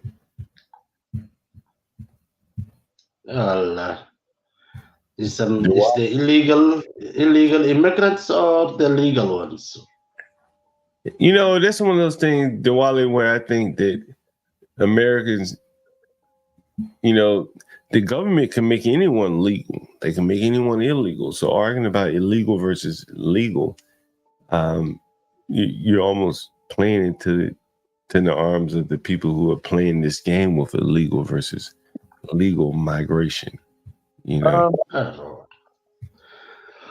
as far as I know, the illegal ones are those who are coming just like from Texas, Arizona, whatever that in south border, and just applying for asylum. Well, some of them may be genuine and they need protection, yes.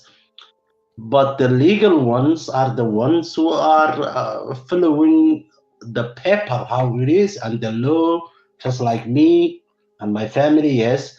So, fuck the illegals, man. They delayed my application, man. There are no Islam here. So, personally, I would say, what the heck, man? The last 3-4 years. Hey, John, if the border was just closed like 3 years ago, I would be right now in America. But because of that, no.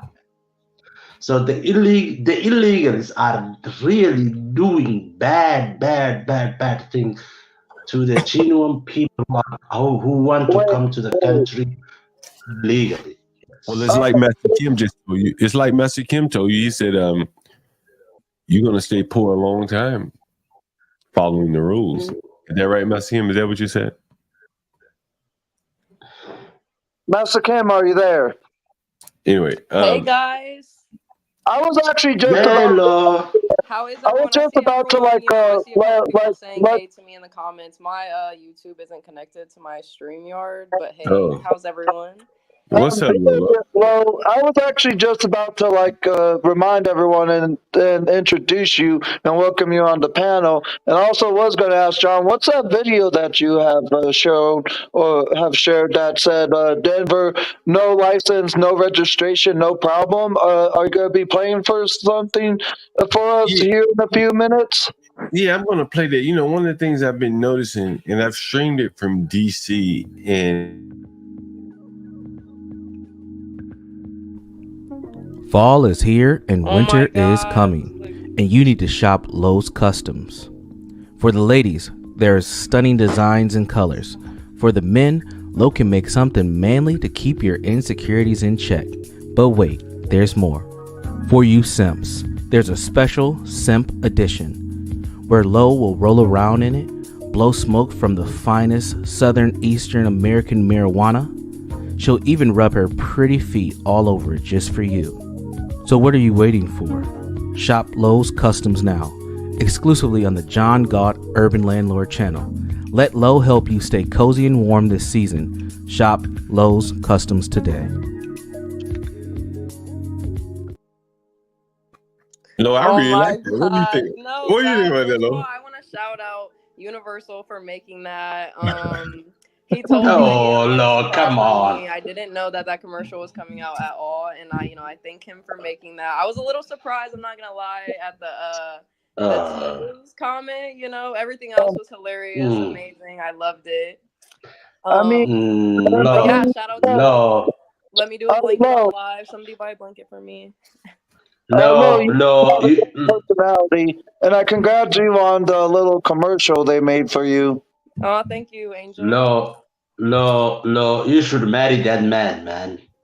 I should marry Universal for making me that commercial. No, that was really sweet, but marrying is a little crazy. That's your naughty brother. I wanted to see like your sticker, so Yes. I think Oh my God. I might have one picked out. Ooh, child. My sticker from Blue. I'm not gonna give an explanation on it because it's kind of fucked up. You asked Come for on. a sticker, so here.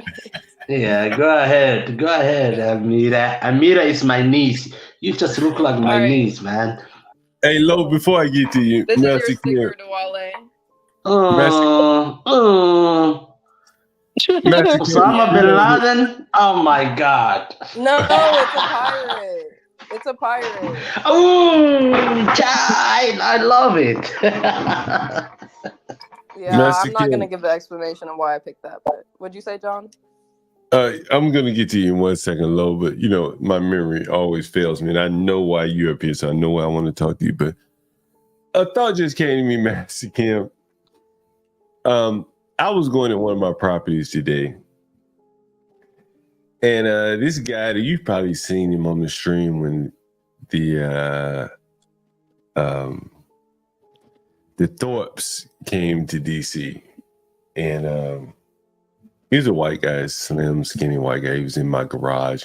You actually went by the house. You went by the front of it, but you didn't go by the alley where, you know, I have a garage back there. A guy rents part of the garage. And this guy that used to work for me, he's at the garage, and he lives in one of my properties. So today, I go by one of my properties, you know, do my thing, you know, as I have to do. And so he's talking shit to me, and I realized that he watches the stream. He's been living in my. How funny. They used to work for me, Master Kim, you know. And so he's just talking, you know, but he doesn't work for me anymore, you know. I had to let him go. He run his mouth a little too much in front of the customers. And so I had to let him go, and he wants to get back working for me. And I've talked about him, you know, several times, boy, very skilled guy, but he doesn't have anywhere to go. He doesn't have anywhere to go. And so he may be listening right now. And so he's listening to me on the stream, and he said, I ought to get on your stream and talk shit about you. I said, well, come right on. Right? Come on, man. I want to hear the story. What do you have to say? You know? And so he comes on and, you know, he tells me, I'm going to tell the story about this or that. I said, man, that would be good content for the people that talk shit and think you're lying and blah, blah, blah, and things like that. I said, well, you know, this would almost like legitimize me, give me hood credit, you know, because he wanted to talk about how I mistreated somebody, you know, whatever. And all the while he's living in my house, and I haven't asked him for not one penny, because I know he doesn't have anywhere to live, and I could go and just throw his ass out. I hope he's listening. But I haven't. And in 6 months, I ain't throwing him out, because I appreciate the work that he did for me for the last 3 or 4 years. And so when you lay your head down to sleep tonight, if you're listening, you understand that I could have brought holy hell to you like I would bring to anyone else, but I haven't. It made me think about that when I read that fucking slumlord comment right. It made me laugh, Master Kim. But you know, Master Kim, like, you know, people talk all kind of shit, you know, a lot of times too, you know, you handling business. Sometimes the people that talk the most shit are the ones that you're paying. You ever realize that, Master Kim? Are the ones that you give credit to, right? Absolutely, because they lose perspective, like homies talking shit, but not realizing that he's sleeping in your house, rent free at the moment. Or you'll be back next week begging for a cigarette till your food stamps come out. But this week you talking shit because you got a little money in your pocket. You know, I just don't think that many people understand, like, you know, what businessmen have to go through so that we can pay. I wouldn't even give them a cigarette, John Galt. It's not like it used to be. Anyway, Lolo, I wanted to talk to you. You know, it really was my fault the last show. I know I didn't give you guys enough information, but this time I'm going to be right on point, and I'm going to make it a little bit more concise. We're just going to do a bathroom this time with American Man if he has time. Right. We're going to, you know, because I have a bathroom that's nice, but I only want to lead you in the direction of where I think you'll go. I'll let you get there organically on your own. Okay. And so it's still gonna be me and Kimmy though, because I know she did email us and like said, you know, what she said, but I wasn't sure. What did she say? I can't read all them fucking emails. I think she said for the bathroom, you know, that she would, but I wasn't sure for the rest of just like the segments, I guess. But regardless, you know, I'm still in for it. It doesn't matter. Like, I like reviewing your Airbnb, so. And so with this one, hold on, Angel. With this one, Lolo, we're really gonna do more immediately what you suggest. But I was thinking about with the thing that you probably will suggest, maybe we have like some crowd participation. Assuming you suggest it, I think you will. I think you'll highlight. I always love the crowd participation. That's fine. And somehow maybe we can, I don't know, maybe do like some kind of crowd participation award for the selection. Okay, I like that idea actually. So everyone is like now getting a participation trophy, John? Not everyone. We talking about one person. No, I'm just kidding. Because I just was in this world of the liberal, leftist, extremists. Like everything is like being classified as a participation trophy. Yeah, I know what you're talking about. Yeah. So, John, did you watch the video back of us doing it? And like, can I ask like what your favorite piece of advice was, or any piece of advice that you took from our reviews for that Airbnb? Yeah. I watched bits and pieces of it. Kimmy Cakes talked to me probably more about it than what. Hey, what's up? Oh, hold on 1 second. What's up, Chicago Hustle Master? I was on your stream earlier today. No, I seen you. I came through the karaoke, but yeah. Oh, you can't. I didn't jump into the panel because I was tired because I was driving home.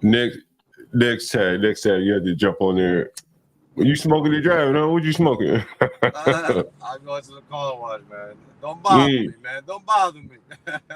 you know, man. Yeah.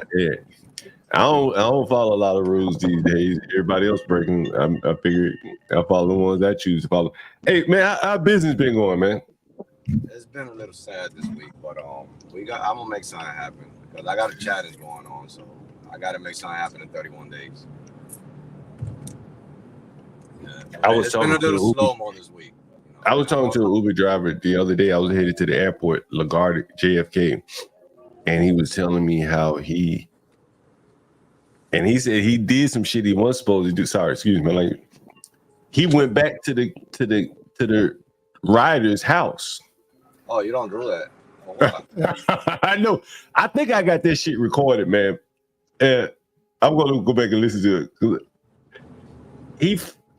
It was his thought that Uber told him it was gonna be super. What's it called? This shit when y'all premium paying? What's it called? This shit. You know what I'm talking about? Was a lot of surge, right? Pricing, right? Pricing. And so he got okay. Boom! I got a surge, and then he drops him off and like no surge come through or whatever. Like whatever the process is. So he goes back to their house and like, yo, like, what did you get charged or whatever? Versus like what I got paid, and he like that shit was against the rules, and I think they confirmed it. Yeah, you can't ask the passenger how much they get paid. how much they pay. I mean, hey, Chicago hustler, just make your money. You know what I mean? But I'm saying like, you have to at least think about like, I'm taking this guy to the airport. How much is he paying Uber versus how much? That's a way that you could, find out without asking the passenger. I mean, a lot of drivers don't know how to do this stuff. So how do you find out? I haven't said this on my channel, but I'm gonna say it here. This is the easiest way. You accept the trip. You know they're going to the airport. You know how much you're getting paid for that trip already. So if you want to find out how much the passenger paid, once you get there, before you get in the car, open up the passenger app. Act like you're ordering that same ride to the airport from there. See how much they paid. Simple. You know what I'm saying? And if you don't like that they're paying $100 and you're getting $20 for it, cancel the ride from there. Keep it moving. Grab the next one. But that's not going to be an exact. With that algorithm, it depends on the person. They could be getting a discount, whatever. Yeah, because there's some variability there, right? It varies. Like let's just say the other day, I ran into a $30 surge. But I brought that surge all the way from the suburbs, all the way to the city.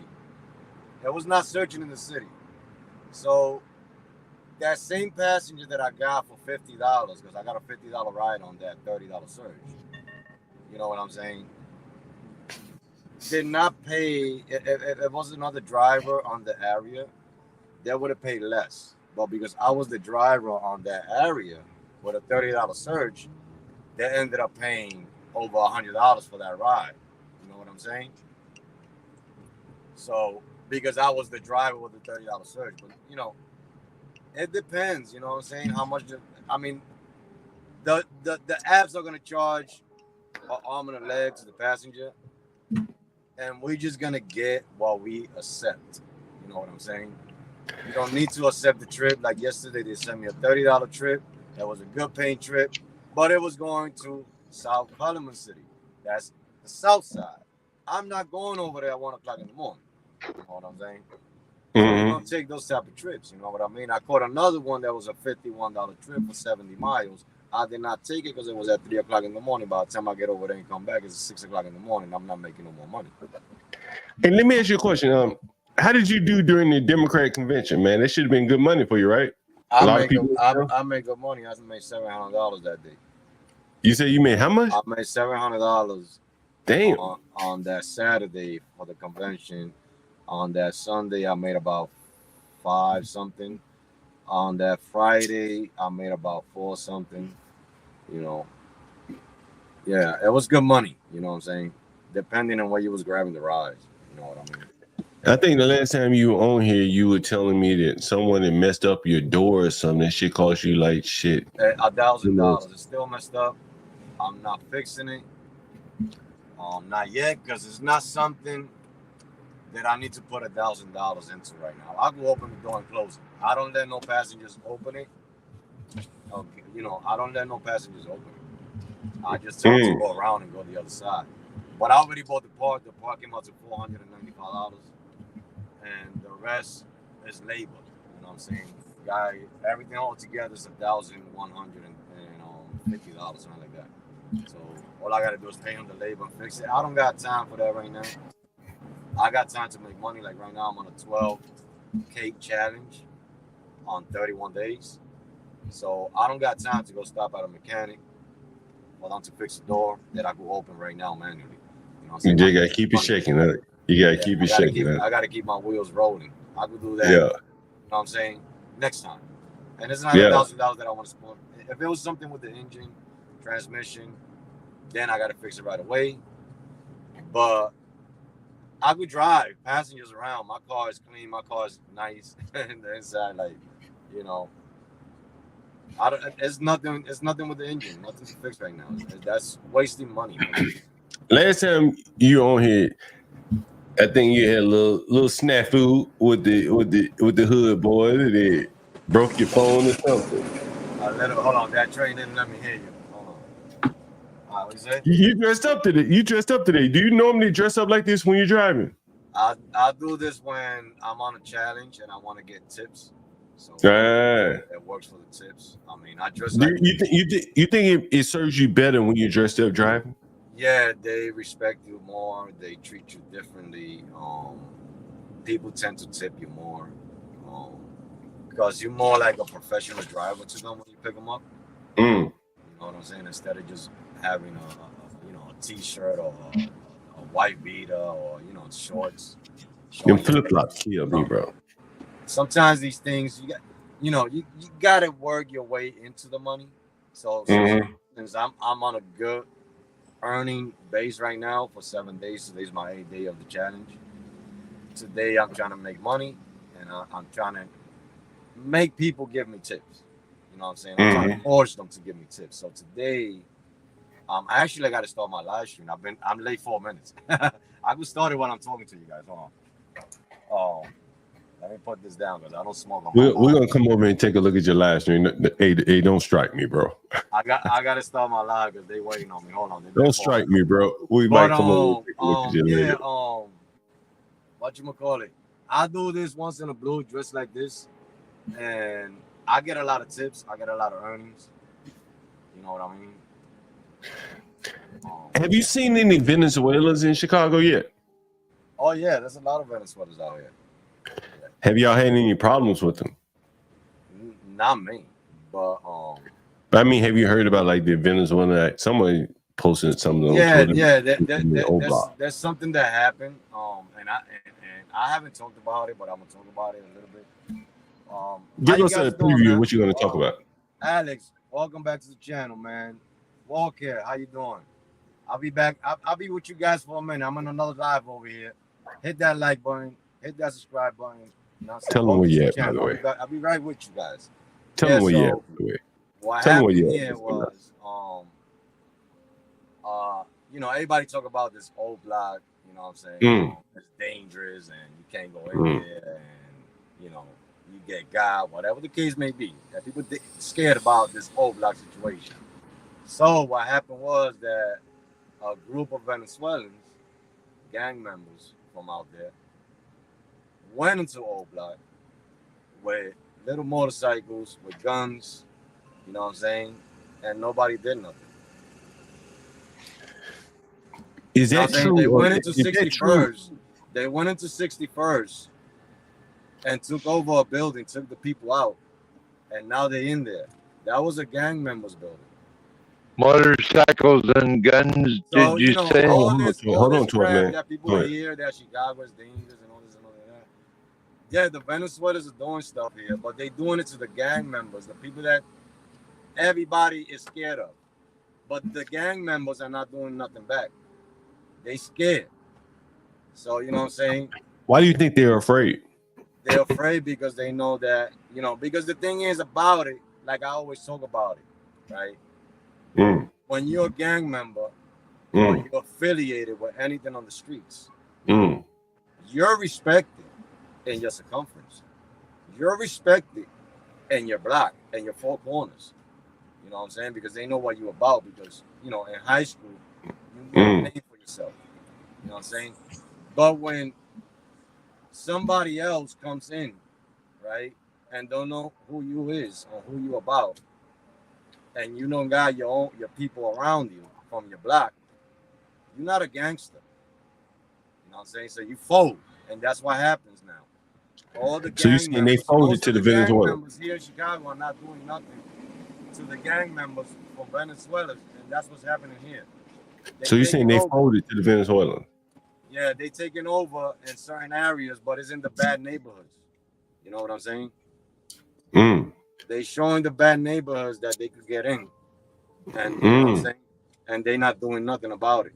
You know what I'm saying? So, and that's What about showing. the police? That's Do not showing do us anything about that it. we don't need to be scared. Because everybody just doing it to themselves. All these gang members are doing it to themselves. They killing each other. They're not doing it to people from outside because you know what I'm saying. They don't step out these circumferences. You know what I mean? Yeah. So that's what I see. That's what I'm seeing. The Venezuelans are doing stuff here, but they're doing it to people that did something to me. Remember what happened to me? Yeah. A person. I'm just working, making my money. Guys, I'll be with you guys in a minute. I'm on another live stream. I know I'm here. Linda, Randy, how you doing? Dustin, all of you guys, welcome to the channel. I'll be with you guys for a minute. I know I'm supposed to be on my live, but I'm over here. Welcome to the channel. Hit that like Tell button. them where you at. Tell them where you at, Chicago Hustle Master. Tell them where you are. I'm in the expressway right now. No, tell your chat where you are. You shout me out. I'm if you guys want to check out, I always tell you guys about the guy, you know what I'm saying? My brother from another mother, John Galt. Go check out his channel, you know what I'm saying? Go subscribe over there. The Urban Landlord, by the way. That's it. That's in the live. I'm in another live. So if you got, I'll be in this live in a minute. I'm heading to the car wash. I'm gonna end this other live in a minute. But I'm working here. Give me a chance.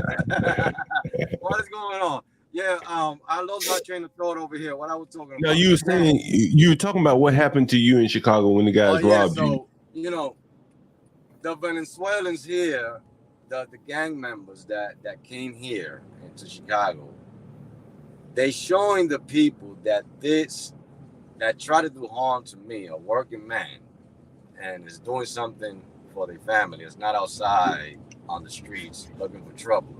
They showing those people that they not about it. They not doing it to people like me. You know what I'm saying? You know what I'm saying? But they going into the bad neighborhoods and taking over. That's what's happening. So in other words, they kind of, in some ways, it's good for you in that the police are kind of toothless at this point. Is that fair? Mm-hmm. Let me put your Cash App up on the screen. JP, how you doing, my on brother? both How you screens doing? right now. I'll be with my live in a minute. I'm in another live. I already explained it, but I'll be with you guys in a minute. Hey, I'm all not you letting you guys, I'm working here. Hey, all you people that when you get to Chicago and you get to the airport, you're too damn scared to get in a car on your own and ride around that ghetto ass neighborhood. You gonna call somebody like him. And he out here doing the Lord's work. He got last time you were gonna come on our stream. What happened to you? Somebody robbed you. They tried to you put that on your stream, right? Somebody tried to rob you. Yeah, Right? I put some of it. I didn't put all of it, but I put Right. They broke your phone and all that kind of stuff, right? And then you had a driver that messed up your car door. Like people, this is a business channel, and like, man, I had people steal TVs, all kind of stupid shit, and like it sets you back in business, right? it set you back. I mean, because I'm not gonna say that, like I came out the next day to work, but You literally, have to, I'm saying, right? You had to, right? you're literally, you're a human being. You know what I'm saying? There's 4 guns in your face. You know what I Yeah. mean? So but it slows you down. I used to work more time, more hours, longer. You know what I'm saying? Now I cut my day shorts. You know what I'm saying? Because certain time of the day I just don't want to be outside. You know what I mean? But yeah, it does set you back. You know what I mean? Do you think the crime has affected your ability to make a living? Like, if there were less crime in Chicago is a big tourism town. You Yeah, think you but make it $700 a does day not. now? You make It does not affect. Not me per se. It might affect You don't think somebody so? else. You know what I'm saying? Why do you think it affects somebody else but not you? You're all operating off Because I'm still gonna algorithm. come outside and hustle. If another person would have been through what I went through, you know what I'm saying? You think most people would have quit? Most people will not come back and do it. Most people will not come. You think most people would have quit? You think most people would have quit after being robbed the way you were robbed? Yeah. Yeah. Definitely. 100%. Yeah. Master Kim, man, you want to chime in here, Master Kim? You have any questions for Chicago Hustler Master? Because I know you've been robbed at your line of business. Oh yeah, and I think what Chicago Hustle does is just keep it moving, tighten up those emotions, and don't think about it. And that's exactly what he's doing. He's got a big family to raise, and he don't got time to think about his own personal safety and happiness. That becomes irrelevant. I hate to say it. He keeps it moving, and like he started the stream with us. He's got a deadline of some cheddar. He's got a goal. He's got to hit by the 31st. This man is driven. By him saying that made me sit up in my chair, be like, damn, that's what we all need to set these monthly goals. And look, he's grinding. This is a beautiful thing. But as far as the armed robberies, yeah, he has to wipe that and don't even think about it too much, because you're right. If he thinks about it, they're not going to get in that car again. That's a wrap. But he's smart. Well, there's the fact that Chicago has always been corrupt, Master Kim. I mean, going back to the G days and the mafia, it's always been a corrupt place. Master Kim, there is a balancing line, right? Chicago Hustle Master, I think I talked about this with you. And then on one hand, you have to balance your safety. Like your wife, your children are probably concerned about you going back out there in the streets. And you have to be concerned about your safety too, right? You may have a little bit of anxiety about going back out there. But on the one hand, you have to balance your safety and all that, making a living with, you have women and children of some ages, varying ages, I would imagine, that look up to you. And they need you to go back out there. And I would imagine that you don't want to feel afraid or scary. And my dad got robbed too. And I wondered, did that play into like your thinking in any bit?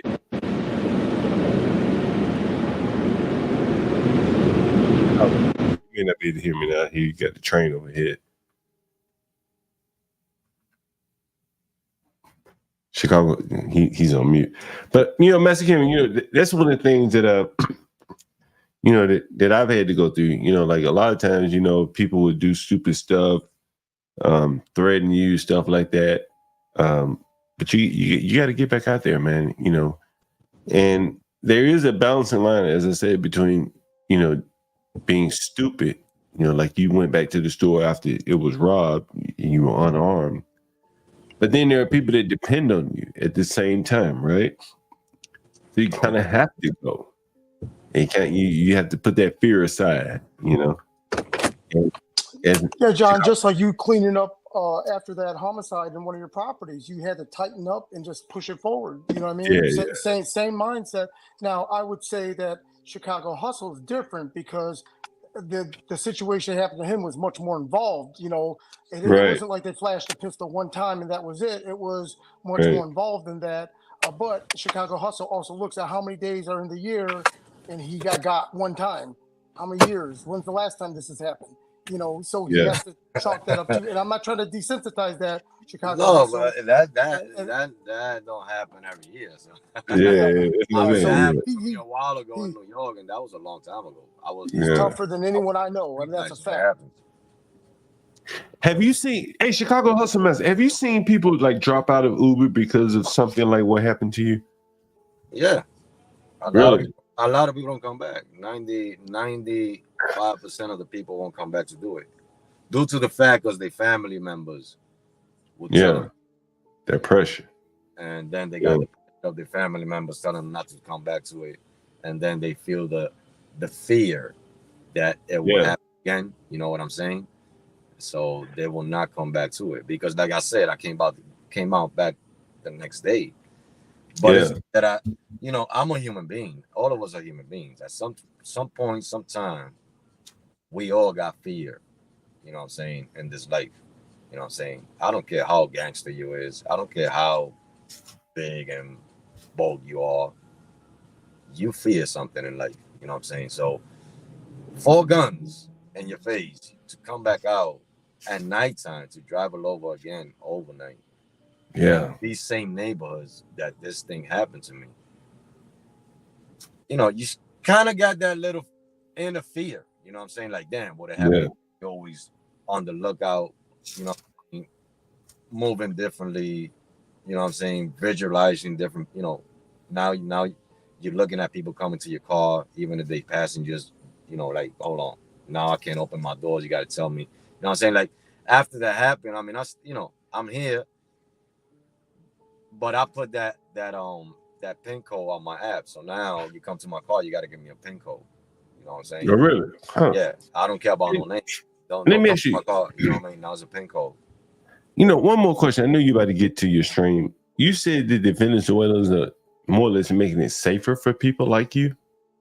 I'm not saying that's making it safer, but it's showing these people that, you know what I'm saying, why you don't get into with people like us instead of messing with people that's just trying to make a living. You could do them dirty, but why when people like us come through, you guys are not coming back at us? So can you say that a byproduct of the Venezuelan coming in is that it's the gangs? There's a big gang out there that is making it over here. And that's what I'm saying. I'm not talking about these little stupid gangs, Bloods, Crips. Right. I'm not talking about these stupid little gangs that I'm talking about people from Venezuela that is used to carrying AKs, rifle guns every day. But it sounds, but you know, these are the people that's coming in now. These are the people that's taking over. But it sounds like though, if I don't like it, I want something to happen about that, because if they take over, it's not gonna be any different. It's gonna be worse. Don't they keep the criminals from robbing you? But then they start doing it. Then they start, or they'll probably just start extorting. Yes. So because the thing is that when you're trying to take over an area, you're gonna take over the most strongest person first. And then after that, that's when you go into the little. So once they take over, if that happens, because the police ain't doing shit, and the gangs ain't doing shit, because they would have took all those Venezuelan gang members out of that 61st building. Why do you think they didn't take them out? They got AKs and everything up in there. Police don't the gang members got AKs? I mean, if they do, they're not doing nothing with it. Because if it was me in my neighborhood, they're not doing that in Little Village. If I was the FBI. What about like Beverly? What's that South neighborhood where all the firefighters and police doing? Are they doing it down there? They doing it in Rockford.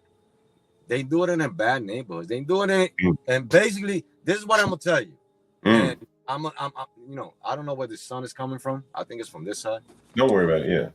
Yeah. But I'm because I gotta get to my live. I got a lot of I'm gonna let you get to your live. Yeah, go ahead. So they a lot of people left. But anyway, I'll be with you guys in a minute. Give me a second. You'll get them back. You'll get them back. Yeah, they'll come back. Let me put your cash app up here.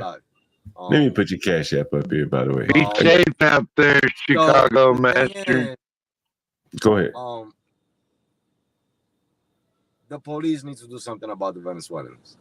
Mm. Because if more of them take over, you know what I'm saying? It's gonna be worse. It's gonna be bad.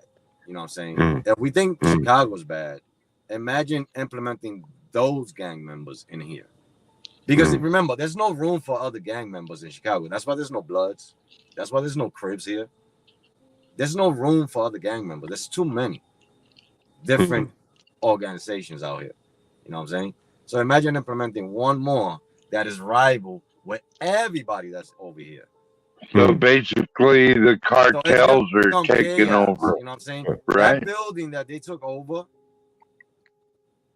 that's a big gang members building from here, from Chicago, from 61st. Is that a black gang member building, white gang member building? And what I was trying to say is, this is what I'm going to try to say.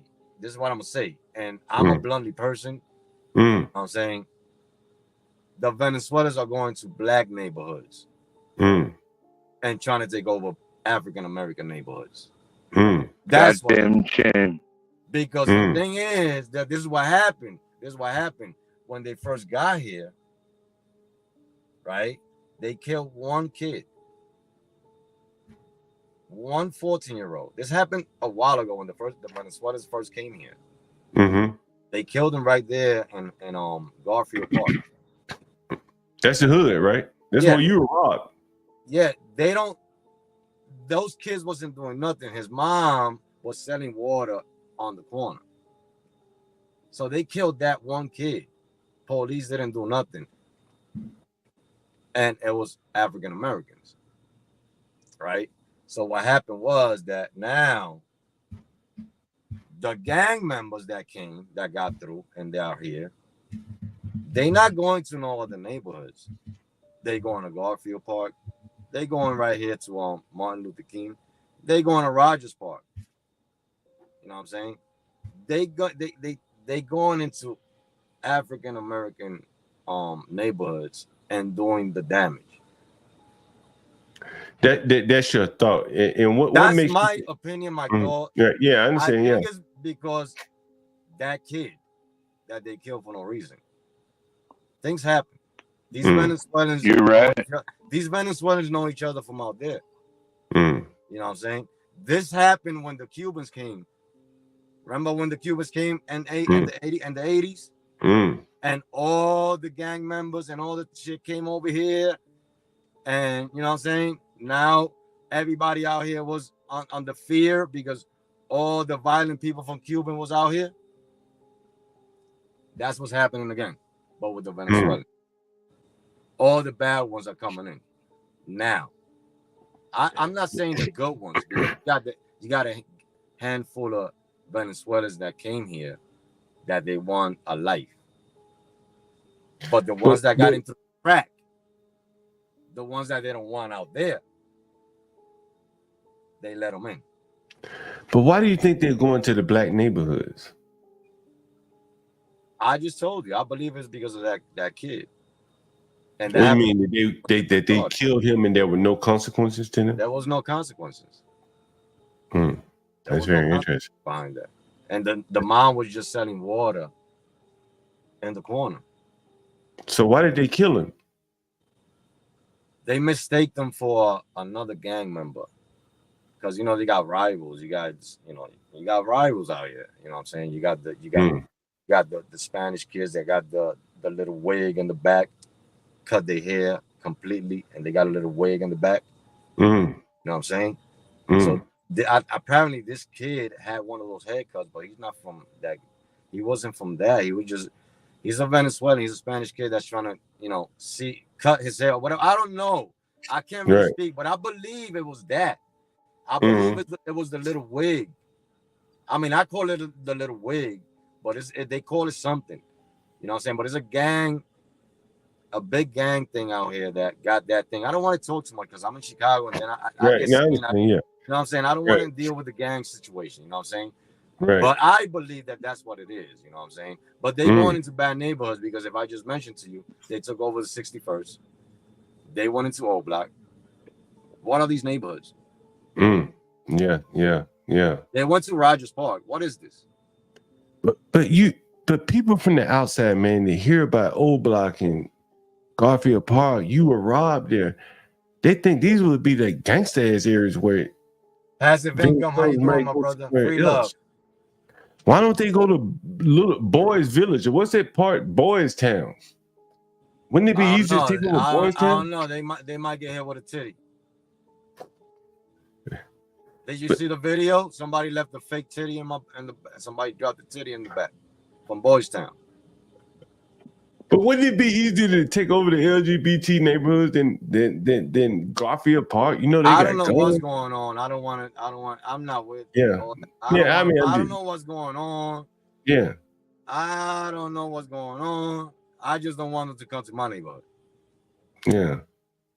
I mean, I don't care. Everybody got to live. You know what I'm saying? Yeah. But don't come to my neighborhood. They already took them out of my neighborhood.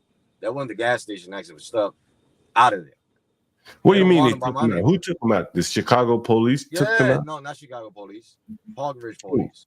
Who? Hog Ridge police. Oh, you don't live in the city. Okay, I got you. Yeah, Hog Ridge police took them out of the neighborhood because they were flooding the neighborhood. But they took them out. Damn. Yeah, they took them out of the neighborhood. They don't. Damn. You know, because the thing is that everybody got to live, and I'm just like this. I'm bluntly. Everybody got to live, man. Yeah. But when you're looking for survival, you're gonna do whatever it takes to make it happen. So if you from another country and you come in here and you're in the streets and you stink and you want to get a hotel, can I ask you? You're gonna go upside the head somebody and get that money. Can I ask you a question, Chicago? You know, yeah, make it quick. Make it quick to us, man. What's because I gotta go to my live. I gotta wait, remember, I'll join you guys maybe later. Go ahead, to us, man. 50 Cent made a bunch of videos about Chicago. Do you think a lot of that stuff is more or less true or no?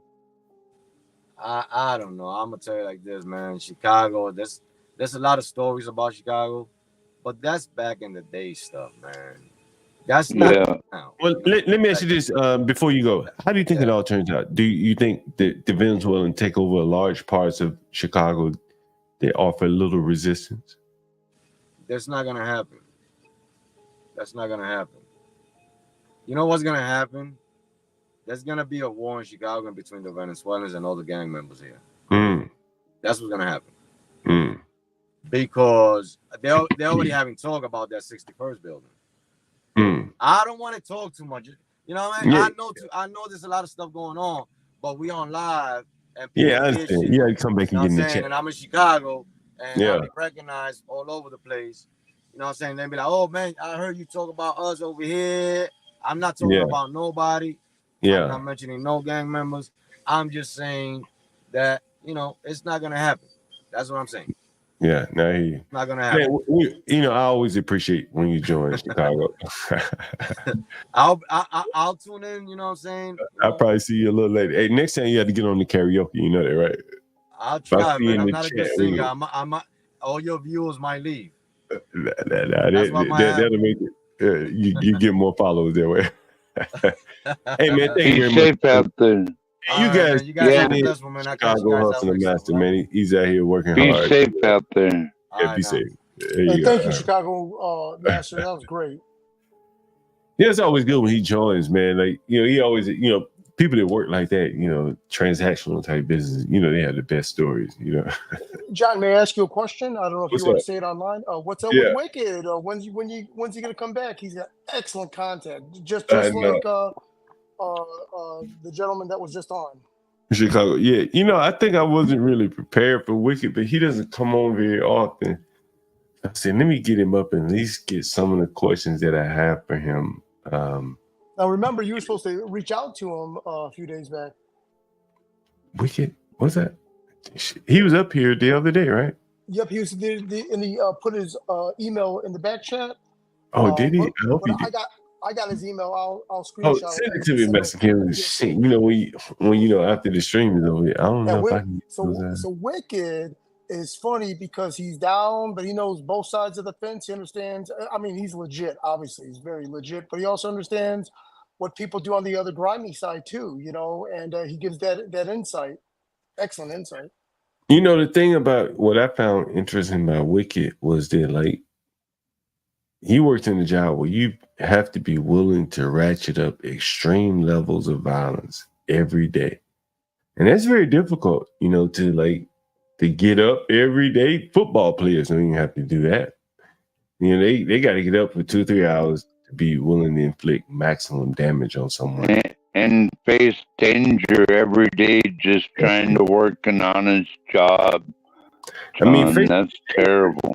Danger is one thing. You could wear a uniform, a shield, and bulletproof vest and all that. But the facing the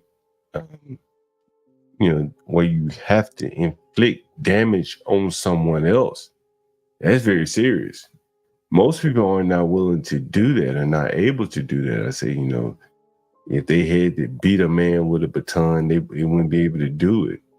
And to go work in an environment like that where you have to do that. Well, I'd be able to do it, John. I just don't want to do it.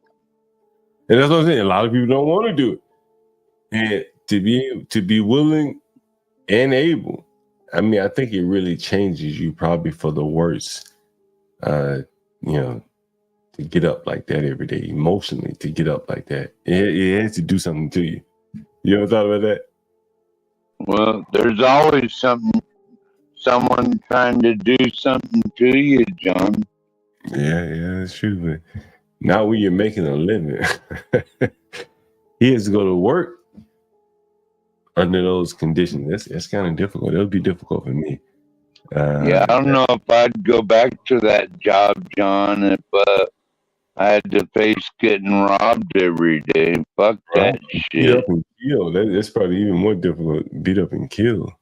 You see Nate's text? Wiki grew up around them gangs. Now he works in the prison system. Yeah, man. Common, yeah. You almost probably have to grow up, in a very rough environment to work in an environment like that. I don't think you could grow up in the suburbs and go into a criminal environment like that. It would just be almost foreign to you. Just the things people do. K.R. Dobbin. Well, I think, John, people join certain jobs like CEOs and other stuff just because they have a narcissist problem and want control over other people. Yeah, that very well could be part of it. That very well could be I part bet of it. that's a small part. I bet people, it's a job. It's a good paying job. And if you live near penitentiary or the county, I would love to work for that. You know what I mean? I'm sure that plays into it too. One thing I did want to mention, I had a buddy, and I'm not trying to dismiss what 12th Man's saying, 12th Man, so I'm sorry. I had a buddy of mine in Michigan, one of my Don't ever be sorry. He was a white guy, and he's always done dirt, always just kind of a dirty, grimy guy, but never caught a case. He went to college and everything, and he became a cop and ultimately a detective. And this is my boy. And one day I asked him, because my brother's an attorney, and I asked my boy, his name is Steve, he's a detective. I don't want to say which department he's with, but I asked him, I go, Steve, is it true that cops play dirty and plant weapons and dope on people? And because I'm his boy, they used to. Okay, hold on, 12 Man. Yeah. But because I'm his boy, he gave me a legit answer. He paused for a minute to think how he could answer it. He goes, Mike, what if we know that a guy's a dope dealer, but we can never catch him? Some of these guys, they can go years and years, never catch with dope or drugs or anything, but we know he's dirty. And he just left it at that, meaning that the guy that they do plant shit with is dirty from top to bottom, but they can never get him. You know what I mean? Not that that's right by any means, but he was just being real with me that occasionally maybe they do plant some dope or gun or both or one or the other, but the dude is dirty as all heck. Yeah, no, I can see that. Just not out that of I agree with that, but I'm just saying.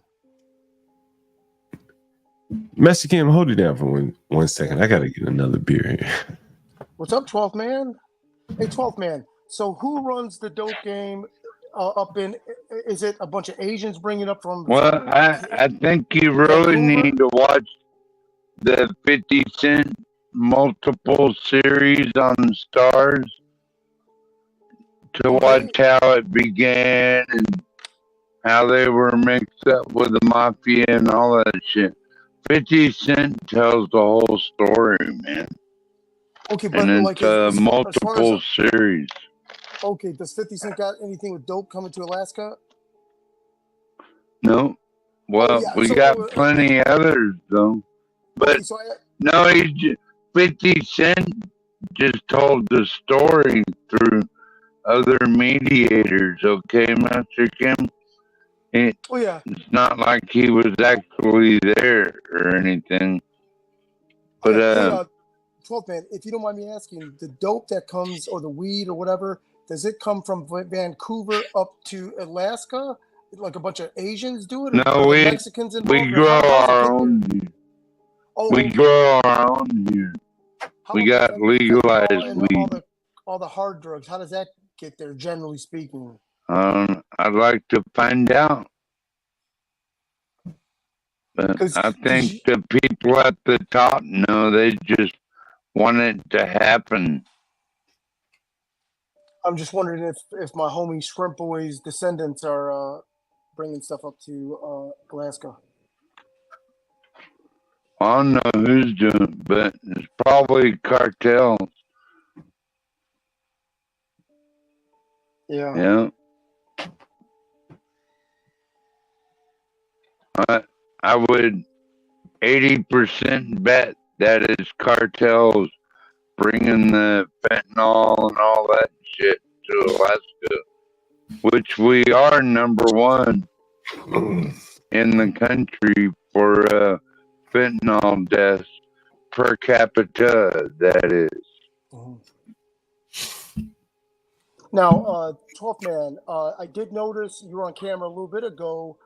If I'm not mistaken, and maybe John can step in, if you want to step to the sisters, man, you got to get faded up. Do you know what a fade is by chance, 12th man?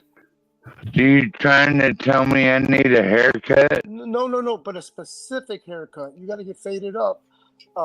Which I nowadays, used John, to have one. does that mean to get punched out these days too, right? I like my hair. It keeps me warm during the winter. Oh, okay. Thank you very much. No, and I'm not trying to insult you at all. I'm just trying to say if you go towards fine black girls, you gotta get that hair away from them ears and get that little tattoo coming up the neck. And I'm kidding. Well, if I find a black girl that wants me, then I'll discuss it with her, not you, Master Kim. Oh yeah, no, you're right. But these are activities you would do before it to attract that attention. So, anyways, enough about that. Well, I got 5 dates on this channel. How many you got? I'm a married man, but hey, I guess I need to read the back chat. Jeez, no, 12th man, I'm actually being silly, and I will not talk about you getting faded up. I'm being silly, so sorry, 12th man. That's right. I knew you was being facetious. Yep, that's right.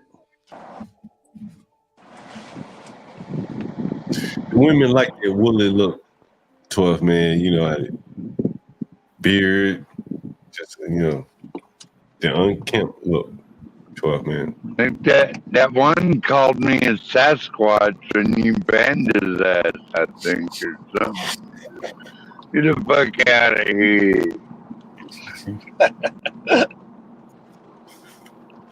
What's going on, John? How you What's doing, up?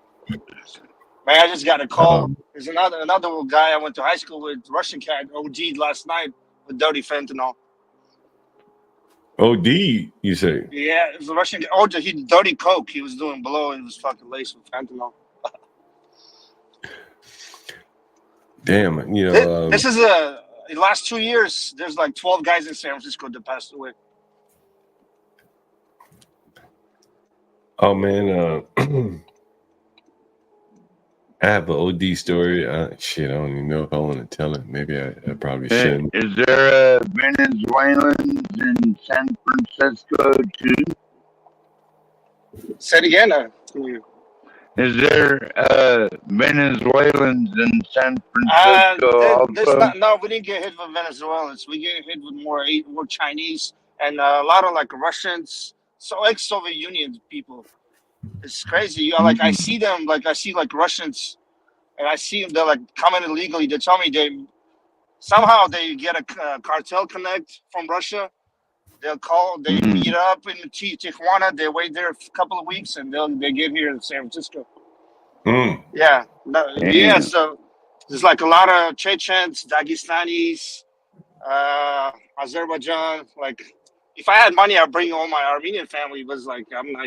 I can't handle that shit right now. Yeah, it's pretty crazy. I saw a man OD directly across the street from the methadone clinic the other day. I'm trying to see if I can find that video. See if I can find it. I mean, he was literally. I seen a lot of that stuff. I used to be very hardcore in underground party scene in San Francisco, which is run either by Hell's Angels or by Shrimp Boy people. So that party scene, man, there's a lot of people. Like I see, like last few years, I'm telling you, the people ODing or a lot of people took their own lives. Why would they take their own life? Man, when you party that hard, when you're on chemicals, you don't sleep for days, man, your brain don't fucking think no more, man. Yeah. It's like that's what chemicals fuck you up. does to you. Yeah, fentanyl will fuck you up, man. Yeah, but fentanyl they give people for when they do after cancer, man, with chemo and radiation, they give you fentanyl. Right? But that's medical fentanyl. There's a difference between medical fentanyl and street. But the difference is like when you start doing medical, you get hooked on it. Then you try to buy that shit on the street. That's terrible. Terrible. You ever done that fentanyl before, Nas? Fentanyl? Yeah, at that party. You ever done that shit? No, never. I mean, I tried almost. I've started like heroin, opium.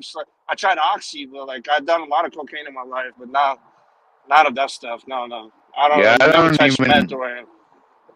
don't even touch cocaine anymore because it's probably got fentanyl in it. Like honestly, no good cocaine. Fentanyl is just like I just I heard about it like 4 or 5 years ago. I was locked up during COVID in Oakland. There's like a bunch of people were there for fentanyl. So yeah.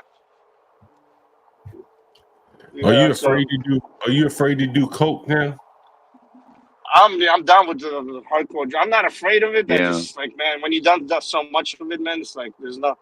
I'm afraid to do anything from the streets. Like I know people died from Adderall pills because it was laced by fentanyl. Unless it's state inspected weed, don't do it. Like it's okay to smoke some weed, but make sure it's state certified.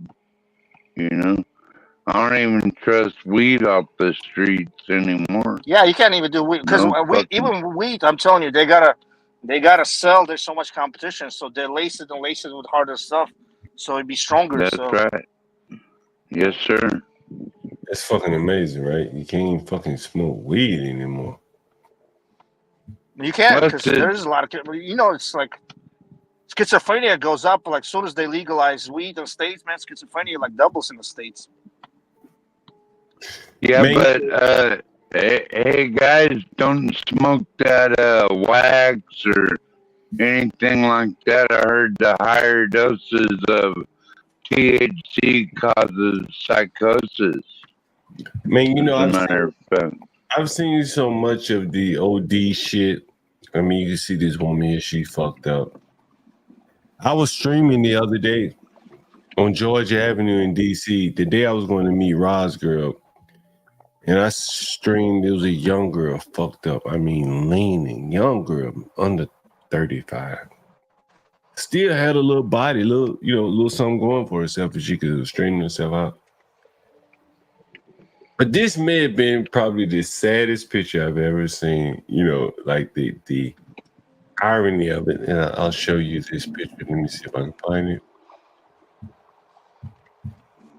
Can you see that picture there? Yes. Yeah. That dude laid the fuck out, right? He drunk. He on that whatever the hell he on. Fentanyl or whatever, right? About a block down is a methadone clinic. But more to the point, what I want to share with you is, look what's right behind him. Can you guys see that? Blow it up a little more, John. I'm not sure if I can blow it up any more than what it is. Let's see. What's it say? Can you read it? Let me see if I can read it from StreamYard. What that says is it's an advertisement for naloxone, Narcan. You see that? It's an advertisement for Narcan. You know what Narcan? Everyone knows what Narcan is, right? Yeah, we all know what that is. And right in front of this OD or passed out, drugged out individual is an advertisement for Narcan. Wake his ass. Sad world out here. Don't do drugs, kids. Don't do drugs. Yeah. I would cut funding for Narcan and just let them die. I mean, they're weeding out their own, John, by doing that shit. Wolfman don't play. Yeah, no, that was an interesting photo I saw. I'm looking for the other one. I saw this guy like maybe 2 weeks ago. I mean, he was damn near dead. And he was directly across the street from is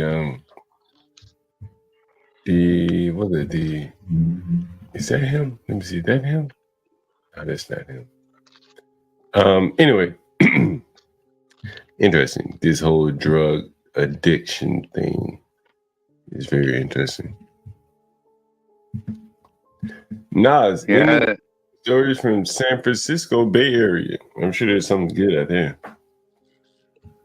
Yeah, San Francisco's a wild place, man. It was always nuts, but right now it's on a different level. Yeah, I'd never carry Narcan because I want to see them weed each other out. If they did that to themselves, then so be it, man. You let him die. You let him die. 12 minutes. I'm just saying, John Galt, that if they did that to themselves, then no love there. Yeah, I ain't gonna carry no Narcan. I got enough shit to worry about, John Galt. I don't blame you on that, 12 man. I don't blame you on that.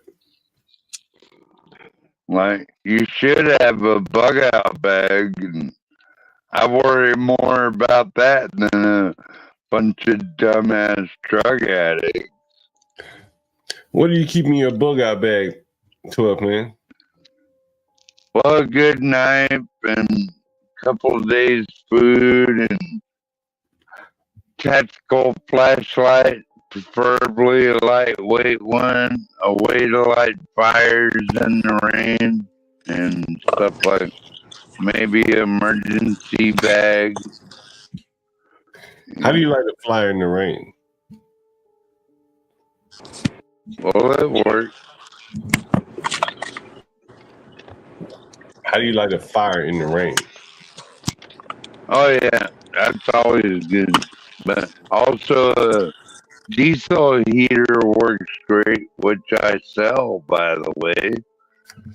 I sell diesel heaters for a living. Where do we buy your diesel heaters from? Well, I can't tell you my secret. I mean, if someone wanted to buy a diesel heater from you, you wouldn't sell it to them?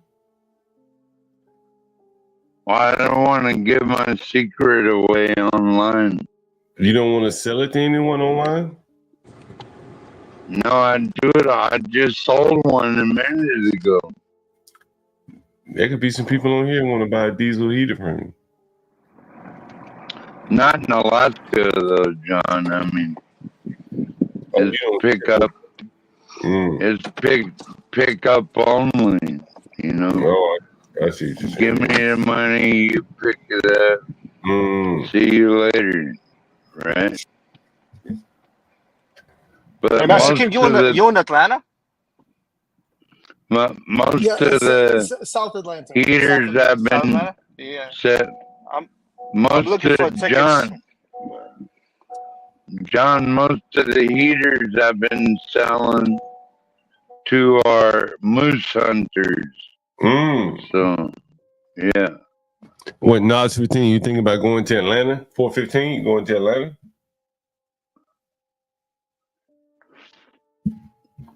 Nas, you going to Atlanta? Was that Nas talking about Atlanta? Okay. Can you hear me? Yeah, now we can Yeah, hear you. yeah. I was saying that Yeah, one of we my best got friends you. moved over there. I'm Say gonna that go. one more time. You have what?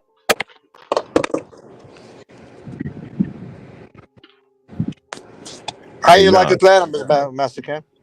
Good, good. Is your boy Armenian or is he white, He's black? What is he? Ukrainian small hat. Good, good. Tell him to join me in the machine room. In Georgia, Yeah.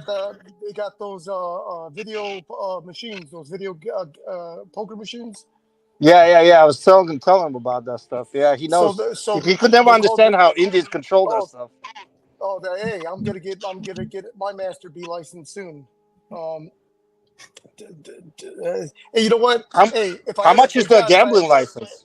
Is it like alcohol license? So I shouldn't use the word gambling. That's the wrong word to Okay. use. Commercial amusement, right? Yeah, amusement. Yeah. Yep. So when John, if I ever get hit by a truck, my step-in Master Kim is Nas. He knows everything about small retail and all the grimy stuff. So he's the step-in if I get sick. So it's called a master license. There's a master license A and a B, and I think the A is when you own the store and they bring the machine to you, right? And then you got to sell like candy bars and stupid stuff. And then the B license is when you own the machines and all you are is just a vendor. And it's a revenue split, like a 50-50 split. 50% goes to the master license that owns the machine, and 50% goes to the store owner. But the master license, the vendor, he wants to put machines in your store. So there's things he will do to entice you to allow him to put a contract in your store. Stuff like that, which we can talk about offline as well. But can you still get this license from the state, or you got to buy a store with it? Because like alcohol, you can't get it no more. Okay. Yeah. Okay, good question. The Master A license, you can get it. If you open up a store, you can get it. But it's the B license, the vendor license, you cannot get it. You have to buy one from someone, and they're going for like $5 million right now, if not more. Yeah, that's what I figured. Yep. But it's the store guy that makes the money too. It used to be just the vendor, but now the store guy too makes money big time. But the store owner's got to work it. You cannot let employees do your job. You know what I mean? Okay. And it's run by Indians mostly, right? Well, at the store level, yes, but they're trust me, everyone's trying, especially if you go towards Atlanta. So there's a group of North Indians, kind of Pakistani, Kashmir Indians that are Muslim, but they're Aga Khan, kind of like a Hindu Muslim. You ever see them before? Aga Khan. You ever heard of that faith? They're Muslim, but it's a different sect of Muslim called Aga Khan. But they're in North Atlanta, big in the store business. But whenever you see someone, there's like someone from Ghana or a Russian guy or a bunch of people owning a store, they're just in it for the machines, So you'll go in some stores, Nas, and they're just janky and dirty, and you're like, who shops here? No one. Look at their poker machines; they're loaded with people. In Georgia, there's no casinos. There's nothing like that. So we got big agriculture community, and they all gamble, all of them. Not everyone, but you know what I mean. They gamble under the table like the Chinese do at donut shops. Yeah. Okay, so they use these amusement machines, gas right? station. The customers come in. Yeah, that's correct. And they put money in the machines, but when you win, you're supposed to win just like some cigarettes or potato chips or gas, you're not supposed to pay cash, but all of them pay cash. And then the customers come back and put cash in the machine. Not that I agree with that, and that is illegal, but that's what they all do, by the way. Give me 1 second, y'all. And these machines are legal in Georgia. We're probably one of the only states that it's legal throughout the whole state because they're also tied into the lottery. So, and you Google Georgia commercial gaming arrest or commercial gaming, you'll see it's huge in Georgia, absolutely huge. Georgia? I feel like Georgia is such a shitty state. But that's just probably my bias, and like I just hear like common tropes about like I don't know. I've never been there. Okay, well, I don't know what to say. Someone somewhere said something negative about Georgia. Okay, I don't know what to say. It depends on what type of lifestyle you live, right? And the people that hate really just depends on where they live and what do they do for a living, and if they don't got much crack, and then they probably hate whatever. And don't matter what state you live in. Hey, you said if they don't got that much crack? No, I said it depends on what type of lifestyle that they're living, and if they don't got much cracking like going on, right? If they're not cracking, like cracking, crack. if they don't, if they don't got a lot, if they don't have high level employment, they don't own, just like, but they could be anywhere and they think it sucks, right? Yeah. But I feel like if you had a shit ton of money, you wouldn't be in Georgia. Because it's like you can't even do that much shit with a lot of money in Georgia. Like, you know what I mean? Like, what kind of cool shit can you buy in Georgia? It's like being a multimillionaire. You can buy bitches in Georgia. Like, it's probably like 0 bitches in Georgia you can buy. Well, Atlanta, dog. Atlanta's like an apex city, like Dallas. I mean, Wait, how far is Atlanta from Georgia? Atlanta is in Georgia. Really? Atlanta is in Georgia. Oh shit!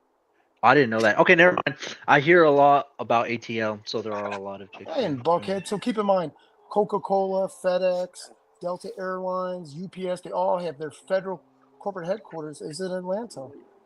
So yeah, it's off the hook. There's a lot of money in Atlanta now, right? Huge.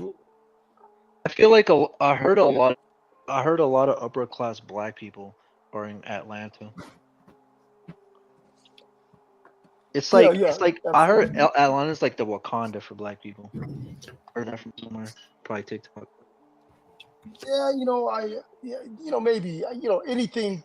I mean, a lot of positive things are being said about Atlanta. There's no doubt about that. But just like anything, you're going to have an acceleration of business, acceleration of crime. You got acceleration of everything. It's just the natural ebb and flows of growth. You know what I mean?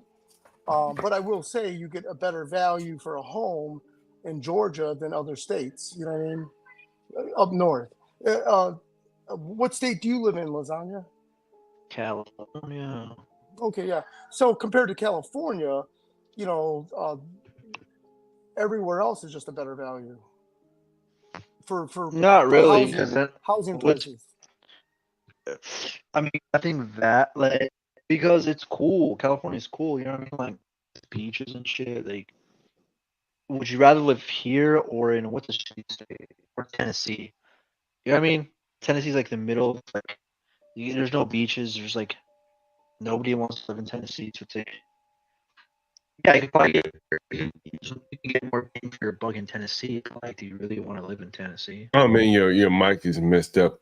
But I think I got the gist of what you're saying. But go right ahead. Hopefully your mic is better. All them black people that wanted to check out the God damn. Yeah, his mic is messed up. And let me see if I can update his mic cancellation. That could be what it is. Let's see. Let's try that again. Otherwise, I'm going to cover this article right here that's showing on the screen. I think it more or less falls in line with what I've been telling you guys. Lasagna Killer, are you better now? You sound better, I should say. I think that worked. I do sound better? Yeah, I think you sound better now. That's better. It was the mic cancellation, echo cancellation. Go right ahead. What was that sounding like? Like robotic or what? Yeah. Damn, okay. It's funny you said that. I was playing Fortnite like an hour ago and someone said, one of my friends was saying you sound robotic. Yeah. Yeah. It's the echo cancellation. What type of mic are you using? I'm not sure of the model. Why? Is it still dog shit? No, it's good now, but I'm just wondering what kind of mic are you using? Let me see. Hold on, let me go my options. You're not using a mic on your camera. Logitech G733. Okay, so all right, so for that type of mic, you need the echo cancellation off. It's like an external mic, or you on your computer or something. Yeah, external. Okay, gotcha. All right, go right ahead. What are you saying? Oh, I was just saying that if you're a black dude that's got some bread, you should probably go to ATL because I heard that's where like upper class black people go. Like I was telling Michael, I was Mr. Chinaman. I would like like I heard that's like the Wakanda for black people, like ATL. What do you think about Kim? Is Atlanta the Wakanda for black people? Oh no, I would say Atlanta's been off the hook regardless of the movie or it's a beautiful area. It's a lot of opportunity, especially north of Atlanta. It's off the hook. So, but to say it's a Wakanda, yeah, you'd love it. Come on over here, Lasagna. You sound black. You would love it here. Thanks. Probably would. So I take it you're not a fan of I almost said Wakanda. I take it you're not a fan of Atlanta, Lasagna. I mean, yeah. You said a fan of black people or ATL? ATL. I don't know. I've never been. I might be a fan. I think black chicks are cute. You know what I mean? Like, yeah. They got pretty big asses, so I mean, I rock with that, John. You like a fatter? Yeah, you did say that. Yeah. I was gonna say something. I can't remember, so I'll jump into this article here. How about this? I like covering this stuff here. This is right down my alley. This is my bailiwick, as they say right here. I tell you, I was on a guy's stream earlier. He was talking about this, and I've been telling people. I say, this is a country now where force is going to win. You're not willing to exert your force and your will on people, and then someone would just run you right over. What did Chicago hustler master say earlier? He said the Venezuelans went into the black neighborhoods because they were unwilling to stand up. John, can I ask you a question? What do you think black women think about Venezuelan men? Do you think it's going to be a new wave for like Venezuelan men to like swoop up all the black chicks? We're unique, bro. We're unique. That not to sound anyways, racist or whatever. And I'm not talking to black people. I'm not talking them down. I'm saying that black men are very unique in that their women don't find them interchangeable. And that's my opinion.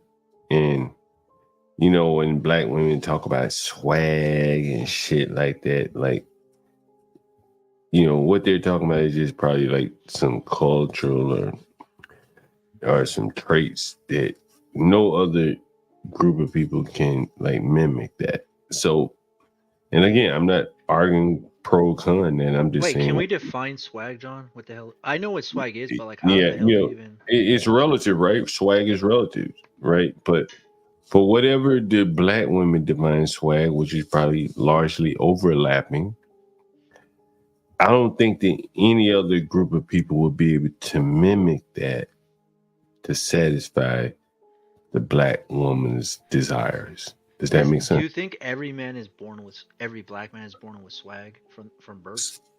No, but what I'm saying is that the ones that have it naturally, that is what the majority of black women want. And so you can't manufacture it. It's just natural in a way, in my opinion. Right? That's just my opinion. I'm just one man. this. I don't know anything about white men or Korean men or anyone else. There may be something unique about them that their women are so drawn to that they can't find it anywhere else. Is there a YouTube video of an example of swag? As I say, I can't debate that. I think all this shit is relative, but it's subjective and stuff like that, because the same black man that doesn't have swag to a black woman, he may have a whole hell of a lot of swag to another, right? But I think there is just something, among black people, black women, that they're looking for in a black man that is Hey, John. Yeah.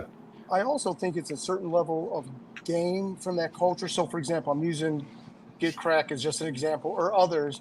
They've had to. I mean, like he scooped black girls because he also knows the culture's got some game. That's very important. So even the non-black guys that scoop sisters, they have to come at it from that game angle and that certain swag angle that is almost like hijack a little bit of, like I said, a teaspoon of African American culture, and then they get it. You know what I mean? Not all, but ones that do get that, it's because they've had exposure to the culture and they know how to kick some game, proper game, that is. Master Yeah, Kim, that's true, John. What the hell is proper game? Well, Master Kim, let me interject here. Philippe, the guy that comes up on the show, he was here yesterday. The Netflix guy, is about to be working at Netflix, $750,000 job, right? Damn. No, he doesn't have much game with black women. This motherfucker make $750,000. He's always making a lot of money. Is he black, John? Yeah, he's black. I've been knowing him half my life. Yeah. Well, wait for $350 a year, he can buy bitches. He don't need $750. Damn, $750. John, he don't need game. What I'm saying is that he gotta have swag, though. He gotta have something. You know what I'm saying? John, I've been more with black women than Armenian, Russian, and white girls combined.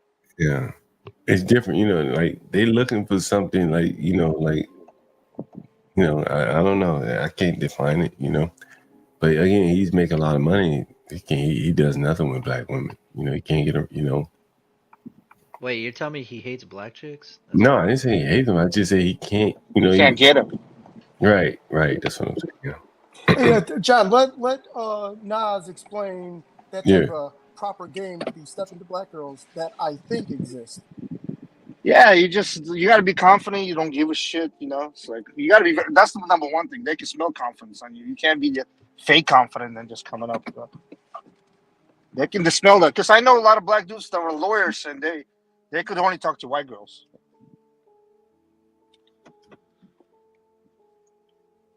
So black chicks only need confidence to get out there. Now, confidence is very important. It's not just swag, but you got to be confident, man. It's like you're not gonna fake confidence, man.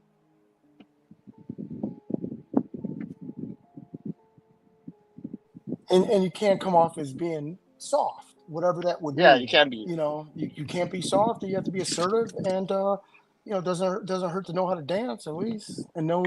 I mean, it doesn't hurt to understand that culture. I mean, that's vitally important. Yeah, if you lack some of those areas like dancing or that confidence, well, you really can't lack that, honestly. Like, you can't lack that, but maybe you can lack the dancing, but you can just, you can compensate for that in other ways. But you gotta have that confidence. It's like key, I think, for all men. But maybe it's skewed a little bit more extreme for like black women, in my opinion.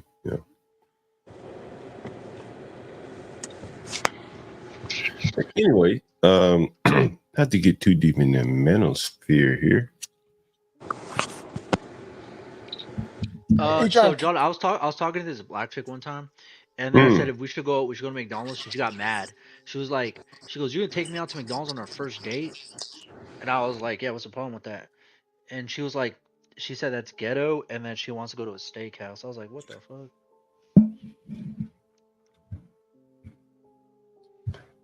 Yeah, hey, who wants to go to McDonald's?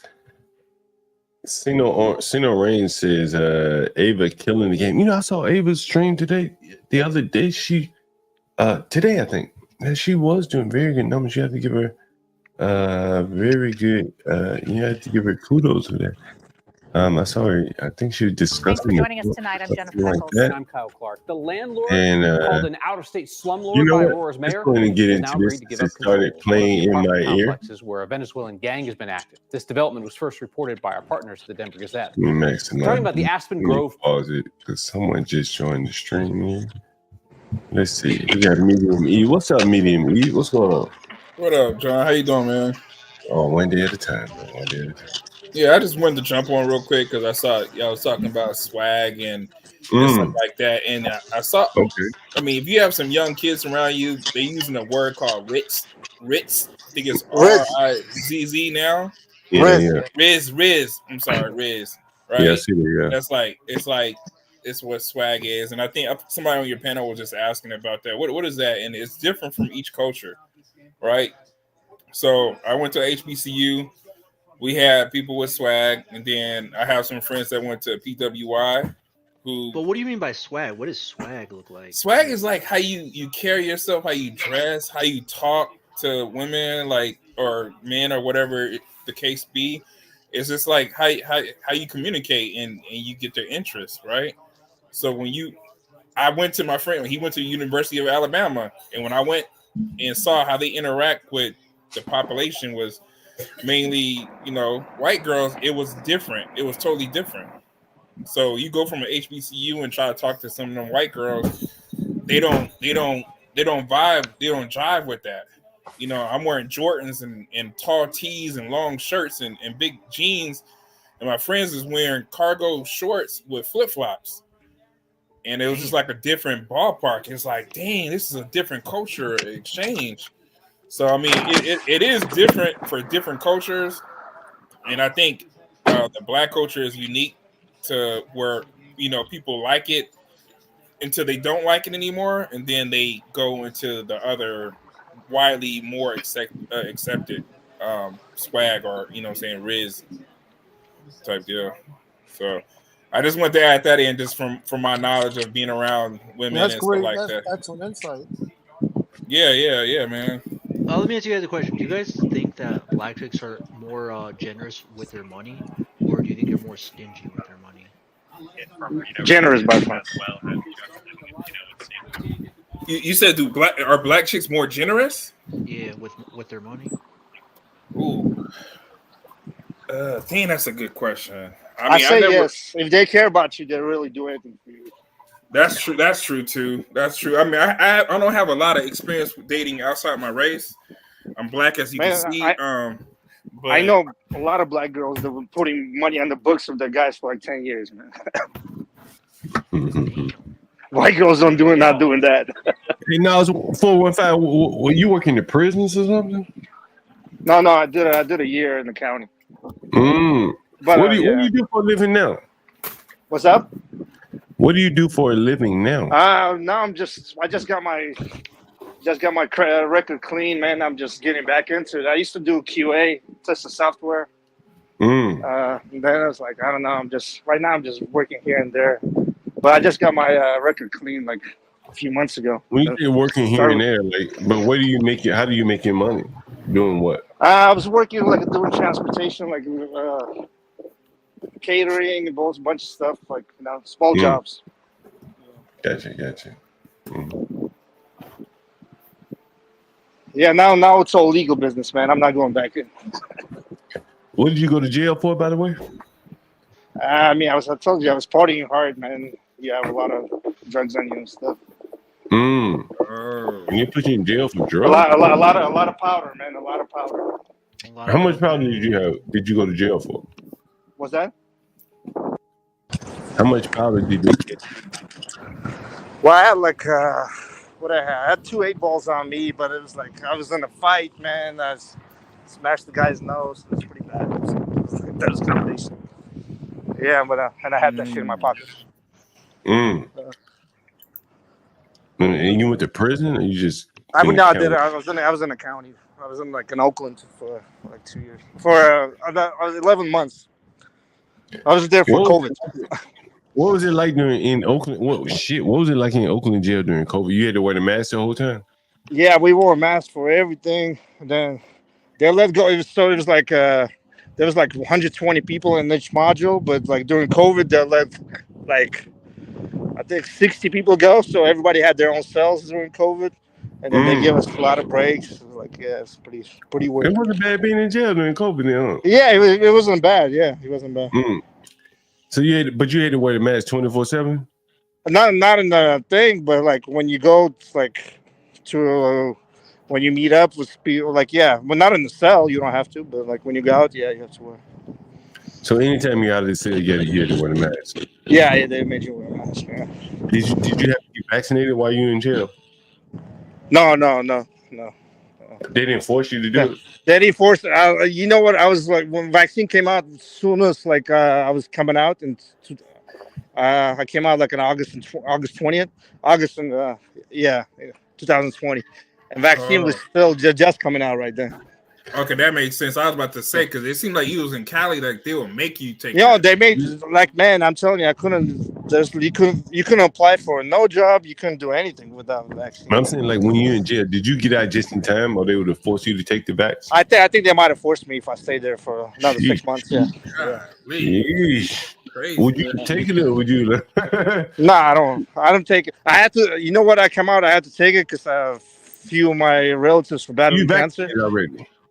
No, I had to like as soon as I came out because my close relatives battling cancer, and they were like, "Please do it. We can't have it." And I was like, "Man, I knew that shit was poison all the way." So they begged you to do it, and you did it anyway. Yeah, I just did it for them, and I couldn't take that shit. I knew it was all fake. Even watching CNN in jail, I knew that shit was fake. Yeah, I relate to him on that because I did the same thing, John. You did, God damn, boy. I wish I could have talked to more of you guys. Even I knew that shit was bullshit, but I did it for like my. I let my family down for going in. They were already pissed off for me. So yeah, I feel bad for you guys for that. No, I feel bad for you guys. Like a lot of people felt like they were forced to do it. That's very unfortunate. John, I took it. I took both of them, and I actually feel stronger because of it. Yeah, okay. Not gonna lie, I kind of have a conspiracy. They're making people take it because they know there's people need to get stronger. So like. I don't know. I think it increases like your power level a little bit. Not gonna even lie. But I mean, I thought I've seen. Did you see when they were talking to Fauci in that court proceeding, and he was talking? They were talking to him about like all the stuff that he was suggesting, and it was like no science behind it. Well, I don't care about science. I care about how I feel. I feel good. Like, you know what I mean? Yeah, no, I get that, but it was just you know what I'm saying. He was talking about the mask and stuff like that. When the mask came out, they were saying you need to have a special mask. It was really really profound stuff I saw on there. But yeah, I got you. You feel better. I know a lot of people that you know what I'm saying feel getting the booster shots 2 or 3 times feel that way too. So I got you. And John, I was locked up with a lot of Oakland pimps. Man, they're fucking. Oh, they were fighting cases like they were facing after 20 years, man. It's pretty insane. They changed it from pimping and pandering to human trafficking now. So it's pretty insane. And most of the idiots got caught up because they were online telling people that they were pimps. Lawrence said he took it twice. He got really sick. Never would take it again. I do not feel stronger either. Okay, well. I didn't get stronger, man. I got COVID 3 times after I got the vaccine. Well, John, you know what they say, right? You gotta get weak before you can get strong. It's like when you beat. It's like those dudes that kick trees and shit. It's gonna hurt and then it's gonna callous over. The same thing. It's like no pain, no gain. Folks, we have a true believer here. A true believer. No, I was gonna ask you a question about these pimps. Like you were in the pen with a lot of them. Did you learn any game from them, or did you pick up any like nuggets about women?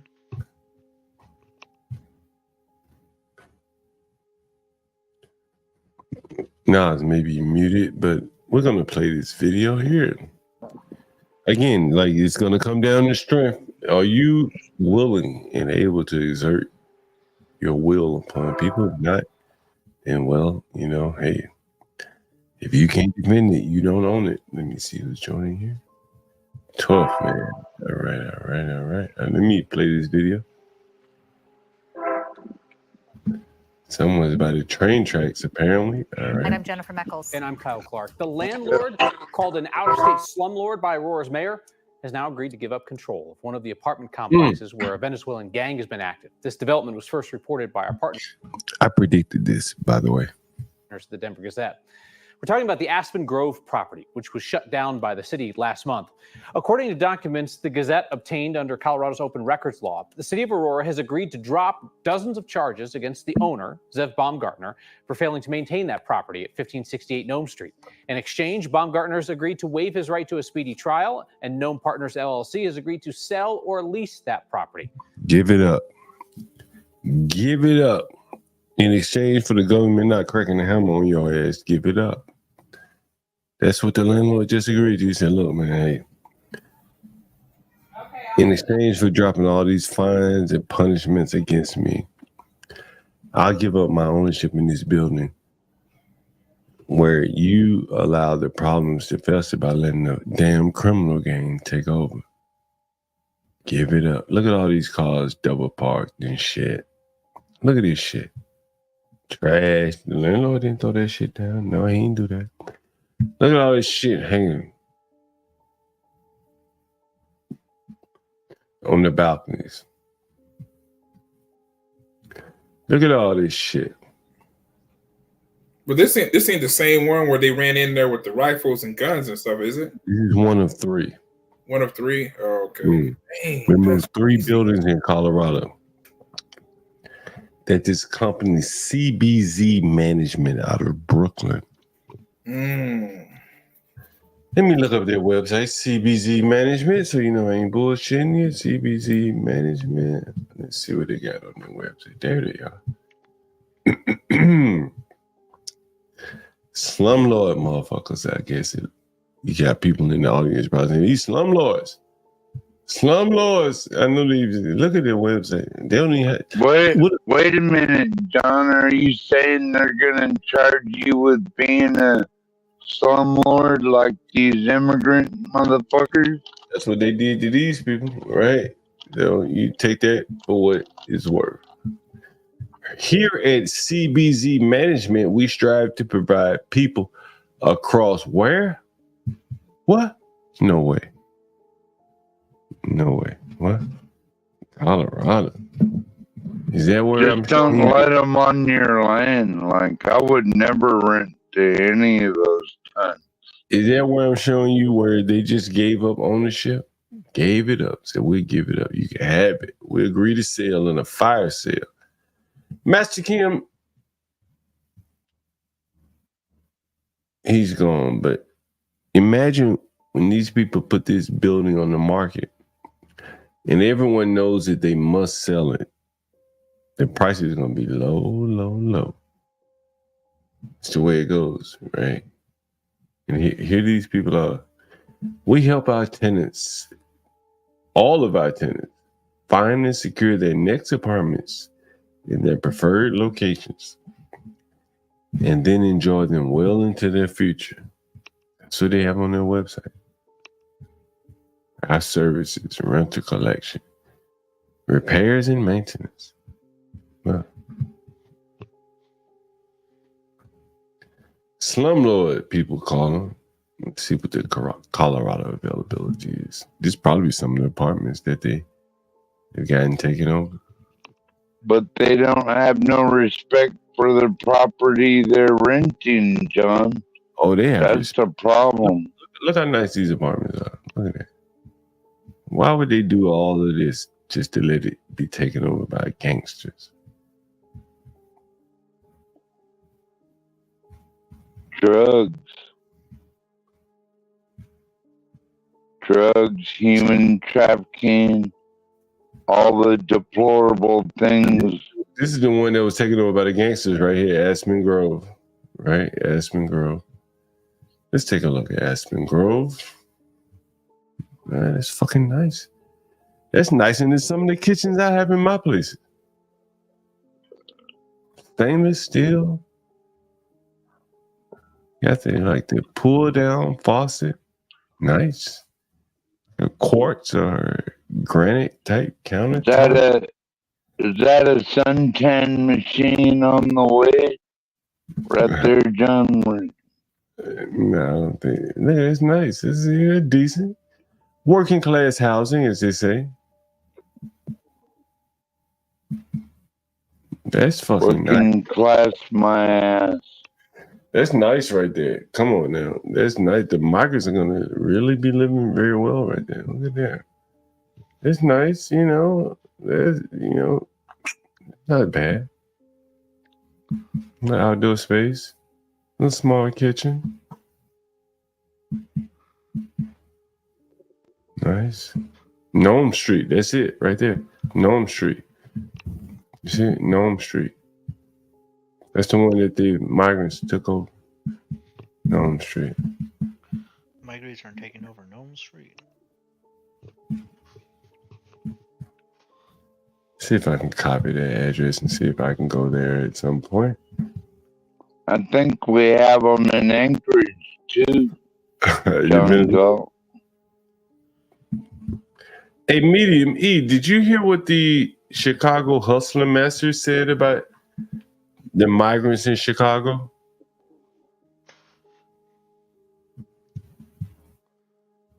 Medium E may have stepped off. Lasagna Killer, did you hear what a Chicago Uber driver said about the migrants, the Venezuelan migrants in particular, said in Chicago? Yeah, he said he wanted to kill them all. I don't know if he said that. I didn't hear him say that. So I'm not going to say he said that. You mind let God sort them out. I'm going to drink a little Four Roses. Do you mind? You guys mind? Look, we're at 10 hours. I don't mind, John. Yo, John, I was going to ask you a question. Okay, would you rather, if you had two options, cheers. If you had two options, would you rather Venezuelan immigrants or what is that word? I just had it on top of my tongue. Or would you rather have reparations for black people? Yeah, you can only choose one. Which one would you rather have? Venezuelan immigrants, by the way. Damn, John. I've said long ago, like, man, I've talked to my friends about this. Like, I wouldn't take reparations. Honestly, I wouldn't do that. You rather take Venezuelan immigrants over reparations? Holy. I mean, you present me with the dire choice, but of those two, yeah, okay, fair enough. Give me the immigrant. Right. So, John, you'd rather have Venezuelan immigrants than reparations, just to confer. Yeah. Give me the immigrants over the reparations. Yeah. I know a lot of people aren't going to agree with that, but that's just my point of view. Think nobody agrees with you on that. I'm not surprised by that. I'm not surprised. It's because, John, you're the only person that wants to be rich. I mean, I feel like, no offense, but finding a rich black guy, it's like finding like I don't know, what's something difficult to find? A needle in a haystack or something. Yeah, like a rare Pokemon or something. Someone says, well, why, John? Why wouldn't you, that's a very easy question for me to answer. I always say this. Would you be willing to put your name on a public list as having taken reparations? Like the PPP list. Hell yeah. I didn't take PPP. Put me on all the lists. Give me all the money. I don't give two shits. Man, I ain't saying anything wrong with it. You do what you got to do. You do, whatever makes you feel good, right?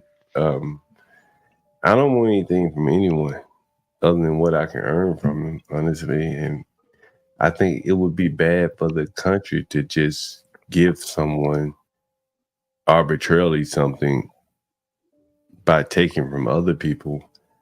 There's a good point to that, John, because a lot of these people would just give it to the drug dealers and then make the cartel even more powerful. Chris Reed says, well, John, when you be out of work and out of house room and nothing coming in because of what you said, UOB bragging for recreation. I'm not sure. He meant reparations. Well, Mr. John, when you be out of work and out of house rental and nothing coming in, bro, I'm a software developer. Shit, I developed some of the biggest, some of the websites you probably, some of the people, I guarantee you, there are people in this website right on this chat right now that have been to some of the websites that I've developed. I cut this motherfucking stream out right now and go right back to doing that. That shit always gonna be in demand, I think. I feel like it will be. I think it will be. Software developers always. Can you develop John, software? I'm sorry, John, is that the type of apartment you want to own, John? The one in the picture? Someone, no. You know, that's a big management company. I'm just a small guy. These people own a lot of apartment buildings, so they're a little bit ahead of me. That would be out over my skis. I've owned a small apartment building, but nothing as big as that. So, Clue Channel, I don't need government money. Yeah, I agree with you. It always comes with strings attached to it. Someone says, Lindy Lou, are you drunk, 12 man? 12 man, you drunk? Are you drunk? No, they asking, are you drunk? I've had a 6-pack of beer, but it's just Miller Lite, man. It's very light, you know, very light. You drinking that pea water then, right, John? Low in calories, 12 man, low in calories. Low in calories. Again, Chris Reed, like, I'm a software developer, bro. People always calling me about jobs and stuff like that. You know, again, I shut this stream down right now, and I have plenty to do. Hell, I got something to do right now. I'm just here hanging out with you guys. Matter of fact, we're at 10 hours, 19 minutes, and as Chris Reed says, all of this shit that I could be broke.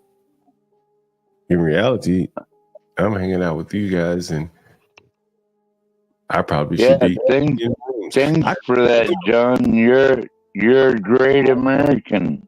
Chris Reed, like, there's no vanity to me, bro. You know what I do? Like, I've shown you pictures. I clean shit and piss after people. There's nothing vain about me, bro. I do things that you would not do. I guarantee you.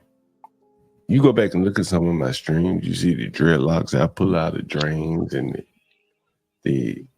I've talked about the murder scenes. I even went to the apartment building in the murder scene where I cleaned up. You know, hey, blood. It's always going to be a place for people like me, Chris Reed. I really believe that. Did you report it to the police? That's one of the things. No, I didn't report it, but it was reported by the time I got there because they had to get the dead body off the site, right? So you know what, Chris Reed? What you know, ethnicity were they, John? The people? Oh, they were black. They were black. Yeah. Again, I can't find the stream. So what I'm going to do is next time we're streaming live, I'm going to go back to the apartment building on my scooter again, just like last time. And I'm going to show you it again so that Portia can touch the stream. You have to be careful with those scooters, Don. A lot of people eat shit on those. What? John, we've been missing HP today. Where's HP? Oh, man, he was on a little early. He's probably just getting a little rest. By the way, you guys, we're 10 hours, 21 minutes. This is probably a second stream for the day. And we try to do hard to stream 24 hours every day to give you guys some content. So wherever you are, whenever you want to chime in, tune in. There's something for you to see online here live on the Urban Landlord. I'm John Galt, my co-host HB, and our wonderful editor Portia J. Make sure you show all of us some love here, because again, this is a labor of love. But people like this show, know that they are appreciated for what they're doing here. We see we have 26 people in the chat. And we've been putting out videos after videos of my travels to New York and, of course, HB, traveling all over the Midwest. And we want to put out more and more.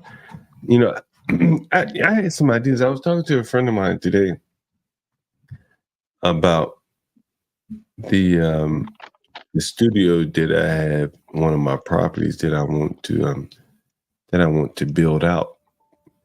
Someone says my speech is auto chopped. Oh, is my mic messing up here? I do have a lot of tabs. No, you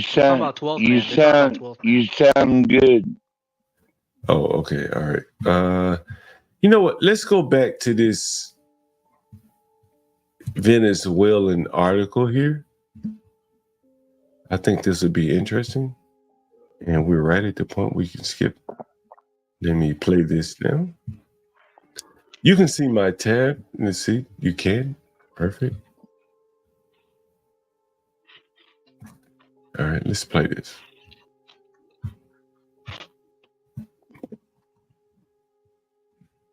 Kyle Clark, the landlord called an out-of-state slumlord by Aurora's mayor, has now agreed to give up control of one of the apartment complexes where a Venezuelan gang has been active. This development was first reported by our partners at the Denver Gazette.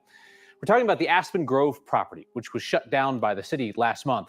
According to documents, the Gazette We just showed you the Aspen Grove, right? We just looked at it, right?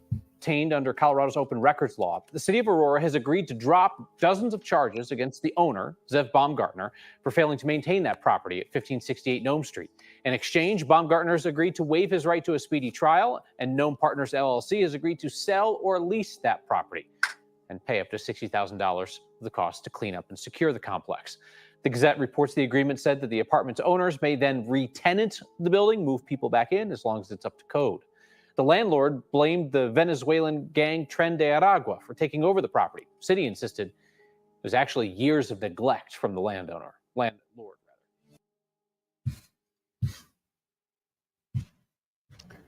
Years of neglect from the landlord, as opposed to the gang. But the biggest point I want you to notice is that they use the propaganda-like term slumlord. What the hell is a slumlord? Do you think those people bought that building, made it look nice, as you saw in those pictures that we showed you, to have it taken over by a damn gang? Records show that they were calling the police, the city government. Hey, help me out here. Fucking gang is taking over my building. The police don't want to do anything. And yet, here in the news, they call these people slumlords. It's truly amazing. I've been called that shit all my life. That's very sad. That's very sad, John. Like, all my life. And again, I've cleaned up murder scenes. I ain't killing anybody. But I went there and cleaned that shit up so that other people could have a safe place to live. And I just listen to how they call these people slumlords, where when they got in business over there in Colorado, they had no intention of being taken over by some Venezuelan gangs.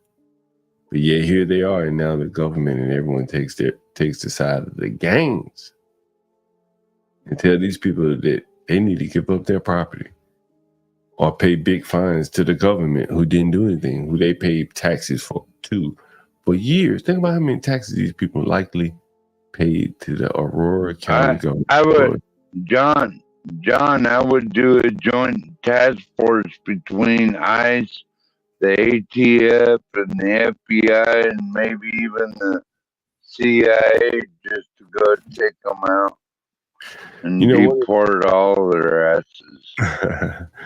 I see your clue channel. You know, I ain't talking about you. I'm talking about the news clip there.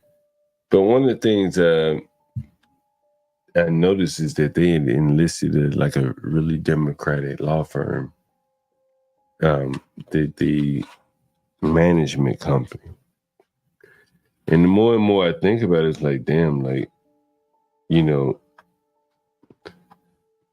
this democratic law firm that they hired is more likely to be willing to advance the narrative. Hell, they set up Michael Flynn, if you remember Michael Flynn, the same damn law firm. And they're more likely to go along with the agenda of the Democrats than he would be their client. Just like Michael Flynn. And it's very difficult to tell who's telling the truth here. John thinks about money, weed, and property. No, I don't, man. You know, Bob, I think about, Bob, yesterday, let me put the link in the chat. I need to get Bob up here because I didn't get the chance to finish my conversation with Bob yesterday and my man Philippe. And I didn't get an email from either. Well, I didn't get an email from Bob. And I was hoping to get an email from Bob. But Bob, what I think about more so than anything, you very rarely hear me talk about money. I don't talk about that shit. But I do like to talk about building things and things like that. And when you were in the chat yesterday, I thought about, Bob would be a good person to team up with my buddy Philippe. They're both Morehouse guys and similar disposition and things like that. So, and there's nothing in it for me, right? I'm stepping aside, letting you two guys talk. So that's kind of my disposition, Bob. Not money. Now, weed, you're probably right about the weed. I got to have the weed and a little beer. I'm out of beer, by the way. I'm going to have to get out of here. Guys. I don't have any beer, and I do have things to do otherwise. Wait, John, don't you think that's a common trope, especially for black men? What's that? Weed and Miller Lite. Black men drink Miller Lite? I didn't know that. Yeah. I drink this shit because it's cheap. Damn. You put me on to something. No, I drink it because it's cheap. As long as you know it's not real beer, John. I have what do they call that? Like a hand to mouth. When I'm otherwise, bro, I couldn't sit here with you this long if I wasn't occupied. To be honest with you, I can't even watch a TV. I don't know. Very interesting individuals. I'm like high energy, as they say. Like I just can't sit still without moving my hands or something like that. So, ADHD, bro. Yeah. Portia, I can run it to 12 hours. That's fine. To 11:55. That's an hour. You guys, you see Portia is in the chat. She's everywhere.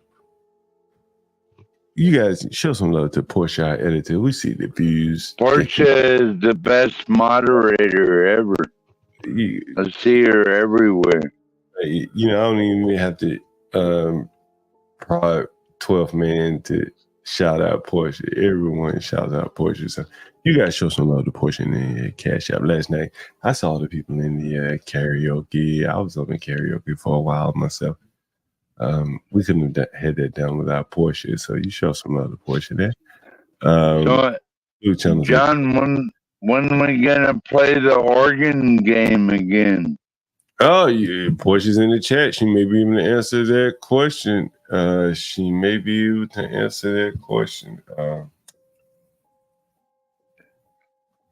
I gotta go clean up a couple of rooms. That's what I gotta do. Damn. Mm-hmm. Don't you have a maid for that, John? Oh man, I spent so much time here with you guys. I figured I should do some work.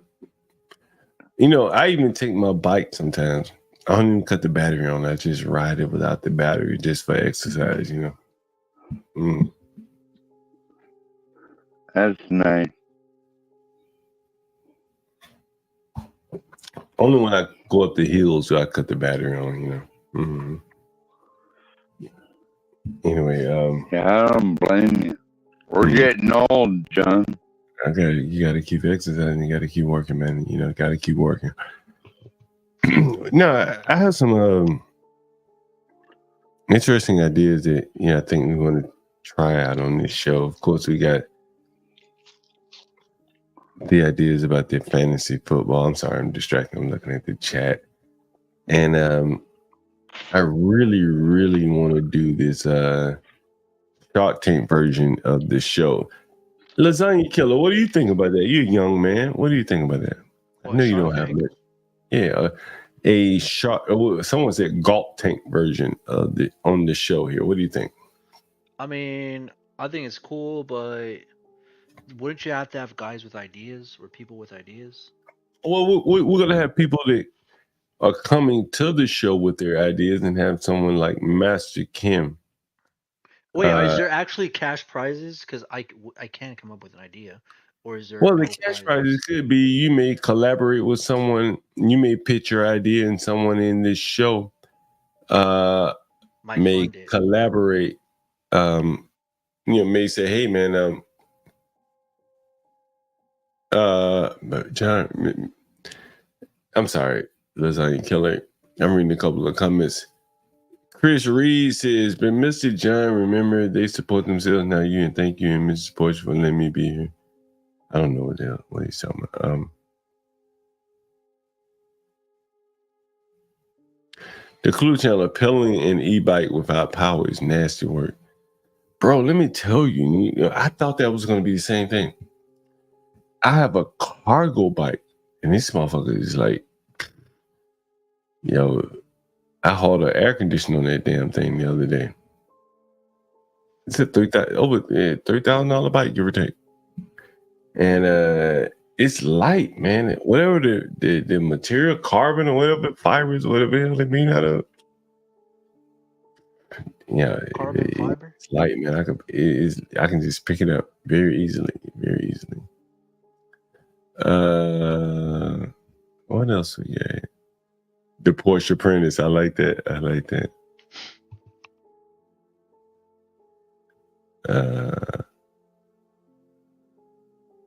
Man, how much do you spend per week on marijuana? Why don't you hit the catch up, man? You always ask me about how much money this or that, telling me. Why don't you, bro? What's your name? John, just tell him none of your damn business. You know what? Send a cash out. Buy me a quarter ounce of weed. Hey, do something. You hear a lot. I really appreciate you. Monk. You're a monk, right? Bro, like, man, listen. What could I say to this?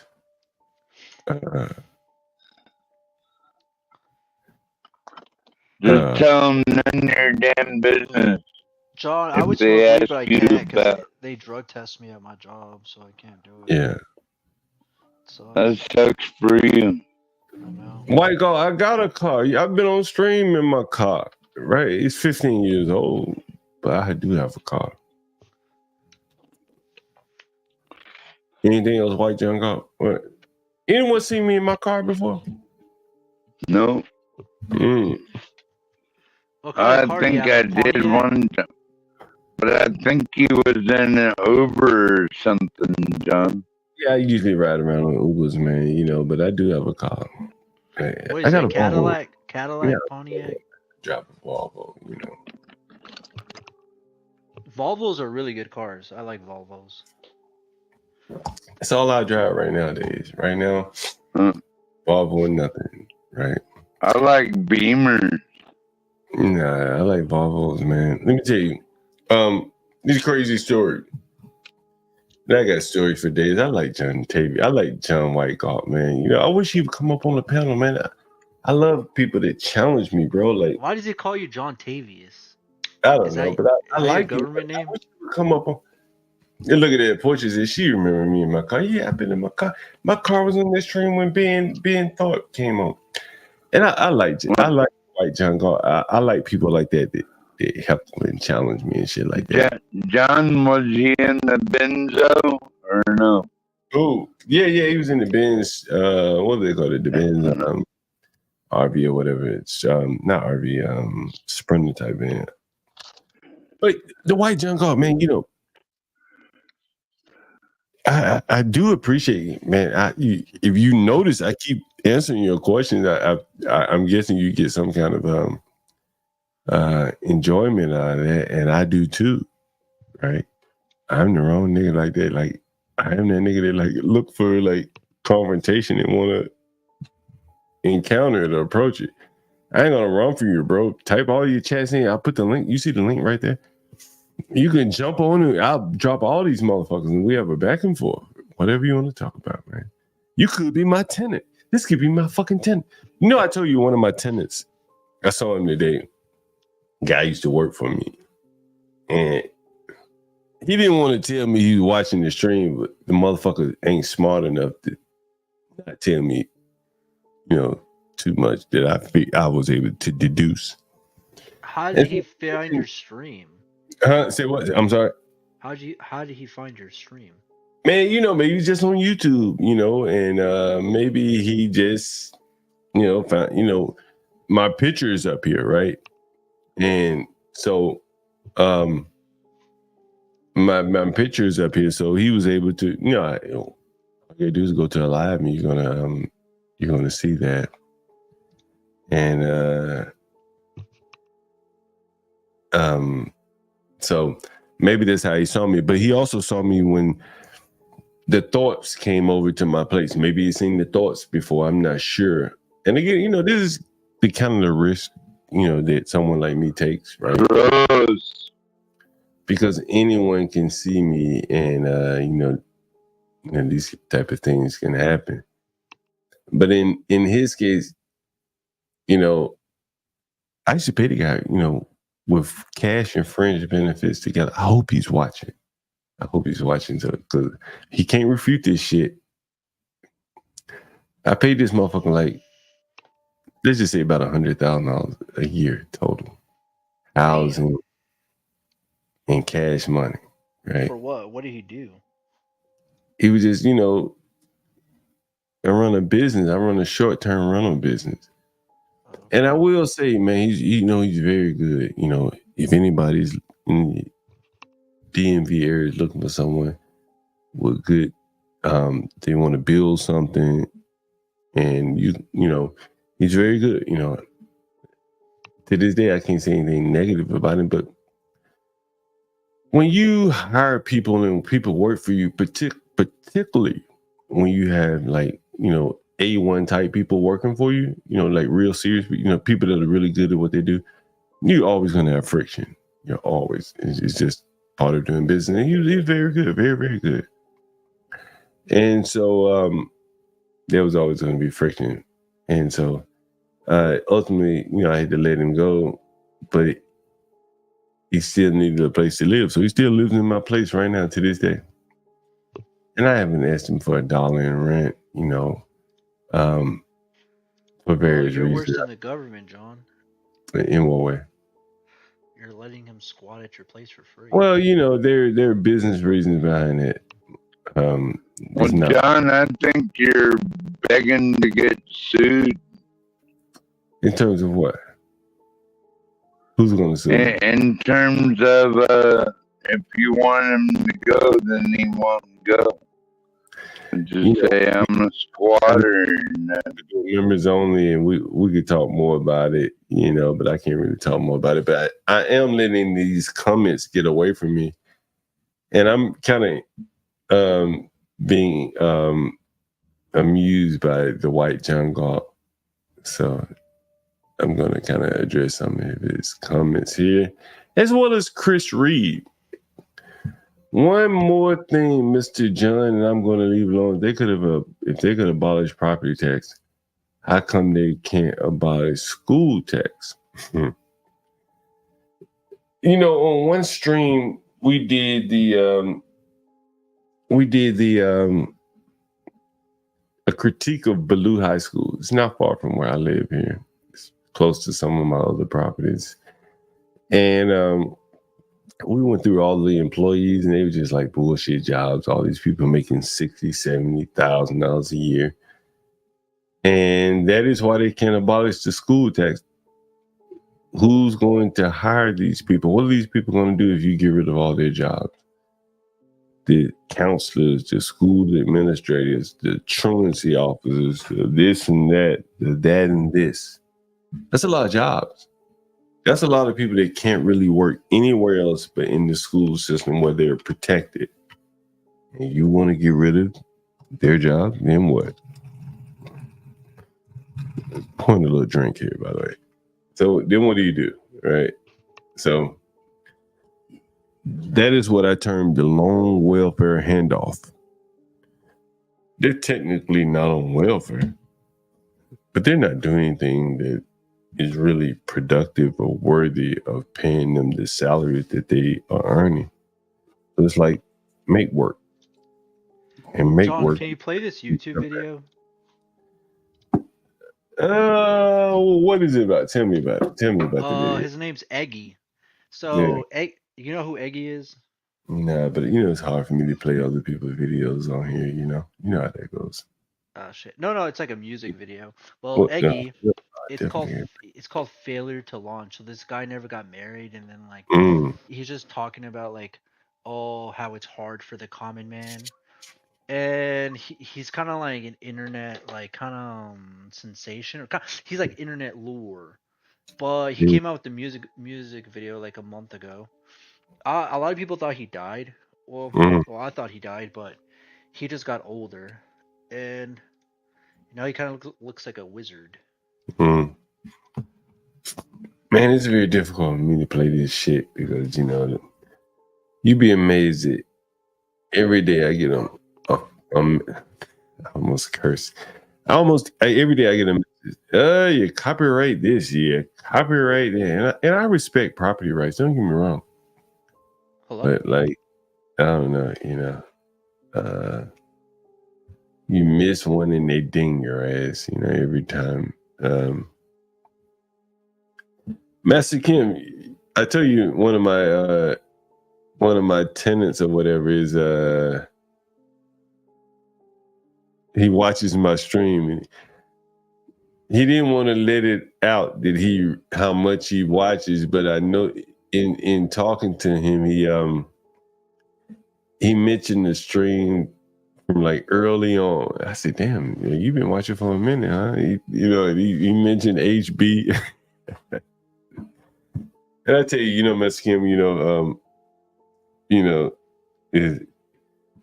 he wanted to get on and hate it, and everything he wanted to hate about. I said, "Man, I wish you would come on and tell this to the audience." He kept trying to more or less threaten me. I'll tell the people on your panel about this and that. I said, yeah, come on. Please come on and tell them about this. I want them to hear it. Anyway, Master Kim, what's up, Master Kim? Yeah, hey, that's funny. Sorry, I had to eat dinner. So is he gonna eventually come on, or once you kind of said bring it, and he just choked maybe? I think he choked because I promised him. I said, I don't throw people off. Everyone knows, like, Mexican, you ever see me throw anyone off? I put Stanley backstage from time to time, but very talented, almost too talented. I think it's kind of funny, but I think you're like the schoolmaster dealing with a bunch of retards. So I get it. And so I was challenging. I said, "Man, come on!" And I started, and I pulled my phone out. And I said, "Let's do it right now." I go like, I'll just log on right now. You tell them what you want to say. He backed down, right? I was gonna let him get on here and say whatever the fuck he wanted to say, and he backed the fuck down. Ain't that some shit? Absolutely. So someone typed, Master Kim, are you in the Detroit metro area? No, I grew up in Detroit metro, so I know everything about Michigan. If you're from Michigan, but I'm in the Atlanta market. Yeah. The what? Mindy Luce, she asks how many employees do I have? In my business, by and large, I deal with a lot of tradesmen. I had my electrician over here. Master Kim, did you see when I had my electrician over here? Oh, yeah, when he came in and then he spoke to the Panamanian gentleman. You remember He was cool as hell. Yeah. 10 plus years, right? 15. Yeah, that's what he said. I didn't remember shit. I deal with so many people. I got multiple electricians in case because he's busy, man. Like I ain't his only client. He don't work for me. He got other people. So when he too busy to work for me, he get a big job, I gotta find somebody else, right? Yep. Hey, John, do you mind if I say something? I don't want to say something to be racially charged, but Mexican, me and you, we go back and forth. I like having back and in forth. your neighborhood, which is mixed, right? All career professionals, right? You've been around here, Mexican. It ain't all career professionals. I will say the only people I saw at 9 a.m. were white people watering the lawn, jogging. It gave the false illusion that it's a white community when it's not. But they were the only ones up that early doing shit. It was funny. Washing their car. It was funny. Mexican, he been in my neighborhood. Like, so you saw a couple of my properties, right? You did. You saw so that. Yeah. So I went by the one that you told me to go by, and then I stopped by the one that you had done the show with the Thorpes. And then, but I'm surprised that military base is so close by. Man, that's a dicey area because all the government employees. I would hate to like get in a fender bender with someone. They might be like the alphabet agency and get it, or the IRS, and all of a sudden I'm in too deep. Like right there, if you the house where you met, where I did the Thorpes, behind that house is an Air Force base. I guess it protects DC or whatever. That's why you can't fly over DC. And where I am is like the highest area on this side of town. It's very high. You probably had to come up a hill to get to, when you got off the highway or whatever. And so when you got there, like the Popeyes and all that shit, if you'd have gone left, that's where Homeland Security is, overlooking the Air Force base, right? And so it sits up high. So when you're on the interstate, you can't blow your car up and hit the Air Force base or Homeland Security the way they have it, what they call it, right, and all that kind of stuff. Right at the interstate. Right, yeah. And so, but it's right in my, like, Homeland Security, man, is right in my. Both of them, those are very important assets for the country. Homeland Security, and they built that after I bought these places. Imagine that, Mexican. Hey, John, can I ask you a question real quick? I keep on feeling like Grace. John, can I ask you a question? So I forgot which one of your houses, but right down the road there is a little bodega called Top 10 or Top Hat or Top something, Top Spot with a red sign. Was it the one like when you left the house where you the Thorpes? Yes, it was on. I guess driving. Yeah. It was on the left, had like a little bodega, but it had a modern looking sign, and it was called Top something. I was like, man, that's a good spot right there.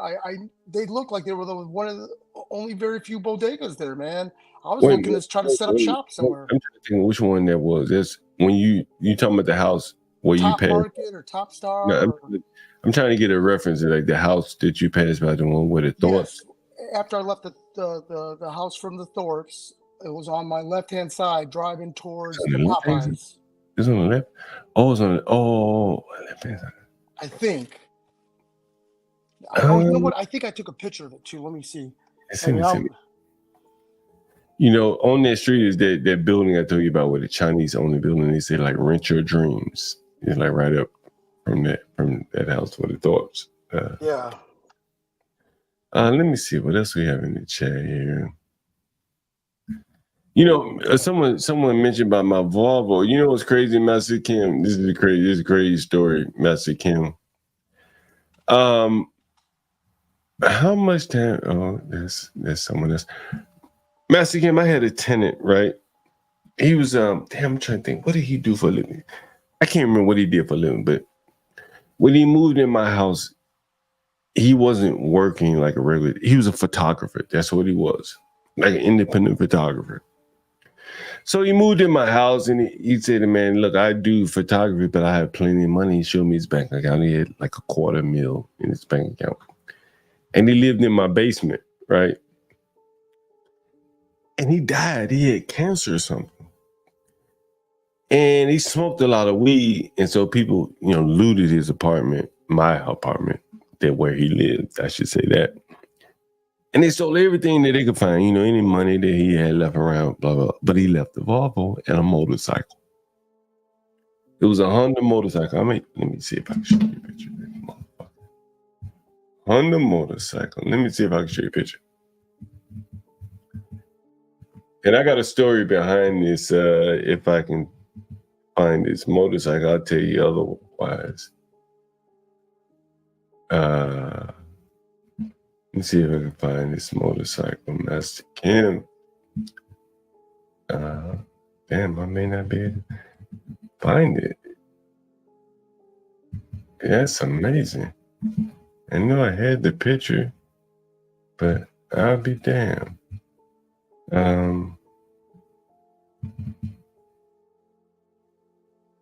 That's fucking amazing. I can't find it.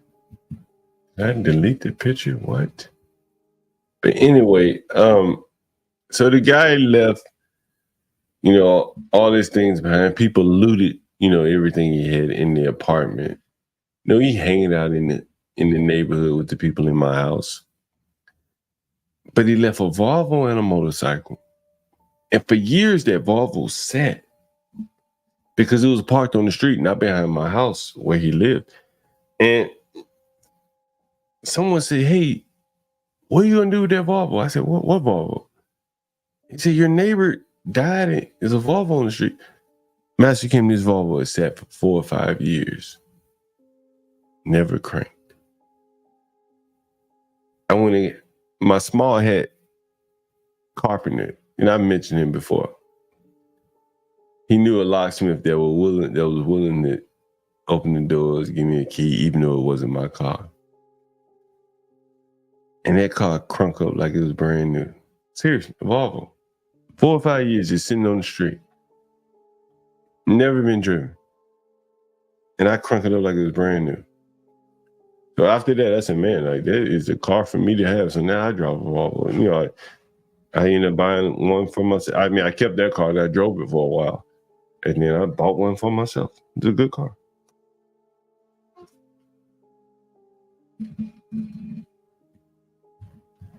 Yeah, so I like the Volvos, Master Kim.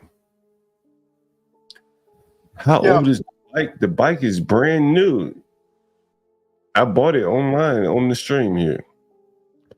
Look at this damn boy. Like, this white junk. Didn't I just tell you I bought a Volvo after that? Yeah, well, I drive a different Volvo. You're right, that Volvo.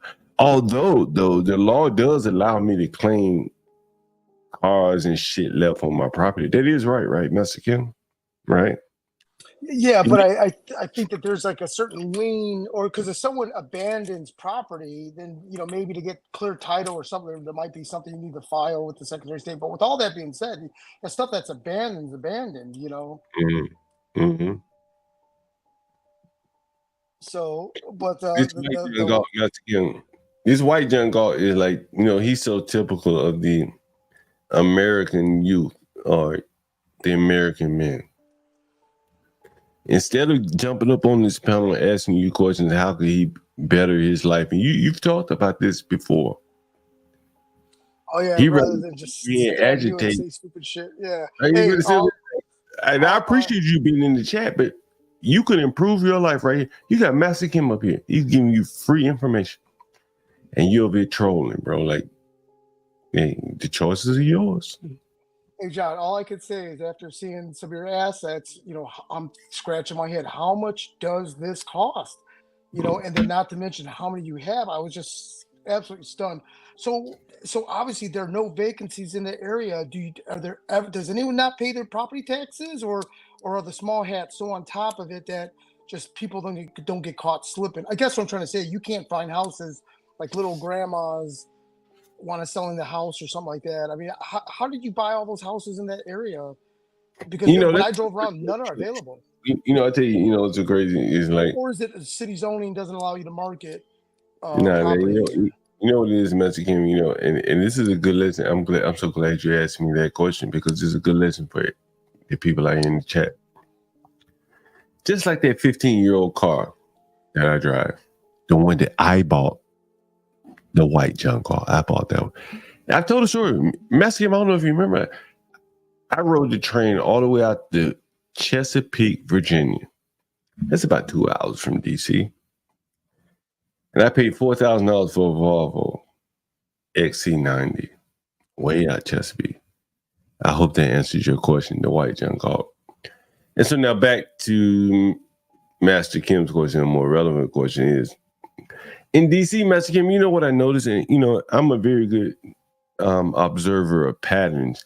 In software, you have to be an observer of patterns because you have to write patterns, right? And, you know, everything is a pattern. You're going to a grocery store, the software that operates Food World is the same pattern of software that operates Piggly Wiggly, right? Someone's ringing up shit. Yes. They're paying for it. They get changed back. The pattern is the same, right? You go to the movies, you buy a ticket for a movie, you select that movie, you pay for it. The pattern is the same, right? And so with housing, what my approach has been, I buy the grandma houses. In DC, like everyone wants a brand new house. These are affluent people, Master Kim. You understand? You're not affluent people. They want a brand new car. They want a brand new house. They want brand new everything, right? You understand, right? And so, Master Kim, let me tell you, my approach is if you can live in it, I'll buy it. If it's livable, I'll buy it. That's what I'm looking for. I don't want nothing brand new, all fixed up. I don't want to buy what you fucked up. Because a lot of these contractors, they come in, they fuck shit up, make it look pretty though. And then you buy their problems. You understand what I'm talking about, Master Kim, right? Oh yeah, yes. And so what my strategy has been all along is buy what the market kind of discounts. And so every house I've bought has been like someone's lived in it, didn't maintain it, didn't keep it painted, and things like that. When no one else wanted it, but people like me are flippers. And I said, well, you know, I'll give you a better price than a flipper because I'm going to make money all night long on this house. The flipper got to turn around in 9, 12 months. So he's got to build in a lot of cushion. Well, I don't need as much cushion as the flipper because I got a long-term perspective. I've been doing this 20 years. And every house I bought, man, it been like something that almost no one else in this market would buy. Honestly, Master Kim, I had no competition. On every house I bought, no competition. None. I went in the house and like, listen, you know, Philippe, you remember I told you, like, me and Philippe, we two different niggas, like, we ain't cut from the same cloth. Yeah. Like, he a good friend of mine. And I tell him to his face, I'm telling he might be watching. And I tell him, like, man, we different niggas. I gave him a house. I walked him up to the door. To the house is where I'd probably worth like $900,000 right now. Don't lie, Master Kim. I just bought a house, you know what I'm saying? This house right here where I'm sitting, like, serious, right? Like, seriously, where I'm sitting right now in this house, I just bought this house. And I said, a lady came to me, they were living in the house. She said something, John God, I got to sell my house. I'm fucked up. I said, what? I said, you fucked up? I said, what happened? I said, she said, you know, water bill fucked up, taxes fucked up, and blah, blah, blah, blah, blah. And I just bought this house where I'm sitting right now, Master Kim. And so I told my buddy Philippe, I said, Philippe, I got a great deal for you. The house didn't even have heat, Master Kim. I didn't even know at the time, but it didn't even have heat. And I told him, I said, look, this would be a great house for you. You get it for basically a song. But he couldn't see it, Master Kim. He ain't that type of nigga that I am. You know, like, he couldn't see it. It was kind of a hood area at the time, you know, not necessarily hood, you know, but it was, you know what I mean, Master Kim, you know. And he couldn't see it. It wasn't for him. He's a guy that can go out and make $750,000. What are you going to be doing, you know, with this, right? Yes. Nah, I pass. You know, he didn't want to deal with these type of ghetto people. And I just bought this house, and you know, and you really understand this, Master Kim. Like, it's like we talking shop here. So I just bought this house. So what did I need? I needed time. You understand that, right, Master Kim? Right? You need sometimes you just close one deal and now someone else comes to you with a good deal. What do you need? You need time. You can't go back to the bank and say, hey, I know I just bought this house from you, but I got another deal. I want to buy this house, right? They're going to say, well, you just bought one, so you're going to have to wait a little bit, right? And there how it goes, Master Kim? Yep, that's right. Let it cash flow. Seasoning, as they say, right? Yeah, that's right. Seasoning. Mm-hmm. You got these niggas, and man, these niggas really, they don't even make me sick. They like really like get me stoked, Master Kim. So I really appreciate you guys in the chat. Nuts. The White John Galt, he's gone now. It looks like White John Galt hit the Cash App or hit the link. One of the two. John, I really believe that the White John Galt is probably Stanley. I'm not gonna even lie. No, I don't believe that shit. Stanley would do something like that. So anyway, Master Kim, you know, I just bought this house where I'm sitting right now. And this lady was in a bind and she was about to lose her house. I just bought one. So I said, well, I need time. So I wrote up the contract, but I knew that she needed money and she needed some money immediately to save her house to keep whoever was about to take it from her, from buying it. So I gave her enough money to save the house. And then I had to give her some walking around money. You understand how that goes, Master Kim. So I had wrote like a long forward dated contract. Give me a lot of time, but I'll give you some money so you can live your life until I can get my finances in order to buy another house. So I can season this loan that I just bought and then close on yours. And she said, cool. And that was the story right there, Master Kim. Like, I bought myself some time by giving her a little money, a little bit, so she can have walking around money, so she could live that life she's never lived before, right? She inherited a gold mine. And I just needed a little time, and I bought myself that time, and I ended up with like $1 million property at this point. I mean, I had invested. Don't get me wrong. Man, I've done some things, Master Kim, you know what I'm talking about, that I can't even tell you on the stream, just to keep that house and, you know, to keep people from trying to take it from me. But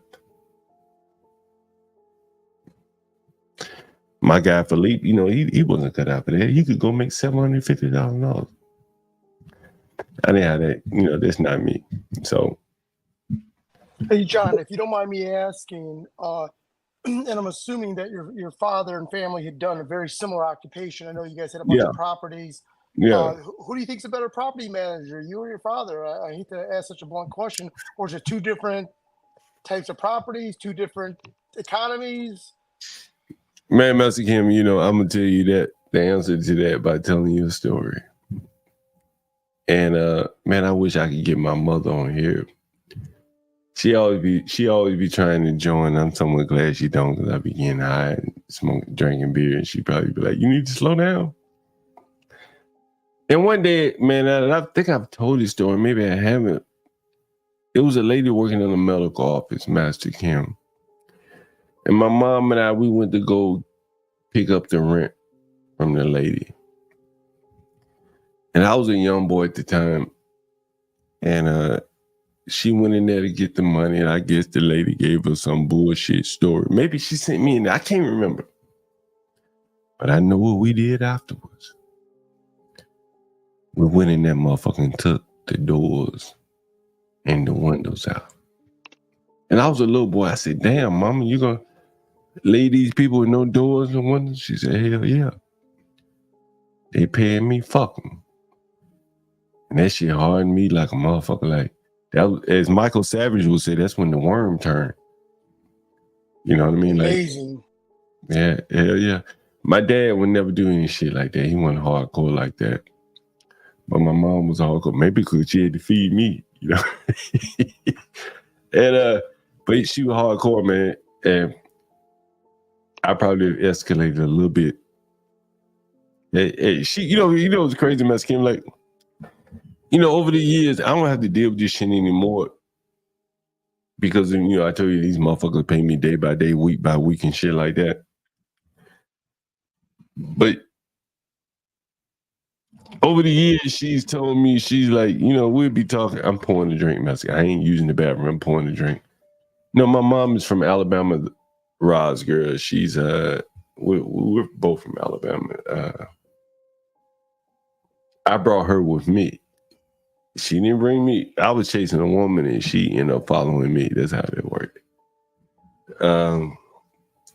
Anyway, shit, I forget what I was going with this, Master Kim. I forget, Master Kim. Anyway, about taking the windows and doors out. Yeah, we took the windows and doors. Oh. So, Master Kim, so over the years, I've had tenants, and I've told some of the stories and shit. And what's ironic is my mother has a very good living today. Very good living. She's retired, has a pension and shit like that. And she'll often say to me, like, I wouldn't be doing what you're doing, but I'm like, you did? I remember coming along with you, right? But her life is made now. And she can't understand the struggle or the things that I have to do that, hell, she seeded it in me. You understand what I'm saying, Mexican? Kind of like your mother taught you how to run the convenience store business. And you had to do some shit, I know, because you told me. And your mother can't necessarily be mad at you because she introduced you to this life, as they say, right? You know what I mean, Mexican? Yes. Yeah. Anyway, just very interesting. It was almost like a mixed story. One, go to school, so we don't have to do retail. But then, hey, Mike, you got so many kids. You need to get a store. You need to get keep these cash flowing businesses. John, there's one story that my mother did tell me in my adult life that kind of shook me to the core, almost like the Asian tiger mom thing. And I forgot she was upset at me about something. Maybe something to do with money, something to do with my family and stuff like that. And she goes, Michael, a man without money is nothing. She didn't say anything about hard work, education, God, you're my son, I love you, nothing. Like, it was like she was this cold tiger mom when she said a man is nothing without money, contrary to what we grew up as Christians learning, right? And she goes, your wife and kids won't respect you. And the way she said it was almost this desperate plea to get through to me. Keep your accounts positive, keep on top of your property taxes, on commercial properties, and it was the way she said it, and it wasn't this faithless, godless person, but almost like it hit home, which is true. No one's going to respect you. You're weak. You're not even a man. And I hate to say that because it goes against all of our Christian thinking and believing in the gospel, but it shook me to my core. And that's one thing I just remember to the fullest. And that mean-spirited statement is very helpful because it reminds me, if you're not bringing home the bacon, wife and kids aren't going to be around for long. They're every argument I've ever had with my wife was how she spent money and different views of money and investment. But anyways, So, I'm so Master sorry. I didn't Kim, mean to is that hijack a it. good thing? Do you really want a chick that is only there for money? I mean, I think, in my opinion, that's a sad existence. You're basically doing what I do, right? You're like, you're not really paying for sex. You're just paying for love. You're just fooling yourself with extra steps. Because I think what your mother told you is really fucked up. Like, you know what I mean? Well, it has to do with being a provider, right? A man needs to be a provider. A man Why? needs Why to does a raise man the have to be a family. provider? Well, You it's know, a Master family Kim, man. It's a family man, right? I think this is a young man, and he's asking some good questions. So don't get frustrated with him. Oh But yeah, yeah. So yeah. absolutely. So it's most certainly a completely different perspective. So what I'm saying, and that advice was to a grown man with a family. So this wouldn't be the same advice to you because at your age you have to go get an education, develop some high level skills, Why would I right? have to do that? Oh well, maybe you don't. Generally people want to develop high level skills so that they can earn a very good income I don't for see anything themselves. wrong with me making 50K and I meet a woman that makes like 40 or 50K and we both uh work and then we buy like a decent house, like a all right home, and then we live and then we're not so stressed out, right? You know, because my father, like, he did pretty well, but like, I didn't like almost. He was at the house, but he was like almost like non-existent because he was always like focusing on work and stuff. And yeah, we had cool shit, but I mean, you would think because I grew up kind of like I wouldn't say like super rich, but I grew up like kind of well off. Like I would never want that for myself because like you take so much sacrifice for that. It's really not worth it. We're all gonna die anyway. This is why I fuck whores, because it's like while I'm still young, my dick still works. I'm in pretty decent shape. I want to take advantage of it. Because who knows, I might die at 35 or 40, right? And what am I gonna do? Just have a life of just going to school and just like slaving away because my mom told me that a man is not a man without money? I think that's kind of brainwashing. Okay, well, it's a different culture, different time, and but that means something to me. It means nothing to you, and that's understandable. No big deal. You have a different. That's what the beauty of the world, right? Different people, different motivations or whatnot. I will say that $50,000 is like the working poor to a degree. It used to be considered pretty good money, but here we are today. Geez, Well, that's I'd have a because heart attack you if I have a made woman that 50,000 doesn't a year. actually love you. No offense, like you know what I mean. Okay, so you're saying stuff that you don't know, but you don't know, so that's why you're I saying mean, it. you're saying 50,000 is not a lot. I think it's enough if you have a partner that is also willing to work with you. Now, if you have you just said you argue with your wife about her spending money. Like if No, your no, no. wife What? knows that Okay, making so money like what I said is the arguments that I've ever had in my life with my wife have been about money and raising a family. So although I'm overly simplifying it to money, there's more to the story. So the reason I'm saying all this is that my need for income and the velocity and the volume and income is great because I've got a big family. I've got how many cars I pay for, how many car insurances, how many iPhones. So my scale is much different. So I have to be very motivated. That's my reality that I chose and I love, isn't that a different than lonely yours. existence? Isn't that a lonely existence? So you're asking questions that I don't even know you, and I don't think I'm obligated to I answer think such a you are silly lonely. question like that. I think a man with that much weight on his shoulders is a very lonely man because you know deep down that you have to provide for these things, and you can't tell your wife about your problems or your kids because what are they going to do about it, right? So I'm pretty sure you're very lonely because you know you have such a big burden, which is Well, kind of a versus fucked up life. that that's just a very versus dying belligerent. of AIDS like you, Lasagna. Keep Lasagna, that's just a doing very that, you're belligerent gonna die comment. of I AIDS. plan to never get in that position because I've been close to that Yeah. position, and then While swinging your dick everywhere, you're not gonna get in that position. Give well, me a break. I've tasted that You're loneliness gonna and die that of pressure, AIDS and just like Easy, dude. I don't think it's a happy life. Okay, well, hey, and the beauty about this is you get to construct a life that's going to make you happy. And the life you live, I don't know if it's right or wrong. That's for you, right? I'm not going to criticize you for it. And hey, you for each their own, as they say. I was expressing to John my business background and maybe some comments that my mother told me that has helped me in business because I own quite a few businesses. And in certain situations, in this particular situation, my mother was reminding me to pay my property taxes on my commercial buildings because I'm going to lose buildings worth quite a bit of money over petty ass summer taxes. So anyways, and you wouldn't understand this stuff because this isn't the type of stuff that you're into, but as it relates to me talking to John and maybe other people's on the stream, it's putting things in perspective. I don't know. I think it's just I was just making the comments fucked up for someone to say a man's not a man without money. That's kind of Okay, well, that's the weird. different. Hey, so some people say a man's not a man unless he can bench 300 pounds. Okay, there's other men that say, hey, man's not a man unless he knows how to change his own brakes, right? So hey, there's a lot of different perspectives. This is one of them. No big deal. Hey, the white gun John Galt, man. Look, I've answered many of your questions. I would love to have a back and forth with you. So I'm going to put the link in the chat. It's already there, by the way. So feel free to jump on, man. We can have a back. I'll let you challenge me as much as you like. He won't come up, John. He never does. I don't understand that, man. Like I would love to get on.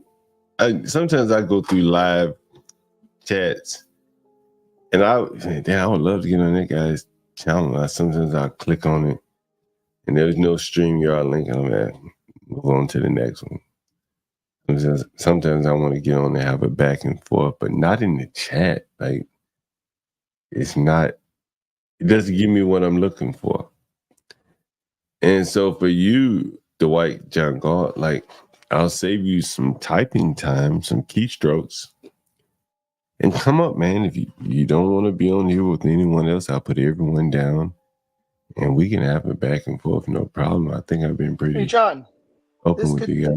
You could be getting dissed in stereo. We got Lasagna up front, and then Lasagna's probably the White John Galt himself behind the scenes. No, John. I remember I talk, like I said a lot of crazy shit. Like when I'm here, I wouldn't say that. I invite the trolls. Come on, trolls. Yeah. Come on up. And wait, John and guys, and even Master Kim, you know I'm not trolling at all. Like these are legit questions. I like you, Lasagna. That's why you up here. And I wish that fucking troll would come on up. Come on up, the White John Galt. You taking my name? You put a different color on me, I guess. You put your color on the name. That's fine. I don't mind. He's too scared, John Galt. He's scared. That would be great. Like we haven't had many like back and forth. Well, I haven't had many back and forths, and I often ask for that. Like, hey, matter of fact, this is probably a good time. We're 11 hours, 18 minutes. Why don't you guys give us a critique? John Galt, this is your time. Critique the show. If there's, you are the real John Galt. You can have it. You are the real White John Galt. If there's anything, any critiques, any feedback you want to give on the show while we have another 40 minutes or so, I welcome the feedback. It'd be great, particularly from the White John Galt. Anything you think we should do better? And a shameless plug. I'm John Galt, and my co-host is HB2N. You can see our cash apps on the banner, and our wonderful editor, Portia J. We only ask for contributions to keep the stream going. There are some incremental costs or costs that we must incur to keep the show going.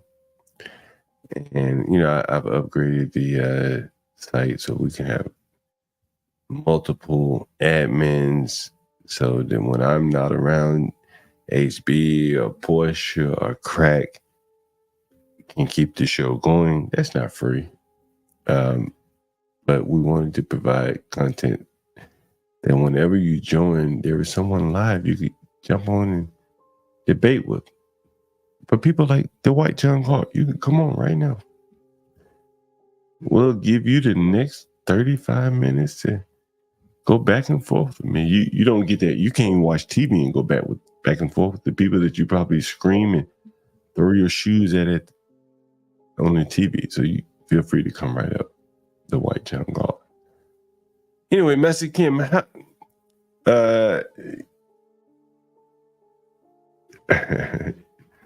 tell you, I'm not answering any more of your questions here. You can come up. Master Kim, what's the business environment looking for you right now? I have some thoughts on the business environment from my point of view. How about you? So good question. I think it's confusing because I've got people looking to do stuff, but it's kind of funny because I'm thinking, man, you need to wait till what happens with interest rates in the election. But the small business owner, like I said, my boy Jay, that's looking to put up more of these casinos or whatever he's doing in Texas, it's like they're on fire. And I don't know if it's that they've created kind of a money wheel that they constantly have to grow and invest stuff because I guess they can't take the money to the bank. But that's a different type of business. I shouldn't even talk about that on this open stream. But it's very odd. One of the places that we were looking out for, one of the other businesses that I mentioned to you, they came back to us and said, hey, someone's coming in from Texas. They want to lease out 30,000 square feet.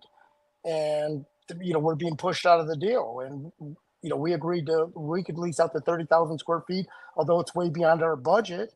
It's just stunning. People are cranking along and it's very confusing. I don't understand it, because you hear people whining, right? I mean, I whine about the cost of groceries and consumer goods, but yet we see people trying to boss up and grow. It's very confusing, to be honest with you. Oh, no, there's more to it.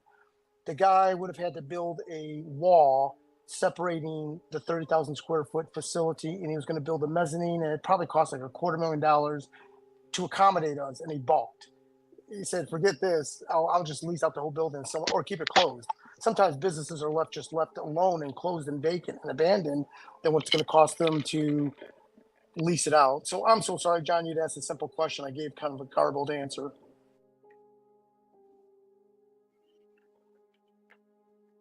Mute Mexican.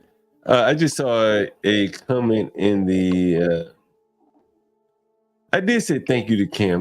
This must, I was just thinking, is this Cam the King? I think this is Cam the King. Cam the King. Oh, damn. Cam the King, I know I responded to your email. I don't know if I talked to you, but I did respond to your email. I hope you got that. If you didn't, That's pretty clever, John. That's pretty clever. Yeah.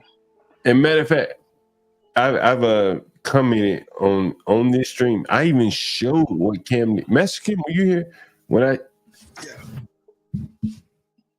Why is that shit again? Give me 1 minute. Wait a minute. 1 minute. Wait a minute. 1 minute, Master Kim. Only 1 minute. Look. I didn't even show this, but I did show other things. So Cam the King, I can't. This is Cam the King. Someone put you in. I'm sorry. Cam, you noticed Cam the King disappeared, and all of a sudden, guess who reemerged? The white John Galt. I showed Cam the King everything. I showed Cam the King. I'm glad you're back. Look, Cam the King sent me these. I have not consumed these yet. Oh, you can't see these. There you go. There you go. He sent me some vape pens. And I told you guys about the weed eater that he sent me. I did tell you guys about that, and I told you guys about the safe that he sent me. I told you about that. I showed you the weed. You remember the weed I showed you guys? Look at that, Cam. I shouted you out many times. I could have sworn I emailed you to thank you more than once. But someone says Cam can barely form sentences, so maybe that's not him. But anyway, if that is or if that is not Cam the King, again, I do really appreciate everything. Everyone, all the super chats. The super chats that we did receive, the cash apps for, and I'm speaking for Portia and HB here as well as myself, John Galt. We appreciate everything, definitely indeed.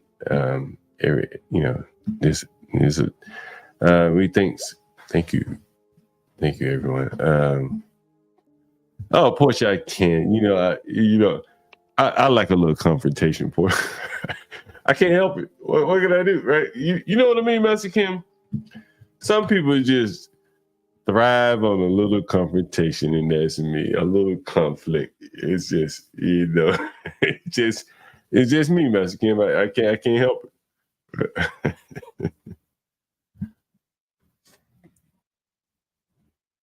Yeah, John, also keep in mind, certain people, you've been respectful of their privacy. So I know you've given shouts out and then you've dialed it down. So, even when you mentioned Cam, I think you've also kind of dialed it down because too, they're haters. Why is Cam sending you shit, right? So there's only so much you could do to put someone on blast before you need to also assume respect their privacy.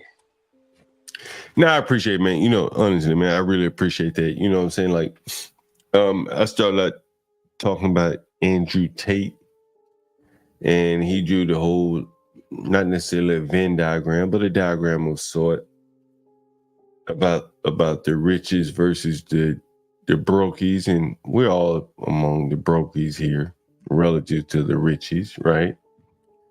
There's no one here sitting on $150 million. No one here. I don't think. And so my solution to that, people always say, well, what is the solution? What can we do? We can come together to form a community, and there has to be some synergies. If there are 800 subscribers, give or take here, right? Let's say 100 of us are active. That's 100 active people can, hell, you could buy a commercial building. 100 active people could buy a commercial building, right? Am I wrong? It'll be like a little gay. Am I wrong, Mexican?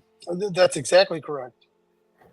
And so, you know, for all of us brokies here, as I started out, you know, for the people that started out, you know, they were here early on. I told you I wasn't going to do anything. Well, John, I'd like to say that I'm never broke. Carry on. There you So, go. John, can I address this real quick? And then this is for Lasagna. Lasagna, when John uses the expression or me, you know, because being wealthy or being successful is a matter of perspective. You know, I'm successful until the 15th of the month because Georgia wants their prepaid sales tax. They want it. Otherwise, they're going to fine me and audit me. So I've got a lot of cash flow until I give them their money. So the point I'm trying to mention, it's a lot of things are a matter of perspective. So John uses the analogy of the brokey, or hey, where you know, my version of that is I'm making and losing money all in the same breath, because as you own a lot of businesses, it's just a matter of perspective. What barometer are we using success? So the reason I'm even speaking, not that anyone asked me to explain that, is when John says those brokies, he's not saying that we're all broke as much as we're all striving to get to the bigger level, that we've got just bigger liquidity on hand, and we don't have to ever use our physical business cash flows and whatnot. So I'll mute. Sorry, folks.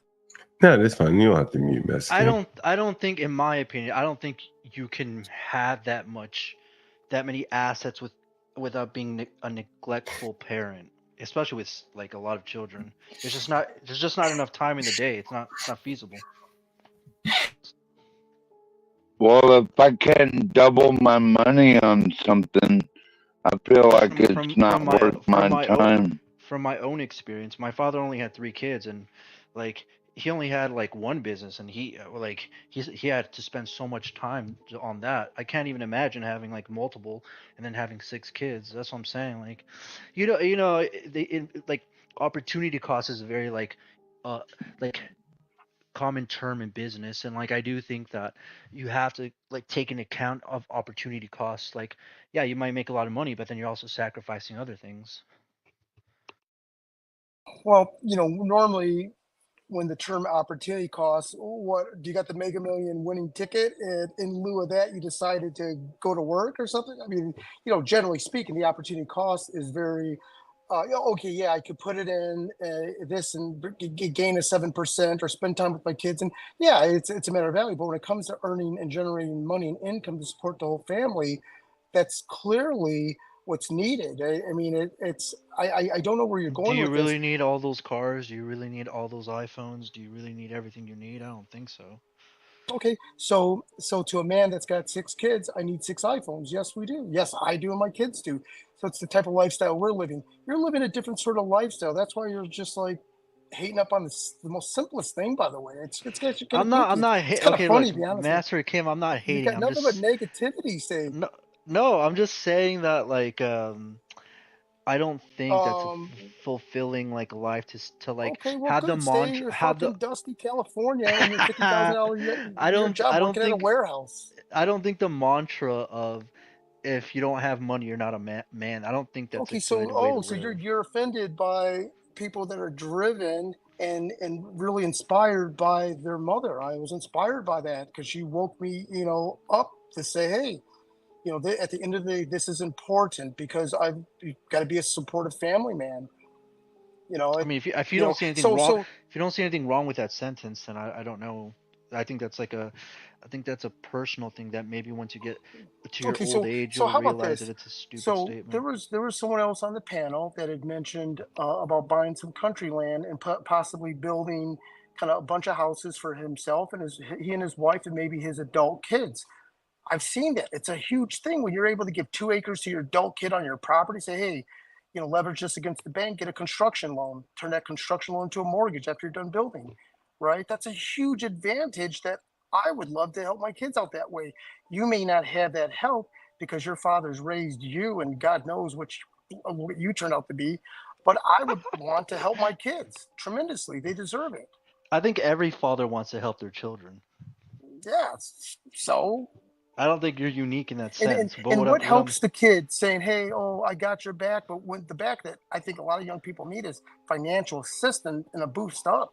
They don't need this fucking "I'm there for Not you." They really. need I think what tangible, real ways most to help no them. no no no. I think what most people, especially nowadays, what they need more than money is, I guess, like uh more like a, I guess, support, not in the monetary What way, type of but like, support? No, no. What type of support exactly? Most of the people I know, their problems need money and financial support. All of the "Hey, I'm there for you." That's all just like brokey people stuff, as John used that word earlier. I mean, I think, like, as long as you give your kids, like, if they want to go to college, then they can, but if they don't want to, you could be like, Oh no, okay, that's already addressed. That's already we're already beyond that. We're what do you talking mean? after the fact. Them going to school and living maybe a decent middle class life. That's not the issue. The issue is the challenges of young adulthood. I'm there for them. Uh, I don't understand what you mean by the challenges of young Okay, adulthood. so I use the analogy of buying a big enough property that if I wanted to section off 2 acres to give to them, and if they wanted to do a new construction, they could do that. Why And would they there's a want that? method. Why would they want that? What if they don't want to Okay, live in the same state that you're so living Hey, in? hey Master Kim. I said if they choose to. Hey, Master Kim. This guy. He's gonna give you a hard time. He's a young man. I think the better approach for him would be since we don't have a lot of time on this stream, I hope he comes back on the next stream, and then I think there's a better way to approach him because he's willing to come up here, he's willing to ask questions, which means presumably he's willing to listen.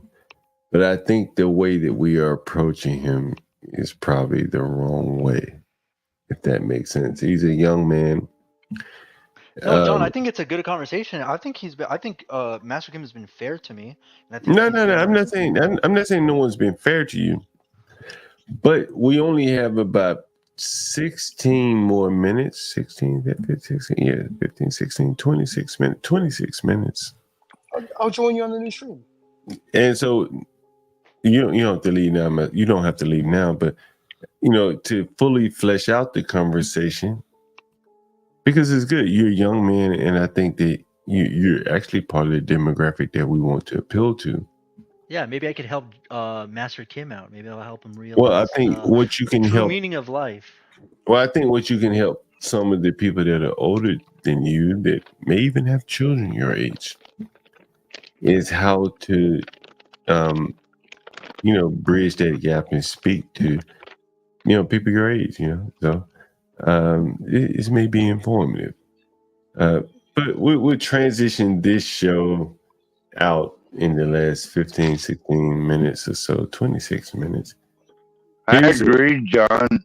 I think that it's important to reach out to younger folks and try to help them along the way.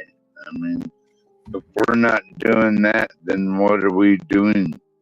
Yeah, I do agree. I mean, this is a young man. Like, I can tell he's fairly intelligent because a stupid person would have ran off by now. He would have ran Hey, off. John? Yeah. Well, guess who disappeared out of the chat since you accused of it being Cam? Isn't that funny? No way. Not. Why did he disappear? We can't prove it was him or not. He could have stayed here. Well, he's gone. He quit chatting maybe since that time span, 10 minutes ago. You know what's interesting? There's a guy named left. No, lasagna's here. There's a guy named Colin Cowherd. Anyone ever heard of him? Sounds very familiar. No, sir. Colin Cowherd. Anyone ever heard of him? In the chat, you can No, sir. Well, anyway, Colin Cowherd talks sports. He's a white guy. And over the years, he's become somewhat disconnected with the sports culture.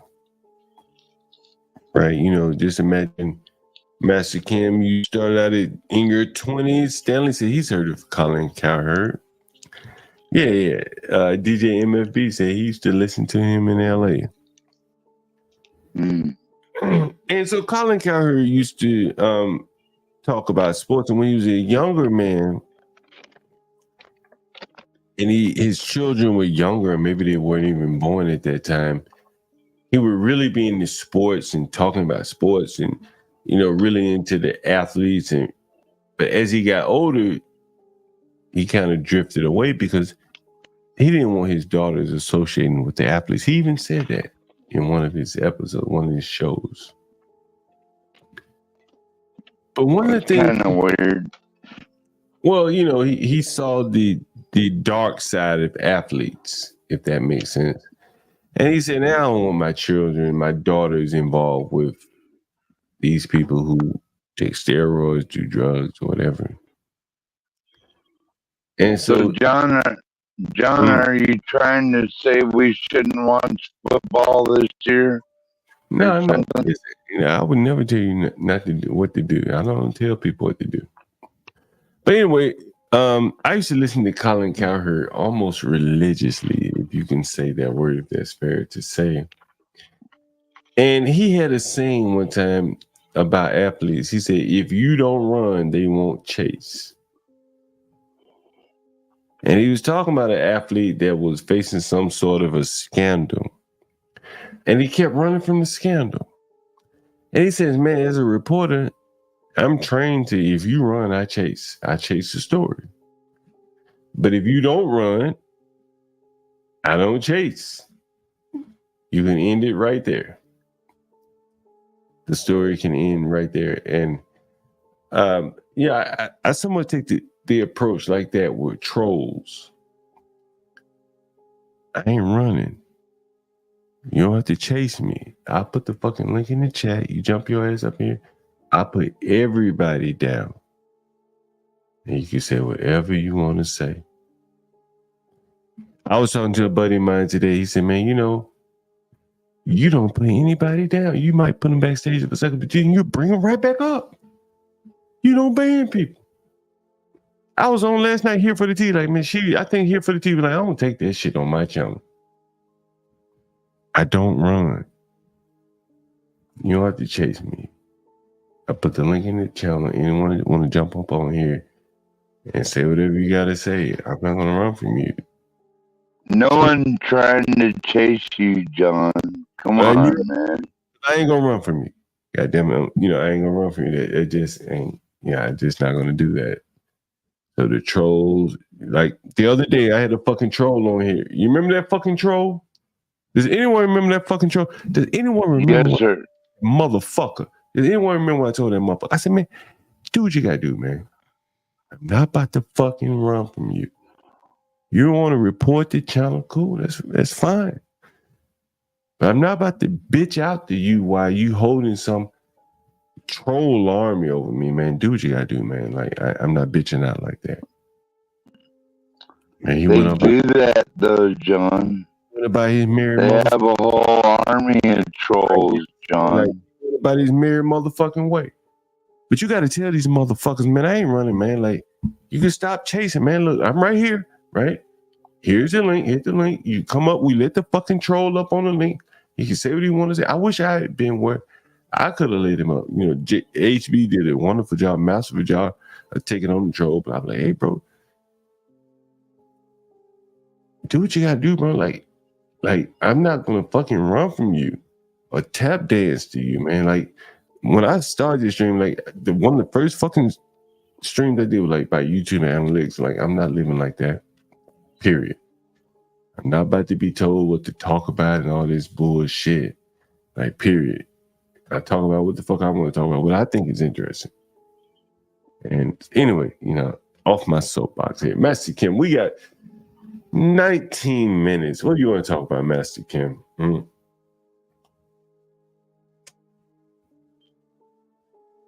Yeah, sorry, I went to go close the laundry room door. Yeah, very interesting because obviously you're open to the public, and I think it's funny. And I guess one thing also to put things in perspective.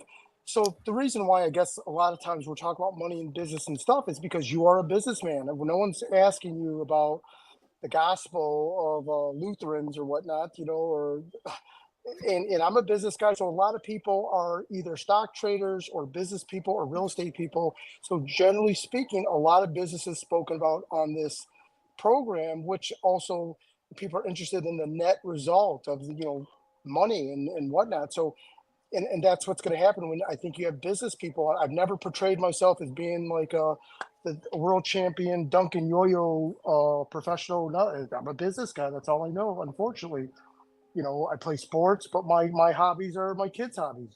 That's my life. I love it. I'm gonna get into That's great, Master Kim. That is good. That is good, Master Kim.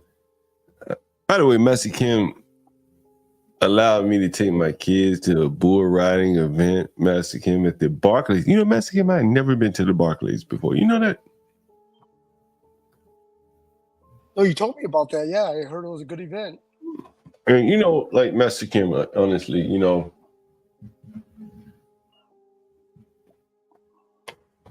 my kids later were talking about bulls and shit. Probably want to watch you get them cowboy hats. Hey, Master Kim, can I ask Master Kim a question, John Galt? Hey, go ahead. We got 18 minutes. So, Master Kim, do you know anything about Kung Fu fighting? You know what? No, I don't. I did take Taekwondo, and that's why I called myself Master Kim, because it was like a spoof from the 90s of all these over-the-top Asians fooling the public on this masterful Taekwondo or karate or Kung Fu, when really it's the MMA that just beast on people. I've wrestled in high school, and I did a little bit of freestyle, and I would go to regionals. I never made it past regionals, but I love wrestling, so wrestling will just stomp anyone beyond martial arts. But I'm sorry, answer your question is no. I know zero Kung Fu. Anyway, I was saying, Master Kim, like if I hadn't started this stream, I probably never would have taken my kid to a bullfighting event. And like I said, like after the event, they still talking about bullfighting. They had never been in any shit like that, Well, yeah, John, you got to be careful because sometimes the bull will jump into the audience and tear people up. I mean, I've been to several Cheyenne Frontier days, and yeah, if that's not I mean, it is Cowboy Days, Cheyenne Frontier Days. Yeah, you gotta be careful. That was a little bit more tame, hey, Master Kim, I don't know if you know this, but you could actually sit down right when the bull come out. There were seats in the bull arena. Did you know that? You ever been to a bullfighting event before? No, but I saw the new one. The PBR's got like fireworks and like almost doing it like WWF wrestling or something like that. You could sit down like what I guess you would call it on the floor, but you're really where the bull is stomping around. But you're basically they built like basically a like front row seat to the bull coming out of the cage. That's right. That shit is amazing. That shit was amazing, man. You know what I mean? Like, me and my kids. Go what? John, watch some Cheyenne Frontier Days. That's where the real bullfighting happens. And, so, Master Kim, you know what I'm saying? Like, Cam the King, the microphone I'm speaking on, the bull riding event, the things you brought by, if nothing else, I'm probably not the most persuasive person, but there are other people that will pick up, kind of the template that I'm like presenting here, and they will take it and run with it, and maybe even build a bigger, tighter community. But I do feel like, in some sense, that there is kind of a template being laid that you don't often see on the internet, and as the country, I should say, gets more and more tribal, I think these type of networks would become much more valuable than the super chat business model. Well, John, I think tribal is worldwide. It's not a specific demographic. I think people We got my man Get Crack up here. I would love to get Crack and Master Kim comment on that last statement of mine before we end this stream. We have 14. Listen, 14. We have 13 minutes. By the way, almost at 12 hours here. You guys show some love. HB2N, our resident trucker host, and me, John Galt, and our wonderful editor, Portia J. Crack, what do you think about that comment I make about that? Like the network of that you build, like on, say, a social media platform like this, may be more valuable than the super chats. You know, I'm talking to you through a mic that Universal Jones sent me. What do you think? Yeah, if it works, I mean, but you know, I don't know. People on the internet don't use it as a real tool, right? I don't think so at this point. Yeah. Well, hey, John. You know, also keep in mind earlier, Get Crack was telling people to hold their gunpowder on that natural gas transaction or HB. Where are you going to get anywhere telling you play by play on what to invest in? And I forgot what that natural gas stock was or whatnot, but it's absolutely stunning. And hopefully there's some people that were in front of their PC, open up their Schwab account and are going to follow that stock or whatnot. You know, there's nowhere else on the internet. Get Crack and you aren't trying to sell a course. You're not trying. There's no hustle in it, and I think it's great. I don't mean to hijack your time as well, but no, you're right. You know, absolutely great. Just to put in Master perspective. Kim, you know, you're right. Master Kim and Crack. Do you remember when Lindy Lou talked about opening up her brokerage account? Mm-hmm. Do you know how hard it would be to talk someone her age into opening up a brokerage account? You know how fucking hard that would be? Yeah, it is hard. Like a trick. Charles Schwartz. Like a trick to me, Charles Schwartz spends billions of dollars on sales reps to get people to do what Lindy Lou did. Am I wrong? Crack? Yeah, you're right. Right. And if nothing else, you know, it was a benefit to her.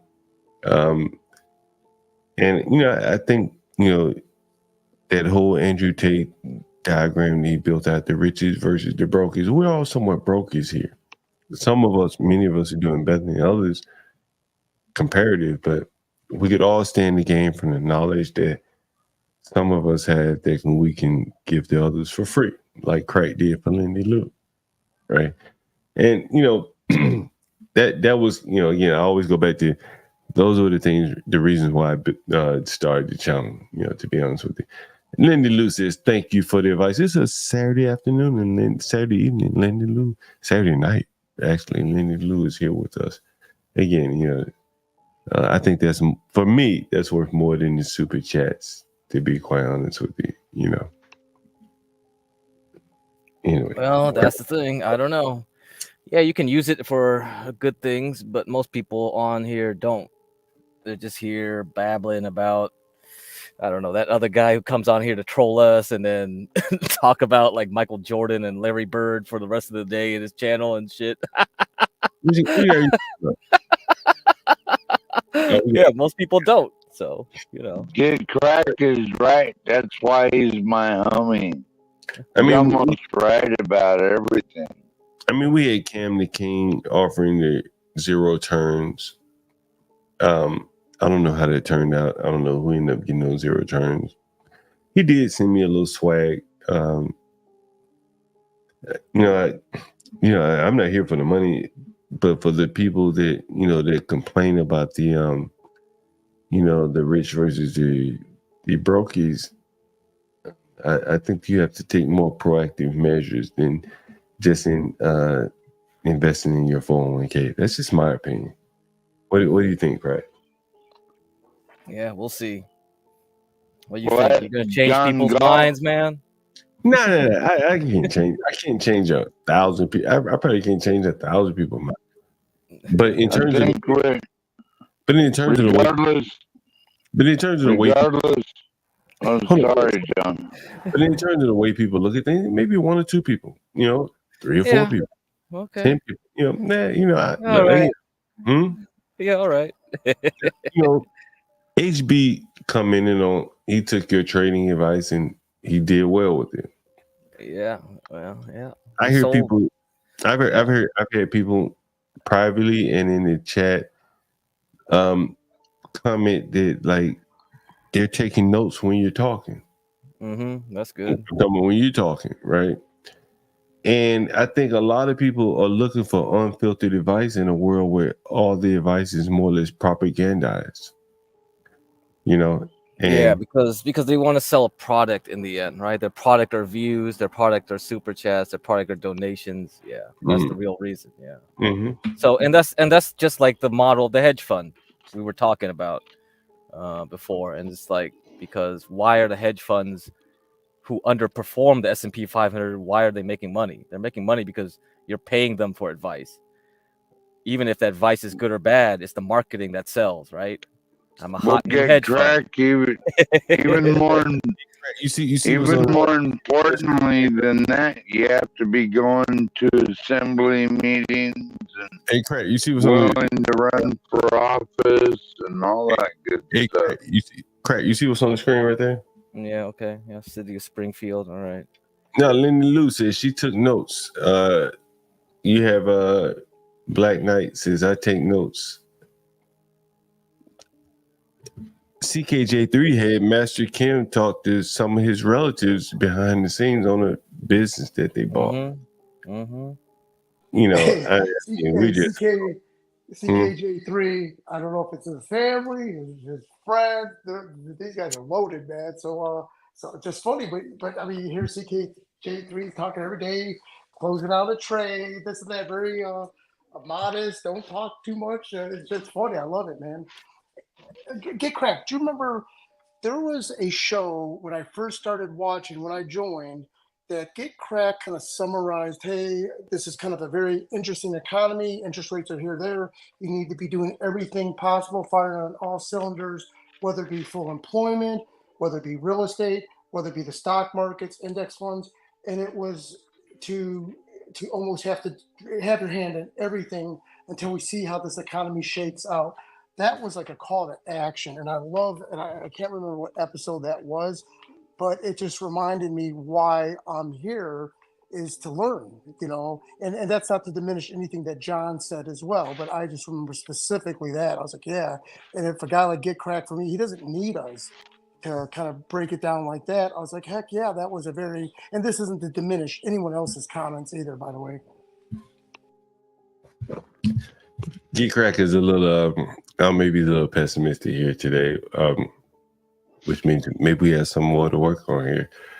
But anyway, we're at 11 hours, 54 minutes. I think John Galt,